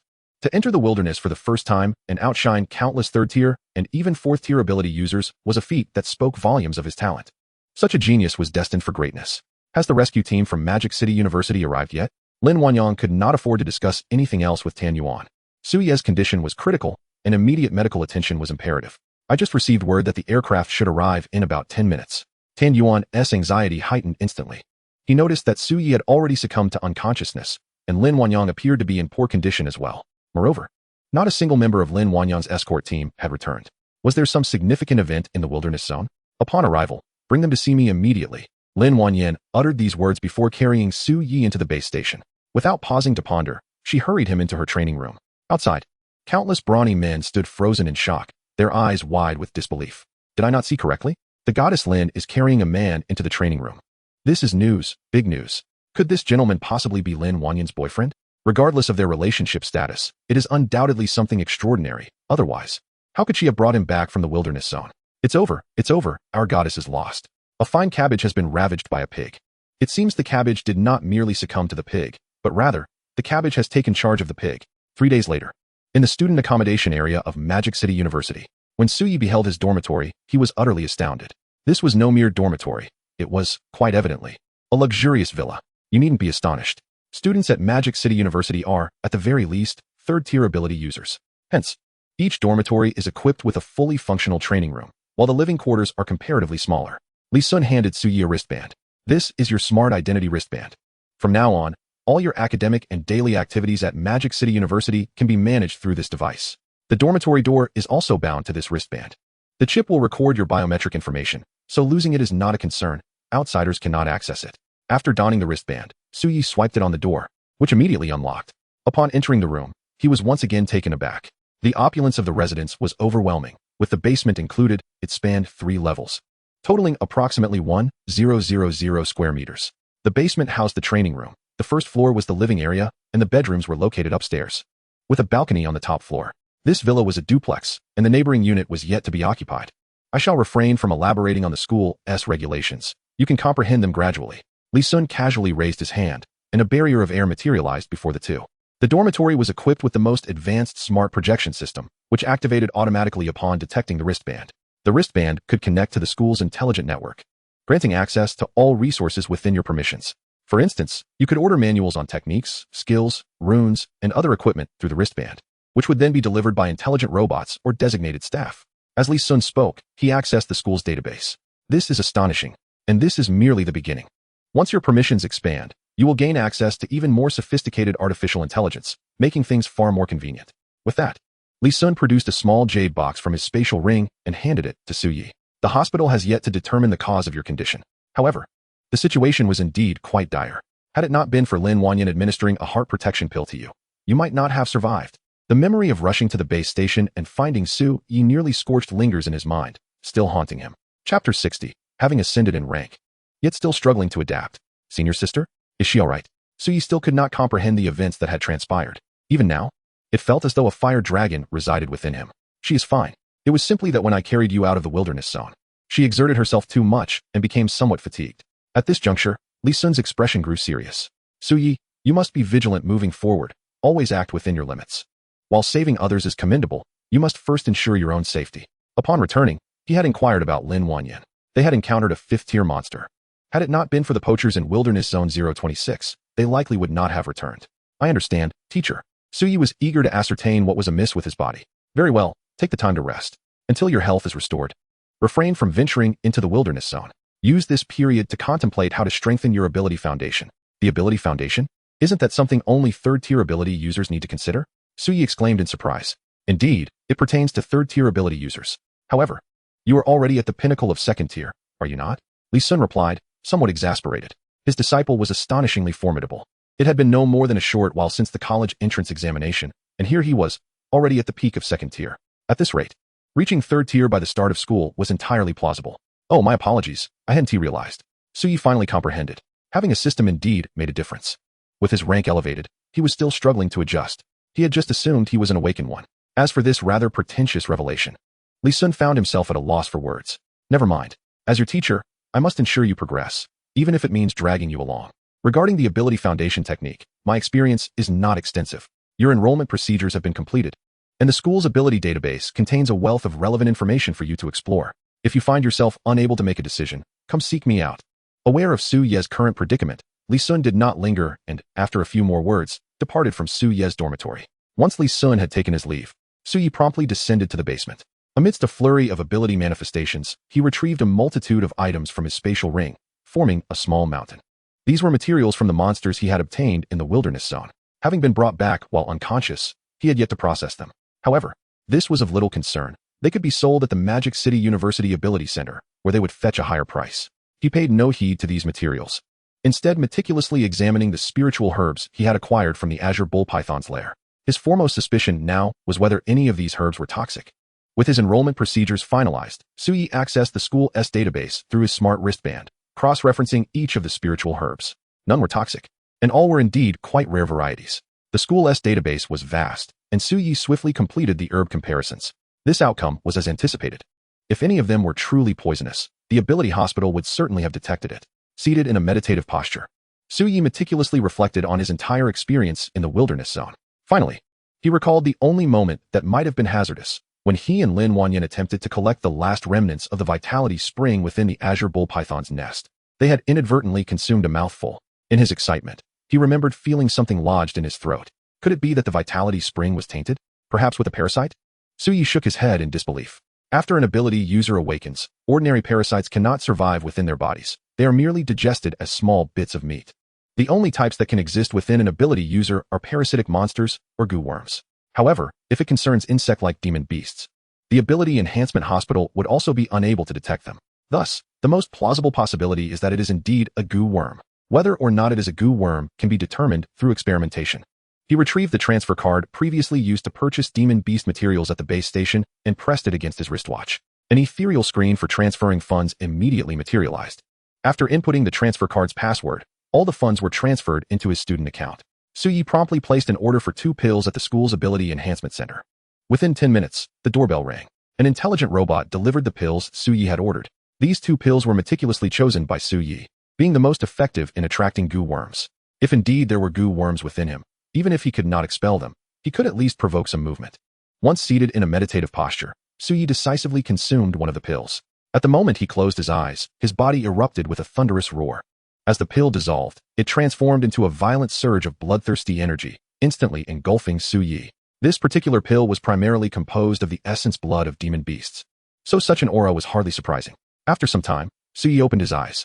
The pill's effects were indeed astonishing, serving as a premium elixir for enhancing the abilities of those endowed with bloodline talents. However, its utility for Suyi was rather limited. Without hesitation, he consumed the second pill as well. This pill was of a higher grade, and was even more remarkable than the previous one. Upon ingestion, its potency erupted within him, overwhelming Suyi with a torrent of bloodthirsty power. He had been careless. This pill was suited for peak 4th-tier ability users. The effects were excessively potent. Suyi immediately attempted to seal his spiritual apertures to expel the medicinal energy. But in the next moment, a flash of insight struck him. As if he had sensed something, Instead of forcing out the energy, he chose to open more spiritual apertures, allowing an influx of abilities to merge with the medicinal power. Boom. An indescribable agony surged forth instantaneously. This pain was identical to what he had experienced in the wilderness zone, causing his body to tremble uncontrollably, his complexion paling, and his jaw clenching involuntarily. He could distinctly feel something within him stirred by the medicinal energy, restlessly yearning for release. A terrifyingly scorching force coursed through his body. Gritting his teeth, Suyi activated his inner vision technique, tracing the source of this fiery energy. Before long, he pinpointed the origin of the intense heat. It was a droplet of liquid, a transparent droplet, faintly glimmering with a golden hue. He did not know what it was, but within this droplet resided an incredible energy. This was, before he could fully comprehend its significance, a thunderous roar echoed in his mind, and a torrent of information surged forth from the droplet, flooding his consciousness. This was dragon blood. Suyi immediately grasped the truth of this droplet. It was a drop of divine dragon blood. Chapter 61. S-Class Fundamental Technique. Nine Heavens Dragon Roar. Countless images flooded Suyi's mind. An ancient realm unfolded, where divine dragons roared, soaring through the nine heavens. Each dragon possessed the power to effortlessly overturn mountains and rivers, to summon storms and whirlwinds. They were the sovereigns of all species. Wherever they passed, other races bowed in submission, trembling, and kneeling in reverence. They wielded the forces of wind, thunder, and the five elements, commanding the most formidable laws of this world. The demon beasts faced by humanity now were naught but ants in their presence. Their colossal forms could pierce through entire supercontinents. Their lifespans were endless, seemingly intertwined with the very heavens. Yet, in the end, they too succumbed to oblivion, vanishing without a trace. The droplet of dragon blood within Suyi was merely a remnant of one such dragon. Although it had escaped the calamity by chance, it ultimately fell, its body shattered, and its soul extinguished. Only the innate legacy from its ancestors remained, preserved within this last drop of essence. At this moment, Suyi's mind was filled with an indescribable majesty and the melancholic roars of the fallen, as if it were the final lament of an unparalleled powerhouse. So, that was it. Suyi instantly understood everything. It was those two azure bull pythons that had discovered this droplet of dragon blood. Unable to absorb its terrifying bloodline power, they sought out the vitality spring, placing the dragon blood within, hoping to gradually dilute its potency. By consuming the vitality spring, they incessantly devoured the power of the divine dragon. Thus, their clan could grow beyond the limits of the 026 wilderness zone. The previous group had clearly uncovered clues regarding this treasure, risking the disruption of the 026 wilderness zone's rules to lead 5th-tier ability users in search of it. Yet by mere coincidence, it fell into Suyi's hands. It was that last, reluctant gulp that drained the entire vitality spring, allowing this droplet of divine dragon blood to be consumed into his body. What a tremendous windfall, an absolute bonanza. In that moment, Suyi completely forgot the excruciating pain within him, forgotten the searing heat akin to that of a volcano. He was engulfed in a state of ecstatic euphoria. Meanwhile, in the Demon City base, at the Demon Ability Hall, within an extraordinarily vast training room, Zhao Gang's expression was one of extreme darkness. Although he appeared calm as he sat there, his heart was already in turmoil. He had searched the 026 wilderness zone for 2 days and nights. Yet, even having pushed his true dragon form to its utmost, even suffering internal backlash, he could not detect the scent of that droplet of dragon blood. The door to the training room swung open, and a middle-aged man entered. What is the situation?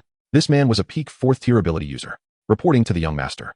We have investigated the list of all ability users who entered and exited the 026 wilderness zone in the past month. Thus far, we have almost completely ruled out all but 2 individuals.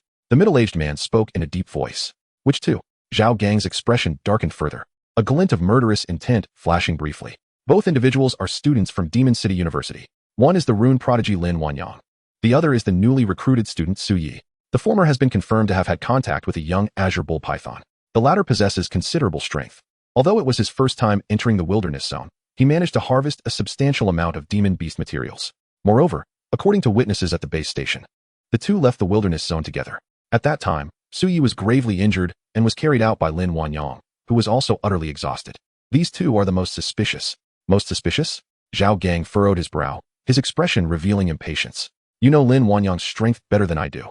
Her escort team has long since dispersed. How could she approach the azure bull python's lair? As for that new student Suyi, even if he is a special recruit, 2nd tier is already extraordinary. How could he venture deep into the red crisis zone? Investigate further. There must be someone we have overlooked. Zhao Gang's countenance was dark and grim, his inner flames of wrath blazing fiercely. Upon discovering traces of dragon blood, he regarded it as the greatest fortune and opportunity of his life, especially as the dragon blood likely harbored the legacy of the divine dragon. Such an opportunity might only present itself once in a lifetime. Yet now, this chance had been snatched away by another. The mere thought of how he had previously allowed everyone to act without haste, in an effort to demonstrate his compassion towards his subordinates, made his heart convulse with agony. His eyes seemed to bleed with rage. Investigate. Each and every one of you. Investigate. Regardless of who he is, he must be found. Even if he has already consumed it. I will extract every drop of his blood to refine my own dragon blood.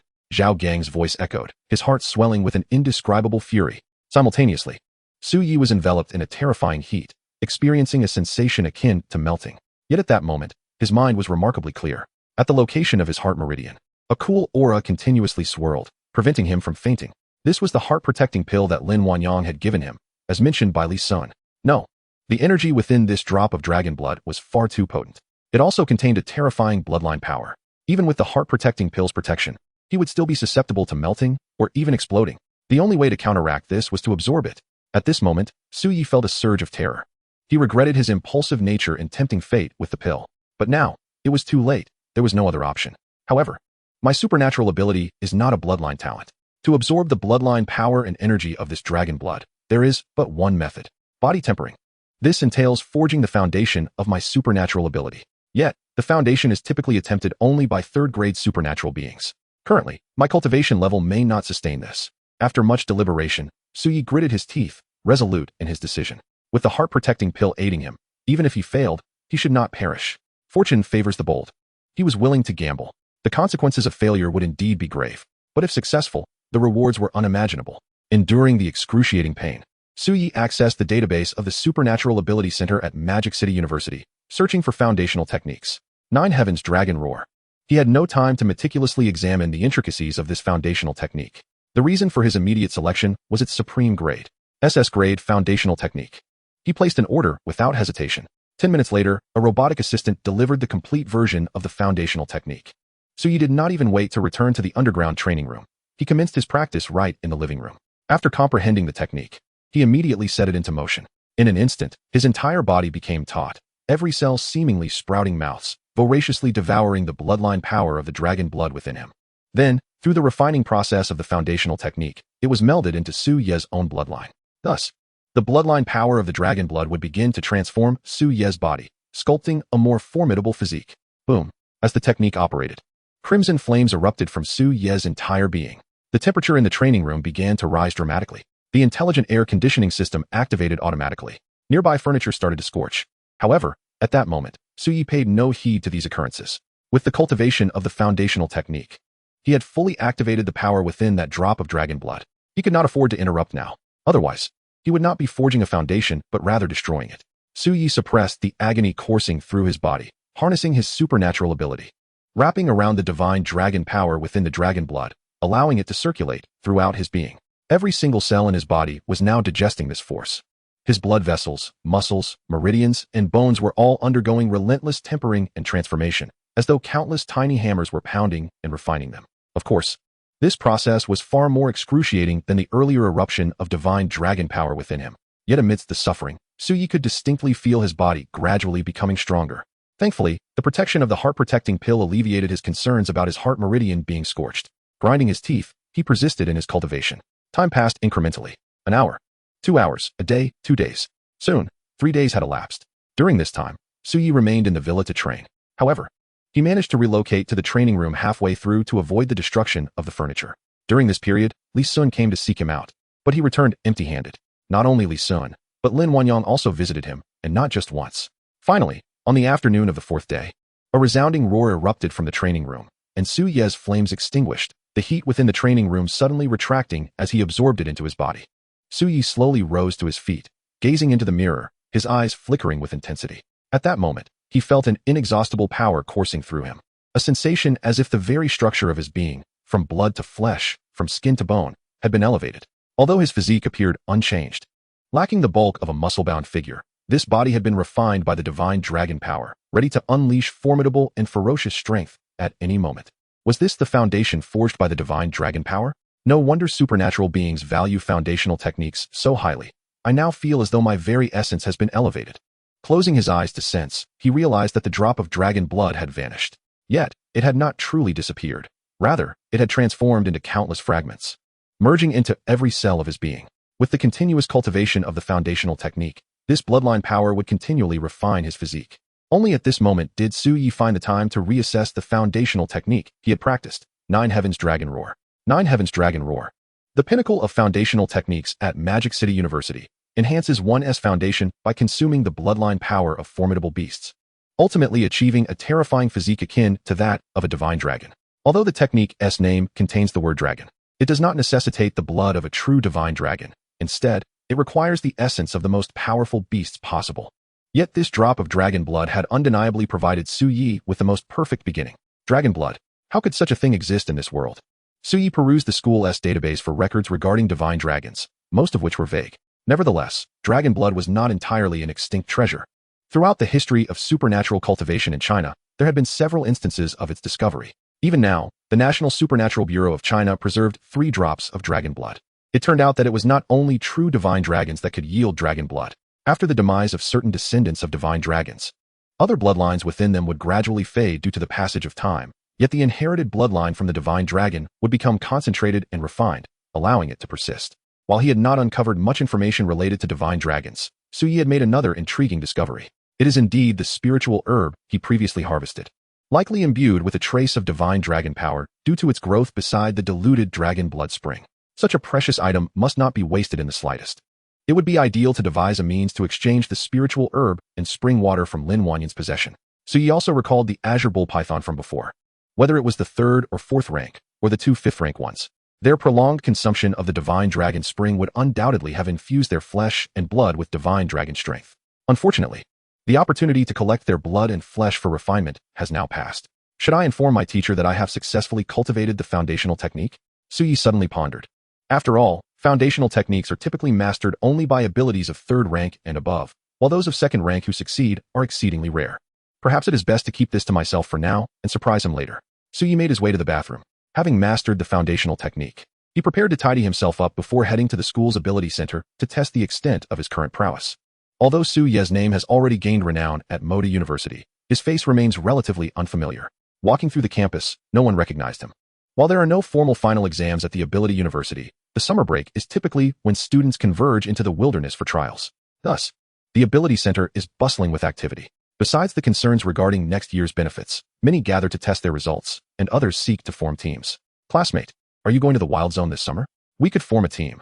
Our group has a full range of professions, and the mage is exceptionally skilled. As soon as he entered, someone approached Su Yi to form a team. Although he did not showcase his ability rank, it was clear that Su Yi, having just completed his foundational technique with a formidable and imposing aura, was not perceived as a newcomer. I'm afraid I have other commitments. Su Yi replied with a polite smile, moving toward the training area to seek a private room for practice. Just then, the previously cacophonous hall suddenly fell into an abrupt silence. Instinctively, Su Yi halted and turned to look back. At the entrance stood a figure, leisurely stepping inside. It was a tall young man, approximately 6 feet 3 inches, clad in an immaculate white suit, exuding an innate elegance and opulence. As he drew closer, his striking features were fully revealed to Su Yi. His visage was nearly flawless, with a physique that radiated a sense of perfection. To put it plainly, he was extraordinarily handsome. His entrance caused the male students in the hall to pale instantly, while a chorus of gasps erupted as the female students covered their mouths in disbelief. Such a refined figure left Su Yi momentarily taken aback. However, his internal divine dragon power surged, awakening him from his reverie, and a wave of disdain washed over him. This fellow is truly insufferable. Chapter 63. The first male god of Modu, Chen Bufan. Yes, he is handsome, but his arrogance is unbearable. Clad in a sparkling white suit adorned with sequins, he shone brightly. His hair, slicked back with so much gel that it seemed to glisten, could easily send a fly careening off. His polished shoes could serve as mirrors. Moreover, it appeared he had cultivated a peculiar skill to emanate radiant glimmers, as if he had applied layers of bright foundation. Not to mention the ostentatious watch on his wrist, the glimmering ear studs, and the meticulously drawn stubble on his chin. One could only imagine the extensive preparations he undertook for this moment, certainly surpassing the average time most girls spend getting ready. Su Yi recognized this individual. His name and exploits were ubiquitous on the school forum. Chen Bufan, one of Manhwaudiobook University's super geniuses, hailed as the first male god. An A-rank ability. His innate talent, the golden sword body. This is one of the most formidable abilities among A-rank talents. The golden sword body can be regarded as a form of innate foundational technique. While most ability users begin cultivating foundational techniques from the 3rd rank, Chen Bufan's innate talent implies that he has possessed foundational techniques since his awakening. From that moment, all his attributes and capabilities have been enhanced. Although he may not possess an S-rank ability, the enhancements conferred by his power are nearly on par with those of S-rank talents. Not only is he gifted, but his appearance is equally striking, blending beauty with masculinity. It can be accurately stated that Chun Bufon is a universal heartthrob at Modi University. Half of the students in the university are his admirers. It is said that with a mere wave of his hand, half of the eligible young women in the city would willingly share his bed. Senior Chun, you have finally arrived. With you here, the third-rank attack leaderboard will surely have your assistance. Wow, Senior Chun looks even more dashing today. Look at his lips, so delicate and moist. I just want to kiss them. Bufon, I love you. I would gladly offer you my most precious first time. He is just a sophomore. But if he enters his junior year, he will undoubtedly become the top student at Modi University. Senior Chun is the one I admire most at Modi University. If a battle with beasts arises, I would willingly serve as his vanguard. The air was thick with flattery, and gazes of awe and infatuation surrounded him. Suyi felt a tumult brewing within him. While genius abounds in the three major universities, none have gone to such lengths to present themselves so meticulously as this one. After observing for a moment, Suyi quietly turned away. This individual is insufferably pretentious. Yet, he seemed utterly oblivious to any sense of embarrassment, instead basking in the attention. A feeling beyond description. Regaining his composure, Suyi turned and departed, intending to find a training room. His purpose for visiting the ability center, besides testing his strength, was to procure new equipment. His ability rank has now reached the pinnacle of second rank, ready to break into the third rank at any moment. The equipment he previously used was suitable for first-rank ability users, particularly his combat bow. This time, he should be able to wield a C-rank combat bow. Suyi. At that moment, a delighted voice called out. Following the sound, a radiant figure appeared before Suyi's eyes. It was Lin Wanyan. Senior. Suyi hurriedly approached her, grateful for Lin Wanyan's support in his return. Moreover, it was due to the heart-guarding pill she had ingested that she was able to assist herself in completing the foundational technique, successfully absorbing and digesting the blood of the divine dragon. Are you well? Upon seeing Suyi, Lin Wanyan was filled with immense delight. She still vividly recalled her experiences in the 026 wilderness zone, particularly Suyi's composure and dominance when he vanquished the Azure Bull Python, along with his commanding presence that left an indelible mark on her memory. I suppose I'm well enough, thanks to you, Senior. Without your help, I might not have returned this time. Please, there is no need for formality. You saved me once, and now I've aided you. We are even. Lin Wanyan waved her hand dismissively. By the way, do you have time this evening? Let us share a meal together. Naturally, Suyi could not decline such an invitation from a beauty. Very well then. As for the testing and equipment exchange, there is no rush. Oh wait, I have something for you. Lin Wanyan suddenly recalled something and retrieved an exquisite wooden box from her spatial ring, presenting it to Suyi. Is this a badge? Suyi inquired as he opened the box, revealing a dazzling golden badge within. This is the emblem of my abilities team. After returning from the wilderness zone, I proposed to the captain, and everyone agreed to invite you to join our Dawn abilities team, Lin Wanyan said with a bright smile. Her recent experiences had fully affirmed her recognition of Suyi's prowess.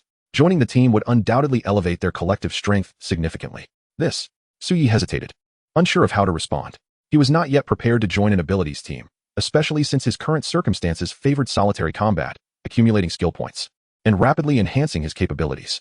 You needn't rush your decision. Take your time. Whenever you are ready to inform me, our team will always welcome you. Lin Wanyan smiled reassuringly.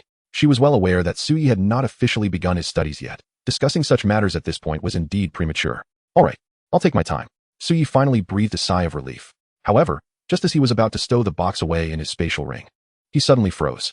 A chilling sensation surged through him. Turning around, he was struck dumb. At that moment, virtually all eyes in the external hall were fixated upon him, specifically upon him and Lin Wanyan. Oh no, Suyi cursed inwardly, realizing how he had overlooked this detail. Lin Wanyan was the unrivaled goddess of Magic City University. Her suitors were countless. Wherever she went, she instantly became the center of attention. And here he was, conversing so intimately with her in such a crowded place as the abilities center. Moreover, he had accepted a gift from her. At this moment, he could distinctly feel the surrounding gazes piercing through him like blades, as if they wished to rend him to pieces. If looks could kill, he would have perished innumerable times by now. Lin Wanyan, equally flustered, seemed to have forgotten the situation as well. Let us go, she whispered, pulling Suyi away hastily. Suyi snapped back to reality and hurriedly followed her. Stop. Just then, a chilling voice rang out. It was Chun Bufon, dashing and elegant, like a figure from a painting. At this moment, his handsome visage and suave demeanor remained unchanged, his hair gel still glistening, and his shoes reflecting the light. Yet, his gaze, previously warm and proud, now bore an unmistakable air of dominance and assertiveness. As Suyi involuntarily glanced at him, Chun Bufon's aura of power intensified. His eyes were fixed on the wooden box in Su Ye's hand, the one containing the badge gifted to him by Lin Wanyang. You have no right to possess this. Hand it over. Chapter 64. Kid, I'll give you a chance. For the first move, I will only defend, not retaliate. You have no right to this. Hand it over. Chen Bufan's voice resonated throughout the vicinity. Su Yi halted, his expression a mixture of confusion and disbelief. Chen Bufan, what are you trying to do? This is a gift from her. It has nothing to do with you. Lin Wanyang shouted angrily, stepping slightly forward to shield Su Yi. Who is this kid? That he doesn't even know the taboos of Magic City University? Everyone knows that Chen Bufan has been pursuing Lin Wanyang. Indeed, Chen Bufan has declared that anyone who dares to lay a hand on Lin Wanyang is his enemy. Not only is Chen Bufan powerful, but he also comes from the most prestigious abilities family in the Magic City base, with many formidable figures in his lineage. This kid has landed himself in a serious predicament, daring to accept a gift from Lin Wanyang in front of Chen Bufan. Lin Wanyang herself was puzzled. Why was she rejecting such a distinguished suitor? Listening to the surrounding murmurs, Su Yi quickly grasped the situation. However, he could hardly believe how simple and absurd it was. You can like who you want and pursue who you wish, but what does it mean to not allow others to pursue? Furthermore, it seemed this was not the first time for such arrogance and dominance. Don't worry, Su Yi, as long as I'm here. He won't dare to do anything to you. Lin Wanyang stood protectively in front of Su Yi. Chen Bufan was indeed exceptional. In terms of looks, talent, and family background, he was the absolute ideal type. Yet, she could not stand his pretentious demeanor. The more she looked, the more she found it distasteful. Conversely, Su Yi, with equally remarkable talent, was far more approachable. But seeing Chen Bufan shielding Su Yi so fiercely in front of so many people only fueled Chen Bufan's anger further. Kid, I'll say it again. What belongs to Wanyang is not for you to have. Hand it over. All eyes in the vicinity were now riveted on Su Yi. Most gazes tinged with amusement and arrogance, as if anticipating that he would soon falter. You want it. Yet, Su Yi, under the scrutiny of the crowd, stepped forward confidently. Then come and take it. However, even if you do, it won't matter, for Wanyang will continue to give me gifts. If you take one, she will give me another. If you take 100, she will keep giving me 100. Huh. You're stuck with a gift from Wanyang that you can only gaze at all day. Doesn't that feel suffocating? Chen Bufan was left speechless. His talent, his strength, and his background allowed him to navigate freely within Magic City University. While there were those who could surpass him in skill and talent, no one dared to provoke the Chen family. Thus, he had always regarded Lin Wanyang as a taboo, someone no one could touch. Yet now, Su Yi's words made him feel his dignity being disregarded for the first time. What do you mean, what? What is wrong with me? Wanyang chose me over you. Does that not sufficiently illustrate the matter? In the midst of Lin Wanyang's astonished gaze, Su Yi continued to speak. Her tone imbued with a commanding and domineering essence, rivaling that of Chen Bufan. You seek death. Chen Bufan stammered, momentarily at a loss for words. Never before had he faced such blatant defiance at Magic City University. The scornful words of Su Yi rendered him momentarily speechless, unable to muster a retort. Seek death? Su Yi's derisive laughter grew even more pronounced. Are you implying that you wish to kill me? Are you not aware that Magic City University forbids students from harming one another?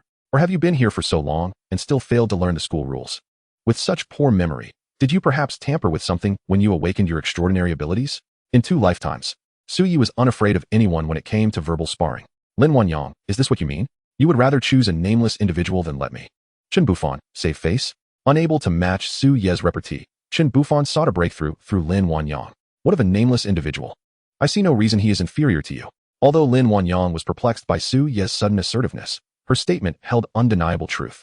With an A-level dual ability, nearing S-level proficiency, unparalleled dedication to her training, the top scorer from Chuanan Province's college entrance examination, and a disciple of Li Sun, the strongest archer mentor in all of China, she had already reached the pinnacle of 2nd tier before the school year even commenced. Crucially, in the 026 wilderness zone, she had witnessed Su Yi effortlessly slay a 4th tier sky blue python without breaking a sweat. In every aspect, aside from family background, Su Yi surpassed Chen Bufan, and she lacked his pretentiousness. Upon hearing Lin Wanyang's words, Chen Bufan's brow furrowed even more tightly. To be told in front of so many that one is inferior to this sudden upstart? The thought was unbearable. After a moment of contemplation, a scheme formed in his mind. Kid, since Wanyang holds you in such high regard, do you dare to face me in battle? Su Yi regarded Chen Bufan with calm eyes. Surely you jest, brother. You, a 3rd tier pinnacle ability user, challenge me, a 2nd tier? Rest assured, the arena at the Ability Center is equipped with a correction array. I can suppress my abilities to the 2nd tier pinnacle, Chen Bufan exclaimed with excitement. Is that even permissible? Su Yi turned to Lin Wanyang, who nodded in affirmation. Very well then, let us engage in combat. Su Yi did not refuse. Such melodramatic scenarios were best avoided. A hint of worry crossed Lin Wanyang's face. Chen Bufan assumed her concern was for Su Yi, though his jealousy and rage intensified. He maintained his dashing demeanor and noble persona. Wanyang, do not worry, I will exercise restraint. He will only learn a lesson, without sustaining serious injuries. Yet Lin Wanyang did not even glance at him, instead turning towards Su Yi. Su Yi, Chun Bufan is from the Chun family in Magic City. Please, be gentle in your approach. Do not let him be too severely harmed. Su Yi nodded slightly, assuring her, rest assured, I will exercise my discretion. As she spoke, she stowed her badge into her spatial ring. The exchange left Chun Bufan utterly bewildered. What did they mean by asking him to go easy? Are you insinuating that I am not his match? His internal fury erupted like a volcano. As a man, especially the most charming man at Magic City University, he could not allow his dignity to be so brazenly challenged. He looked at Su Yi, his gaze chilling. This was no longer merely a matter of teaching a lesson. It was a question of a man's face and dignity. Soon, surrounded by a dense throng of spectators, they arrived at the arena of the Ability Center. Chun Bufan leaped onto the stage, his graceful descent eliciting a wave of gasps from the crowd. When Su Yi also ascended the stage, a chorus of murmurs erupted around them. This kid truly dares to step up. What audacity! Many arrogant individuals had previously attempted to use Chun Bufan as a stepping stone, only to find themselves trampled beneath him. Chun Bufan was born with foundational techniques, invincible among peers. The swirling discussions were music to Chun Bufan's ears, prompting him to make a decision he would later regret. In a bid to further cement his illustrious image, and to make Lin Wanyang acutely aware of the disparity between Su Yi and himself, he raised his hand. Kid, I grant you an opportunity. For the first strike, I shall defend without countering. This declaration left Su Yi momentarily stunned, as he had intended to engage in close combat with his sword, a weapon that had previously dispatched numerous beasts. He turned to Lin Wanyang, pointing at his own head, the message clear. Is this kid mentally sound? Chapter 65. How to distinguish between a beast and a mother. Stretch marks. Lin Wanyang was momentarily taken aback, but then waved her hand dismissively, conveying her thoughts. Do as you wish. He is courting his own demise. Thus, Su Yi, with a clear conscience, relinquished the sword and instead drew forth his battle bow. The sight of Su Yi wielding a bow stunned the onlookers. As a shooter-type ability user, he inherently faced disadvantages in the arena due to its small size, making close combat inevitable. Moreover, low-tier shooter-type users often lacked sufficient melee capabilities. Even with training, their proficiency could not be rapidly improved.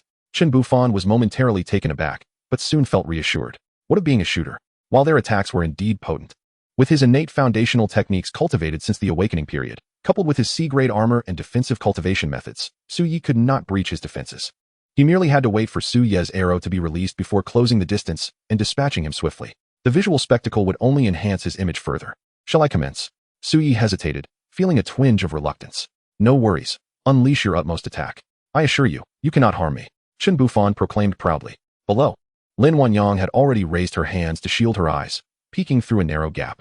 Chun Bufan's strength was indeed formidable, even fearsome, but no threat compared to the fourth-tier pinnacle sky blue python from the 026 wilderness zone. Thus, Su Yi stood poised, adopting the proper stance and drawing back his battle bow, preparing to unleash his power. 1 second, 2 seconds, 3 seconds, 5 seconds. Then he released his finger. Whoosh. A shot that struck true.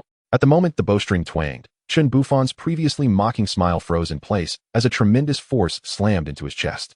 A sensation akin to having one's very being torn asunder, coupled with an exhilarating feeling of soaring through the clouds, struck him instantaneously. He had yet to comprehend the unfolding events when he found himself suspended in midair, colliding violently with the protective barrier of the arena, akin to a puddle of mud that slowly slumped down.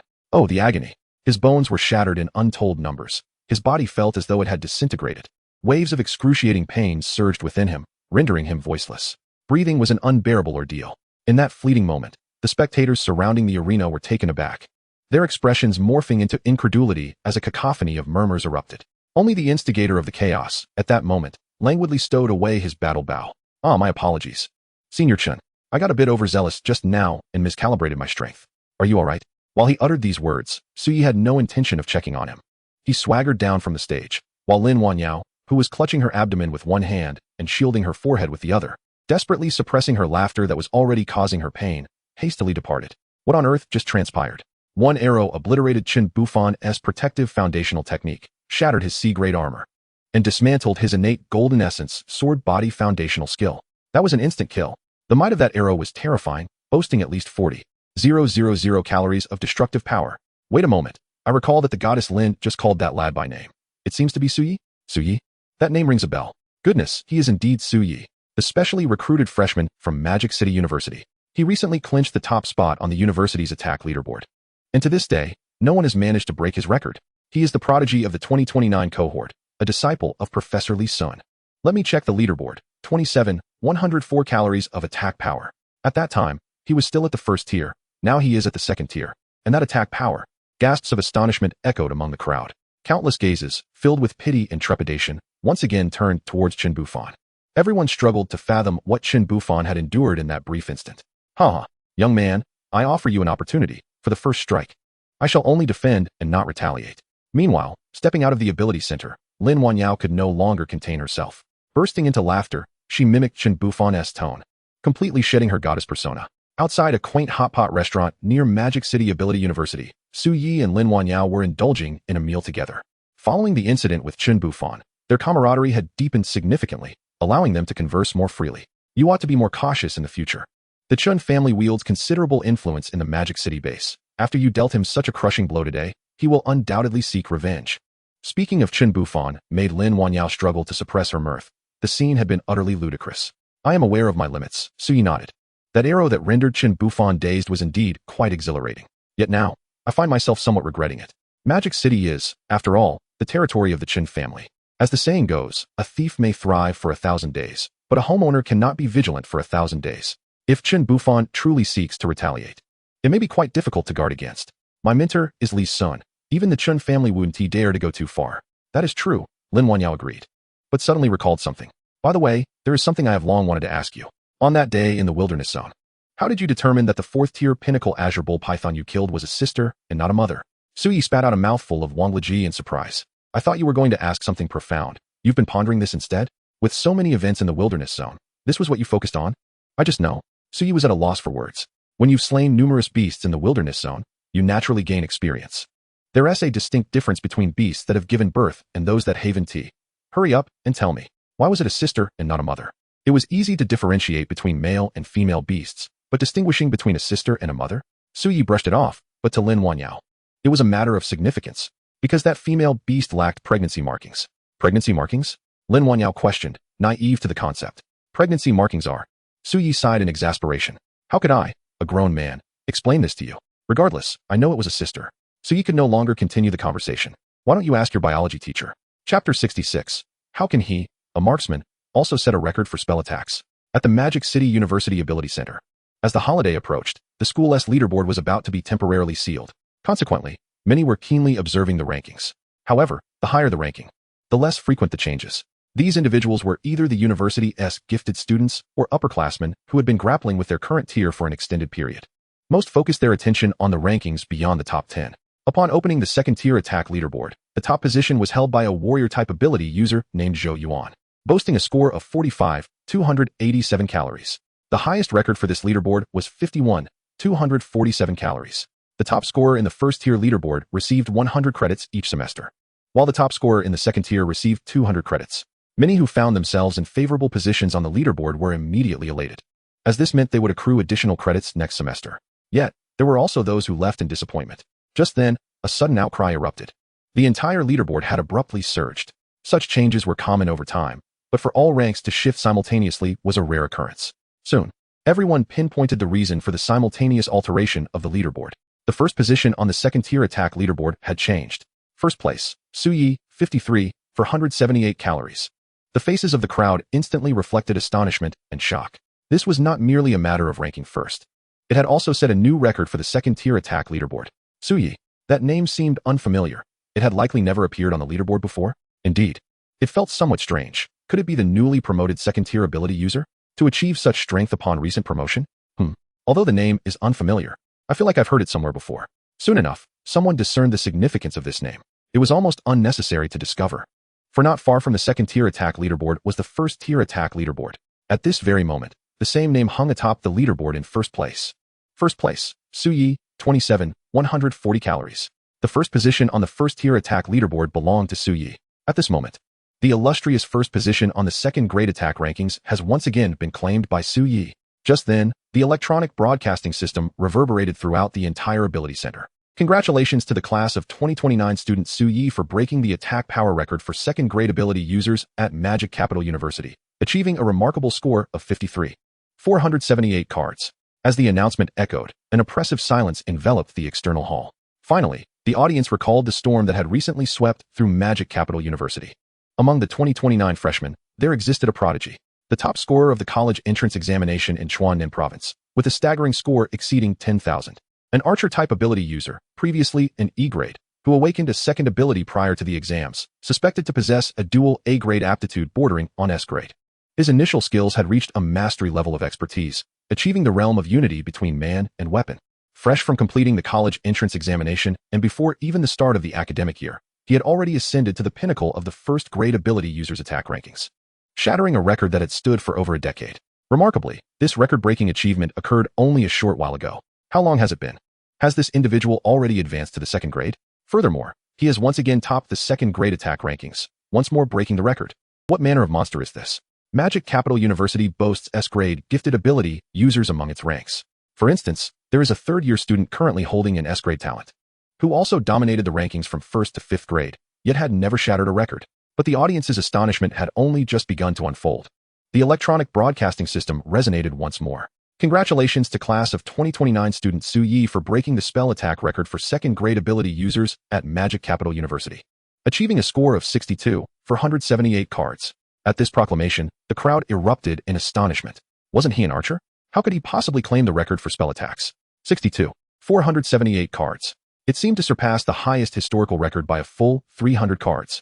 How could an archer possess such a high spell attack? I heard his secondary weapon is a sword. Is Su Yi here to slap us in the face? No. I recall he was still an awakener during the college entrance exams. And just a few days ago he advanced to first grade.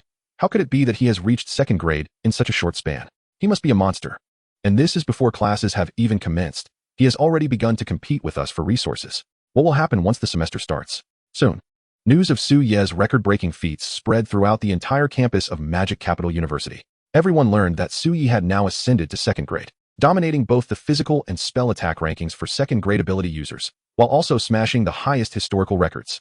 Instantly, throngs of students began to converge upon the Ability Center, eager to witness the prowess of this remarkable individual. Even the top 10 experts from both rankings flocked to the training rooms, their intent clear, to suppress Su Ye's astonishing achievements. Yet, as expected, they all met with failure. The magnitude of his achievements was terrifying. The second-grade rankings are a crucial measure. While exceptionally gifted students can elevate their abilities rapidly, they often lack sufficient skill proficiency. Conversely, those with marginally weaker talents, though they may have honed their skills over a longer period, often lack the foundational attributes. However, these evident discrepancies were conspicuously absent in Su Yi. To attain such results, one must possess an exceptionally high level of skill proficiency. How could he have improved so dramatically within this brief time? He lacked the time for extensive skill refinement. Could it be that his comprehension is at such an extraordinary level? Comprehension? Can this truly be explained by mere understanding? An archer, a swordsman, and now training in mage skills. The more they discussed, the more they recognized the terrifying nature of Su Yi. His current achievements eclipse even those of the S-grade prodigies from Magic Capital University. Just then, as everyone began to grasp the enormity of Su Ye's abilities, the previously silent electronic announcement system sounded once again. Congratulations to class of 2029 student Su Yi for breaking the record for the first level of the Divine Soldier Wyvern Array, achieving a time of 21 seconds. The scene fell into silence once more. All eyes were glued to the newly illuminated leaderboard on the large screen, their expressions wide-eyed. Yet another record broken. The first level of the Divine Soldier Wyvern Array. This challenge, present in various top-tier ability colleges in Huaxia, assesses the individual capabilities of ability users. It is laden with numerous robots that mimic the wild beasts of the wilderness, exhibiting combat performance, agility, and power that closely resemble those of actual wild beasts. The time taken to clear this challenge reflects the comprehensive strength of the ability user. Furthermore, even auxiliary-type ability users are permitted to participate in such challenges. Chapter 67. The archer who can summon ice dragons has emerged. The Wyvern Array. He has once again broken the record. Previously, the attack power leaderboard only represented raw power. But the Wyvern Array is a true test of combat capability. The Wyvern Array demands a well-rounded strength. Typically, only students above the third grade participate, as it is at this level that the strength of abilities, refined skills, weaponry, and runes can be maximally expressed. This demonstrates battle experience. How much time has elapsed since his college entrance examination, and where did he acquire such combat experience? Could it be that he was already mingling in the wild during high school? Not only does he possess formidable attributes, but he is also a combat genius. This young man is simply extraordinary. The expressions of everyone present were now more horrified and incredulous than ever. All gazes were fixed on the leaderboard displayed on the large screen, eager to see if Su Yi would continue his ascent. There is only one attack power leaderboard. But the Divine Soldier Wyvern Array consists of 9 levels. Typically, a second-grade ability user can clear the first 4 levels. However, given Su Ye's terrifying record-breaking performance during his first attempt, he is likely to press on further. In this era of abilities, the strong are revered. Thus, everyone eagerly anticipated Su Ye's challenge of the next level. 1 minute, 2 minutes. Merely 3 minutes after the record for the first level was shattered, as everyone wished. The electronic announcement sounded once more. Congratulations to class of 2029 student Su Ye for breaking the record for the second level of the Divine Soldier Wyvern Array, achieving a time of 41 seconds. Another 3 minutes passed. Congratulations to class of 2029 student Su Ye for breaking the record for the third level of the Divine Soldier Wyvern Array, achieving a time of 64 seconds. Then, another 3 minutes. Congratulations to the 2029 cohort student, Su Ye, for shattering the fourth level record of the Divine Beast Pterodactyl formation at Magic City University, achieving a remarkable time of 64 seconds. As all previous records for the first 4 levels were broken, a resounding cheer erupted in the external hall of the Ability Center. Securing first place in all 4 levels and breaking the records is an extraordinary feat. While it has occurred before for individuals to break multiple records, they typically do so over an extended period. Never has anyone achieved the consecutive breakthroughs of 4 levels in such a brief span. This Su Ye is undeniably a prodigy, not classified as S level, yet surpassing even those at that rank. Amidst the fervent excitement in the external hall, Su Ye was in the training room, reviewing his student profile at Magic City University. Unlike the outside world, the institution not only operates under a standard funding system, but also adheres to a more rigorous credit system. The university boasts a unique repository of special commodities, many of which are virtually unattainable outside, such as certain exclusive concoctions developed by the institution itself. For instance, the heart protector pill that Lin Weiniing had administered to Su Ye requires 800 credits for exchange within the school. Furthermore, each individual is permitted to redeem a maximum of 2 per year. Outside, even 20 million would not suffice to procure one. Those eligible for redemption would hardly part with such valuable elixirs, while those willing to do so typically lack the qualifications to exchange them. Yet, it was still insufficient. Gazing at the glaring red figure of 1,400 in the credits column of his school profile, Su Ye felt utterly speechless.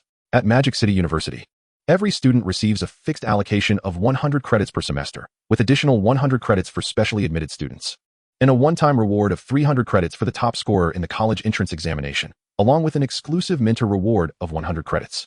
However, at present, all those credits have vanished.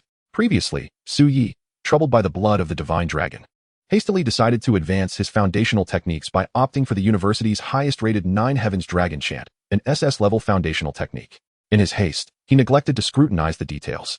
Now, he discovered that this SS-level foundational technique does not fall under his special admission privileges and necessitates credit redemption, priced at 2,000 credits. This implies that he is not only devoid of credits, but also indebted to the university by 1,400. Although, in general terms, the value of 1 credit is equivalent to 10,000 Chinese yuan, it is impossible to purchase 1,400 credits with 1,400 cash. Nevertheless, there are numerous avenues to earn credits. For example, Su Ye previously claimed the first position on the first-tier attack leaderboard, earning a reward of 100 credits. The first position on the second-tier attack leaderboard garners 200 credits each semester. Additionally, every new record set in the Divine Beast Pterodactyl formation provides a reward of 200 credits. However, these credits will only be distributed after the current semester S leaderboard closes. Beyond that, students can complete various tasks assigned by the school or make special contributions. For instance, Lin Weiniing, now an expert in rune synthesis and upgrading, has made notable contributions, amassing a significant number of credits, thus qualifying her to exchange for treasures like the heart protector pill. The equipment provided free of charge by the school is of C grade, and subsequent gear will also require credits for exchange. It is imperative to promptly repay the credits owed. Not to mention, other elixirs remain out of reach. Considering the credits needed to settle his debts, Su Ye recalled the badge of the Dawn Ability Team that Lin Weiniing had gifted him. The Ability Team not only allows members to venture into wilderness areas to hunt beasts together, but also to undertake tasks commissioned by the school or the state. Completing these tasks rewards credits. Furthermore, being part of the Ability Team that Lin Weiniing is in is certainly not an ordinary one, and the tasks they undertake are likely to be anything but mundane. Therefore, joining the Dawn Ability Team appears to be a commendable option. After some calculations, as long as the records just set can be maintained until the leaderboard closes, he would be nearing repayment of his owed credits. Of course, there are many other leaderboards to attempt, such as the Support Index leaderboard, the Vitality rankings for his grade, the Mental Strength leaderboard, and the Merit Points leaderboard of the Ability Association, among others. Taking a deep breath, Su Ye opened the system interface. Name: Su Ye. Level: second tier high rank. Talent ability: Draw without release S. Acquired skills: Frost Dragon, A. Intermediate. Flame Impact, A. Intermediate. Skill points: 899. Frost Dragon is an A-level mage skill that condenses abilities into an ice dragon for attack, categorized as a ranged skill. Flame Impact is an A-level swordsmanship skill, akin to a charged melee sword technique. Previously, in Wilderness Area 026, Suyi realized his combat skills in close-quarter swordplay were somewhat lacking. Thus, he opted for the Flame Impact, a powerful control-type melee skill. Regarding Frost Dragon, on one hand, Suyi aimed to earn rewards in the spell attack leaderboard. On the other, his mental strength is notably high, and with skill points, he can easily enhance his mental capacity, learning and casting mage skills with great ease. Moreover, due to the relatively scarce number of ranged ability users, the selection of skills is also limited. By simultaneously training mage skills, he can effectively compensate for the shortfall in his high attack skills. Chapter 68. Dawn Team, Re-entering the Wilderness. After learning both skills, Suyi immediately utilized his skill points to elevate the proficiency of both skills to an intermediate level. The skill points accumulated in the wilderness were rapidly consumed. He also replaced his weapon, returning the Sable Bow to the Ability Center and acquiring his free C-grade War Bow, the Silver Wing Bow. The Silver Wing Bow C-grade has an attack coefficient of 325,603, weighing 31 kilograms. Furthermore, Suyi directly purchased a staff with cash. The Soul Calming Staff, C-grade, has an attack coefficient of 275,281, weighing 12 kilograms.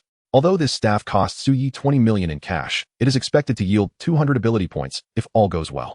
With updated equipment and skills, Suyi's strength has surged once more. Yet, with nearly a month until the semester begins, Suyi is resolved to continue his training in the wilderness. This is not only to earn money, but, more importantly, to accumulate skill points. What? You're heading back to the wilderness again? Upon receiving Suyi's call, Li Sun nearly spat out his Longjing tea in disbelief. This kid is indeed restless. After nearly perishing out there last time, he has barely settled down for a few days before wanting to venture out again. However, glancing at the various leaderboards Suyi has just conquered, he shook his head in resignation. Indeed, if Suyi does not head into the wilderness, it seems he has no other viable means to continue his self-improvement. I heard Lin Weining invited you to join their Dawn ability team. If you truly wish to train outside, you might consider undertaking missions with them. Both experiential learning and heightened safety can be attained. Li Sun harbors profound concerns regarding Suyi's safety. This predicament is a shared embarrassment among all mentors. Each mentor yearns for their student to be a prodigy. Yet, the more gifted a student is, the more they require the crucible of life and death experiences. Many prodigies, unfortunately, meet their untimely demise amidst such relentless trials. However, if these exceptional individuals are not permitted to endure such formidable challenges, their innate talents may ultimately wither into mediocrity. Engaging in solitary endeavors and participating in team operations are two distinctly different experiences. Suyi is eager to explore this new facet. Moreover, with Lin Wanyang's admirable character as a guarantee, the safety of the Dawning Squad is significantly enhanced. Come visit me. I have something prepared for you, Li Sun said. He is acutely aware of Suyi's diligence. By the time of the college entrance examination, Suyi could cultivate his initial skills to a masterful level. Thus, the current Suyi will undoubtedly seize every fleeting moment to enhance his strength. In the bustling metropolis of Demon City, within the expansive training chamber of the Demon Ability Institute, Zhao Gang's expression darkened as he fixated on the enormous screen displaying a video feed. The footage was sparse, showcasing only a duel between two combatants. One appeared self-assured and triumphant, yet the outcome revealed a grim fate, as the adversary struck with lethal precision, rendering him nearly lifeless. Zhao Gang's gaze remained locked on the archer, a wielder of supernatural abilities. His focus intensified on the archer's meticulous technique as he drew back his bowstring, channeling energy into the arrow. Suddenly, Zhao Gang's eyes widened with fury, his anger reaching a boiling point.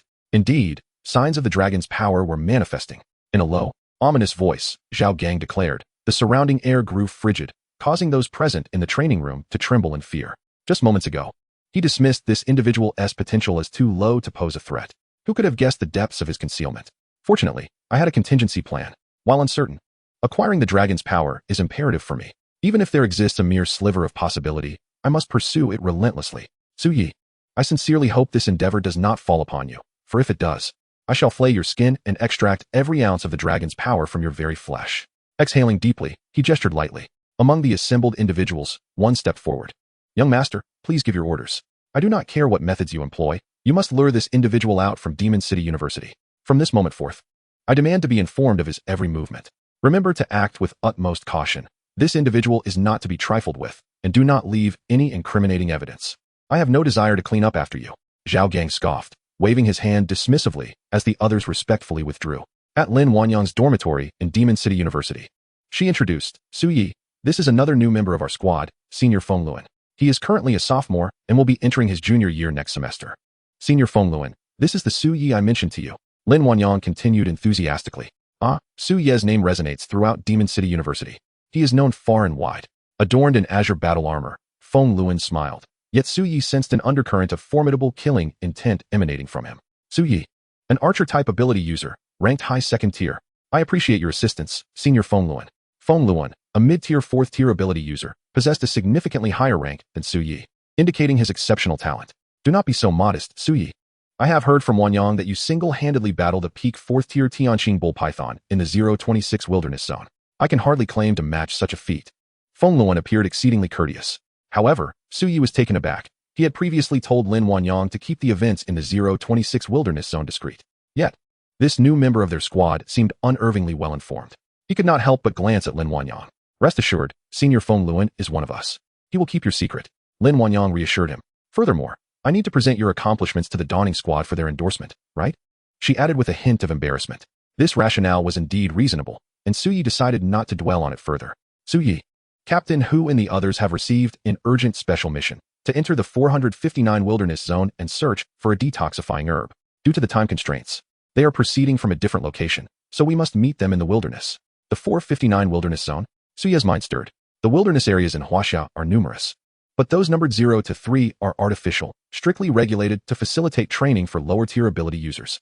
In contrast, areas numbered 4 and above are natural wilderness zones, true sanctuaries for beasts. These zones often possess only partially controlled borders, marking the boundary between human and beast territories, with vastly differing internal environments. Don't worry, Su Yi.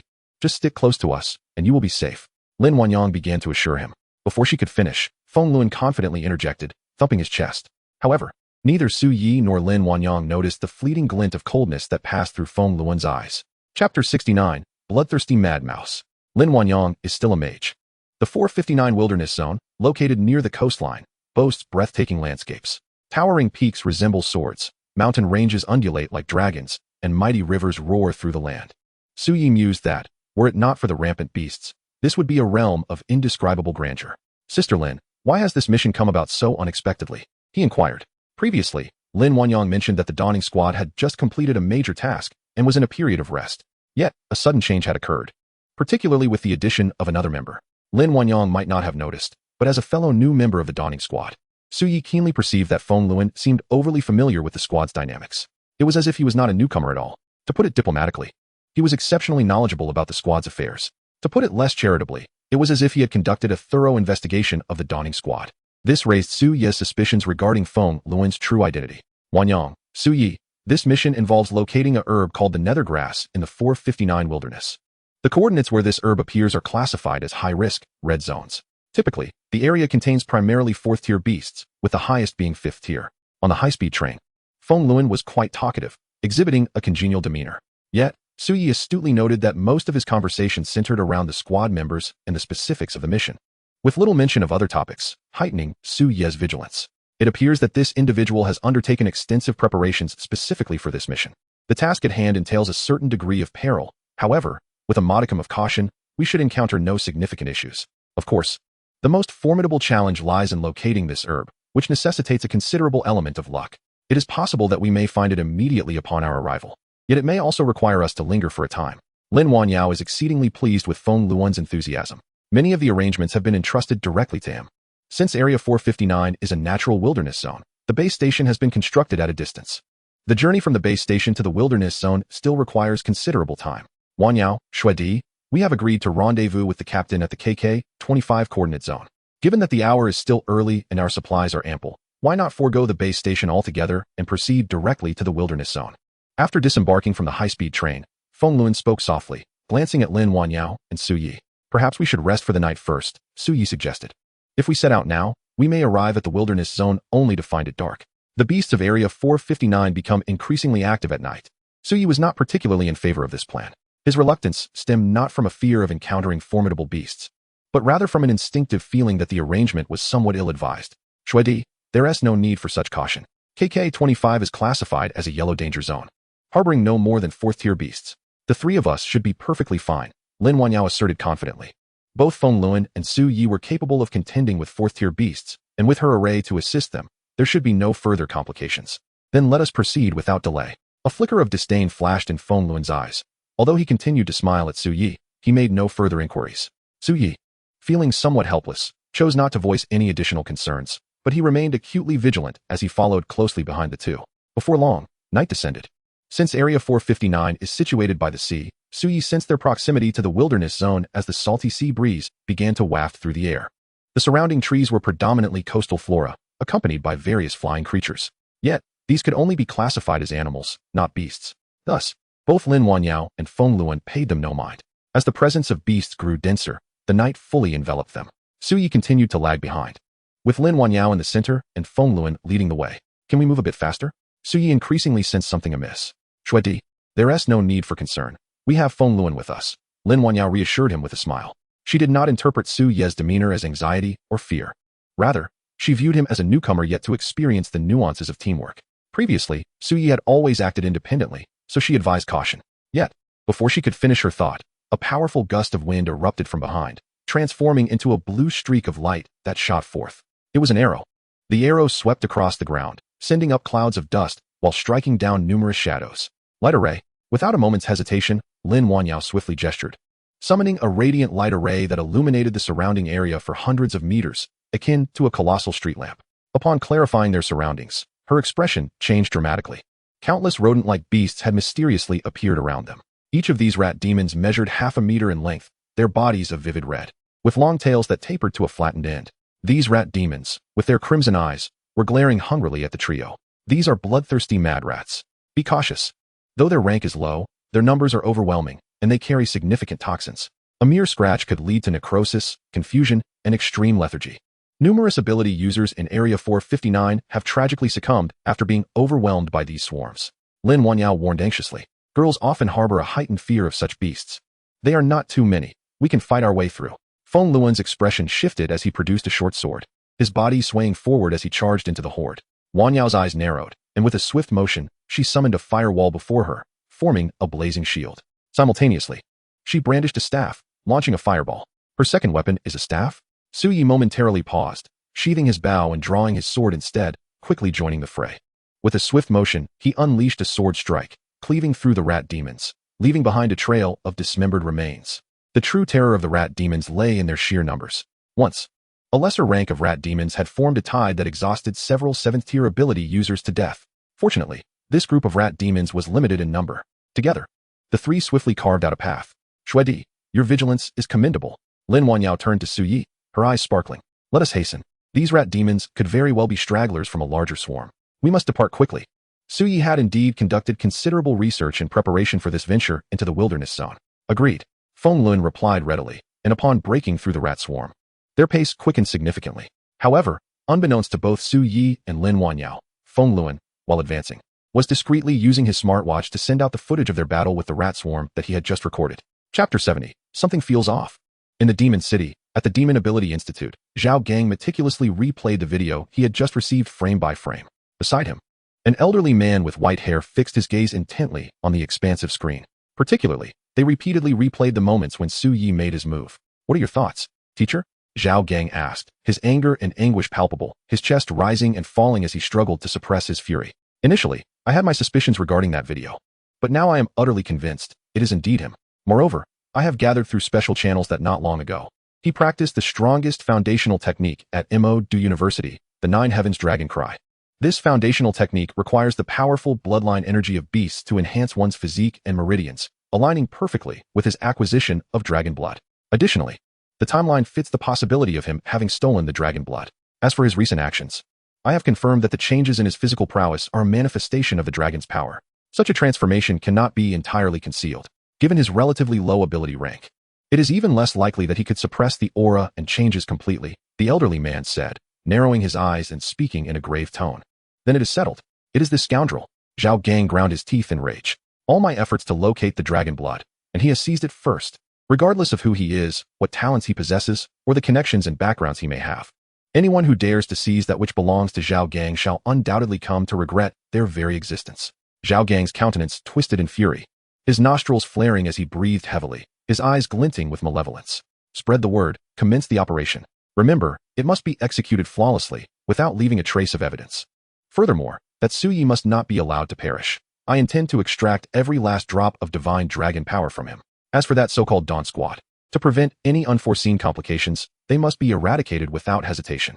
Although the elder's visage appeared benign, his voice was laced with an indescribable malice, his gaze piercing like a venomous dart.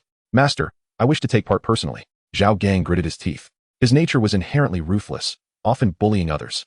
And now he found himself on the receiving end of such treatment. This was divine dragon power.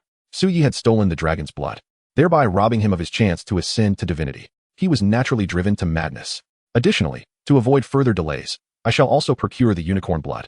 Once I extract the dragon's blood from that brat, I will commence with the foundational techniques of the four symbols, integrating the divine dragon and unicorn foundations. The elder showed no signs of dissent. You may go, but ensure your movements remain concealed. Though the Huaxia nation does not prohibit conflicts among those with abilities, this situation is different. Su Yi is a disciple of Li Sun, and Lin Wanyang's identity is not to be underestimated. While he held a modicum of concern, he understood that once his disciple made a decision, it was nearly impossible for anyone to alter it. Rest assured, there will be no unexpected developments. I will rally sufficient personnel from the Demon Ability Institute. Zhao Gang slowly rose, departing the training room without a backward glance. Meanwhile, under the cover of night in the wilderness, Su Yi and his companions were hastening their journey. Following the previous incident, Lin Wanyang had become exceedingly vigilant. The trio avoided entanglements with any beast, bypassing them unless they were provoked. Only those foolish enough to obstruct their path would face their wrath. Fortunately, with Su Yi as their marksman, these encounters were easily managed. Each time, Su Yi would assess from a distance, channeling his energy into a single, decisive strike, either obliterating the beast outright or inflicting grievous wounds that rendered them incapable of further resistance. However, they could not always navigate their path with such ease. The natural wilderness differed markedly from the artificial one. The beasts here were far more ferocious, and their movements unpredictable. For instance, within a blue-level danger zone, they encountered a pinnacle 5th-grade beast that typically resided only in yellow-level zones. After considerable effort, they were unable to slay it, and ultimately chose to circumvent the creature. As they continued onward, they maintained constant communication with the leader of the Dawn Squad. There must be something peculiar about that fellow. For some unknown reason, Su Yi felt his perception sharpened significantly during this outing. Take the initial encounter with the rat swarm. Had it been the previous time, he would not have detected it so effortlessly. Alongside his heightened sensitivity to the beasts, he also became acutely aware of the emotional fluctuations of Lin Wanyang and Feng Lun.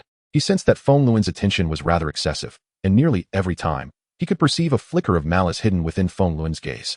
At last, before them loomed a mountain range that resembled dragons and serpents lying in repose. From a distance, it appeared as if a colossal python was slithering through the terrain. The sky transformed as well, with hints of crimson luminescence flickering in the deep blue night. This was the aura of beasts, a unique essence that could only be found in natural wilderness areas, formed by the long-standing presence of these creatures.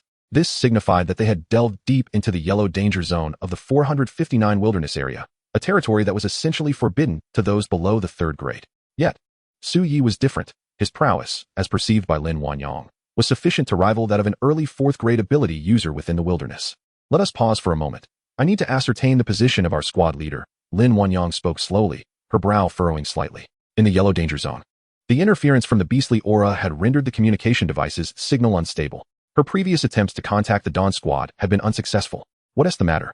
Is the signal poor? Feng Lun queried, pulling out a communicator from his spatial ring and fiddling with it, yet achieving no better results. We should be close to the squad leader. Even with inadequate satellite signals, we ought to be able to establish contact through our communicators. Just then, a green dot suddenly appeared on the communicator's positioning screen. Ah, there's a response. It must be this way, Feng Luan exclaimed, swiftly moving forward. Lin Wanyang's expression shifted, and she followed suit.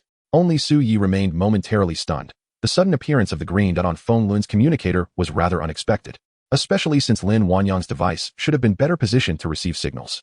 Yet, her communicator provided no feedback. He gazed at the vast mountains and wilderness ahead, a sense of unease washing over him. An indescribable feeling of impending danger lingered, refusing to dissipate. I hope I am merely overthinking this. He inhaled deeply, lowering his stance to follow the two, yet heightened his vigilance, deliberately narrowing the distance between himself and Lin Wanyang. Chapter 71. The end of the map reveals the dagger. Have I been deceived? Lin, I sense something amiss. After proceeding a distance further, Su Yi approached Lin Wanyang and whispered, since earlier, we haven't encountered a single beast. Even if the Dawn Squad is nearby and has likely cleared the area, it shouldn't be this devoid of life. It feels as though the place has been completely abandoned. Suyi, are you perhaps being overly cautious? We are well acquainted with this region. Lin Wanyang frowned slightly, though she too felt a hint of foreboding. Yet, her confidence ultimately triumphed over doubt. If you are afraid, just say so. I can take up the rear. Ahead, Feng Luan turned around, speaking with a hint of mockery. However, just as Suyi was about to explain his concerns to Lin Wanyang, a massive shadow erupted from the woods behind them. Despite the late hour, the prowess of the ability user was formidable. It was a mid-level 4th grade saber-toothed tiger. Be careful, sister. Suyi's expression changed drastically, and his sword materialized in his hand as he swung it defensively. Yet the saber-toothed tiger did not flinch, barreling forward to collide with Suyi's strike. His arm jolted, and he felt a numbing sensation in his wrist. His sword had failed to inflict any injury upon the beast. Almost simultaneously, another creature, a silver giant python, lunged from the darkness, coiling directly toward Lin Wanyang. The silver snow python was also a 4th grade beast. Lin Wanyang clasped her hands in front of her, and a luminous barrier materialized out of thin air, standing guard beside her. Simultaneously, her staff appeared in her grasp, which she twirled gently. A colossal hand of extraordinary ability coalesced, gently dragging her aside. In this deft maneuver, she skillfully evaded the assault of the silver snow python. Feng Luan, Suyi bellowed. These two demonic beasts bore no resemblance to wild creatures, exhibiting unmistakable signs of domestication. Moreover, they had bypassed Feng Luan, attacking only her and Lin Wanyao, which spoke volumes. You've been quite the chatterbox along the way. However, it matters not how cautious you are now. Prepare to meet your demise. Feng Luan could no longer tolerate Su Ye's incessant prattle. At that moment, he shed his pretense. His short swords gleamed with a chilling light as he disregarded Lin Wanyao and lunged towards Su Yi. Feng Luan, what are you planning to do? Lin Wanyao exclaimed in shock. Yet, there was no time for her to ponder. She could only muster all her strength to confront the attacking silver snow python. Her talent lay in formations, and her second cultivation path was that of a mage. Thus, engaging in such close combat proved exceedingly challenging. Su Ye's brow furrowed deeply, though the saber-toothed tiger was fierce and imposing, appearing to dominate him entirely. His physical attributes had significantly surpassed their previous limits following the enhancement from the dragon's roar foundational technique. He could consistently evade the tiger's most potent strikes at the crucial moments. Kongming slash. After a series of evasions, he finally seized an opportunity. The blade hummed as it cleaved the air, unleashing a sword aura akin to a bolt of lightning. With a resounding crash, it struck the saber-toothed tiger squarely on the head. Yet, this blow failed to inflict serious harm upon the beast. Do not linger, he shouted, gripping his sword with both hands, exerting every ounce of strength to deliver another strike. Once again, it was the Kongming slash. The sheer force compelled the saber-toothed tiger to stagger back a considerable distance. Buzz. Lin Wanyao did not remain idle. Her hands moved rapidly, her powers surging forth, coalescing into a radiant white orb in her palm. Crack the earth formation, she cried, pressing the orb to the ground. With a thunderous boom, a powerful tremor emanated from her position, rippling outward. The violent shockwaves caused the ground to convulse, shattering withered branches and leaves. The saber-toothed tiger, the silver snow python, and even Feng Luan, who had closed in on Su Yi, were all sent airborne. Forced ascension. Let's break free first, Lin Wanyao urged urgently, her body swaying as she dashed toward the nearby dense forest. Su Yi followed suit without hesitation. Thud thud thud. Feng Luan and the two 4th-grade demonic beasts crashed to the ground, his astonishment evident as he watched Su Yi and Lin Wanyao fleeing with all their might. Followed by a cold snort. Escape? Can you truly evade? He sneered. The main targets must be left behind. He produced a short flute and blew into it, emitting a low, mournful sound that seemed to summon something. Moments later, a commotion erupted from the distant woods, heralding the arrival of two 4th-grade tiger demonic beasts, each over 10 meters in length. Pursue.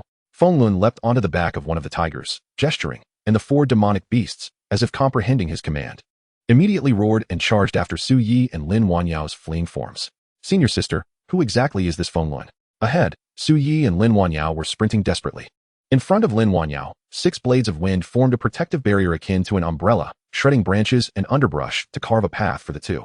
I've shared everything I know with you. The captain sent me a message stating that the squad has recruited a newcomer aside from you. Who could have foreseen this? Lin Wanyao's complexion turned pale. The continuous exertion of her powers and spells was rapidly depleting her mental stamina. This was why mage-type ability users were held to such high mental standards. There's someone ahead. Su Yi suddenly pivoted, the silver-winged bow unfurling as his powers transformed into a brilliant blue light that rapidly coalesced. Silent heavy strike.